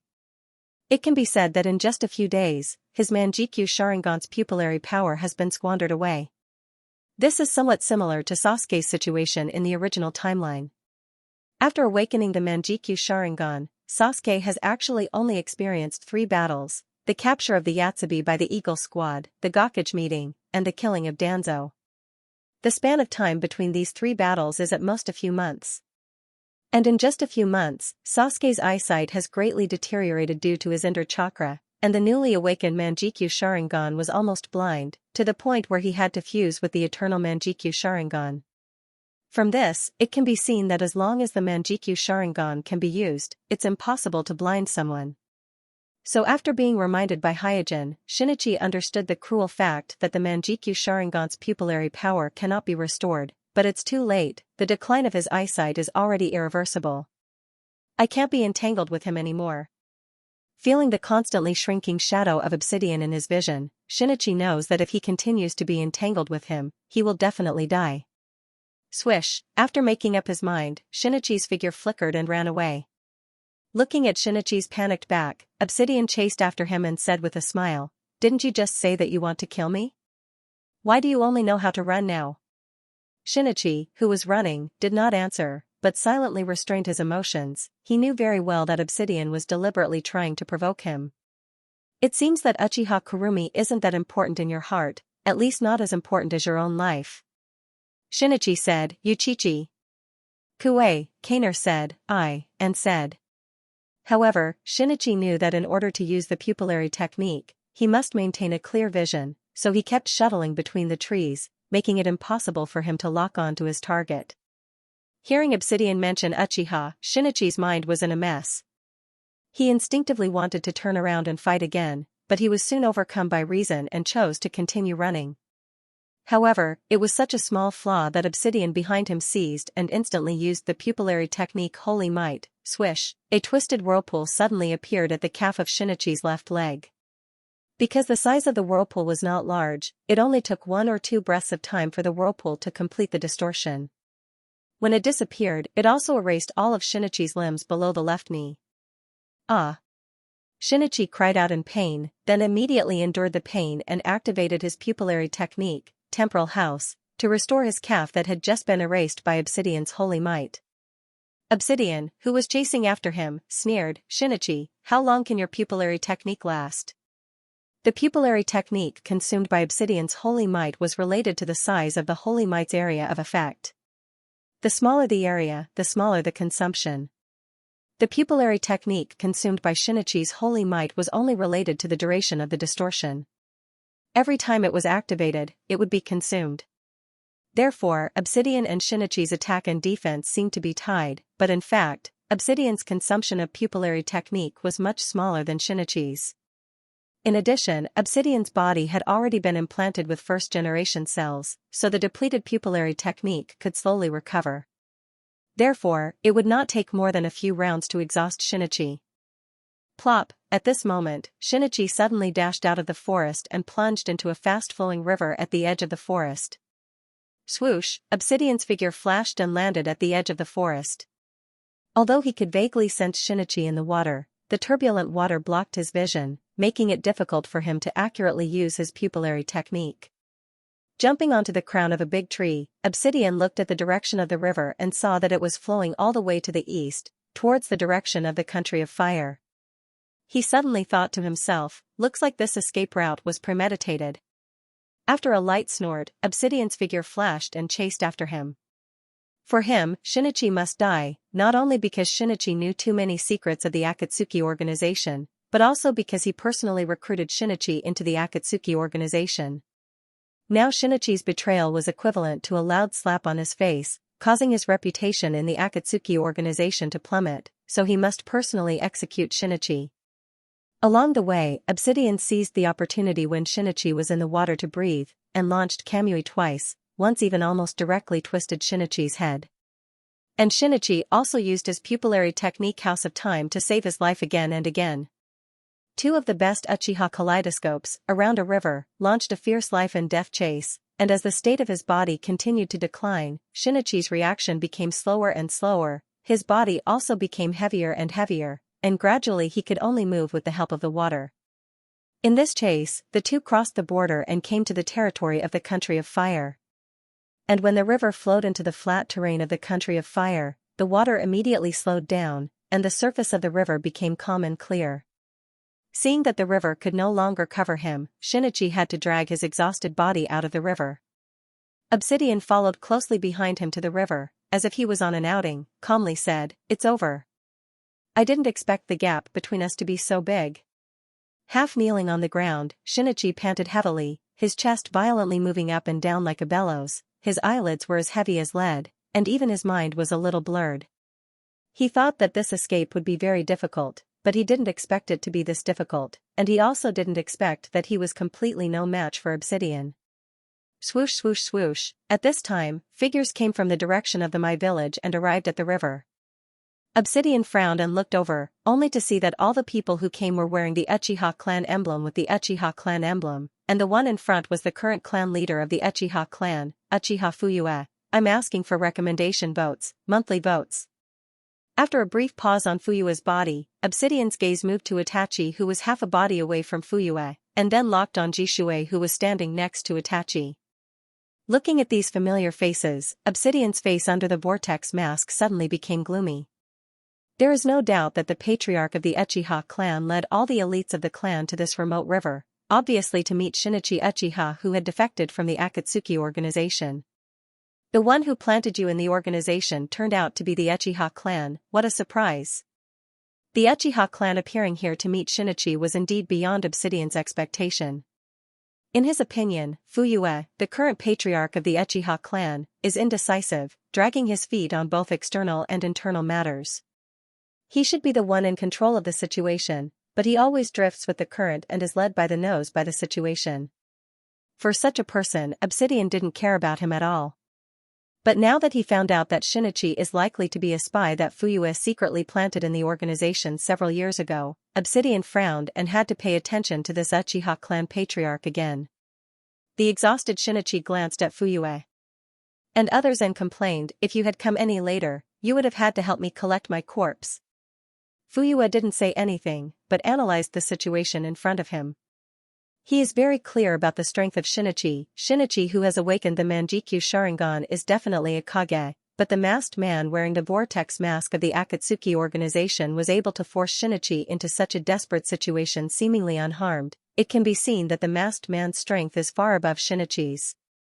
However, Fuyue is not afraid, because his team has a total of 2 Uchiha with Manjikyu Sharingan, plus Itachi and other elites of the Uchiha clan.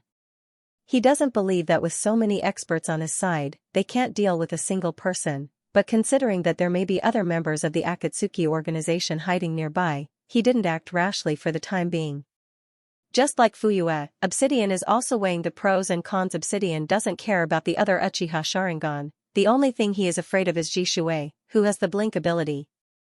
Coupled with the information about Jishui's Manjikyu Sharingan technique Koto Amatsukami leaked from the upper echelons of the Mai organization, he understands that if he is not careful, he may become a puppet of Jishui's Koto Amatsukami.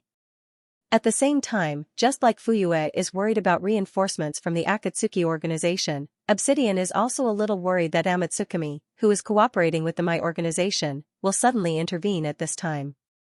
Humph. With a cold snort, Obsidian finally chose to retreat safely. After taking a deep look at Itachi among the Uchiha clan, he shrank into the twisting vortex and soon disappeared without a trace. Obsidian's departure made Fuyue secretly relieved. He quickly ordered the clan to go forward and bring the exhausted Shinichi. He did not dare to stay any longer and immediately led the people back to the village, inside the sky fortress. Caw, with a crow's caw, a black crow with a shiny body landed on Hyojin's shoulder. After removing the encrypted scroll from the black crow leggings and unlocking the seal on the scroll, Kuroto unfolded it and immediately destroyed the scroll without any change in expression. This communication crow was sent by Jishue, and the content of the communication was only one sentence, that is, they have successfully received Uchiha Shinichi, who had defected from the Akatsuki organization. Obviously, this time the Uchiha clan received Shinichi was arranged by Hyojin behind the scenes. In fact, when Shinichi chose to follow and assassinate Kuroto Aoki, he had already sent a summoning beast to inform Hyojin, but Hyojin was busy fusing the Rinnegan and couldn't leave at all, so after thinking about it, Hyojin arranged for Jishue to disclose the news to Uchiha Patriarch Fuyue. Fuyue has been looking for the return of Shinichi, so after learning from Jishue that Shinichi wanted to return to the Uchiha clan, he didn't hesitate and immediately led the elites of Uchiha clan out of the village to receive Shinichi. Returning to the study room, Hyojin pondered, Kuroto Aoki actually got together with the Akatsuki organization, who gave him so much pressure. Could it be Otsutsuki samurai? Did the two of them meet? The news that Shinichi sent back before, Hyojin still attached great importance to it. However, Hyojin doesn't think that Kuroto Aoki really knows his identity as the leader of Amatsukami, because if he really knew this information, he wouldn't have made such a stupid move to recruit Hyojin as his subordinate. Therefore, Hyojin speculates that Kuroto Aoki is either deceiving the Akatsuki organization, or he has some kind of misjudgment about the identity of the leader of Amatsukami. What makes Hyojin even more concerned is why Kuroto Aoki chose to cooperate with the Akatsuki organization, because judging from Kuroto Aoki's arrogant attitude after obtaining the giant Tenseigan, it is unlikely that he would be so eager to cooperate with the Akatsuki organization without strong external pressure. And in the current shinobi world, excluding Amatsukami, Akatsuki, and the 5 great shinobi villages, the only one that can put such pressure on Kuroto Aoki is Otsutsuki samurai, so Hyojin has reason to believe that there must be some kind of intersection between Kuroto Aoki and Otsutsuki samurai. Fortunately, from the information sent back by Shinichi, Hyojin can judge that not only did Otsutsuki samurai not succeed, but also caused Kuroto Aoki to feel great pressure and vigilance. It seems that before the Akatsuki organization provides him with a powerful puppet, I don't have to worry about him being found by Otsutsuki samurai. The purpose of Kuroto Aoki seeking a powerful puppet, Hyojin has already guessed it, and this is exactly the trap he has set for Kuroto Aoki. If the Umbu of the Mist Village can't find Kuroto Aoki's whereabouts in the shinobi world, then Hyojin can use this trap to make Kuroto Aoki jump out on his own. Converging his divergent thoughts, Hyojin's attention returned to the pages of data placed on the desk. These are all the data obtained by Hyojin when he created the bioarmor type I. According to this data, not only can Hyojin further improve the bioarmor, but he can also use it to clone the Yang release clone in the future. Therefore, Hyojin attaches great importance to these data that he obtained by spending a lot of money, and he has been studying these data for the past few days. It didn't take long for Hyojin, who was immersed in the data, to pick up a pen and paper and start writing. After all, the bioarmor type I is an emergency product created for the assault. There are obvious defects in safety and stability, and the auxiliary performance in combat is also very poor. Therefore, Hyojin must come up with an improved version as soon as possible to replace the obviously flawed bioarmor type I to ensure the smooth fusion of the Rinnegan in Xiang Lin's eye socket. The second update, asking for recommendation votes, monthly votes. My village, Death Forest. Following behind Sui Jin, Shinichi walked into an inconspicuous tree hole, only then did he discover that there was a mysterious passage leading deep into the ground hidden in the tree hole.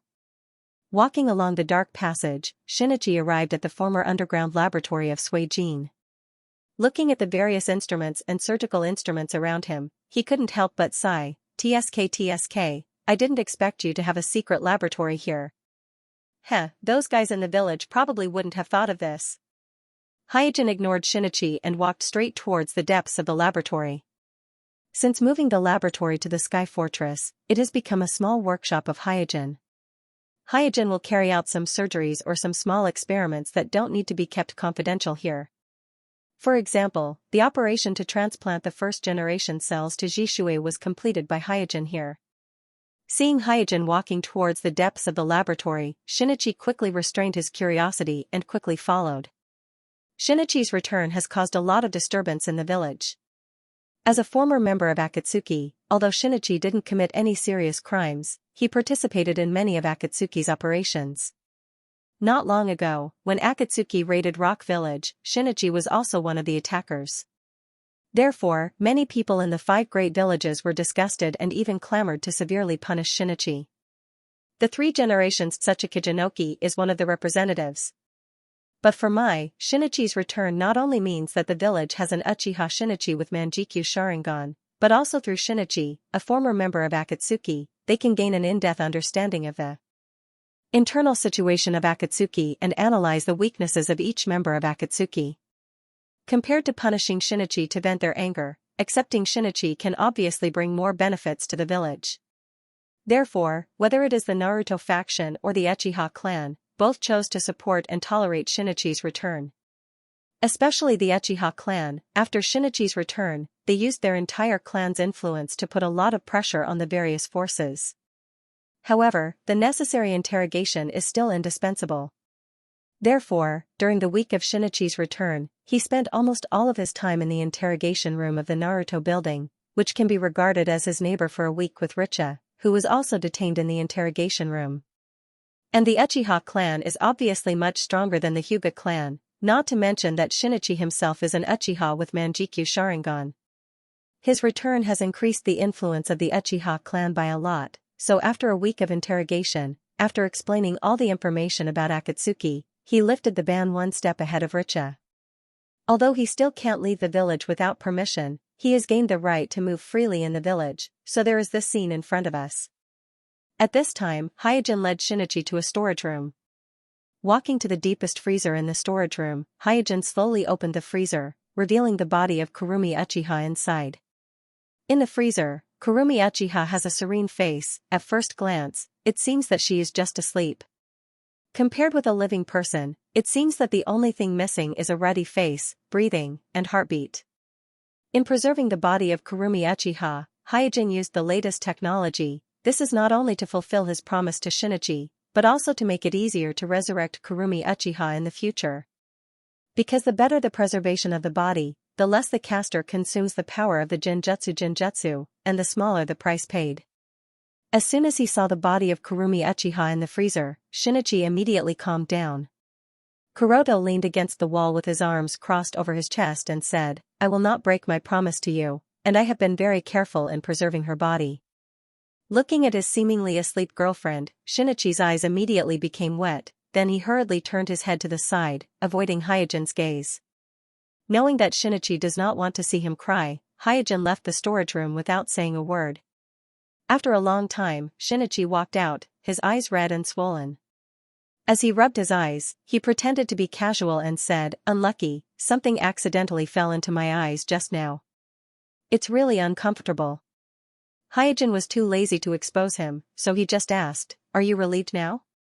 Shinichi nodded, then bowed sincerely to Xianxia, "Thank you." Xianxia waved his hand. "As I said, this is what I promised you. You don't have to thank me, but I can't resurrect her in a short period of time. I hope you can understand." Shinichi asked eagerly, "Then when can you resurrect her?" Xianxia explained in a calm tone, "I don't have the strength to resurrect her yet. As for when I can't say for sure, but it should be no more than 3 years. For those below the 6th path level, if they want to resurrect a dead person, no matter what tricks they use, the price is often very high. For example, the dragon life reincarnation technique of the Kusanaba village and the self-reincarnation technique of the Sand Crypsis Chio Granny both need to sacrifice themselves to resurrect the dead, and they also need to be the dead person who died not long ago and whose body is in good condition. As for the reincarnation heaven reincarnation technique of the Rinnegan Eye, there is actually a price in this aspect. The reason why Nagato could resurrect thousands of dead people at once in the original time and space was related to the special constitution of the Uzumaki clan. It was an exception, and it wasn't because of the Rinnegan eye that could resurrect thousands of dead people so easily. According to Kuroto's speculation, only by truly crossing the threshold of the six-path realm and completely mastering the power of the omniscient nature, and having the ability to condense the truth-seeking ball, coupled with the Rinnegan, would one be able to resurrect a dead person with a small price, or perhaps no price at all. Therefore, the resurrection of Kurumi Uchiha was arranged by Hyojin after his bloodline fusion ritual. If he can successfully complete the bloodline fusion ritual, fusing the 7 types of yin, yang, and 5 elements chakra in one go and achieve the supreme bloodline net, then resurrecting the well-preserved corpse of Kurumi Uchiha would only be a matter of him snapping his fingers.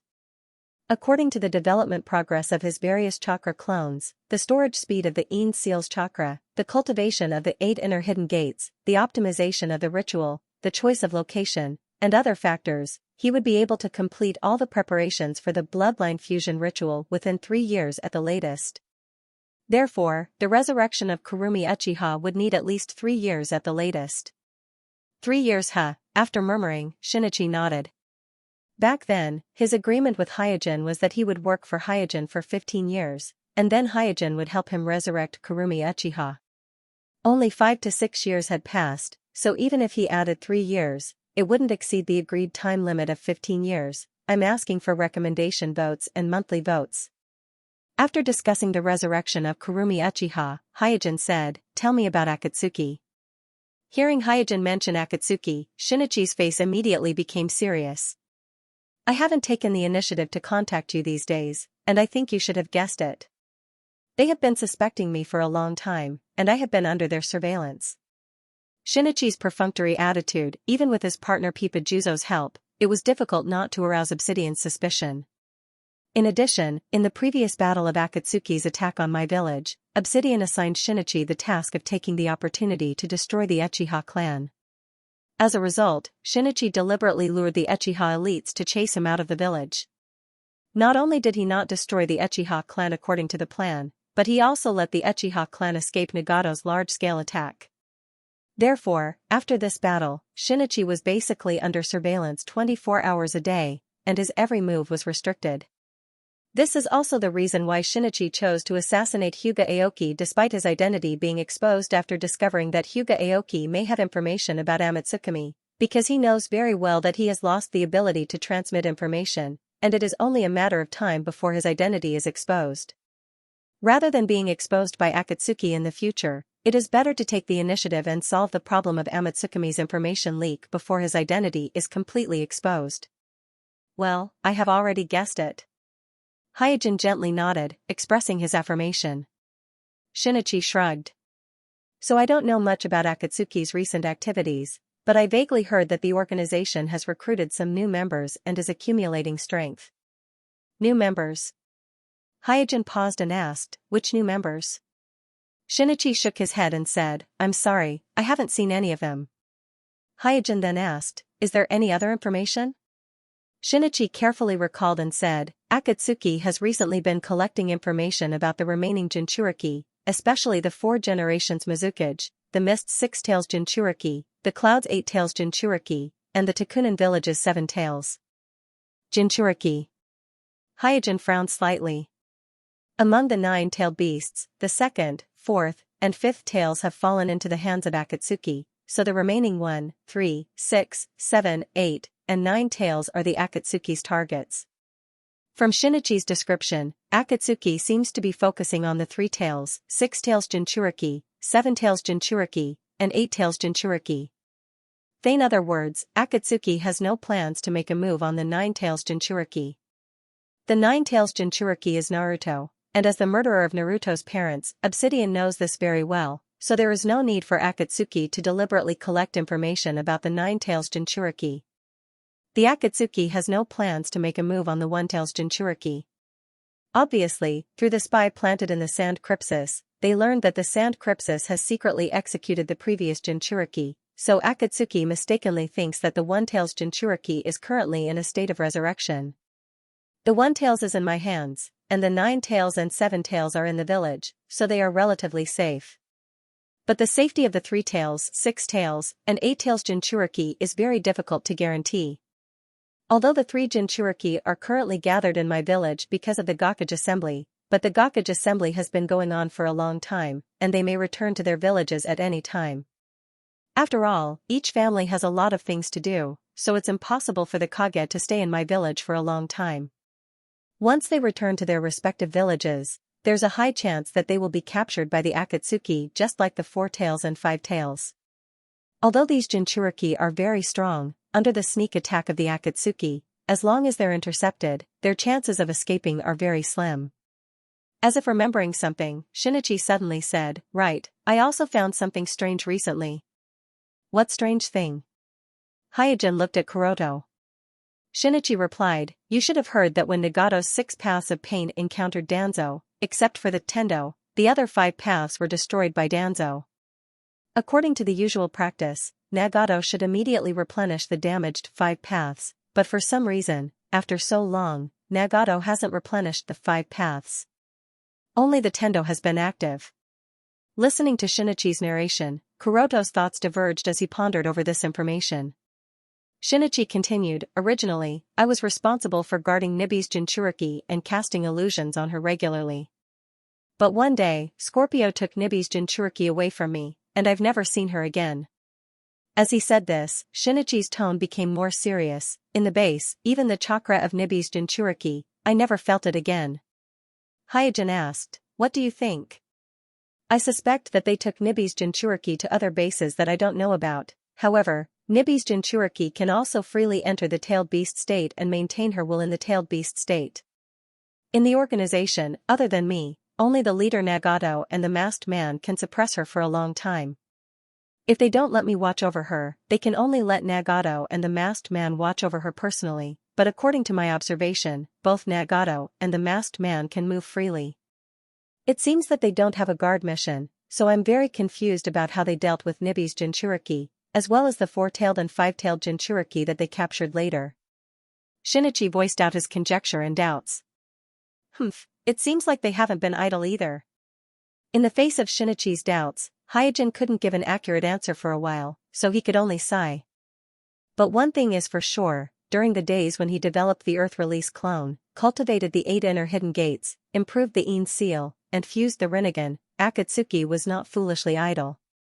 Whether it was Nagato or Obsidian, they were all trying to accumulate strength because of the huge pressure from the leader of Amatsukami, Yama, the strongest ninja in the world.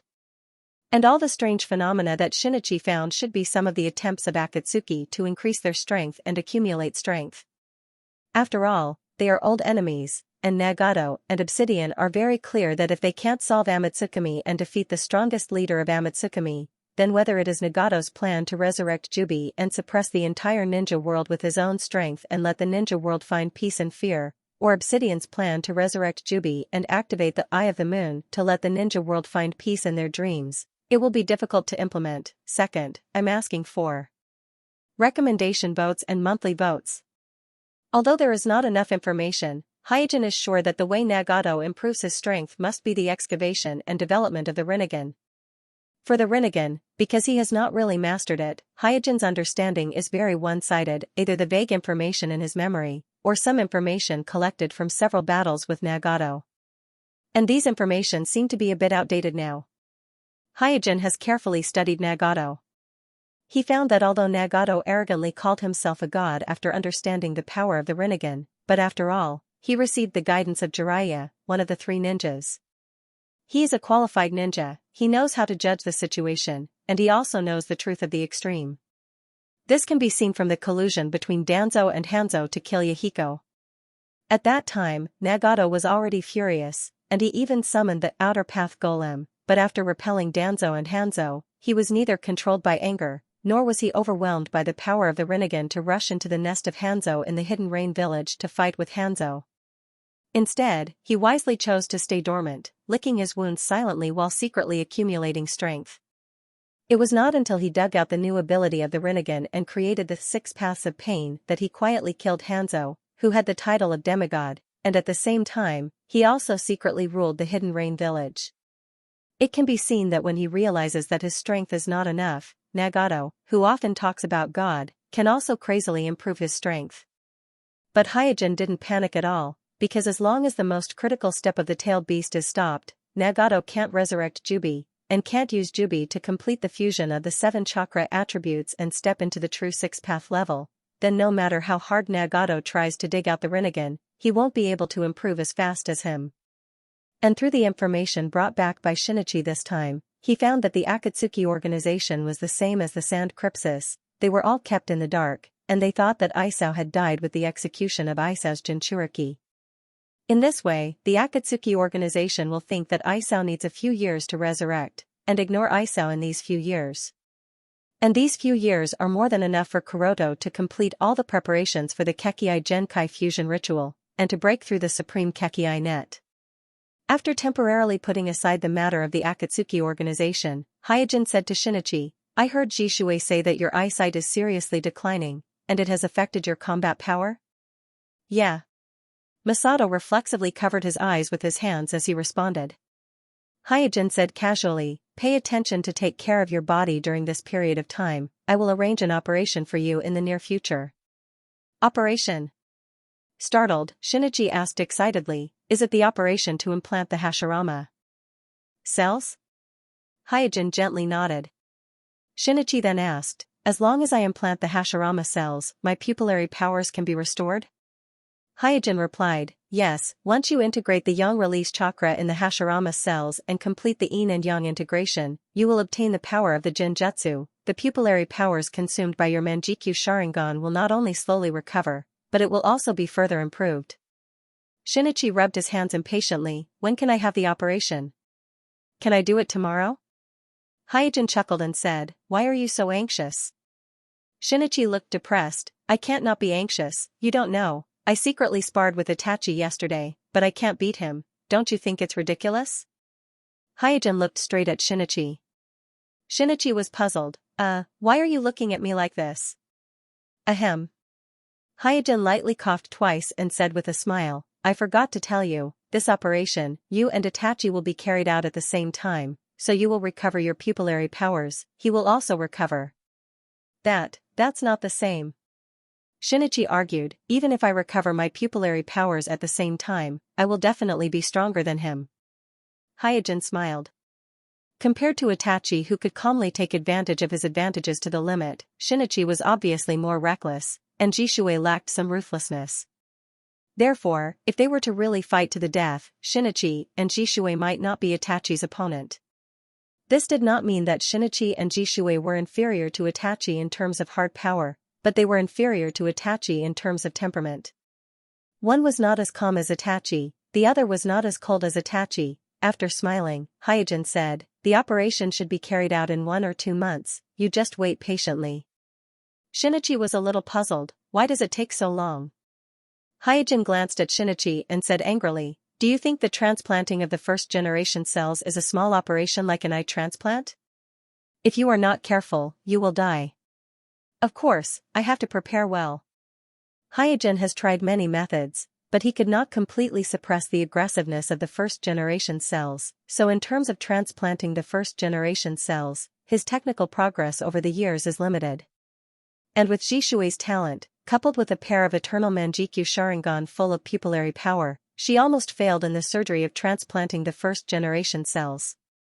It is conceivable that with the Manjikyu Sharingan of Shinichi and Itachi, whose pupillary power is almost exhausted, the probability of surviving the first-generation cell transplant surgery will be lower than that of Jishui at the beginning.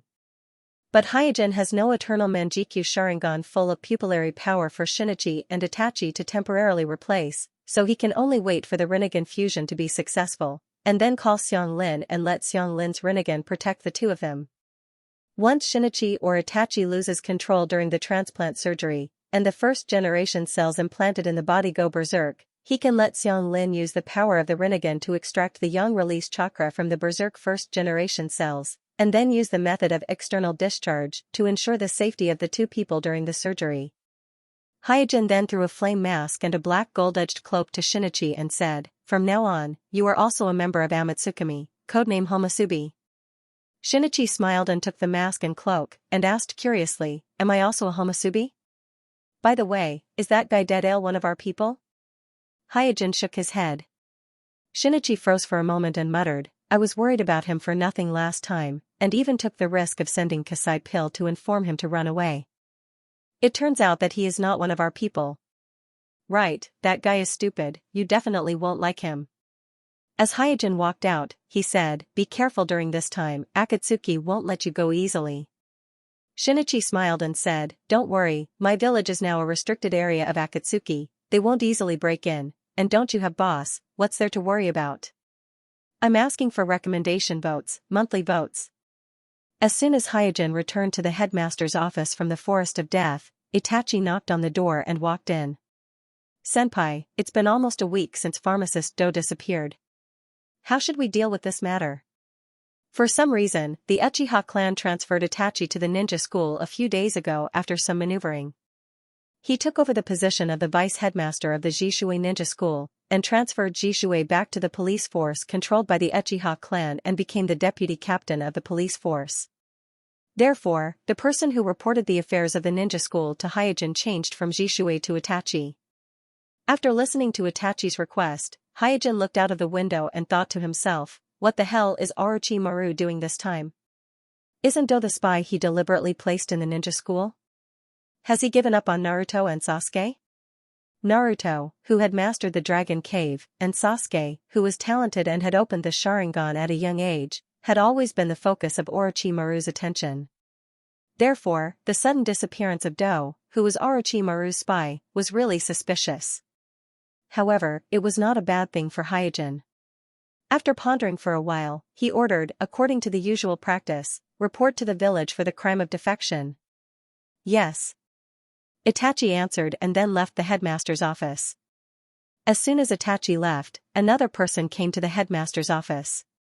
Kuroto turned his head and saw that it was Niji who walked in with a bashful expression. Hyojin asked casually, what's the matter? Ningxi said hesitantly, Senpai, I want to ask you, Hyojin smiled and said, is it about your father? Ningxi nodded quickly. Well, my father has been detained for a week. My mother and I are very worried. The patriarch can't do anything about it, so I want you to try to ask Naruto-sama to release my father. Hyojin listened quietly and did not speak. Ningxi then bowed to Hyojin and said, Senpai, I know this request is very presumptuous, but I really can't find any other way. Hyojin pointed to the seat in front of the desk and said, don't worry, take a seat first. The recent conflict between the Hyuga clan and the village, Kuroto has long been clear about the cause of the matter through various channels. He even knows that the Hyuga clan is hiding it from everyone these days and is looking for clues about the Tenseigan within the clan. Because of this, the Zone clan didn't have the mood to deal with the matter of reassignment. But in fact, Hyuga Aoki has already found and taken away the clue of the giant Tenseigan. Even Hyuga Kuroto was a step too late, not to mention the Su family. But in fact, the clue of the giant Tenseigan has long been found and taken away by Hyojin Aoki. Even Hyojin was a step late, let alone the Hyojin clan. But at this critical juncture, it may not be a good thing for Richa to regain his freedom. Instead, it may be because the Hyojin clan concealed the Otsutsuki clan and the Tenseigan, and he may be caught between the Hyojin clan and the village. Therefore, being temporarily detained by the village is not a bad thing for Richa. One must know that the detention of Hisashi-sama is just a pretext. The real purpose of the village is to make the Hyuga clan admit defeat and report the hidden secrets, so the longer Hisashi-sama is detained, the more apologetic the village will feel towards him. On the side of the Hyojin clan also knows that Richa is detained for the sake of the Hyojin clan, so they will also feel sorry for Richa. And if Hisashi-sama regains his freedom, then with the arrogant style of the family, once the search for the Tenseigan doesn't go smoothly, he will inevitably vent his anger on Hisashi-sama, who is responsible for contacting Otsutsuki Tonari, and blame him for not getting more accurate information.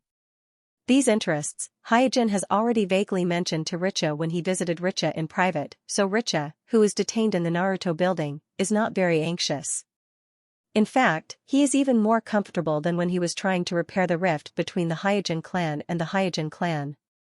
After briefly explaining these things to Ningxi, Hyojin said, "You just need to focus on training, don't worry too much about other things, with me here, your father will be fine." Ningxi, who was used to obeying Hyojin, nodded and said, "Yes." At this moment, Yui hurriedly rushed into the principal's office. "Kuroto, it's not good, Takuza had a conflict with the Uchiha police force on the street." Hyojin frowned when he heard this. Takuza is a member of the Hyojin clan who has just been promoted to a jonin not long ago. Among the younger generation of the Hyojin clan, he can be regarded as an outstanding talent. It stands to reason that at the level of a jonin, every move of a jonin will be noticed by all parties, so it is not easy to have a conflict with the ninjas of the same village in public, not to mention that the Hyojin clan has never been a troublemaker. After comforting the worried Yui, Hyojin asked, "What the hell is going on?" Yui glanced at Ningxi on the side, and then replied, "It seems to be because of Richa-sama, so the two sides had a dispute. Uchiha Shinichi, the traitorous Shinichi, returned and was only detained for a week before he was freed. On the other hand, Richa obviously didn't do anything out of line, but he was detained by the village until now and hasn't been released. The members of the Hyojin clan who don't know the inside story are naturally full of resentment." Hyojin sighed, "Let's go." In the past, this kind of trouble was handled by Richa, but now that Richa is detained, and the Hyojin clan is busy looking for clues about the giant Tenseigan, this kind of thing fell to Hyojin, who has the highest status in the Hyojin clan. This is also the reason why Yui hurriedly came to the ninja school. Bang, with a low muffled sound, Kuroto was kicked flying, and in the midst of the exclamations of the onlookers, he slammed into the wall on the side of the street, causing cracks to spread like a spider web on the wall. Cough, cough, Kuroto, who fell to the ground, wanted to get up immediately, but the burning pain in his chest made him unable to breathe for a while, and he coughed violently. At this time, an Uchiha clansman wearing a police uniform slowly walked over and said contemptuously, "Hey, didn't you just ask me why Shinichi can be released, and your Hyojin clansman is still detained? Hey, this is the answer." Another Uchiha clansman wearing a police uniform on the side said with a smile, "Well, Shinji, why are you so serious? He is just a Hyojin clansman." The Uchiha clansman named Shinji said with a smile, "I heard that this guy is a jonin, so I got a little serious, but I didn't expect him to be so weak. Hey, is there anyone in your Hyojin clan who is a little bit more decent?" Kuroto stood up and said angrily, "Damn it, how dare you insult our Hyojin clan?" Kuroto stood up and said angrily, "Damn, how dare you insult our Hyojin clan? You abominable guy." Hyuga Tokuma was angry and angry. The villagers around him pointed at him and the whispers in his ears made his face hot, and his whole person was shrouded by an unprecedented sense of shame. The Uchiha clan and the Hyuga clan can be regarded as old rivals. It is common for the two sides to exchange pointers, but it is the first time that a Hyuga jonin of the Hyuga clan has suffered a crushing defeat to an Uchiha jonin in such a public place, in the middle of a crowded street. This is the first time that such a thing has happened in Konoha village. In fact, in the jonin class, the average strength of the Uchiha clan's jonin is stronger than that of the Hyuga clan's jonin. This is not a secret in the village. Because all the Uchiha jonin who can open the Byakugan, their aptitude and talent are far above the average, and the Uchiha jonin who can successfully awaken the three Tomo Sharingan are almost all jonin who don't need to take the assessment. In contrast, because everyone in the Hyuga clan can open the Byakugan, so the overall number of people who can open the Byakugan is far more than the Uchiha clan, but in terms of individual strength, they are inferior to the Uchiha clan. In the same rank, one-on-one, the ratio of winning and losing between the Hyuga clan and the Uchiha clan is probably in the range of 2-8 to 3-7, that is, in 10 matches, the Hyuga clan can probably only win 2 or 3 matches, and the remaining 7 or 8 matches often end in defeat. Therefore, Hyuga Tokuma's defeat in the hands of Uchiha Shinji is really not a strange thing in the eyes of my jonin. But the ordinary villagers don't know this, they only heard that the Uchiha clan and the Hyuga clan are known as the two big dojutsu bloodline clans in the village, and now the Hyuga jonin of the Hyuga clan was easily defeated by the Uchiha clan jonin. This is really a rare big show for them. Hearing that there is a jonin fighting in the street, and it is a jonin of the two big families of the Uchiha clan and the Hyuga clan, the news suddenly spread like wildfire, attracting the surrounding villagers to gather. Swish swish swish, Red, Xian, and Gale, who were on duty, were attracted by the crowd and landed on a tree by the street. Then, Kakashi, who had been dragged out by Asuma to go shopping, also landed on the tree with Asuma. Looking at the scene on the street, Xian asked Red with uncertainty, "Should we make an appearance?" Without waiting for Red to answer, Asuma shook his head and said with a serious face, "It's best for you to not get involved in this kind of thing. Otherwise, it will be very troublesome." Red was puzzled. Why? They're fighting in the street, it's already against the rules of the village. Kakashi took over the conversation and said solemnly, "Don't forget, those two Uchiha are from the police force. The security of the village is originally under their control. Once we intervene, it will cause a strong backlash from the Uchiha clan." Before the return of Uchiha Shinichi, the Uchiha clan was already very strong, and now with the addition of Uchiha Shinichi, the Manjikyu Sharingan, the arrogance of the Uchiha clan is naturally even more arrogant. In the current situation, not to mention the ordinary Mai ninjas, even the Umbu directly under Naruto will instinctively feel restrained when facing the Uchiha clan. Even the ninjas of Kakashi and Asuma are not willing to easily conflict with the Uchiha clan. In the field. Seeing that there were more and more villagers watching, Hiroku Tenma realized that if this went on, not only his own face, but also the face of the Hyuga clan would probably be lost. So he glared at Uchiha Shinji and said, "Today's account, we'll settle it later." Uchiha Shinji scornfully spat, "Humph, it's obviously nonsense, and you still dare to be stubborn in front of me. I'm really a little curious, how do you want to settle this account?" Hiroku Tenma was suddenly speechless. "You." Looking at Hiroku Tenma, whose blue veins were bulging on his forehead, Uchiha Shinji joked, "You're not convinced? Ha, you can try again." Knowing that he was not as good as Uchiha Shinji, Hiroku Tenma no longer took the provocation, turned around and was about to leave. At this time Uchiha Shinji said, "Hey, who allowed you to leave?" Hiroku Tenma suddenly turned around. "What do you want?" Uchiha Shinji said leisurely, "Anyway, you are also a jonin, don't you know the security regulations of the village? You attacked a member of the police force in the street and disturbed the normal order of the village. Tell me, do you want to go to the police station with me, or do you want me to escort you there?" Hiroku Tenma suddenly became angry. "Don't go too far." "Too far?" Smiling, Uchiha Shinji said, "Do you think that your Hyuga clan can ignore the security regulations of the village? Of course, if you want to resist, I don't mind letting you taste the power of our Uchiha clan Sharingan again, because this is what our police force does." Another member of the Uchiha police force on the side also smiled and said, "Don't worry, I will send a letter to your patriarch and let him come to the police station in person to take you back." Uchiha Shinji looked around and found that not only were the villagers surrounded, there were also many Mai ninjas in the crowd, there were even many jonins, but no one dared to stand up and question them, so he turned to Hiroku Tenma and said with a smile, "The Mai clan only has one dojutsu bloodline, and that is our Uchiha clan." Hiroku Tenma knew that the other party was deliberately looking for trouble and wanted to damage the prestige of the Hyuga clan, so he understood that today it would be difficult to be good, so he lightly shouted, "Byakugan, open." "Oh, you really dare to resist?" Uchiha Shinji smiled and opened his Sharingan. He was worried that Hiroku Tenma wouldn't dare to resist. On the tree. Xian frowned slightly, "This is too much." Red nodded, "Well, these two guys from the Uchiha police force are really too much." Asuma also looked unhappy. "It seems that we have to make a move." "What excuse do we use to make a move?" After a pause, Kakashi then asked, "If we rashly attack the members of the Uchiha police force, you should be very clear about what kind of trouble it will bring to the village." Gale, who had been silent, whispered, "Are we just going to watch Hiroku Tenma be taken away by them?" Kakashi sighed, "Inform Jishuei, with his appearance, the Uchiha clan won't be able to cause trouble." Because of the previous incident, the entire village tacitly agreed that Shinichi, who returned to the Uchiha clan, was a radical, so Kakashi, who knew very well how tense the relationship between the village and the Uchiha clan was, did not want to give the Uchiha clan any excuse to cause trouble. Swish, at this moment, a figure landed on the field. It was Hyojin. "I'm asking for recommendation votes and monthly votes."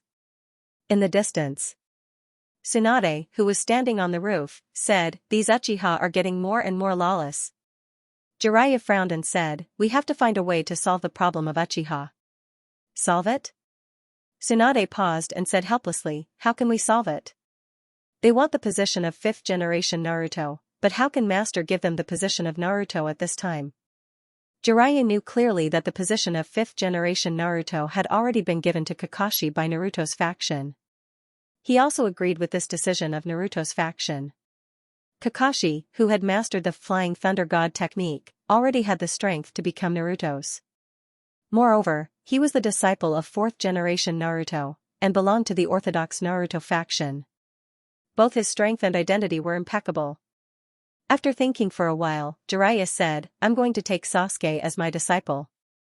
Tsunade stared at Jiraiya and said, you want to? Before Tsunade could finish, Jiraiya nodded and said, Sasuke has already signed a contract with Mount Myaboku, so it's reasonable for me to guide him to practice immortal techniques.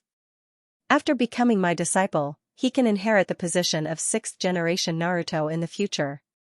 Tsunade said with a pessimistic tone, if we promised the 6th generation to Uchiha before, they might agree. But now, I'm afraid they can't wait. In the field. After seeing that it was Hyojin, Uchiha Shinji's face darkened, and he secretly cursed his bad luck. In the Hyuga clan, Hyojin was famous for being not to be trifled with. Several Uchiha Jonin who had gone to the Hyuga clan to make trouble were beaten by Hyojin alone. In addition, Hyojin and Jishui had a close relationship, so when the Uchiha clan met Hyojin, they generally restrained themselves. This was also the reason why Hyojin rarely had conflicts with the Uchiha clan because of his own affairs. After landing in the field, Hyojin first looked around. He found that there were many onlookers around, but no one was willing to stand up and provoke the Uchiha clan's police force, so he suddenly thought in his heart, it seems that the return of Shinichi has given the Uchiha clan a stimulant. Outsiders may not know, but it is very clear within the Uchiha clan that with the return of Shinichi, the number of Manjikyu Sharingan in the Uchiha clan has reached 3 pairs. If Fuyue, who was previously coerced by the public opinion of the clan, can be regarded as a radical, and Jishui can be regarded as a moderate, then the return of Shinichi has also broken the 1-to-1 balance between the radical and the moderate in the Uchiha clan.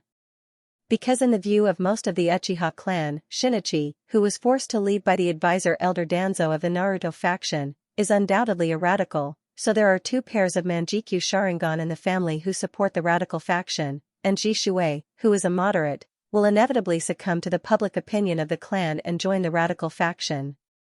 It seems that it is necessary to knock down this group of arrogant Uchiha. Because he has been busy with the integration of the Rinnegan, Hyojin has somewhat ignored the impact of Shinichi's return on the Uchiha clan. Now it seems that the impact is greater than he expected, so it is necessary to suppress the arrogance of the Uchiha clan. After making up his mind, Hyojin's eyes slowly fell on Shinji Uchiha, and said lightly, as a member of the police force, don't you know the security regulations of the village? How dare you gather people to fight in front of the ninja school? Who gave you the courage? Shinji Uchiha looked at his feet, and then looked at the ninja school a few streets away, and said with a surprised face, the entrance of the ninja school? Seeing that Hyojin has arrived, Kakashi and others on the tree fell to Hyojin's side. Then, Kakashi leaned towards Hyojin's ear and whispered, Kuroto, don't mess around. Asuma also said, yes, now there is one more Manjikyu in the Uchiha clan, it will be very troublesome if they make trouble. As the son of Naruto, he knew better than anyone present the pressure that the 3 generations of Naruto were under. Otherwise, with his temper, he would have intervened in this matter long ago. Hyojin smiled, don't worry, how can I mess around? Swish, before his voice died away, Hyojin's figure flashed, and in front of everyone present, he brazenly rushed to the front of Shinji Uchiha. You. Shinji Uchiha did not expect Hyojin to make a move immediately. His scarlet pupils suddenly shrank, and his whole body subconsciously jumped back. But after jumping into the air, Shinji Uchiha faintly felt that something was wrong. When he was about to turn back, he was hit in the middle of the back of his neck, and his eyes went black and he fainted. Bang! At this time, Hyojin, who had rushed to the front of Shinji Uchiha, turned into a puff of white smoke and disappeared with a soft sound. Another Hyojin walked out from behind the fainted Shinji Uchiha. Obviously, Hyojin took advantage of the large number of onlookers and the difficult terrain of chakra to launch a feint attack with the shadow clone. He easily found a flaw in Shinji Uchiha, and instantly killed the insufferably arrogant Jounin Uchiha. In an instant, the sea of people on the street became silent. Kakashi, Asuma, and the others looked at each other. They did not expect that not only did Hyojin make a move, but he also plotted against a Jounin of Uchiha so easily. What happened? For the sake of the family's honor, Kujiro, who was ready to fight to the death, looked at Shinji Uchiha, who was unconscious on the ground not far away, and was even more confused. In the previous fight, although both sides had restrained themselves, Kujiro was very clear that Shinji Uchiha's strength was definitely above his, and it was obvious that Shinji was much stronger than him. If it was a one-on-one fight, even if it was a life-and-death fight, he thought that his chance of winning was probably less than 20%. However, such a strong enemy that he felt difficult to fight was so easily killed by Hyojin's sneak attack, which was really difficult for him to accept. At this time, Hyojin's eyes slowly moved to the other member of the Uchiha police force in the field. Yu, the member of the Uchiha police force, who was scared by Hyojin's stare, quickly took 2 steps back. Then, he felt that he was a little too weak and might embarrass the Uchiha clan, so he took a step forward with a vigilant face. While Hyojin grabbed one of Uchiha's legs and dragged him in the direction of the ninja school, he ordered the other member of the Uchiha police force in the field, "Ask your clan leader to come to the ninja school to pick him up." Watching Hyojin drag the unconscious Shinji Uchiha all the way through the crowd of onlookers, leisurely walking in the direction of the ninja school, the remaining member of the Uchiha police force was stunned for a long time. "I'm asking for recommendation votes and monthly votes." The news of a fight between a member of the Uchiha police force and a Hyuga Jonin in the street quickly spread throughout the village, and the Uchiha clan, which was responsible for the security of the village, was the first to learn about it. But the Uchiha clan, including Patriarch Fuyue, didn't care too much about it. Nowadays, the Uchiha clan doesn't put the Hyuga clan in their eyes. All of them have their eyes on the top of their heads, and all of them are focused on the position of Naruto. But then, another piece of news spread to the Uchiha clan. That is, Uchiha Shinji, who fought with the Hyuga Jonin, was subdued by the headmaster of the ninja school, Hyojin, and detained in the ninja school, and threatened that the patriarch of the Uchiha clan would go and get him in person. Damn it! This Hyojin is too much. Who does he think he is? How dare he insult our Uchiha clan like this? This time he must pay the price. I heard that Shinji was dragged all the way to the ninja school by him, and there were hundreds of villagers watching along the way. This matter has already spread. I am afraid it will have a great impact on our competition for the 5th generation. That bastard must have done it on purpose, he must have. Listening to the noise of the clansmen below, Patriarch Fuyue did not express his opinion, but slowly turned his eyes to Jisue, who was sitting in the corner.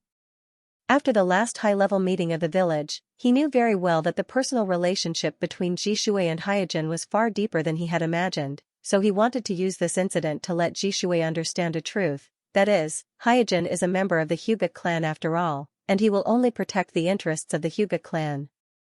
In the confrontation between clans, personal relationships must make concessions for the interests of the entire clan. After raising his hand to signal the clansmen in the hall to be quiet, Fuyue asked Jisue, "Jisue, what do you think of this matter?" Seeing that everyone was looking at her, Jisue had no choice but to say, "Let me go and bring Shinji back."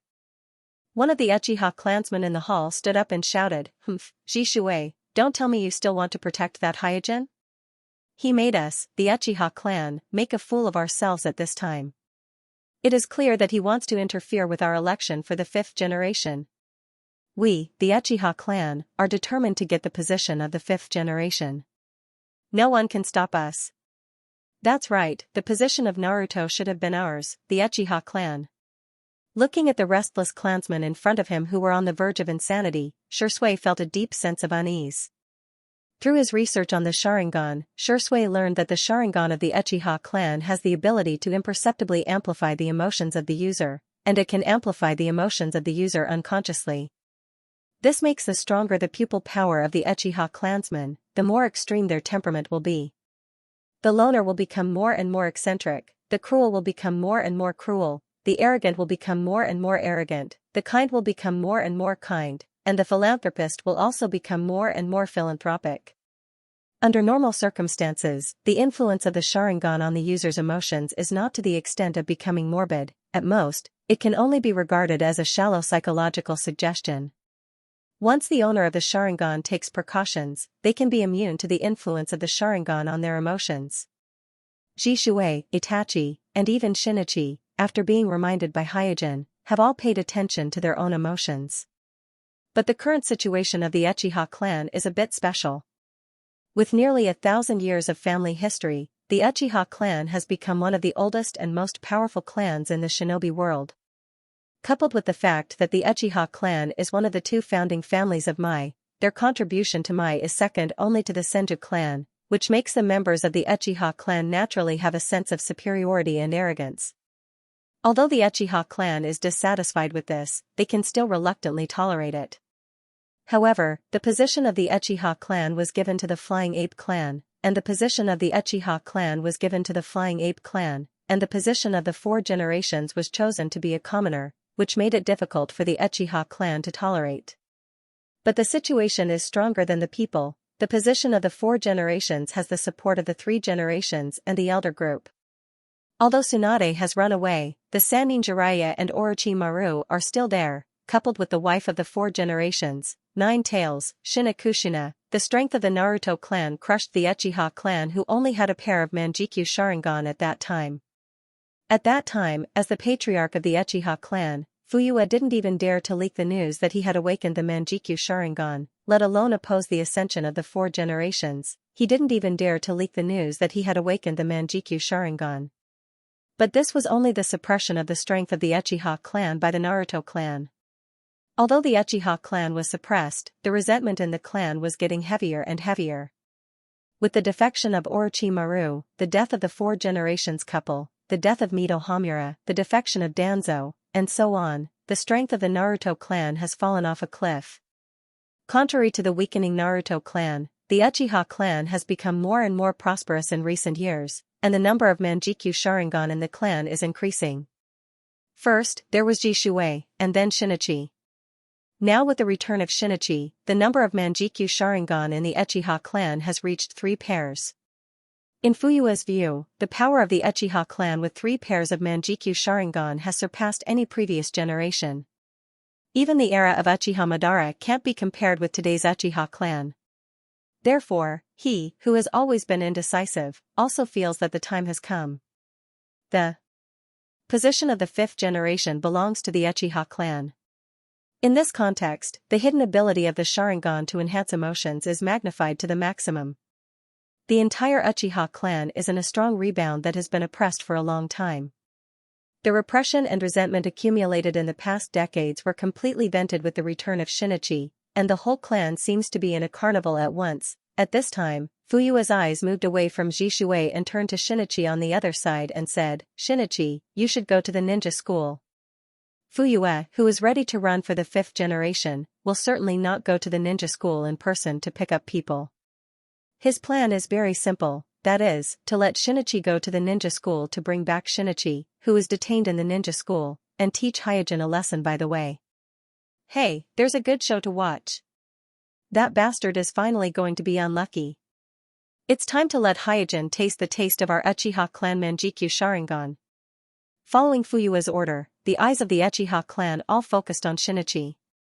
The conflict between Shinichi and Hyojin is known to everyone in the Uchiha clan.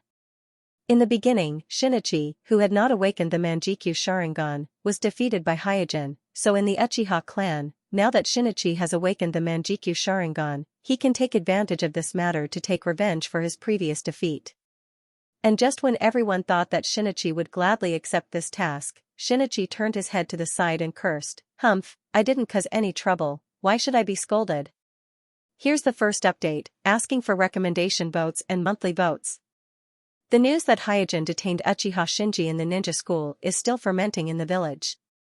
In this sensitive period when everyone knows that the Uchiha clan is seeking the position of 5th generation Naruto, Hyojin's actions naturally attracted everyone's attention. For a time, not only the villagers, but also the other large and small clans in the village, as well as the 3 generations Naruto in the Naruto building are paying close attention to this matter and the ninja school. Even Leing, Suchikage, Kazekage, and Mizukage, who are in my village, have heard about this matter and paid attention to it. After all, my village is the head of the 5 great shinobi villages, and the political structure of my village will directly affect the actions of the 5 great shinobi villages against the Akatsuki organization, so the Kages don't want internal turmoil in my village during this period of crisis. As a result, the entrance of the ninja school, which is already crowded with people, became even more lively. The villagers who came to watch, as well as the spies of the major families, have gathered here, looking forward to how the Uchiha clan will deal with this matter.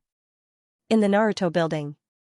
Sitting on the sofa, Xianxia said with a frown, "Hizen, if the Uchiha clan acts recklessly, I am afraid that it will be difficult to resist with just the strength of the ninja school. We must have a backup plan."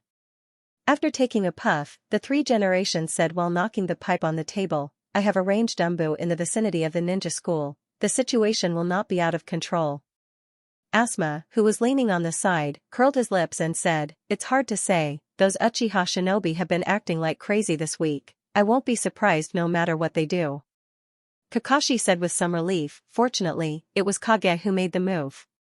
Tsunade nodded.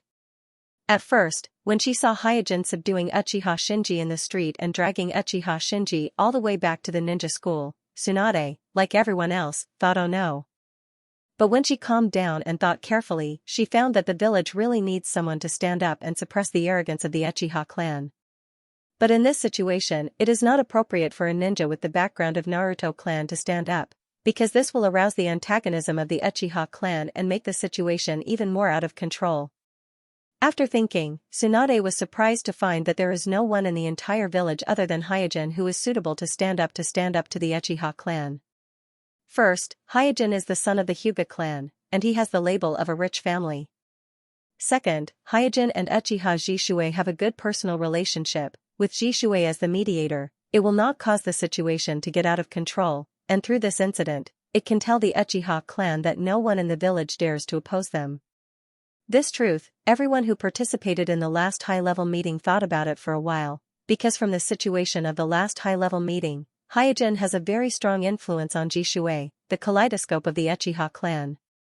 Xianxia on the sofa reminded, "Don't forget, the current Uchiha clan does not only have a pair of Jishue kaleidoscope."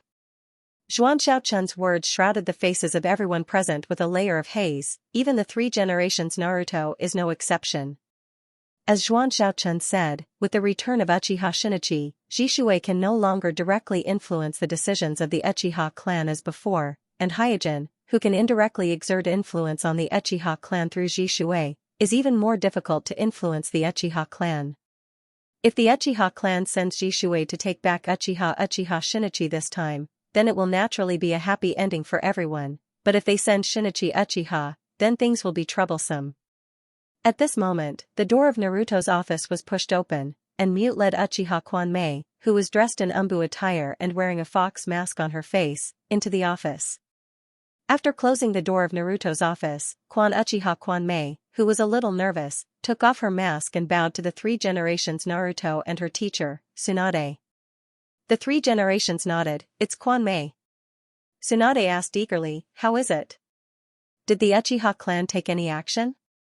Following Tsunade's question, everyone in the office looked at Uchiha Kwanmei. There is no doubt that Uchiha Kwanmei, who was accepted as a disciple by Tsunade, has been developed by Tsunade into a secret agent of Naruto's faction lurking within the Uchiha clan. And at this time, Uchiha Kwanmei disguised as an Umbu and entered the Naruto building to pass on information. Feeling the concerned gazes of everyone, Uchiha Kwanmei quickly said, "Sensei, after a discussion, the clan has decided to send Shinichi to the ninja school to take back Shinichi."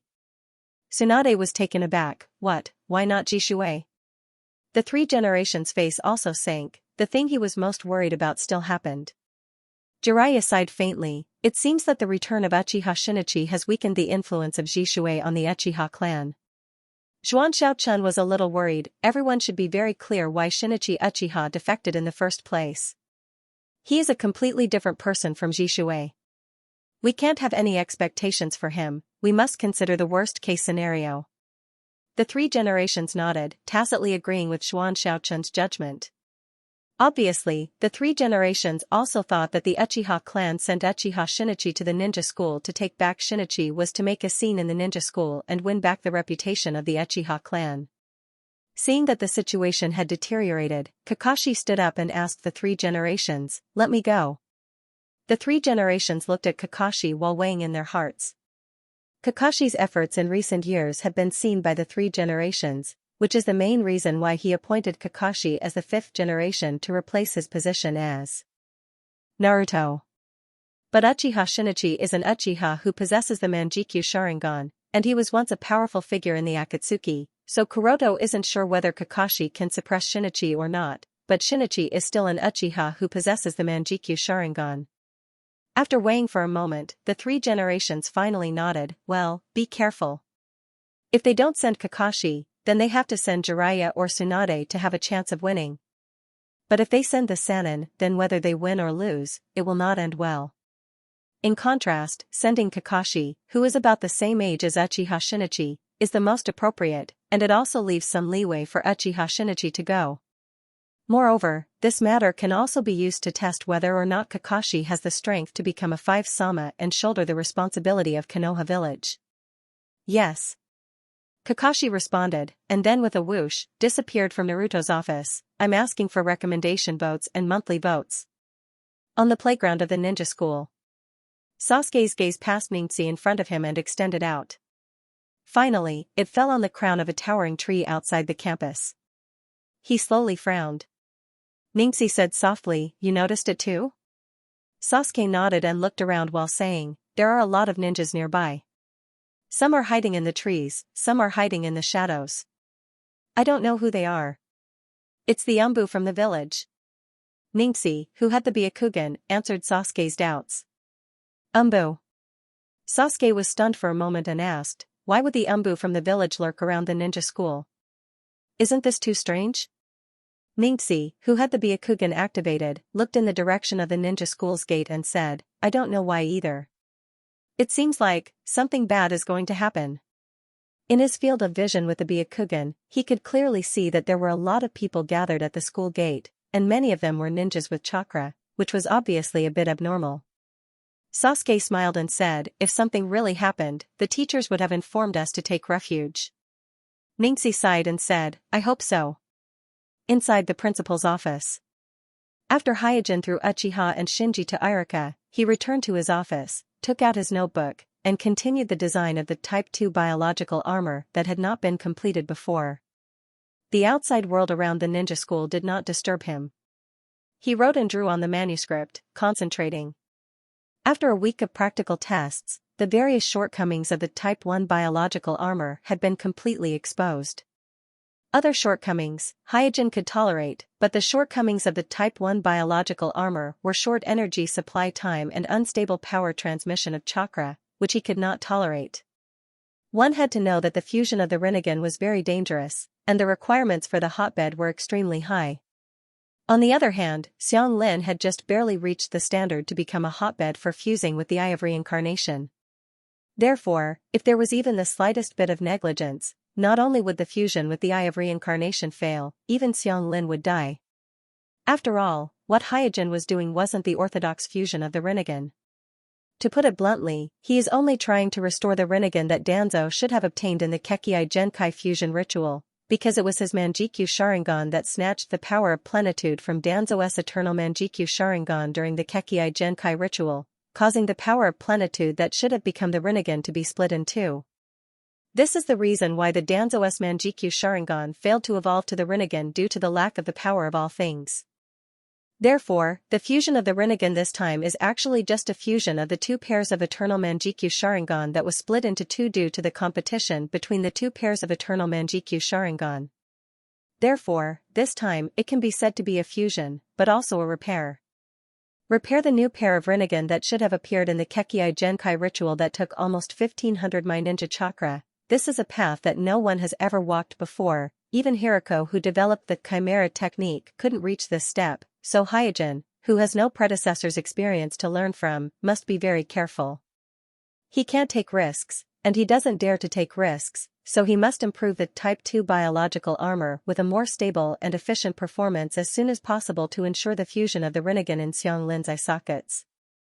The cell ratio still needs to be fine-tuned, I need to continue to compress the proportion of the first-generation cells. It's best to control it to less than 20%, so as to further improve the stability of the chakra flow. The structure of the biological armor also needs to be improved. If it's still like the type 1, because of the structural flaws, resulting in insufficient chakra flow, then it would be too stupid. Maybe I can redesign a set of internal meridians for the biological armor, so that the extraction and flow of chakra can be more stable. As soon as he thought of this, Hyojin's thoughts scattered.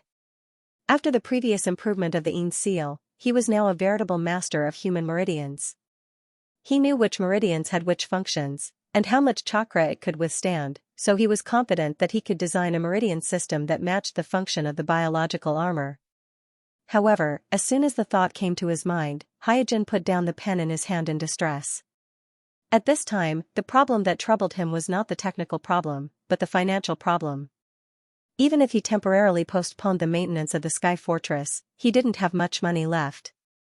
The funds needed to develop the Type 2 biological armor were at least tens of millions. This was still under the condition that everything went smoothly. If there was some kind of mistake in the research and development, then it was not impossible for the research and development costs to double. Moreover, Hyojin still needed to hurry up and develop the Type 2 biological armor as soon as possible, so even if he had 100 million in his hand, it was not considered a lot, and he only had a little more than 10 million in his hand. Where am I going to get so much money? Hyojin held his chin and pondered. Such a large amount of money, even a rich family like the Hyuga clan would find it difficult to come up with such a large amount of money at once. Only a big ninja village like the My Village with a deep foundation could provide it. Whoosh, just as Hyojin was thinking about how to get hundreds of millions of funds, a figure landed outside his office. Hyojin closed the notebook and said, "Please come in." Kakashi pushed the door and walked in, saying with a serious face, "Kuroto, there's trouble." Trouble? Seeing that Hyojin still had an expression of surprise, Kakashi walked up to him and whispered, "According to the information from our informant in the Uchiha clan, Shinichi Uchiha will come to the ninja school to find you soon."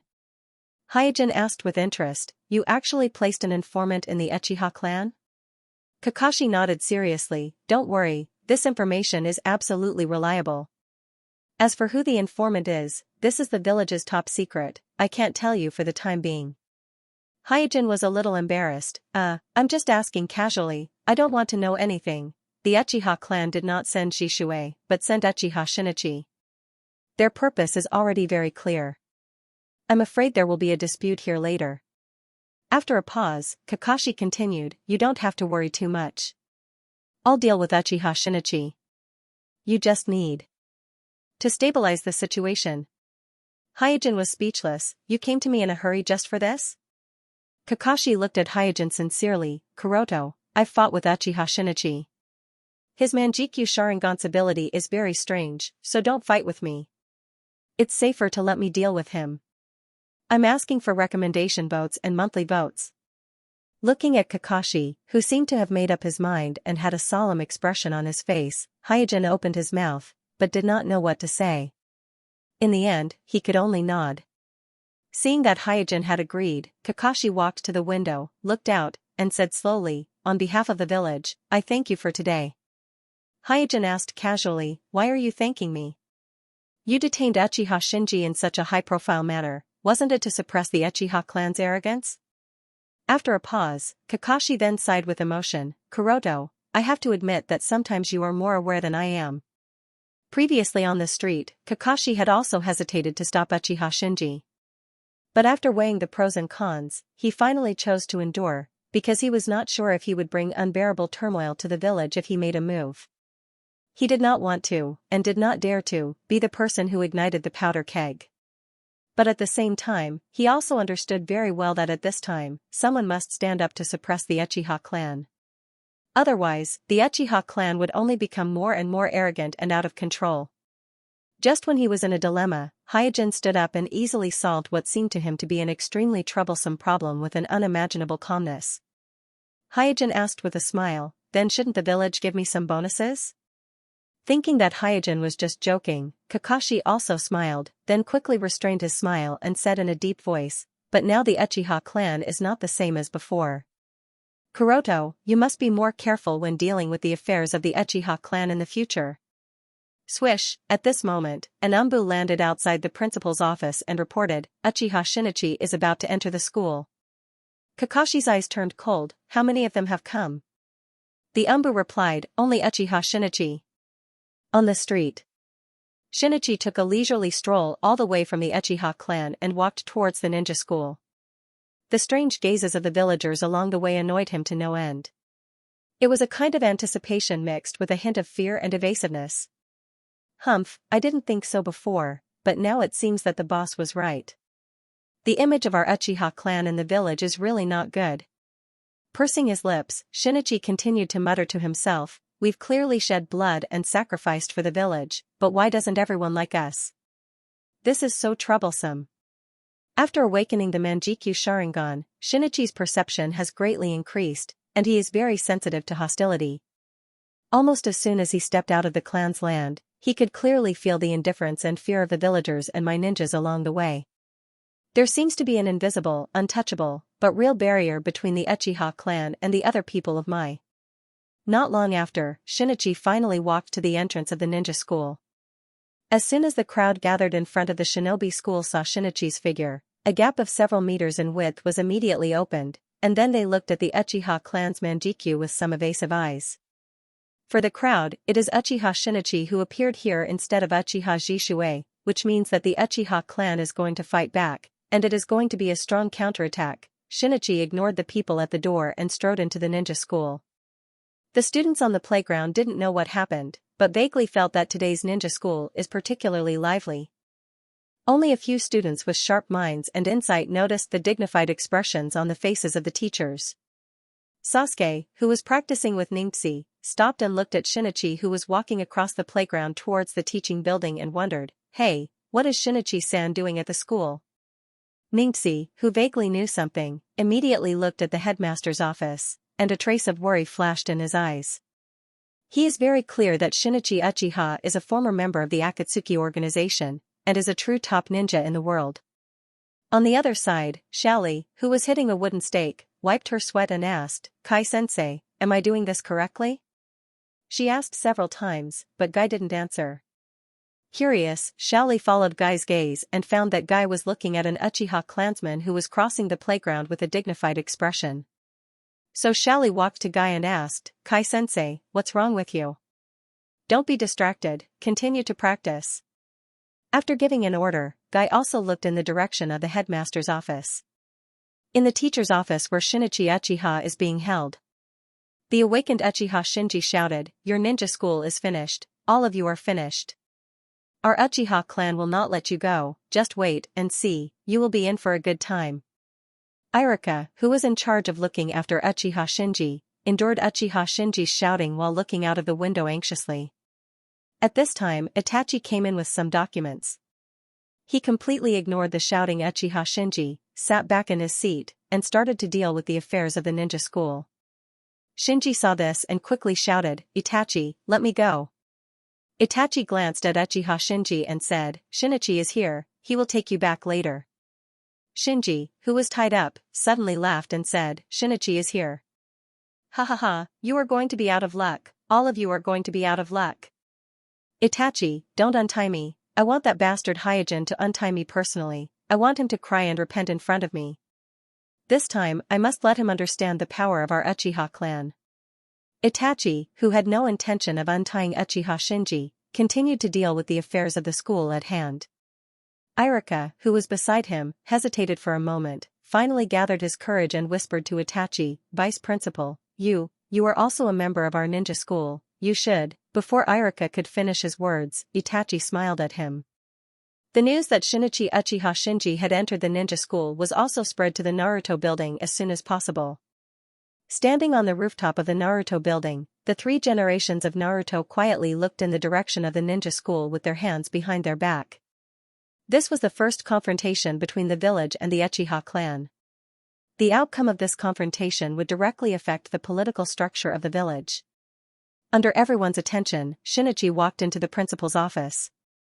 Kakashi, who was standing on the side, carefully observed Uchiha Shinichi in front of him while maintaining a high level of vigilance.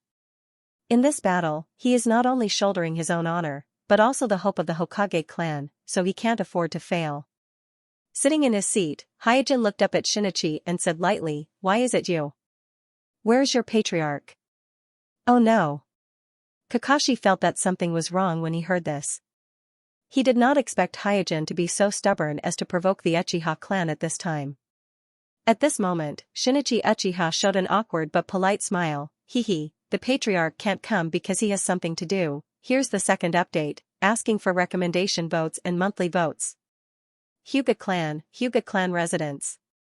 As the head of the Hyuga clan, Hayashi has already learned about the conflict between Hyuga Takuma and the Uchiha clan police force, and then Hyojin intervened and detained the Uchiha clan members.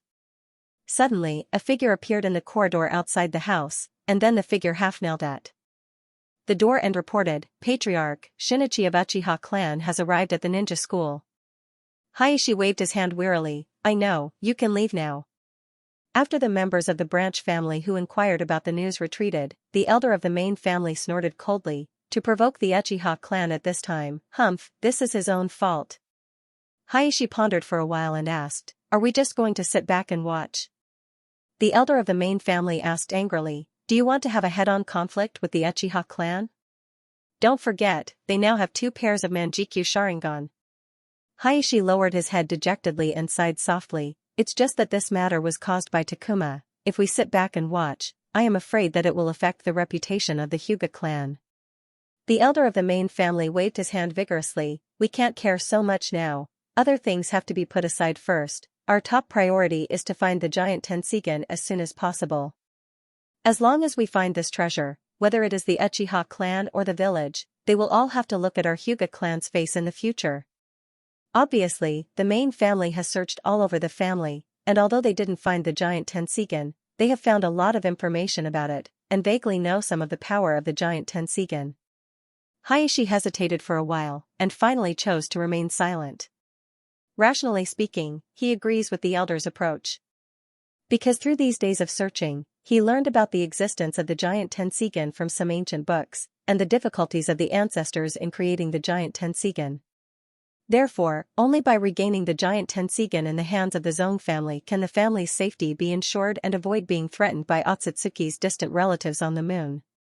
But emotionally, he knew very well that the ancestral family's insistence on going against the village and watching Richa being detained by the village had hurt the feelings of many branch family members.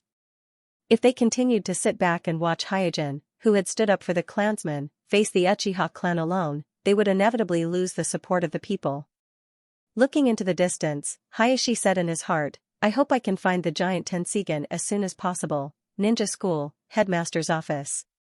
Smiling awkwardly, Shinichi Uchiha scratched his head and asked, "Where is Shinji? Let me bring him back."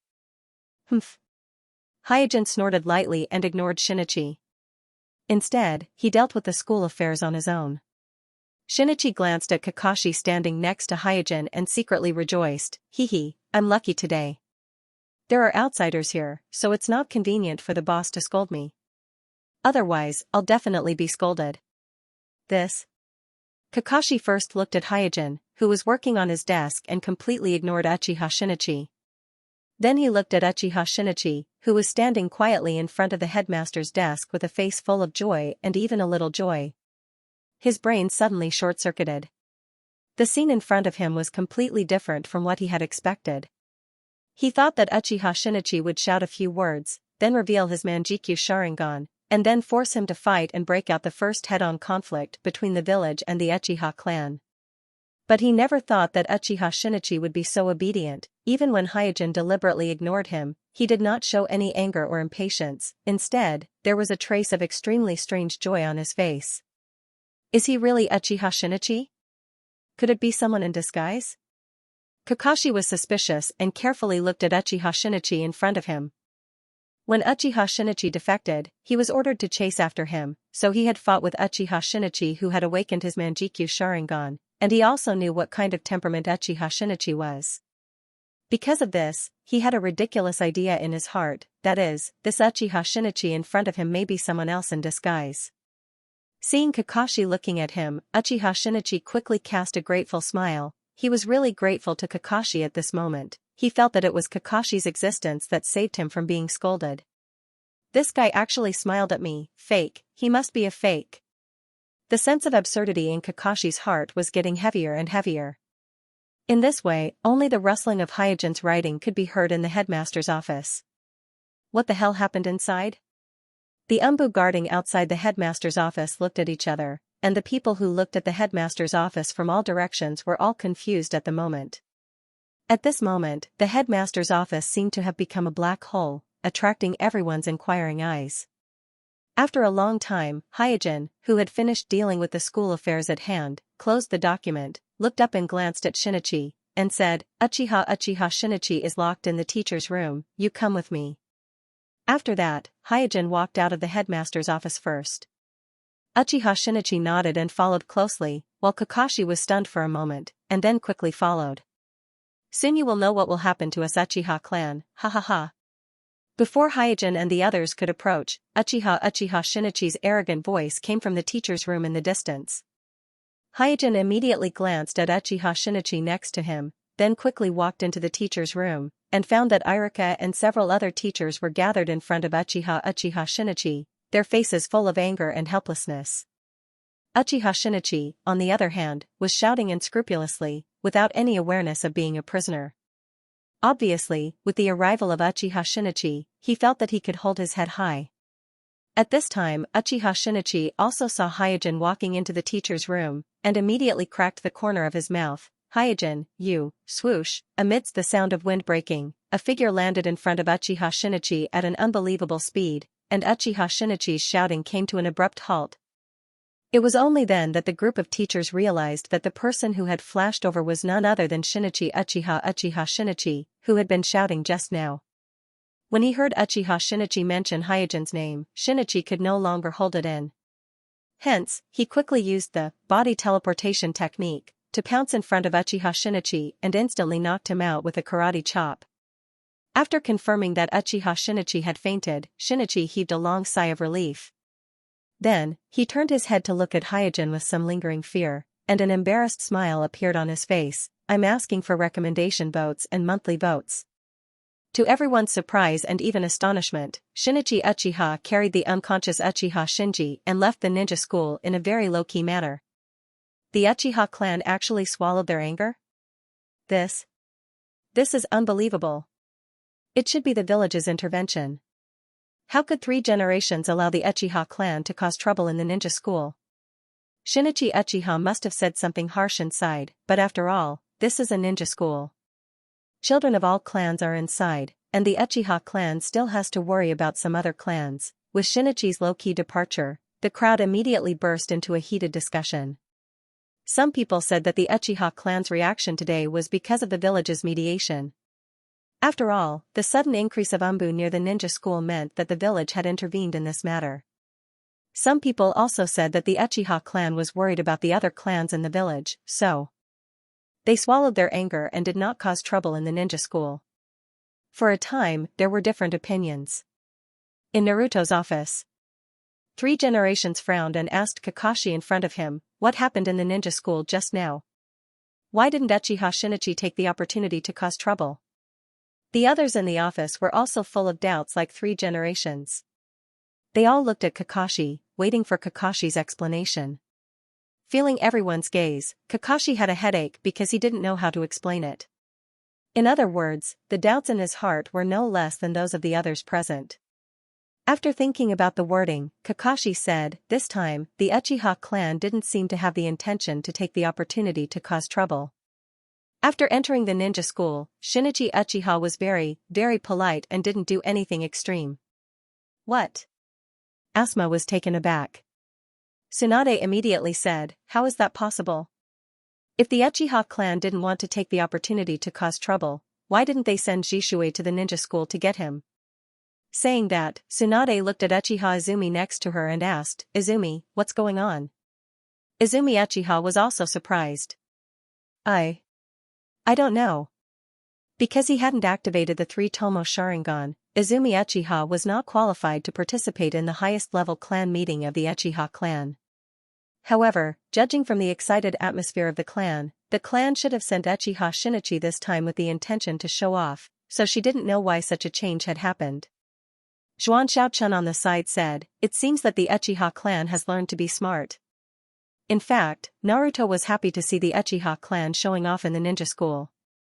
Because the ninja school's status was sensitive, the outstanding children of all the clans in the village were studying there.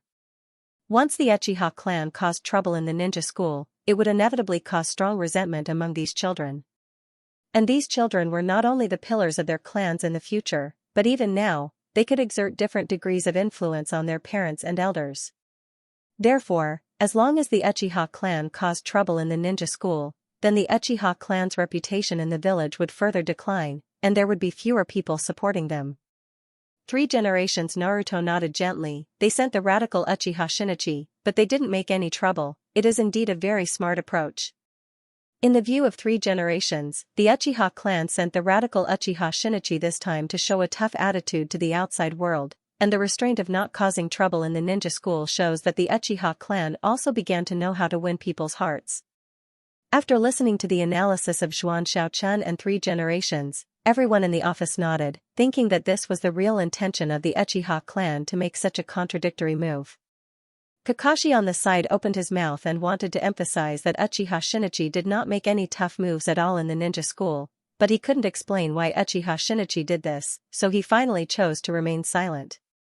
Knock knock. After a knock on the door, the voice of an Umbu came from outside the office. "Naruto-sama, the Uchiha clan just sent someone to deliver a letter." After receiving the letter handed in by the Umbu outside the door, 3 generations immediately opened it and looked at it, and immediately frowned. Tsunade quickly asked, "Sensei, what's written in the letter?" 3 generations handed the letter in his hand to Tsunade and said to the people in the room, "The Uchiha clan requests to hold a high-level meeting of the village tomorrow." Sure enough. Zhuan Xiaochun sneered and then said, "I knew that the Uchiha clan would not swallow this so easily. It turns out that they want to make things difficult for us at the high-level meeting." Everyone in the room looked gloomy. The real confrontation between the Uchiha clan and the village was probably going to happen at the high-level meeting tomorrow. One day passed in a flash. Early the next morning, the heads of the various departments in the village, as well as the patriarchs of the major families, gathered in the Naruto building to attend the high-level meeting proposed by the Uchiha clan. Hyojin arrived at the conference room on time as usual. Looking at the senior executives in the conference room with solemn faces, Hyojin didn't say much and went straight to his seat, waiting for the official start of the meeting. Because of the previous operation of the Uchiha clan, Itachi, as the vice principal of the ninja school, was also able to attend the high-level meeting. Jisue had attended the high-level meeting before, and he was the strongest person in the village, so even if he resigned from the position of the vice principal of the ninja school, he still had the qualification to attend the high-level meeting. As a result, including Uchiha Fugaku, who is also the Uchiha Patriarch and also the captain of the Konoha police force, the number of Uchiha present at the meeting has reached 3. It didn't take long for all the senior executives to arrive. Just as the 3 generations were about to announce the official start of the meeting, Fuyue suddenly stood up from his seat, glanced at all the senior executives with an aggressive and sharp gaze, and then said in a deep voice, "I propose that we formally elect the 5th generation leader Naruto." This? All of the Uchiha clan's senior executives were shocked. Before attending the meeting, they had already expected that today's meeting wouldn't be easy, but they didn't expect that the Uchiha clan would throw such a heavy bomb that could stir everyone's heartstrings. Zhuan Xiaochun immediately asked, "Fuyue, what is the Uchiha clan trying to do?" Without avoiding Zhuan Xiaochun's gaze, Fuyue snorted heavily, as the former consulting elder and acting Naruto, Danzo, the position of the 5th generation Naruto has been vacant. Isn't it natural for me to propose to elect the 5th generation Naruto? Second, I'm asking for recommendation votes and monthly votes. Strictly speaking, the last legal Naruto of Mai was not the 3 generations Naruto sitting at the head of the table at this time, but Danzo who had defected. Danzo was the acting Naruto who was recognized by both the village and the daimyo of the Land of Fire. He was the official and legal successor of the 3 generations Naruto. Of course, after Danzo secretly held the bloodline fusion ceremony, which caused thousands of Mai ninjas to die, and then defected, his identity as the acting Naruto was naturally taken away by the village.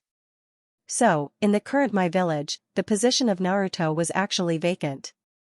The reason why everyone tacitly agreed to replace Danzo to perform the role of Naruto was that after Danzo defected, the whole village was in a panic, and they urgently needed a strong person with qualifications and prestige to stand up and calm the people. Now, Uchiha Fuyue used this reason to request the official election of the fifth Naruto in the high-level meeting, which was irrefutable from the legal point of view. After a moment of silence, the three generations Naruto nodded and said, "Yes, the village should officially elect the fifth Naruto." Xianxia's face changed. "Hizen, how can you?" The three generations Naruto first made a gesture to Xianxia to calm down, and then said to the crowd calmly, "I temporarily replaced Naruto because of the situation at that time.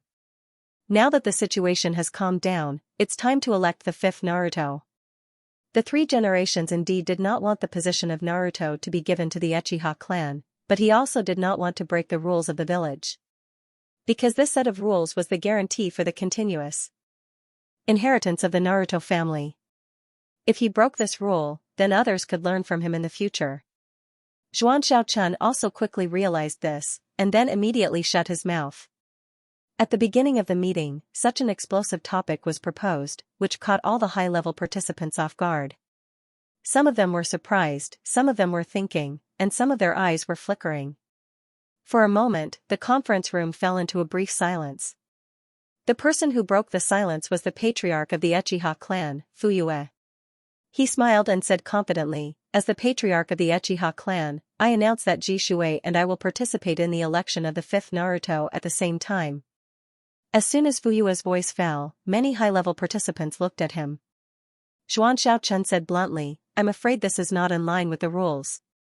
There is a set of mature rules for the Mai's election of Naruto, that is, the former Naruto or the advisory elder nominates, and then the vote of confidence of all the Jonin, and the one who passes can become the new Naruto. In addition to the first and second Naruto, who created the Mai, the successor Naruto, without exception, is elected through this set of rules. For example, the three generations is nominated by the second. In the election of the four generations Naruto, the three generations, as the predecessor Naruto, nominated Minato, and Danzo, as the advisory elder, nominated Orochimaru, and Minato defeated Orochimaru in the vote of confidence and successfully ascended to the position of four generations Naruto. Later, Danzo became the acting Naruto, and also removed the three generations through the vote of confidence, and nominated himself as the advisory elder and became the candidate for Naruto. It's just that he failed to pass the vote of confidence of all the Jonin, so he only became the temporary acting Naruto, and the unofficial fifth Naruto. It can be said that this set of rules, or to be more specific, the nomination rights of the former Naruto and the advisory elder, is the key to the inheritance of Naruto.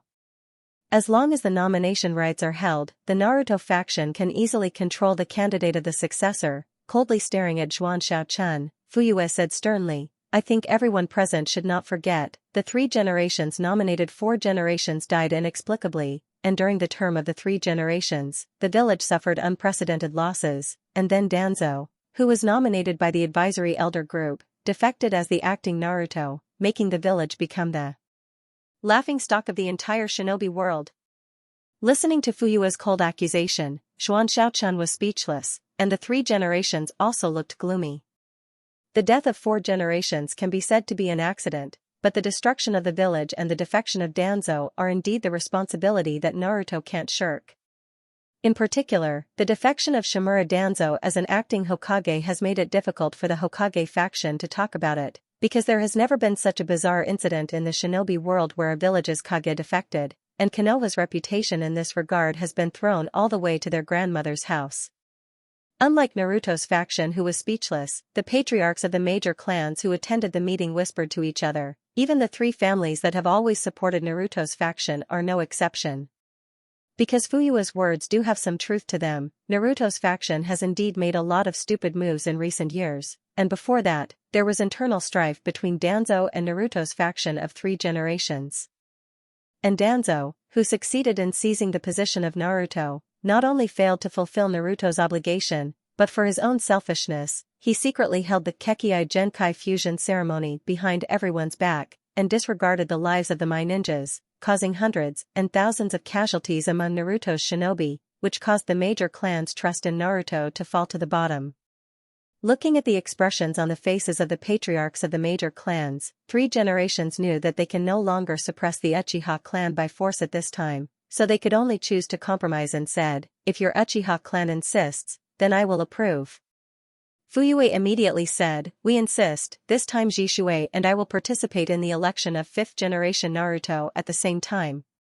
Moreover, I propose to add a competition in this election. After all, the threat of the Akatsuki is close at hand, and my clan needs a strong Naruto." The reason why Fuyue pulled Jishui is to further increase the probability of Uchiha clan being elected, and because it is a formal election, Jishui, as a member of Uchiha, has no reason to refuse. As for Shinichi, because he had once defected, he had no chance of becoming Naruto's position, so Fuyue did not include him in the election of 5th generation Naruto. Looking at Fuyue, who was full of confidence, Hayashi was also a little moved, but in the end, he sighed and said to himself, "What a pity, if only I had already found the giant Tenseigan." This time, the Naruto clan was forced to make a compromise and relax the restrictions on the nomination rights, which is actually an opportunity for the Hyuga clan. However, without the help of the giant Tenseigan, Hayashi has no confidence to compete with the Uchiha clan, who has the Manjikyu Sharingan, so he can only regretfully watch the opportunity slip away in front of him. The other major clans also had this thought, but when they thought of facing the Manjikyu of the Uchiha clan, the lively thoughts that had just emerged quickly extinguished again. On the main seat, 3 generations, who has been silently observing everyone's expressions, said at this time, "In the name of the predecessor Naruto, I nominate Jonin Kakashi to run for the 5th generation Naruto." First update, asking for recommendation votes, monthly votes. In the land of the Uchiha clan. I knew that the village would definitely give in. Ha ha ha, today is really exciting. We have the chief and Jishui on our side, while the village only has Kakashi. The 5th generation will belong to our Uchiha clan. Yes, we have been waiting for this day. As Fuyue announced the results of today's high-level meeting in the clan, the whole Uchiha clan fell into a carnival, as if the position of the 5th generation Naruto was already in the Uchiha clan's pocket. Looking at the excited clansmen in the hall, Fuyue, who had always been used to keeping a straight face, also raised the corner of his mouth, which was rare. He was very satisfied with his performance at today's high-level meeting. He thought to himself, "As I expected, the village is afraid of our Uchiha clan." After the last time Jishui brazenly executed Shuimu at the high-level meeting, and all the high-level members of the village, including the 3 generations Naruto, did not say a word, Fuyue had seen through the real situation of Naruto. It was also because of this that he dared to be so tough at today's high-level meeting. And as he expected, his toughness was exchanged for the concession of Naruto, so that the Uchiha clan won 2 election seats in the election of the 5th generation Naruto, and was forced to accept his proposal to include the competition as one of the election items.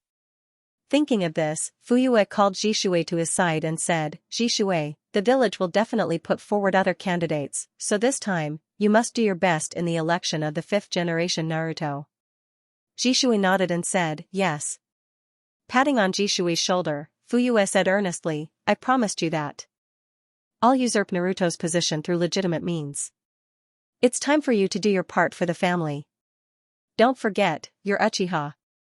You have the same blood as us." Jishui nodded again. Rest assured, Patriarch. Although he didn't care about Naruto's position, Jishui didn't have much objection to the normal election of Naruto. What he objected to was the family's use of force to launch a coup and plunge the village into chaos. Fuyue lamented, "If only Shinichi could participate, then we would have a greater chance." What a pity. Fuyue was the patriarch of the Uchiha clan, and Jishui had been on the front line against the Akatsuki several times. Therefore, no one in the village could find fault with the 2 of them running for the 5th generation Naruto. As for Uchiha Shinichi, not only had he defected, but he had also joined the Akatsuki. Therefore, the village would not allow Shinichi to run for the 5th generation Naruto. No matter how strong the Uchiha clan was, they couldn't change this. In a training ground in my village. Swoosh, swoosh, two figures shuttled back and forth in the training ground, mixed with the whistling sound of breaking the wind and the occasional sound of metal clashing. The people fighting in the training ground were not bystanders, but the three generations Naruto and Kakashi who had just attended a high-level meeting. With the current age of the three generations Naruto, speed and strength were obviously no longer his forte, but with extraordinary skills and extraordinary experience, he could still fight with Kakashi who had mastered the Flying Thunder God technique. Boom! With a roar, the three generations Naruto accidentally touched the trap set by Kakashi and fell into the explosion. Seeing this, Kakashi didn't dare to be careless. His figure flashed, and he once again activated the Flying Thunder God technique, directly broke into the smoke, and attacked the three generations Naruto from behind. Whoosh! In just an instant, Kakashi flashed into the thick smoke, and pressed the kunai in his hand against the back of the three generations Naruto's neck. But at this moment, the three generations Naruto's body suddenly leaned back, and at the same time, turned into a pool of soft mud, and firmly entangled Kakashi. Kakashi's heart skipped a beat, knowing that he had been fooled. He immediately sensed the nearby kunai engraved with the Flying Thunder God imprint, and then deliberately abandoned the nearest one, choosing the second from the last one and flashed out. Bang! However, just as Kakashi used the Flying Thunder God technique to get rid of the confinement of the three generations Naruto's Earth Escape ninjutsu, before he could take a breath, he was kicked out by the three generations Naruto who had already ambushed near his special kunai. He hit a big tree heavily, making a low muffled sound. Climbing up from the ground, Kakashi looked guilty. "I'm sorry to disappoint you." The three generations Naruto shook his head and comforted him. "Your performance is already very good. It's because I know you too well, and I know the Flying Thunder God technique too well, so I was able to deal with it properly. If it were someone else, they might not be able to keep up with your attack rhythm." Kakashi was very clear that he was indeed suppressed by the three generations Naruto in terms of tactics just now. The three generations Naruto asked again, "How many of the 8 inner gates have you cultivated to?" Kakashi quickly replied, "For the time being, I can only open up to the 4th pain gate. It's not slow." After a pause, the three generations Naruto continued, "Although Fuyue is a strong and experienced jonin, he doesn't have the Manjikyu Sharingan, so I'm not worried about him. But Jishue is different. Not only does he have the Manjikyu Sharingan, but he also has the fastest body flicker technique in the village. When facing him, the power of your Flying Thunder God technique will be greatly reduced, so you may have to use the 8 inner gates at that time." Kakashi nodded. Just like the three generations, he also felt that the threat of Jishue was far above Fuyue, the Uchiha patriarch. The three generations Naruto's gaze fell on Kakashi's left eye, which was wearing an eye patch, and sighed faintly. The lack of a left eye is undoubtedly a very big flaw for Kakashi. In the fight just now, the three generations Naruto had taken advantage of the weakness of Kakashi's lack of a left eye and the blurred vision of the entire left side of his body. He easily avoided Kakashi's attack, and he also took advantage of the situation to set up a trap, turned defense into offense, and took down Kakashi in one fell swoop. The stronger the master, the more he knew how to take advantage of the opponent's flaws. The three generations Naruto was very worried that Jishue would take advantage of the weakness of Kakashi's lack of a left eye, and use the blurred left side of Kakashi's vision to make an issue. In this way, Kakashi's chances of winning were very small. Kakashi knew very well what the three generations Naruto was worried about, so he hesitated and said, "Naruto-sama, I have a way that may solve the problem of Jishue." The three generations Naruto looked at Kakashi and asked, "What way?" Kakashi said, "Let Kuroto also participate in the election of the 5th Sama." Kuroto.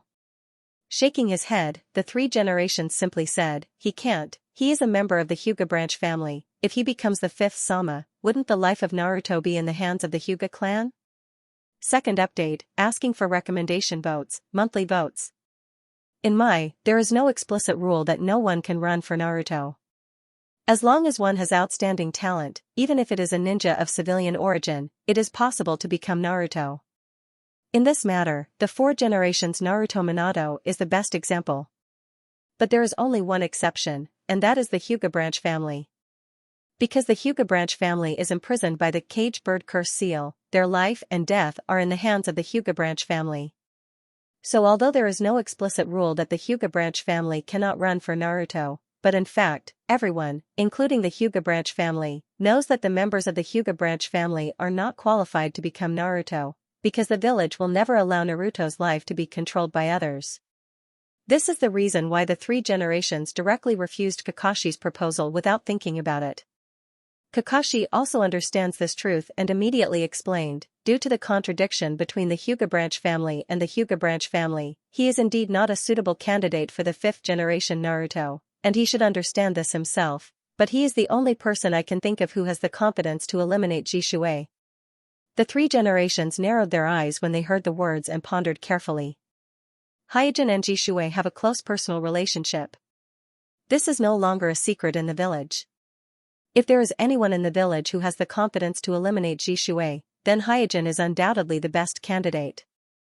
This is not because the three generations and Kakashi think that Hyojin can defeat Jishui head-on, but they think that if Hyojin goes against Jishui, then Jishui is likely to deliberately throw the game because of their personal relationship, or directly admit defeat.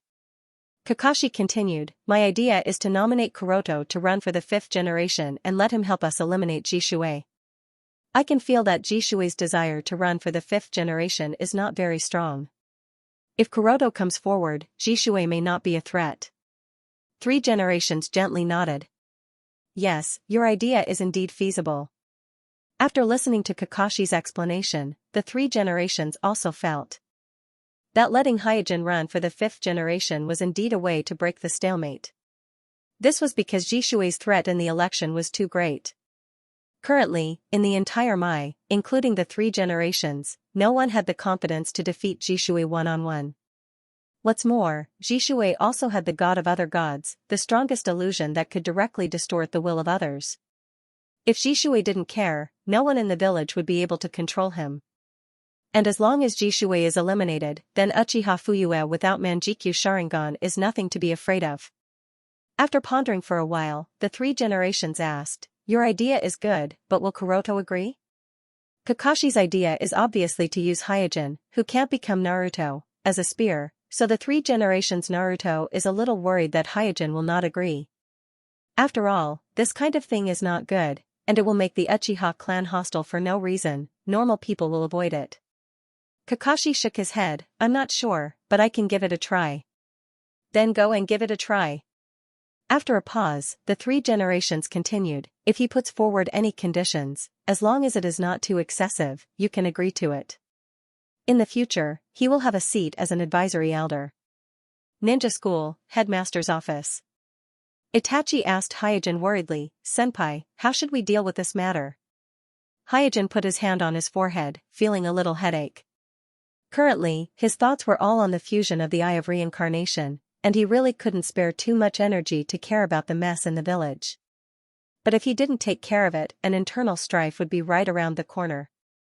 There is no doubt that the Naruto faction will never hand over the position of fifth Naruto to the Uchiha clan. In the sixth or seventh generation, Uchiha may have a chance, but in the fifth generation, the village will never give in. Even if the Uchiha clan can win the competition this time, they will still lose in the vote of confidence. Not to mention Fuyue, even the moderate Jishui has no chance. Because although the Naruto faction is weak, it is not without the power to fight. After all, the three generations are still there. Among the three ninjas, Jiraiya and Tsunade are also in the village, and Kakashi, who has mastered the Flying Thunder God technique, has also grown greatly, and his strength should not be underestimated. Coupled with the large and small ninja clans that have always supported the three generations, once the Uchiha clan provokes civil war, the Naruto faction will inevitably mobilize the power of the village to fight back.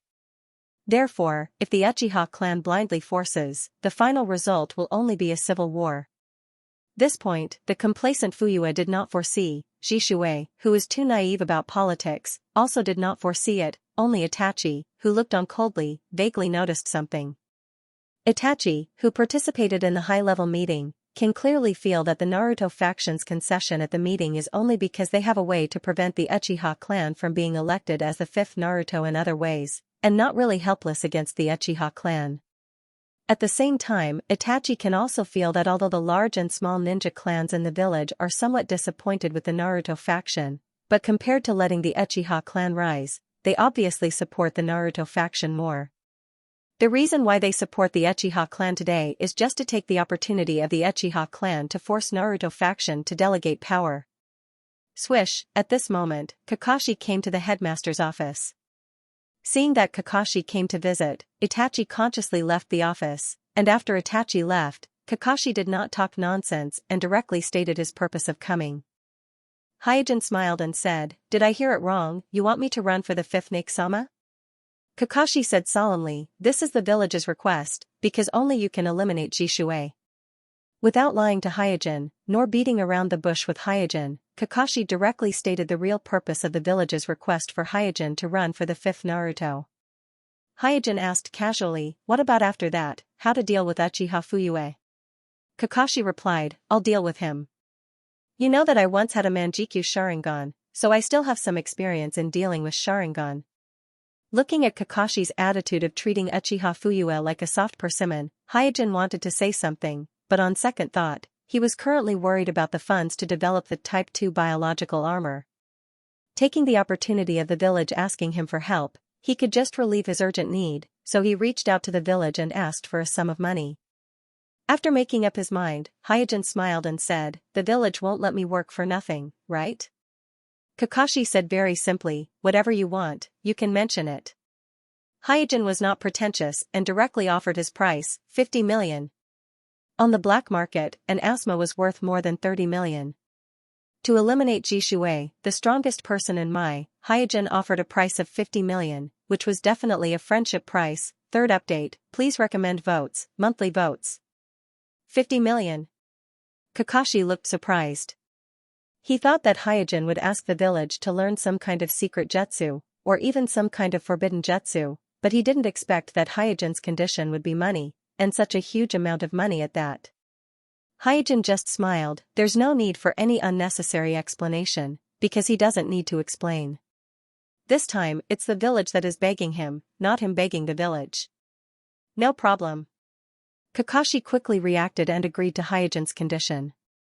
50 million is indeed a huge amount of money, but if spending money can solve the almost impossible Naruto candidate Jishue, then 50 million is not even worth mentioning.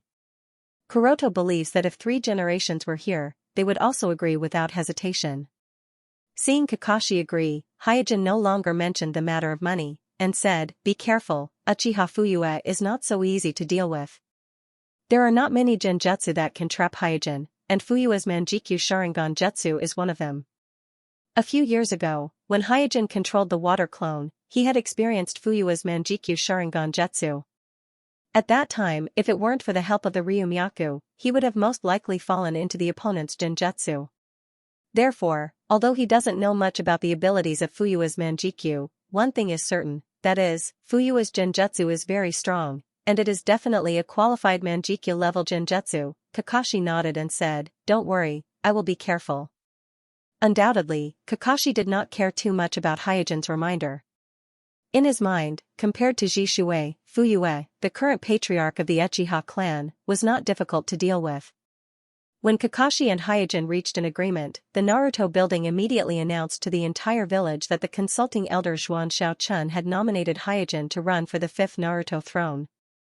As a result, Hyojin became the 4th Mai ninja in the village to officially participate in the 5th generation Naruto, following Uchiha Fuyue, Uchiha Jishue, and Hatake Kakashi. Soon, this news blew up the entire village. It must be known that before this, there have been people who have named the 3 of Hyojin, Kakashi, and Jishue as the new generation of Sannin of Mai. Now the 3 of them have announced to run for the 5th Naruto throne, and at the same time, they have become the candidates of Naruto throne, suddenly becoming the focus of the village, and the title of the new generation of Sannin has also been officially attached to the 3 of them. From the patriarchs of the major families to the ordinary villagers, everyone discussed the ownership of the 5th Naruto throne. Even Lei Ying, Sachikage, Kazekage, and Mizukage who temporarily lived in Mai were no exception. The news of Hyojin running for the 5th Naruto throne also quickly spread to the Uchiha clan. Hyojin running for the 5th Naruto throne? Is there a mistake? Isn't he from the Hyuga clan? Behind him, is it the Hyuga clan? The Hyuga clan doesn't have the guts, it must be the idea of the village, they want Hyojin to deal with Jishui. The Uchiha clan who learned the news talked about it. Is this the only small trick the village has left? Listening to the discussion of the clansmen, Fuyue snorted coldly with disdain. He originally thought that the Naruto throne would push out one of Jiraiya or Tsunade to compete with their Uchiha clan for the 5th Naruto throne, but he never thought that the Naruto throne would push out Hyojin. And the intention of pushing out Kuroto, who can't even become a Hokage at all, the village's intention couldn't be more obvious. The 3 generations are really old, they even want to use Hyojin to stop our Uchiha clan, it's ridiculous. What can a mere Hyojin change? Fuyue is not worried about this move of the Naruto throne. He pulled Jishui to participate in the election, originally to let Jishui attract the attention of Naruto throne, and create an opportunity for him to seize the throne of the 5th Naruto throne. Hyuga clan ancestral residence. The ancestral elder was shocked. What? Hyojin was nominated by the advisory elder group to run for the 5th Naruto throne. Yes. Hayashi nodded. The ancestral elder, who was still in disbelief, suddenly looked at Hayashi. Did you arrange this? Hayashi shook his head with a complicated expression. No, I just got the notice from the village. This? How is this possible? After a pause, the ancestral elder murmured, how could the village allow a member of the Hyuga clan to run for the Naruto throne? The 3 generations are old and confused? Hayashi was also puzzled. Since Richa was detained, the private communication between the Hyuga clan and the village has been completely interrupted, and the 2 sides only have official exchanges on the surface. Even the matter of Hyojin running for the 5th Naruto throne, the village did not inform the Hyuga clan in advance, but after the announcement, the Hyuga clan was notified as a routine, so when he first received the news, Hayashi was no less surprised than the ancestral elder. The ancestral elder, who was wandering back and forth in the room, suddenly stood up and said with joy, even Hyojin can run for the 5th Naruto throne. Hayashi, this is a good opportunity for our Hyuga clan. Hayashi, who had calmed down, analyzed, the village must have a purpose for letting Kuroto participate. I think it is mostly against Uchiha Jishui, so Kuroto's chances of being elected in the end should not be high. I'm not talking about Hyojin, I'm talking about you. After waving his hand, the ancestral elder continued, if Hyojin defeats Jishui, then the remaining candidates, are you confident? After pondering for a while, Hayashi shook his head, without the assistance of the giant Tenseigan, I'm afraid I have no chance of winning. Hayashi is very clear that Fuyue's strength is most likely above his own. Even without Jishui, his probability of defeating Fuyue is only about 30% at most. The ancestral elder stamped his foot and sighed, such a good opportunity, what a pity. In Hyojin's home. The whole village was in a mess because of the election for the 5th Naruto throne. As one of the 4 candidates, Hyojin hid in his home, calculating the cost of the experiment. One of the latest cell shaper, one of the latest cell weaver, nutrient solution, fusion solution, cell reagent, medicinal material reserves, all added up, it will cost at least 60 to 70 million. After calculating the accounts, Hyojin curled his lips. Because the biological armor was a new project, he needed to purchase some brand new equipment. At the same time, in order to rush the production of the biological armor Type 1, he almost used up all the various medicines in his inventory, so he still needed to spend a lot of money to buy some medicines and medicinal materials. These were all things that he could not rob by force, because if he robbed the medicine farmers and pharmacists until their families were ruined, it would destroy the virtuous cycle of the market, and it would be almost impossible to get a large number of high-quality medicines and medicinal materials in the future. At this moment, Belle walked into the house and asked with concern, Kuroto, do you really not need to go to the clan? The election for Naruto is such a big thing, you should at least discuss it with the clan, right? No. With a smile, Hyojin raised his head and asked, by the way, have you found out about the thing I asked you to find out? What's my odds like now? I'm asking for recommendation votes and monthly votes. Ling's eyes twitched and said, you are still concerned about such trivial things at this time. Shouldn't you be like the other candidates and visit the major clans? I heard that Kakashi has already visited several clans. As the disciple of Tsunade, Ling can naturally hear a lot of Naruto's movements. Hey, Kakashi will do this kind of thing. Hyojin was startled for a moment and then laughed. Ling sat opposite to Hyojin and said, I really don't know what to do with you. I have secretly inquired about the odds, but because the village hasn't announced the list of candidates yet, so the odds haven't been set. But I heard rumors outside that your odds seem to be the highest. My odds are the highest, Hyojin's mouth rose. You can still laugh, your odds are high, it means that everyone is most pessimistic about you. After a pause, Ling said angrily, Humph, why do they look down on me? Among the 4 Naruto candidates, Jishui is the Uchiha clan's kaleidoscope, the current strongest person in Mai. Fuyue is the current patriarch of the Uchiha clan, the old elite jonin of the village, and Kakashi is the son of the White Fang, the hero of the Third Shinobi War, famous in the shinobi world with the nickname Copy Ninja, and the successor of the 3 generations of Naruto. Compared to them, Hyojin is a rising star, not only in status but also in achievements, so it is natural that they are not optimistic about him. Hyojin comforted, well, don't be angry, I can become a Naruto candidate, aren't you happy? Of course I am happy. Ling smiled brightly and looked at Hyojin in a daze. Hyojin, you're great. I never thought you could run for Naruto. Hyojin's candidacy for the 5th generation Naruto was like a dream to Ling. She was still dizzy because she never thought that her fiancé would become Naruto one day. Hyojin joked, what's the big deal about participating? I still want to be elected. Bullshit. You also smiled and asked curiously, Kuroto, are you really not going to visit the other shinobi clans? I heard that the vote of confidence is also very important. The total number of jonin from each clan accounts for more than 80% of the total number of jonin in the village. Because at the level of jonin, the proportion of jonin born as a commoner is very low, and it is obviously easier for a jonin with a family background to become a jonin than a commoner. Therefore, visiting the major shinobi clans before the vote of confidence will greatly affect the result of the vote. Not to mention Kakashi, even the arrogant Uchiha clan has begun to frequently visit the major shinobi clans. Hyojin waved his hand indifferently, it doesn't matter, the village will take care of it for me. This time, Hyojin didn't do anything for the election of the 5th generation Naruto, and he didn't worry about anything. The village helped him with the nomination, and even the promotion and so on. You asked helplessly, then what are you going to do in the next 3 days? Hyojin smiled and said, stay at home. The official election of the 5th generation Naruto was arranged by the village 3 days later, because they have to wait for the arrival of the Land of Fire's daimyo. The relationship between the Land of Fire and the Mai village is not a complete superior-subordinate relationship, it is closer to an employer-employee relationship, but this employer-employee relationship is a long-term and stable one, so the Land of Fire's daimyo can nominally appoint Naruto, but in reality, the Land of Fire's daimyo can only influence the election of Naruto to a certain extent, and can't really appoint a certain shinobi as Naruto. Now that the Uchiha clan and the Naruto clan are competing, in terms of strength, the Uchiha clan is superior, but in terms of reputation, the Naruto clan has an obvious advantage. In this case, the support of the Land of Fire's daimyo may become an important weight to break the balance, so the Naruto clan, which has always had a good relationship with the Land of Fire's daimyo, tried to invite the Land of Fire's daimyo to watch the election of the 5th generation Naruto. The next day, the village officially announced the matchups of the 4 candidates for the election of the 5th generation Naruto.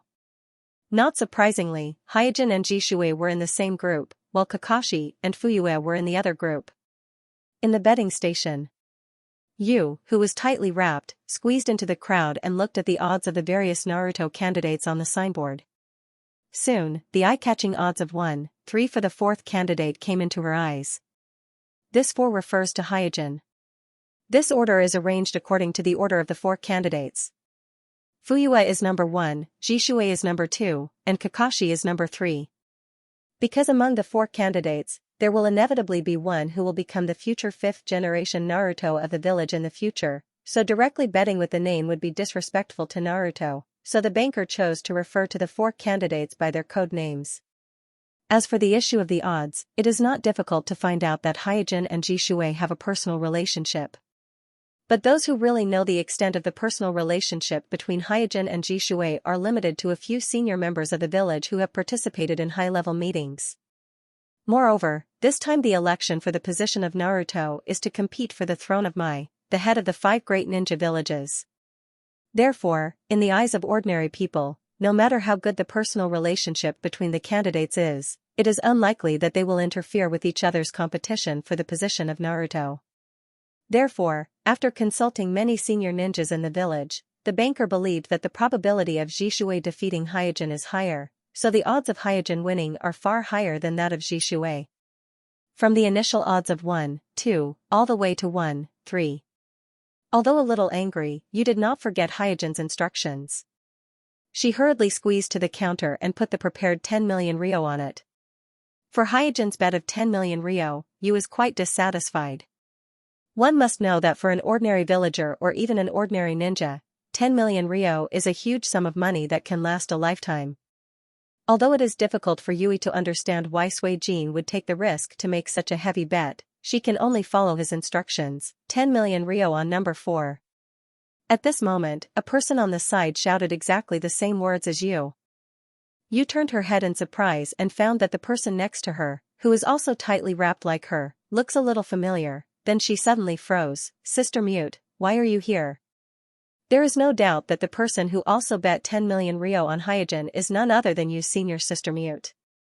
After seeing that the person next to her is Yu, Mute was also a little surprised, and then smiled awkwardly. It's you, haha, what a coincidence. Second update, asking for recommendation votes, monthly votes. In the dark secret room. Swish, in a whistling sound, a figure rushed into the secret room, half knelt on the ground, and reported, Madam Tsunade, I have done as you ordered. At this time, Tsunade led Uchiha Izumi, who was standing on the side, out of the shadow of the secret room, and asked with a dignified face, no one noticed, right? Looking at Mute in disguise, who seemed to have carried out some secret mission, Uchiha Izumi wondered in her heart, at the critical moment of the village's election for the 5th generation Naruto, what secret mission did Sensei send Senior Mute out to carry out? It's so mysterious, it must be an important mission related to the future of the village, right? Just as Uchiha Izumi was a little distracted, Mute, who was half kneeling on the ground, said with some difficulty, the mission went smoothly, but I met Bell in the process of carrying out the mission. Uchiha Izumi was secretly shocked. How could the secret mission arranged by Sensei involve senior sister Bell? Is this secret mission related to the Hyuga clan? Bang! As soon as she heard Mute's report, Tsunade punched the wall heavily and said angrily, damn it, how could Hyojin do such a thing? He is now a candidate for Naruto, where is his dignity? Where is his honor? Looking at the furious Tsunade, Mute looked helpless and could only curse in her heart, aren't you the same? Uchiha Izumi, who was on the side, was shocked and suspicious, and looked at a loss. She vaguely felt that she seemed to be involved in a big secret related to the ownership of the 5th generation Naruto, related to the future of the village. At this time, Tsunade waved to Uchiha Izumi beside her, Izumi, you go out first. Yes. After responding, Uchiha Izumi quickly left the secret room. After Uchiha and Kwanmei left, Tsunade calmed down and asked, did you buy both matches? Yeah, I bet on both matches. 10 million on Kakashi's victory and 10 million on Hyojin's victory. After nodding his head, Mute asked guiltily, Madam Tsunade, is it really okay for us to buy such a big house? These 20 million were all borrowed, right? If we lose, I'm afraid we'll have to pack up and run again. Tsunade smiled confidently. I will definitely win this time. Just wait and help me collect the money. Hyojin's home. Seeing that Bell was back, Hyojin took a sip of tea leisurely and asked, have you bought it? Ring nodded, then asked with a strange look, Jean, do you know who I met at the betting place? Who is it? Kuroto didn't care about it and asked. Ring whispered, it's Sister Mute. You didn't expect it, did you? Puff, Hyojin suddenly spat out a mouthful of tea, then turned to look at Ring and confirmed, who, Mute? Yes, don't you think it's strange? After a pause, Ring said to herself, and Sister Mute also bet 10 million on you to defeat Jishui. Hyojin curled his lips and thought to himself, Tisk, Tsunade is the village's advisory elder, one of the 3 ninjas. What's her bottom line? In the blink of an eye, it was the day of the official election for the 5th Naruto. Early in the morning, people began to rush from all directions to the venue for the election of the 5th Naruto. After 3 days of warm-up, all the people in the village actively or passively participated in the election of the fifth Naruto. The streets were full of all kinds of banners, some for Kakashi, some for Uchiha, and some even arranged by the village to cheer for Hyojin. The people on the street were talking. The children were noisy, and the peddlers were shouting one after another. It was as lively as a festival. In such a lively atmosphere, a sedan with the emblem of the Fire Country slowly entered the venue from the main entrance with the help of more than a dozen strong bearers. Then, the daimyo of the Fire Country, with a horse face and a folding fan, came down from the sedan leisurely. At this time, the three generations Naruto led a group of elders to greet the daimyo of the Fire Country and said, "You have worked hard." The daimyo of the Fire Country waved the folding fan in his hand. "The election of the fifth Naruto is also something I am concerned about. Hyzen, introduce me to the candidates." The three generations Naruto nodded. "Please enter the venue first." Subsequently, the three generations led the daimyo of the Fire Country to the main stand and introduced the four candidates of the Naruto to the daimyo of the Fire Country. In the main stand, there were a total of 6 seats. In addition to the three generations and the daimyo of the Fire Country, Tsuchikage, Leing, Kazekage, and Mizukage were also invited to attend the election of the fifth Naruto. On the other side of the venue, Naruto waved and shouted, "Sasuke, Xianxia, over here. Over here. Come here quickly, there are still empty seats here." Soon, Sasuke and Xianxia ran over excitedly. Although there was still more than an hour before the official opening of the election of the fifth Naruto, the venue was already crowded with people.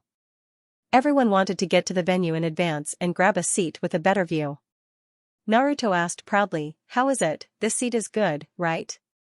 Xianxia nodded, then looked around the venue and said with emotion, "There are so many people here." Sasuke, with his hands crossed in front of his chest, said with a proud face, "Today is the election of the fifth Naruto. No one will easily miss such a grand event."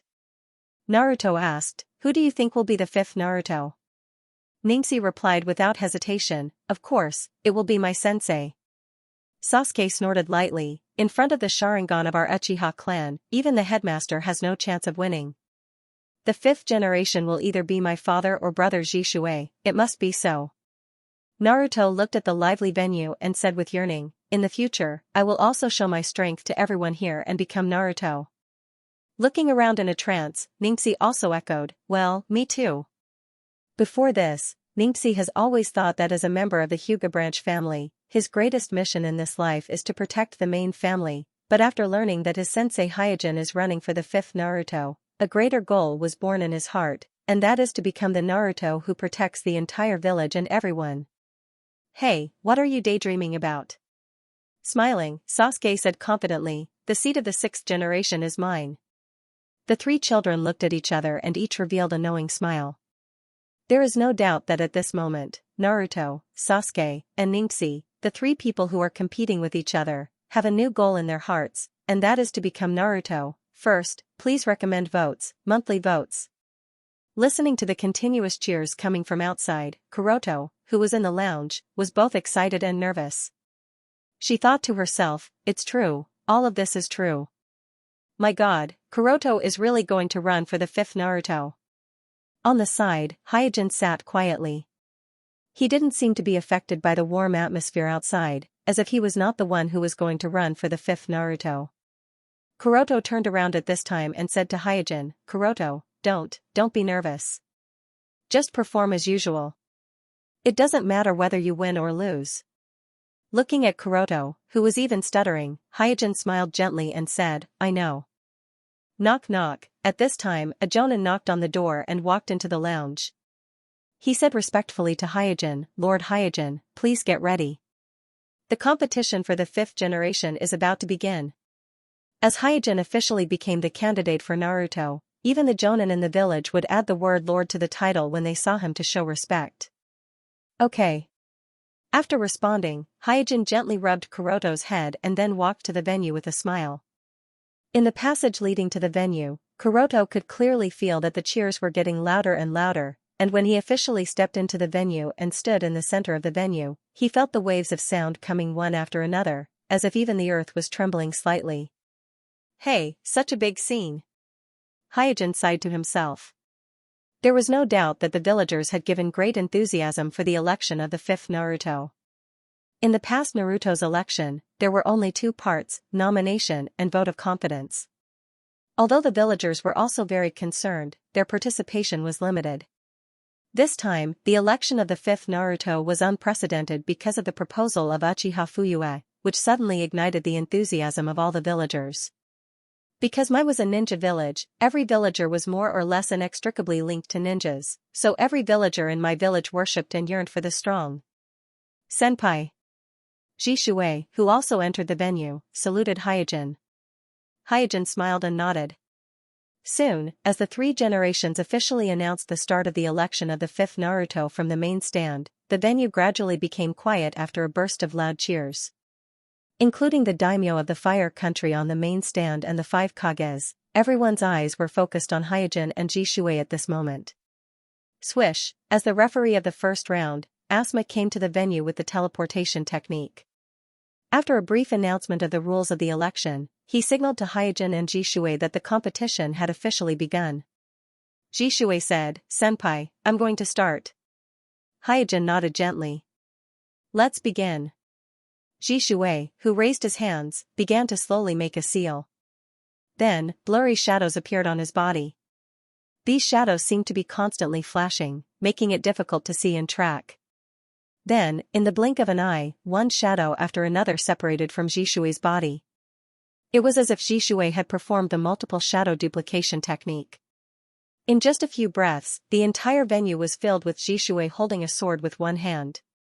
There were more than 100 of them on the main stand. Seeing this scene, the eyes of the five kages turned cold. A trace of worry flashed across the originally calm face of the three generations Naruto. He even lost interest in explaining to the daimyo of the fire country. At first, the three generations was worried that in the match between Jishui and Hyojin, Jishui would go easy on Jishui and cause the situation to be a little embarrassing. Now, he was a little worried whether Hyojin had negotiated with Jishui in private. On the other side, the four generations Laying frowned subconsciously and murmured, "So fast. This is Mai's teleportation technique, Jishui." This speed had exceeded the normal speed of the four generations Laying. The four generations Laying could only have such speed after entering the Thunder Escape Chakra mode. On the other side of the venue, on the stand, Ningxi, who had activated White Eye with all his strength, was shocked. What kind of technique is this? In the field of vision of White Eye, he could see that every Jishui had an active chakra reaction in their body, which made them look like shadow doppelgangers. However, the shadow doppelganger technique could only produce 5 or 6 shadow doppelgangers. It was impossible to produce hundreds of shadow doppelgangers at once. At the side, Sasuke also opened his mouth slightly.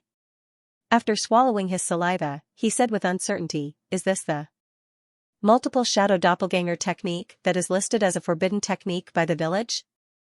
Suddenly, a voice came from the side, "Idiot, this is Jishui's teleportation technique." Sasuke turned his head and found that it was the Uchiha Shinichi who had quietly appeared beside him. He asked curiously, "Brother Shinichi, why are you here? Didn't the family book a whole stand?" Shinichi curled his lips and said, "It's too noisy over there." After seeing the strength of Hyojin and the strength of Akatsuki's leader Nagato, he couldn't stand the arrogance of his clansmen anymore. Therefore, he didn't go to the stand reserved by the Uchiha clan. Instead, he went to the ordinary stand area. Teleportation technique. Ningxi was stunned for a moment and said doubtfully, "How can this be teleportation technique?" Sasuke and Naruto also nodded in agreement, because the scene in front of them was completely different from their understanding of teleportation technique.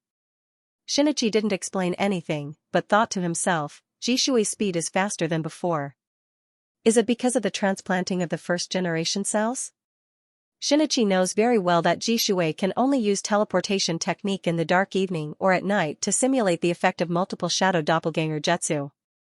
But right now, Jishui can use teleportation technique to create the effect of multiple shadow doppelganger jutsu in bright daylight, which is so exaggerated that even Uchiha with his Manjikyu Sharingan was a little surprised. In the VIP lounge, Kakashi frowned, "Is Jishui serious this time?" Jiraiya on the side didn't say anything. At first, he had the same worry as the three generations. He was afraid that Jishui would deliberately go easy on him, making Hyojin's victory look somewhat unfair. But now that this worry is gone, he is more worried about whether Hyojin can eliminate Jishui according to the agreement. On the other side of the lounge, Mute asked Tsunade with a pale face, "Tsunade-sama, can Hyojin really win this game? Shouldn't we get back the 10 million we bet before the match ends?" Tsunade nodded repeatedly. "Hyojin must have broken down with Jishui, hurry up and get the money back." In the field. With a smile on his face, Hyojin slowly pulled out the Kusanagi pill from his waist and said, "Jishui, let me have a good time." In an instant, hundreds of Jishui in the field replied at the same time, "Yes, I will definitely work hard." The second update is here, asking for recommendation votes, monthly votes. As soon as he said that, all the Jishui in the field moved quickly. In just a short moment, sand and stones were flying in the originally windless venue, and it was a mess. Hey, what? What happened? Isn't this too exaggerated? I can't see it clearly at all. The villagers on the spectator stand were all dumbfounded. As villagers of my village, they had seen a lot of fights between ninjas, but it was the first time for many of them to see such a scene where the speed was so fast that it was almost impossible to see it with the naked eye. Not to mention some villagers, even many ninjas were shocked at this moment. Everyone had heard of the name instantaneous body still water before, but it was not until this moment that they personally experienced why instantaneous body still water was crowned with the two words instantaneous. Soon, Jishui launched a substantial attack in the field, swoosh, amidst the impact, an enormous wave of air swept out swiftly, and as the ripples of the wave of air grew more and more concentrated, the wild howls gradually converged into a line instead, and they converged into a sharp howl that was practically capable of piercing through one's eardrums. Ah! Many of the audience couldn't see what was happening in the venue at all. They all subconsciously reached out to cover their ears, and resisted the sonic boom caused by Jishui's extreme speed in the field with a painful look on their faces. On the main stand, the daimyo of the Fire Nation covered his face with the folding fan in his hand and said with slight discomfort, "No wonder he is a powerful ninja who can compete for the 5th generation." The 3 generations on the side looked gloomy. The scene in front of him was completely beyond his expectation, and it suddenly gave him a sense of crisis that the situation was out of control. The Tsuchikage of the 3 generations narrowed his eyes, and his wrinkled face was full of fear, and he said silently, "Uchiha Jishui," in the VIP lounge. Jiraiya patted Kakashi on the shoulder, "I'm afraid you have to be prepared to face Jishui." Kakashi nodded solemnly. The extreme speed that Jishui displayed was far beyond his expectations. He reckoned that his flying thunder god would not be able to gain any advantage in the face of such speed if the battlefield was limited to a fixed area. In the corner, Tsunade prayed, "Hyojin, you must hold on. At least hold on until Mute gets the money back." In the stands of the Hyuga clan, Hayashi's gaze froze the moment he heard the shriek, and he unconsciously activated Byakugan. Even so, he was shocked to find that his Byakugan could not completely capture Jishui's figure. An elder from the Zone clan murmured, "Hayashi, it's fortunate that you didn't participate in the selection." Hayashi, who was supposed to feel awkward, felt an inexplicable sense of relief. In his opinion, the elder's words were not wrong. If it was not Hyojin on the field at this moment, but him, he would not have the confidence to win at all. Instead of going up and embarrassing himself, it was better to watch from the stands, Hayashi thought. Clang, at this moment, the slightly distracted Hayashi's expression changed, because the expected scene of Hyojin being instantly sent flying by Jishui did not happen. Instead, it was replaced by the sound of metal clashing that resounded throughout the venue, clang clang clang, then, there was a dense sound of metal clashing in the venue. These clashing sounds were crisp and melodious, and it could be clearly felt that it was produced by the collision of 2 sharp weapons. However, this sound of metal clashing was so dense that it almost overlapped with each other. Those with poor hearing would even mistake it for a continuous loud noise. Hayashi quickly calmed his mind and looked at the source of the sound. In the venue, countless afterimages of Jishui, accompanied by flying sand and stones, attacked Hyojin in the center. Meanwhile, Hyojin held the Kusanagi pill in his hand and danced up and down, blocking all of Jishui's attacks fiercely and accurately. Hayashi's expression gradually became solemn. Hyojin's movements were not fancy, but he was able to accurately block Zhishui's extraordinarily fierce attacks. There seemed to be an indescribable elegance in his movements. Suddenly, there was another change in the field.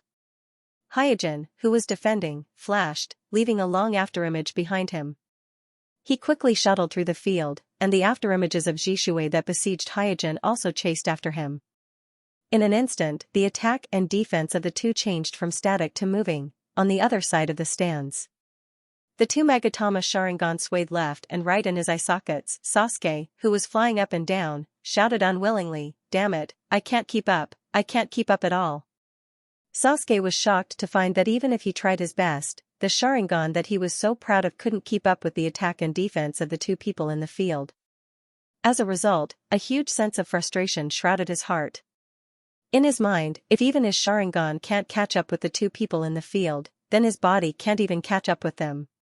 Compared to Sasuke, Neji was just as shocked as Sasuke. He always thought that his physical skills were something to be proud of, but after seeing this scene in the field, he realized that he had always been a frog at the bottom of a well. Naruto said in a daze, "Is this the level of a ninja at Naruto's level?" Shinichi Uchiha, who had his arms crossed in front of his chest, smiled and cursed in his heart, "Humph, in front of the boss, Naruto is nothing. Zhishui being able to do this is already very decent." On the other side of the stands, Xiaoli's eyes were full of stars as she looked at the field, and she shouted excitedly, "So, taijutsu can also be so powerful?" Standing next to Xiaoli, Guy grinned and said, "Of course, the technique that Headmaster is using at the moment is the strongest secret technique of our Mai Taijutsu, Hashiman Tanku." As a master of taijutsu, Guy's eyes had long been used to capturing high-speed moving objects, so every movement in the field was even more clear to him than some of the ninjas who were using Kekkei Genkai. Therefore, he noticed that Hyojin had quietly opened the Hashiman Tanku, but he couldn't determine which gate Hyojin had opened, but he was sure that Hyojin had at least opened the first gate of opening, released the limit of the brain, and exerted 100% of his physical strength. Xiaoli asked with a look of longing, "Sensei, do you know this Hashiman Tanku?" "Yes." Guy laughed and nodded. Xiaoli suddenly became excited, "Then can you teach me?" Guy said, "You want to learn? Then you have to work harder, you can't waste your youth." Whoosh, as soon as Guy's voice fell, there were countless ear-piercing screams coming from the field. Boom, boom, boom, then, there was a burst of explosions in the surrounding stands. It turned out that the screams came from some of the gravel in the field. These originally inconspicuous gravel, in the aftermath of the fight between the two people in the field, were shaken and splashed in all directions, like cannonballs. In just a moment, many of the pillars in the stands had been destroyed, as well as many of the stone domes, causing a commotion among the spectators in the stands. The jonins in charge of maintaining the order in the stands roared, "Where's the ward class? Where are those bastards from the ward class? Why haven't they activated the ward yet? Ninjutsu, for purple flame formation."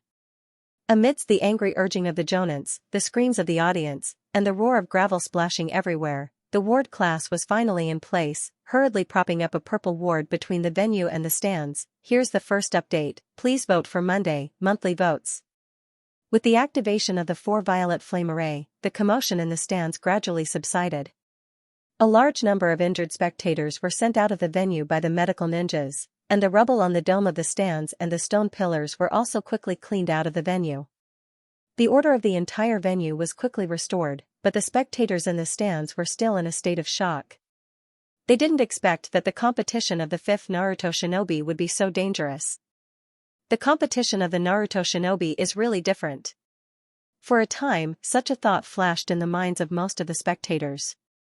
On the main stand, although the 3 generations were unhappy, they didn't criticize the seal class. The change just now was very sudden, not to mention the seal class. Even the 3 generations were a little surprised, so it's reasonable that the seal class didn't react in time. At this time, the Land of Fire's daimyo chuckled and said, "It's really frightening." The 3 generations smiled bitterly, "I'm sorry, it's our dereliction of duty, we didn't protect the stands in advance." The Land of Fire's daimyo said, "It doesn't matter, I'm just impressed that the candidates of the 5th generation are really strong and excellent ninjas." The 3 generations introduced, the 2 candidates are from the Uchiha clan, named Uchiha Zhishui, and the other is from the Hyuga clan, named Hyojin. Both are excellent Dojutsu Kekkei Genkai ninjas of the village, both are trustworthy talents. The Land of Fire's daimyo smiled and nodded. The stronger the Mai shinobi is, the more prosperous the Land of Fire will be, so the concern of the Land of Fire's daimyo towards the election of the 5th Naruto shinobi of the Mai village is not just an act, but sincere. What's more, the shinobi world is still under the threat of the Akatsuki organization, so the Land of Fire's daimyo naturally hopes that the Mai shinobi can select a strong Naruto shinobi. After the introduction of the Land of Fire's daimyo, the 3 generations looked at the venue again. Strange, how did Kuroto's strength improve so much? Although Homusubi was surprised by Homusubi's relentless and fierce offensive, what surprised him even more was that Kuroto was still able to deal with Homusubi's fierce attacks with ease. For generations of Kazekage said with a slightly sour tone, such a taijutsu competition, I'm afraid that only Dojutsu Kekkei shinobi can do it. The current Raikage, the strongest of the 5 Kages, after listening to Kazekage's words, nodded with a gloomy face. Because, even if he entered the chakra mode, he generation of the taijutsu, he school, and he generation thunder school, and. In terms of speed and strength, the shinobi of Steel Fist School is not inferior to the shinobi of Soft Fist School, and even in some basic aspects, the shinobi of Iron Fist School will be better. However, the ninja of the Iron Fist School, even if he had better speed and strength, was also relatively rough in style. He couldn't do it like the 2 people who were competing in the field, which were both delicately pleasing to the eye and fiercely like the storm. This is the power of the Dojutsu Kekkei shinobi. Their every move, was all reflected back to their bodies after being observed and analyzed. This caused their every attack and every dodge to seem as if they had been meticulously sculpted, making it impeccable. What an enviable talent. The 3 generations of Tsuchikage also sighed. In the eyes of others, Jishui and Hyojin are competing in physical skills, but in the eyes of Inoki, the 2 people in the field are simply showing off their talent, which makes people crazy with jealousy. Unlike the other Kages, the youngest Mizukage of 4 generations didn't have much expression on his face, and his expression was even calmer than the most experienced 3 generations of Tsuchikage. Even the current Jishui can't maintain the extreme body flicker technique for a long time, so soon people in the stands found that Jishui's afterimages in the field were getting fewer and fewer. However, the reduction of afterimages did not reduce the intensity of the confrontation in the field. In the bursts of collision and confrontation, the ground in the field cracked inch by inch, and the crack spread around quickly like a spider web, covering the entire venue in a moment. If it weren't for the 4 purple flame formation, the cracks would have spread further until all the stands around were destroyed. Whoosh, whoosh, the harsh whistling sound was still lingering. However, at this moment, it was no longer the small gravel that was flying in all directions in the venue. Even some large pieces of gravel and even pieces of the ground were flying out from the violent tremors and turbulence of the airflow. They fiercely collided with the 4 violet flame formation, causing waves of incomparably dazzling sparks to fly. In the VIP lounge area, feeling the constant tremors of the ground, Jiraiya murmured to himself in surprise, Hyojin can hold on for so long? Kakashi explained, like me. Kuroto has recently been studying the 8 inner hidden gates. Moreover, it seems that he has already opened the 8 inner hidden gates. Jiraiya nodded gently. As one of the Sannin, he knew the power of the 8 inner hidden gates. With the identity of Hyojin's pupil technique Kekkei Genkai, and the short-term outbreak of the 8 inner hidden gates, it was indeed possible to achieve this in theory. However, he had a vague feeling that something was wrong, but he couldn't pinpoint exactly what it was. Swish, at this time, Mute rushed back to the rest area, panting, and cast a look at Tsunade, thanking her luck. That's great. Tsunade let out a long sigh of relief. She felt that the god of gamblers must be looking after her, allowing her to recover the loss at the most critical moment. Mute, who hurriedly asked for the 10 million gambling money, took the time to look at the field, and found that it was still Jishui and Hyojin fighting in the field. He suddenly wondered, hey, why is this game not over yet? Clang, at this moment, there was a crisp sound in the field, and then a broken blade flew into the air. At this moment, everyone's eyes were focused on the broken blade that was flying in the air, reflecting the bright sunlight, and guessing whose weapon was broken. Soon, everyone's eyes were focused on the broken blade that was flying in the air, reflecting the bright sunlight, and guessing whose weapon was broken. The short sword in Kuroto's hand was pressed against Homasubi's throat, and the short sword in Homasubi's hand was broken. Did Jishui's short blade break? Did Jishui lose? Didn't Jishui have the upper hand all the time? This scene surprised all the audience, and the Uchiha clan members in the Uchiha clan stand were even more astonished. Quack, quack, suddenly, Jishui, who was being held by Hyojin's short blade, broke into pieces in a crow's caw, and turned into countless black crows, flying into the air. It's Jishui's crow doppelganger. Haha, I knew Jishui wouldn't be defeated so easily. Humph, Hyojin should be proud to be able to force Jishui to this extent. Looking at Jishui, who had turned into a flock of crows, the Uchiha clan stand suddenly regained their morale. At this moment, Hyojin smiled, put the Kusanagi pill back into its sheath, and shouted softly, "Fight." In an instant, something unexpected happened. The countless crows that Jishui had turned into were fighting with each other in the air. The crows were like two black clouds, entangling with each other and even blocking the sun. Countless black crow feathers slowly fell, making the whole field feel dreamy and unreal. I'm asking for recommendation votes and monthly votes. Under the crows that covered the sky, the light of the entire venue was a lot dimmer. Black feathers swirled in the air, drifting with the wind, as though black snow was falling from the sky. The eyes of the spectators in the spectator stand suddenly lost focus and became blurred by the fluttering black feathers. Naruto scratched his head and looked puzzled. What happened? Xianxia on the side opened his mouth but didn't know how to explain. In the vision of the Byakugan, every crow in the air has a strong chakra fluctuation in their body. They are real, not fake, but why did the crows suddenly fight among themselves? Kuroto doesn't know. Compared to Naruto and Xianxia who were at a loss, Sasuke was surprised. Brother Jishui's ninja crow, how did it go out of control? Almost at the same time, in the stands of the Uchiha clan, many Uchiha clansmen also raised similar questions. Because Jishui is one of the rare ninja crow ryu in the Uchiha clan, and the reason why it is rare is because even in the Uchiha clan, Uchiha clansmen who can master the ninja crow ryu are extremely rare. At present, there are only 2 ninja crow ryu in the Uchiha clan, such as Patriarch Fuyue, Shinichi who has the Manjikyu Sharingan, and so on, are the orthodox ninja cat ryu in the Uchiha clan. Because of this, the Uchiha clansmen are completely unable to understand why the crows went out of control, because a master like Jishui would never make such a low-level mistake. Almost at the same time, Fuyue in the stands of the Uchiha clan and Shinichi next to Sasuke explained, "No, this is not out of control, it is a showdown between the crows." The 2 Uchiha families' kaleidoscopes quickly noticed something amiss. The reason why the crows are fighting is not because Jishui's ninja crows are out of control, but because there are 2 groups of crows in the sky. One group belongs to Jishui, and the other group belongs to Hyojin.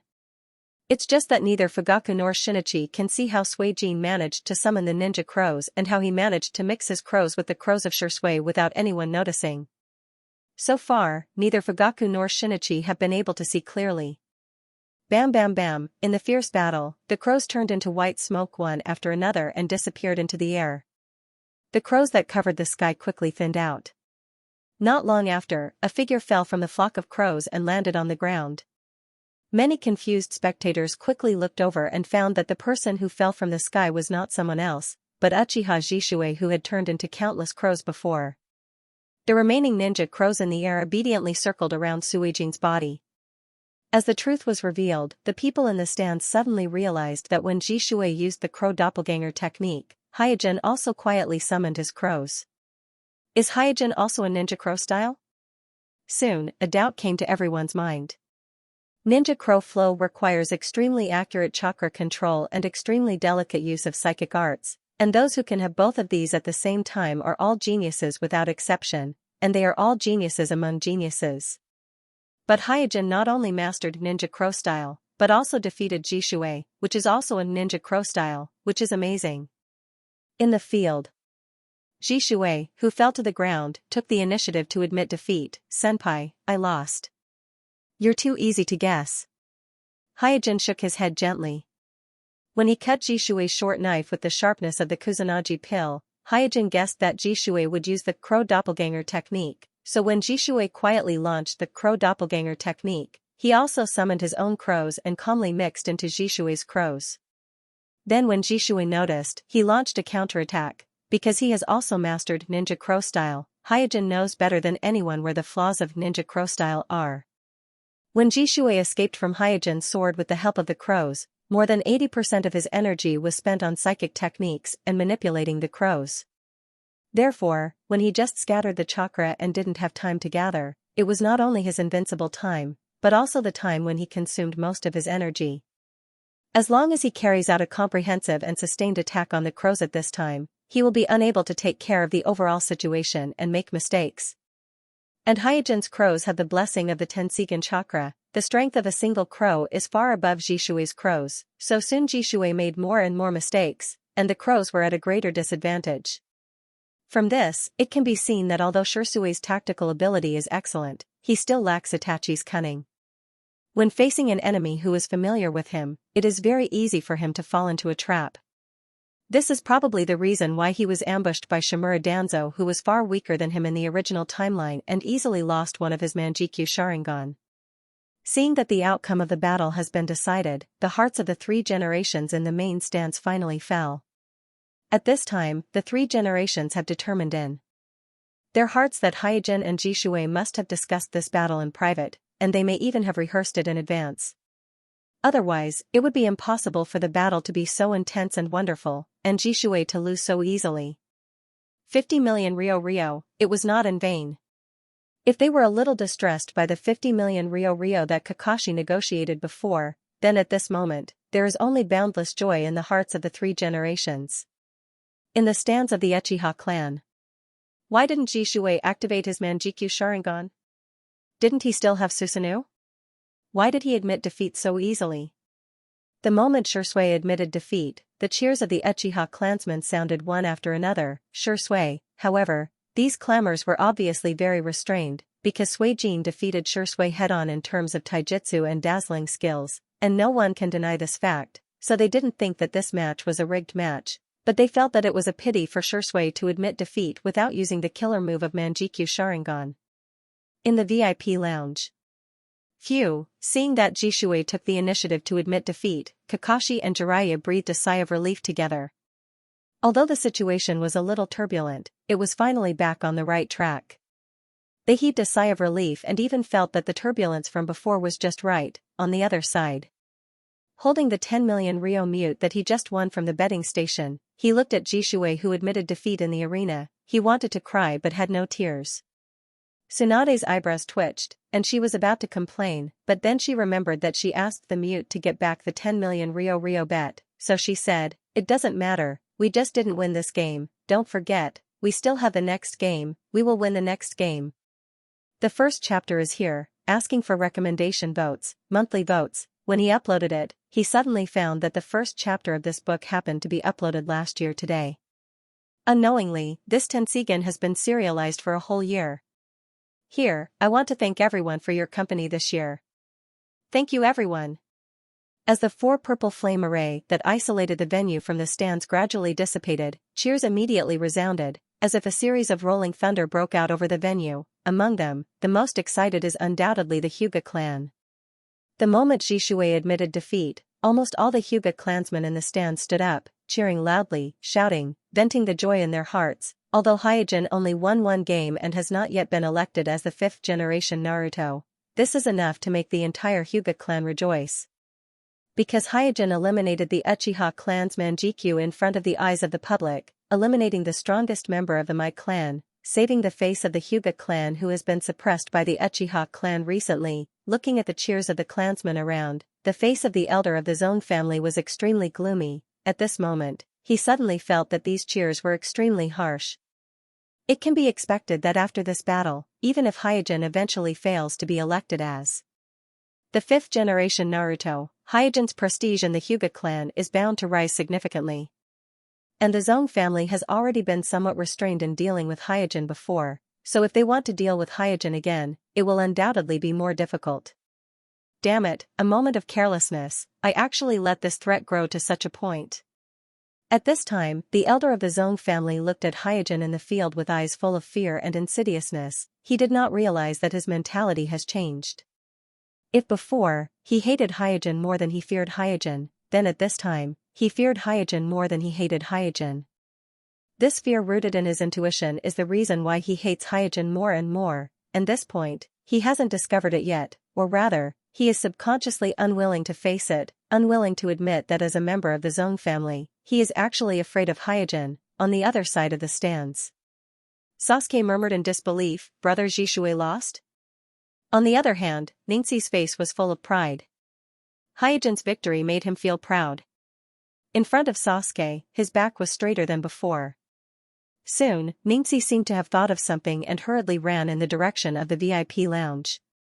Naruto asked, Ningxi, where are you going? There's another match later. Ningxi replied without turning his head, I'm going to congratulate the teacher. Shenwan smiled and said, this kid is quite smart. In the field. Listening to the thunderous cheers around him, Hyojin calmly nodded to the audience in the stands around him. This kind of highlight moment was something that others dreamed of, but in Hyojin's eyes, it was nothing, and it was not worth his greed. Therefore, after greeting everyone, he decisively walked towards the lounge. In his own lounge, Hyojin saw Kuroto with tears in her eyes and asked in confusion, what happened? Kuroto wiped her tears and said hurriedly, I'm sorry, I've embarrassed you. I was just too happy and couldn't hold it in. Hyojin smiled. Is that necessary? Of course. Kuroto nodded heavily. Knock, knock, knock, with a hurried knock on the door, Guy, Red Bean, Gale, Xian, and other Hyojin's friends all rushed into the lounge and congratulated Hyojin. In fact, even Hyojin himself did not realize how great the improvement of his prestige in the village was by participating in the 5th generation Naruto and winning the first election. Compared with the liveliness of the other stands, the atmosphere in the stands reserved by the Uchiha clan was slightly strange. Although Fuyue expected Jishui to lose, the other clansmen of the Uchiha clan were not mentally prepared for this. After several tests, most of the Uchiha clansmen are actually very clear that Hyojin is one of the few difficult characters in the Hyuga clan, and his strength is definitely at the elite Jonin level. But to say that Hyojin is stronger than Jishui is unacceptable. After all, Jishui has been the face of the Uchiha clan for a long time. However, with the departure of both sides, Jishui's defeat has become a foregone conclusion. At this moment, there is not much meaning in worrying about this, so the eyes of all the Uchiha clansmen in the stands gradually converged on the Patriarch Fuyue. Patriarch, everything is in your hands. Please make those guys in the village understand the power of our Uchiha clan. It's time to let them hear the voice of our Uchiha clan. Patriarch, please open the kaleidoscope. One by one, the Uchiha clansmen shouted their hearts to Fuyue. With a majestic gaze sweeping across the familiar clansmen in front of him, Fuyue, the patriarch of the Uchiha clan, nodded and said, Please rest assured, the 5th generation will definitely belong to our Uchiha clan, no one can change this. Whoosh, after saying that, Fuyue of the Uchiha clan launched the body flicker technique and came to the center of the venue. In the surprised eyes of all the audience, he shouted in a deep voice, Kakashi, let's have a showdown. On the main stand. The daimyo of the Land of Fire with a folding fan covering his face said with a smile, Hee, what a lively candidate. The 3 generations on the side laughed awkwardly. Fuyue did not enter the arena in advance according to the rules, and provoked Kakashi in front of all the audience in the venue. These violations made the 3 generations feel a little embarrassed. In the VIP lounge. Listening to the clamor of Fuyue in the arena, Jiraiya patted Kakashi's shoulder lightly, Be careful of Jinjutsu. Kakashi nodded solemnly. He knows very well that one-on-one with the Uchiha clansmen who are good at Jinjutsu is actually very disadvantageous. Some ninja villages even allow their ninjas to choose to retreat when they encounter a one-on-one Uchiha. Because to deal with the Uchiha clansmen who are good at Jinjutsu, at least 2 or more ninjas are needed to cooperate with each other. Tsunade came over at this time and handed a palm-sized slug to Kakashi and said, Take it with you, it can heal your injuries. If chakra is not enough, I will transmit chakra through it. Kakashi was a little hesitant. Isn't this against the rules? Healing injuries is fine, but transmitting chakra is obviously against the rules. Don't worry, through the transmission of chakra between the doppelgangers of the slug, be it Byakugan or Sharingan, it will be difficult to detect. After smiling slyly, Tsunade continued, moreover, there is no rule that forbids the use of spiritual beasts in the competition. Didn't Uchiha Jishui use ninja crows in the previous round? Thinking of the responsibility that he has to bear, Kakashi thought for a while and nodded in agreement. I understand. At this time, Tsunade revealed an extremely terrifying expression. Remember, you must win this round. Kakashi was stunned for a moment, nodded hurriedly, yes. In the arena.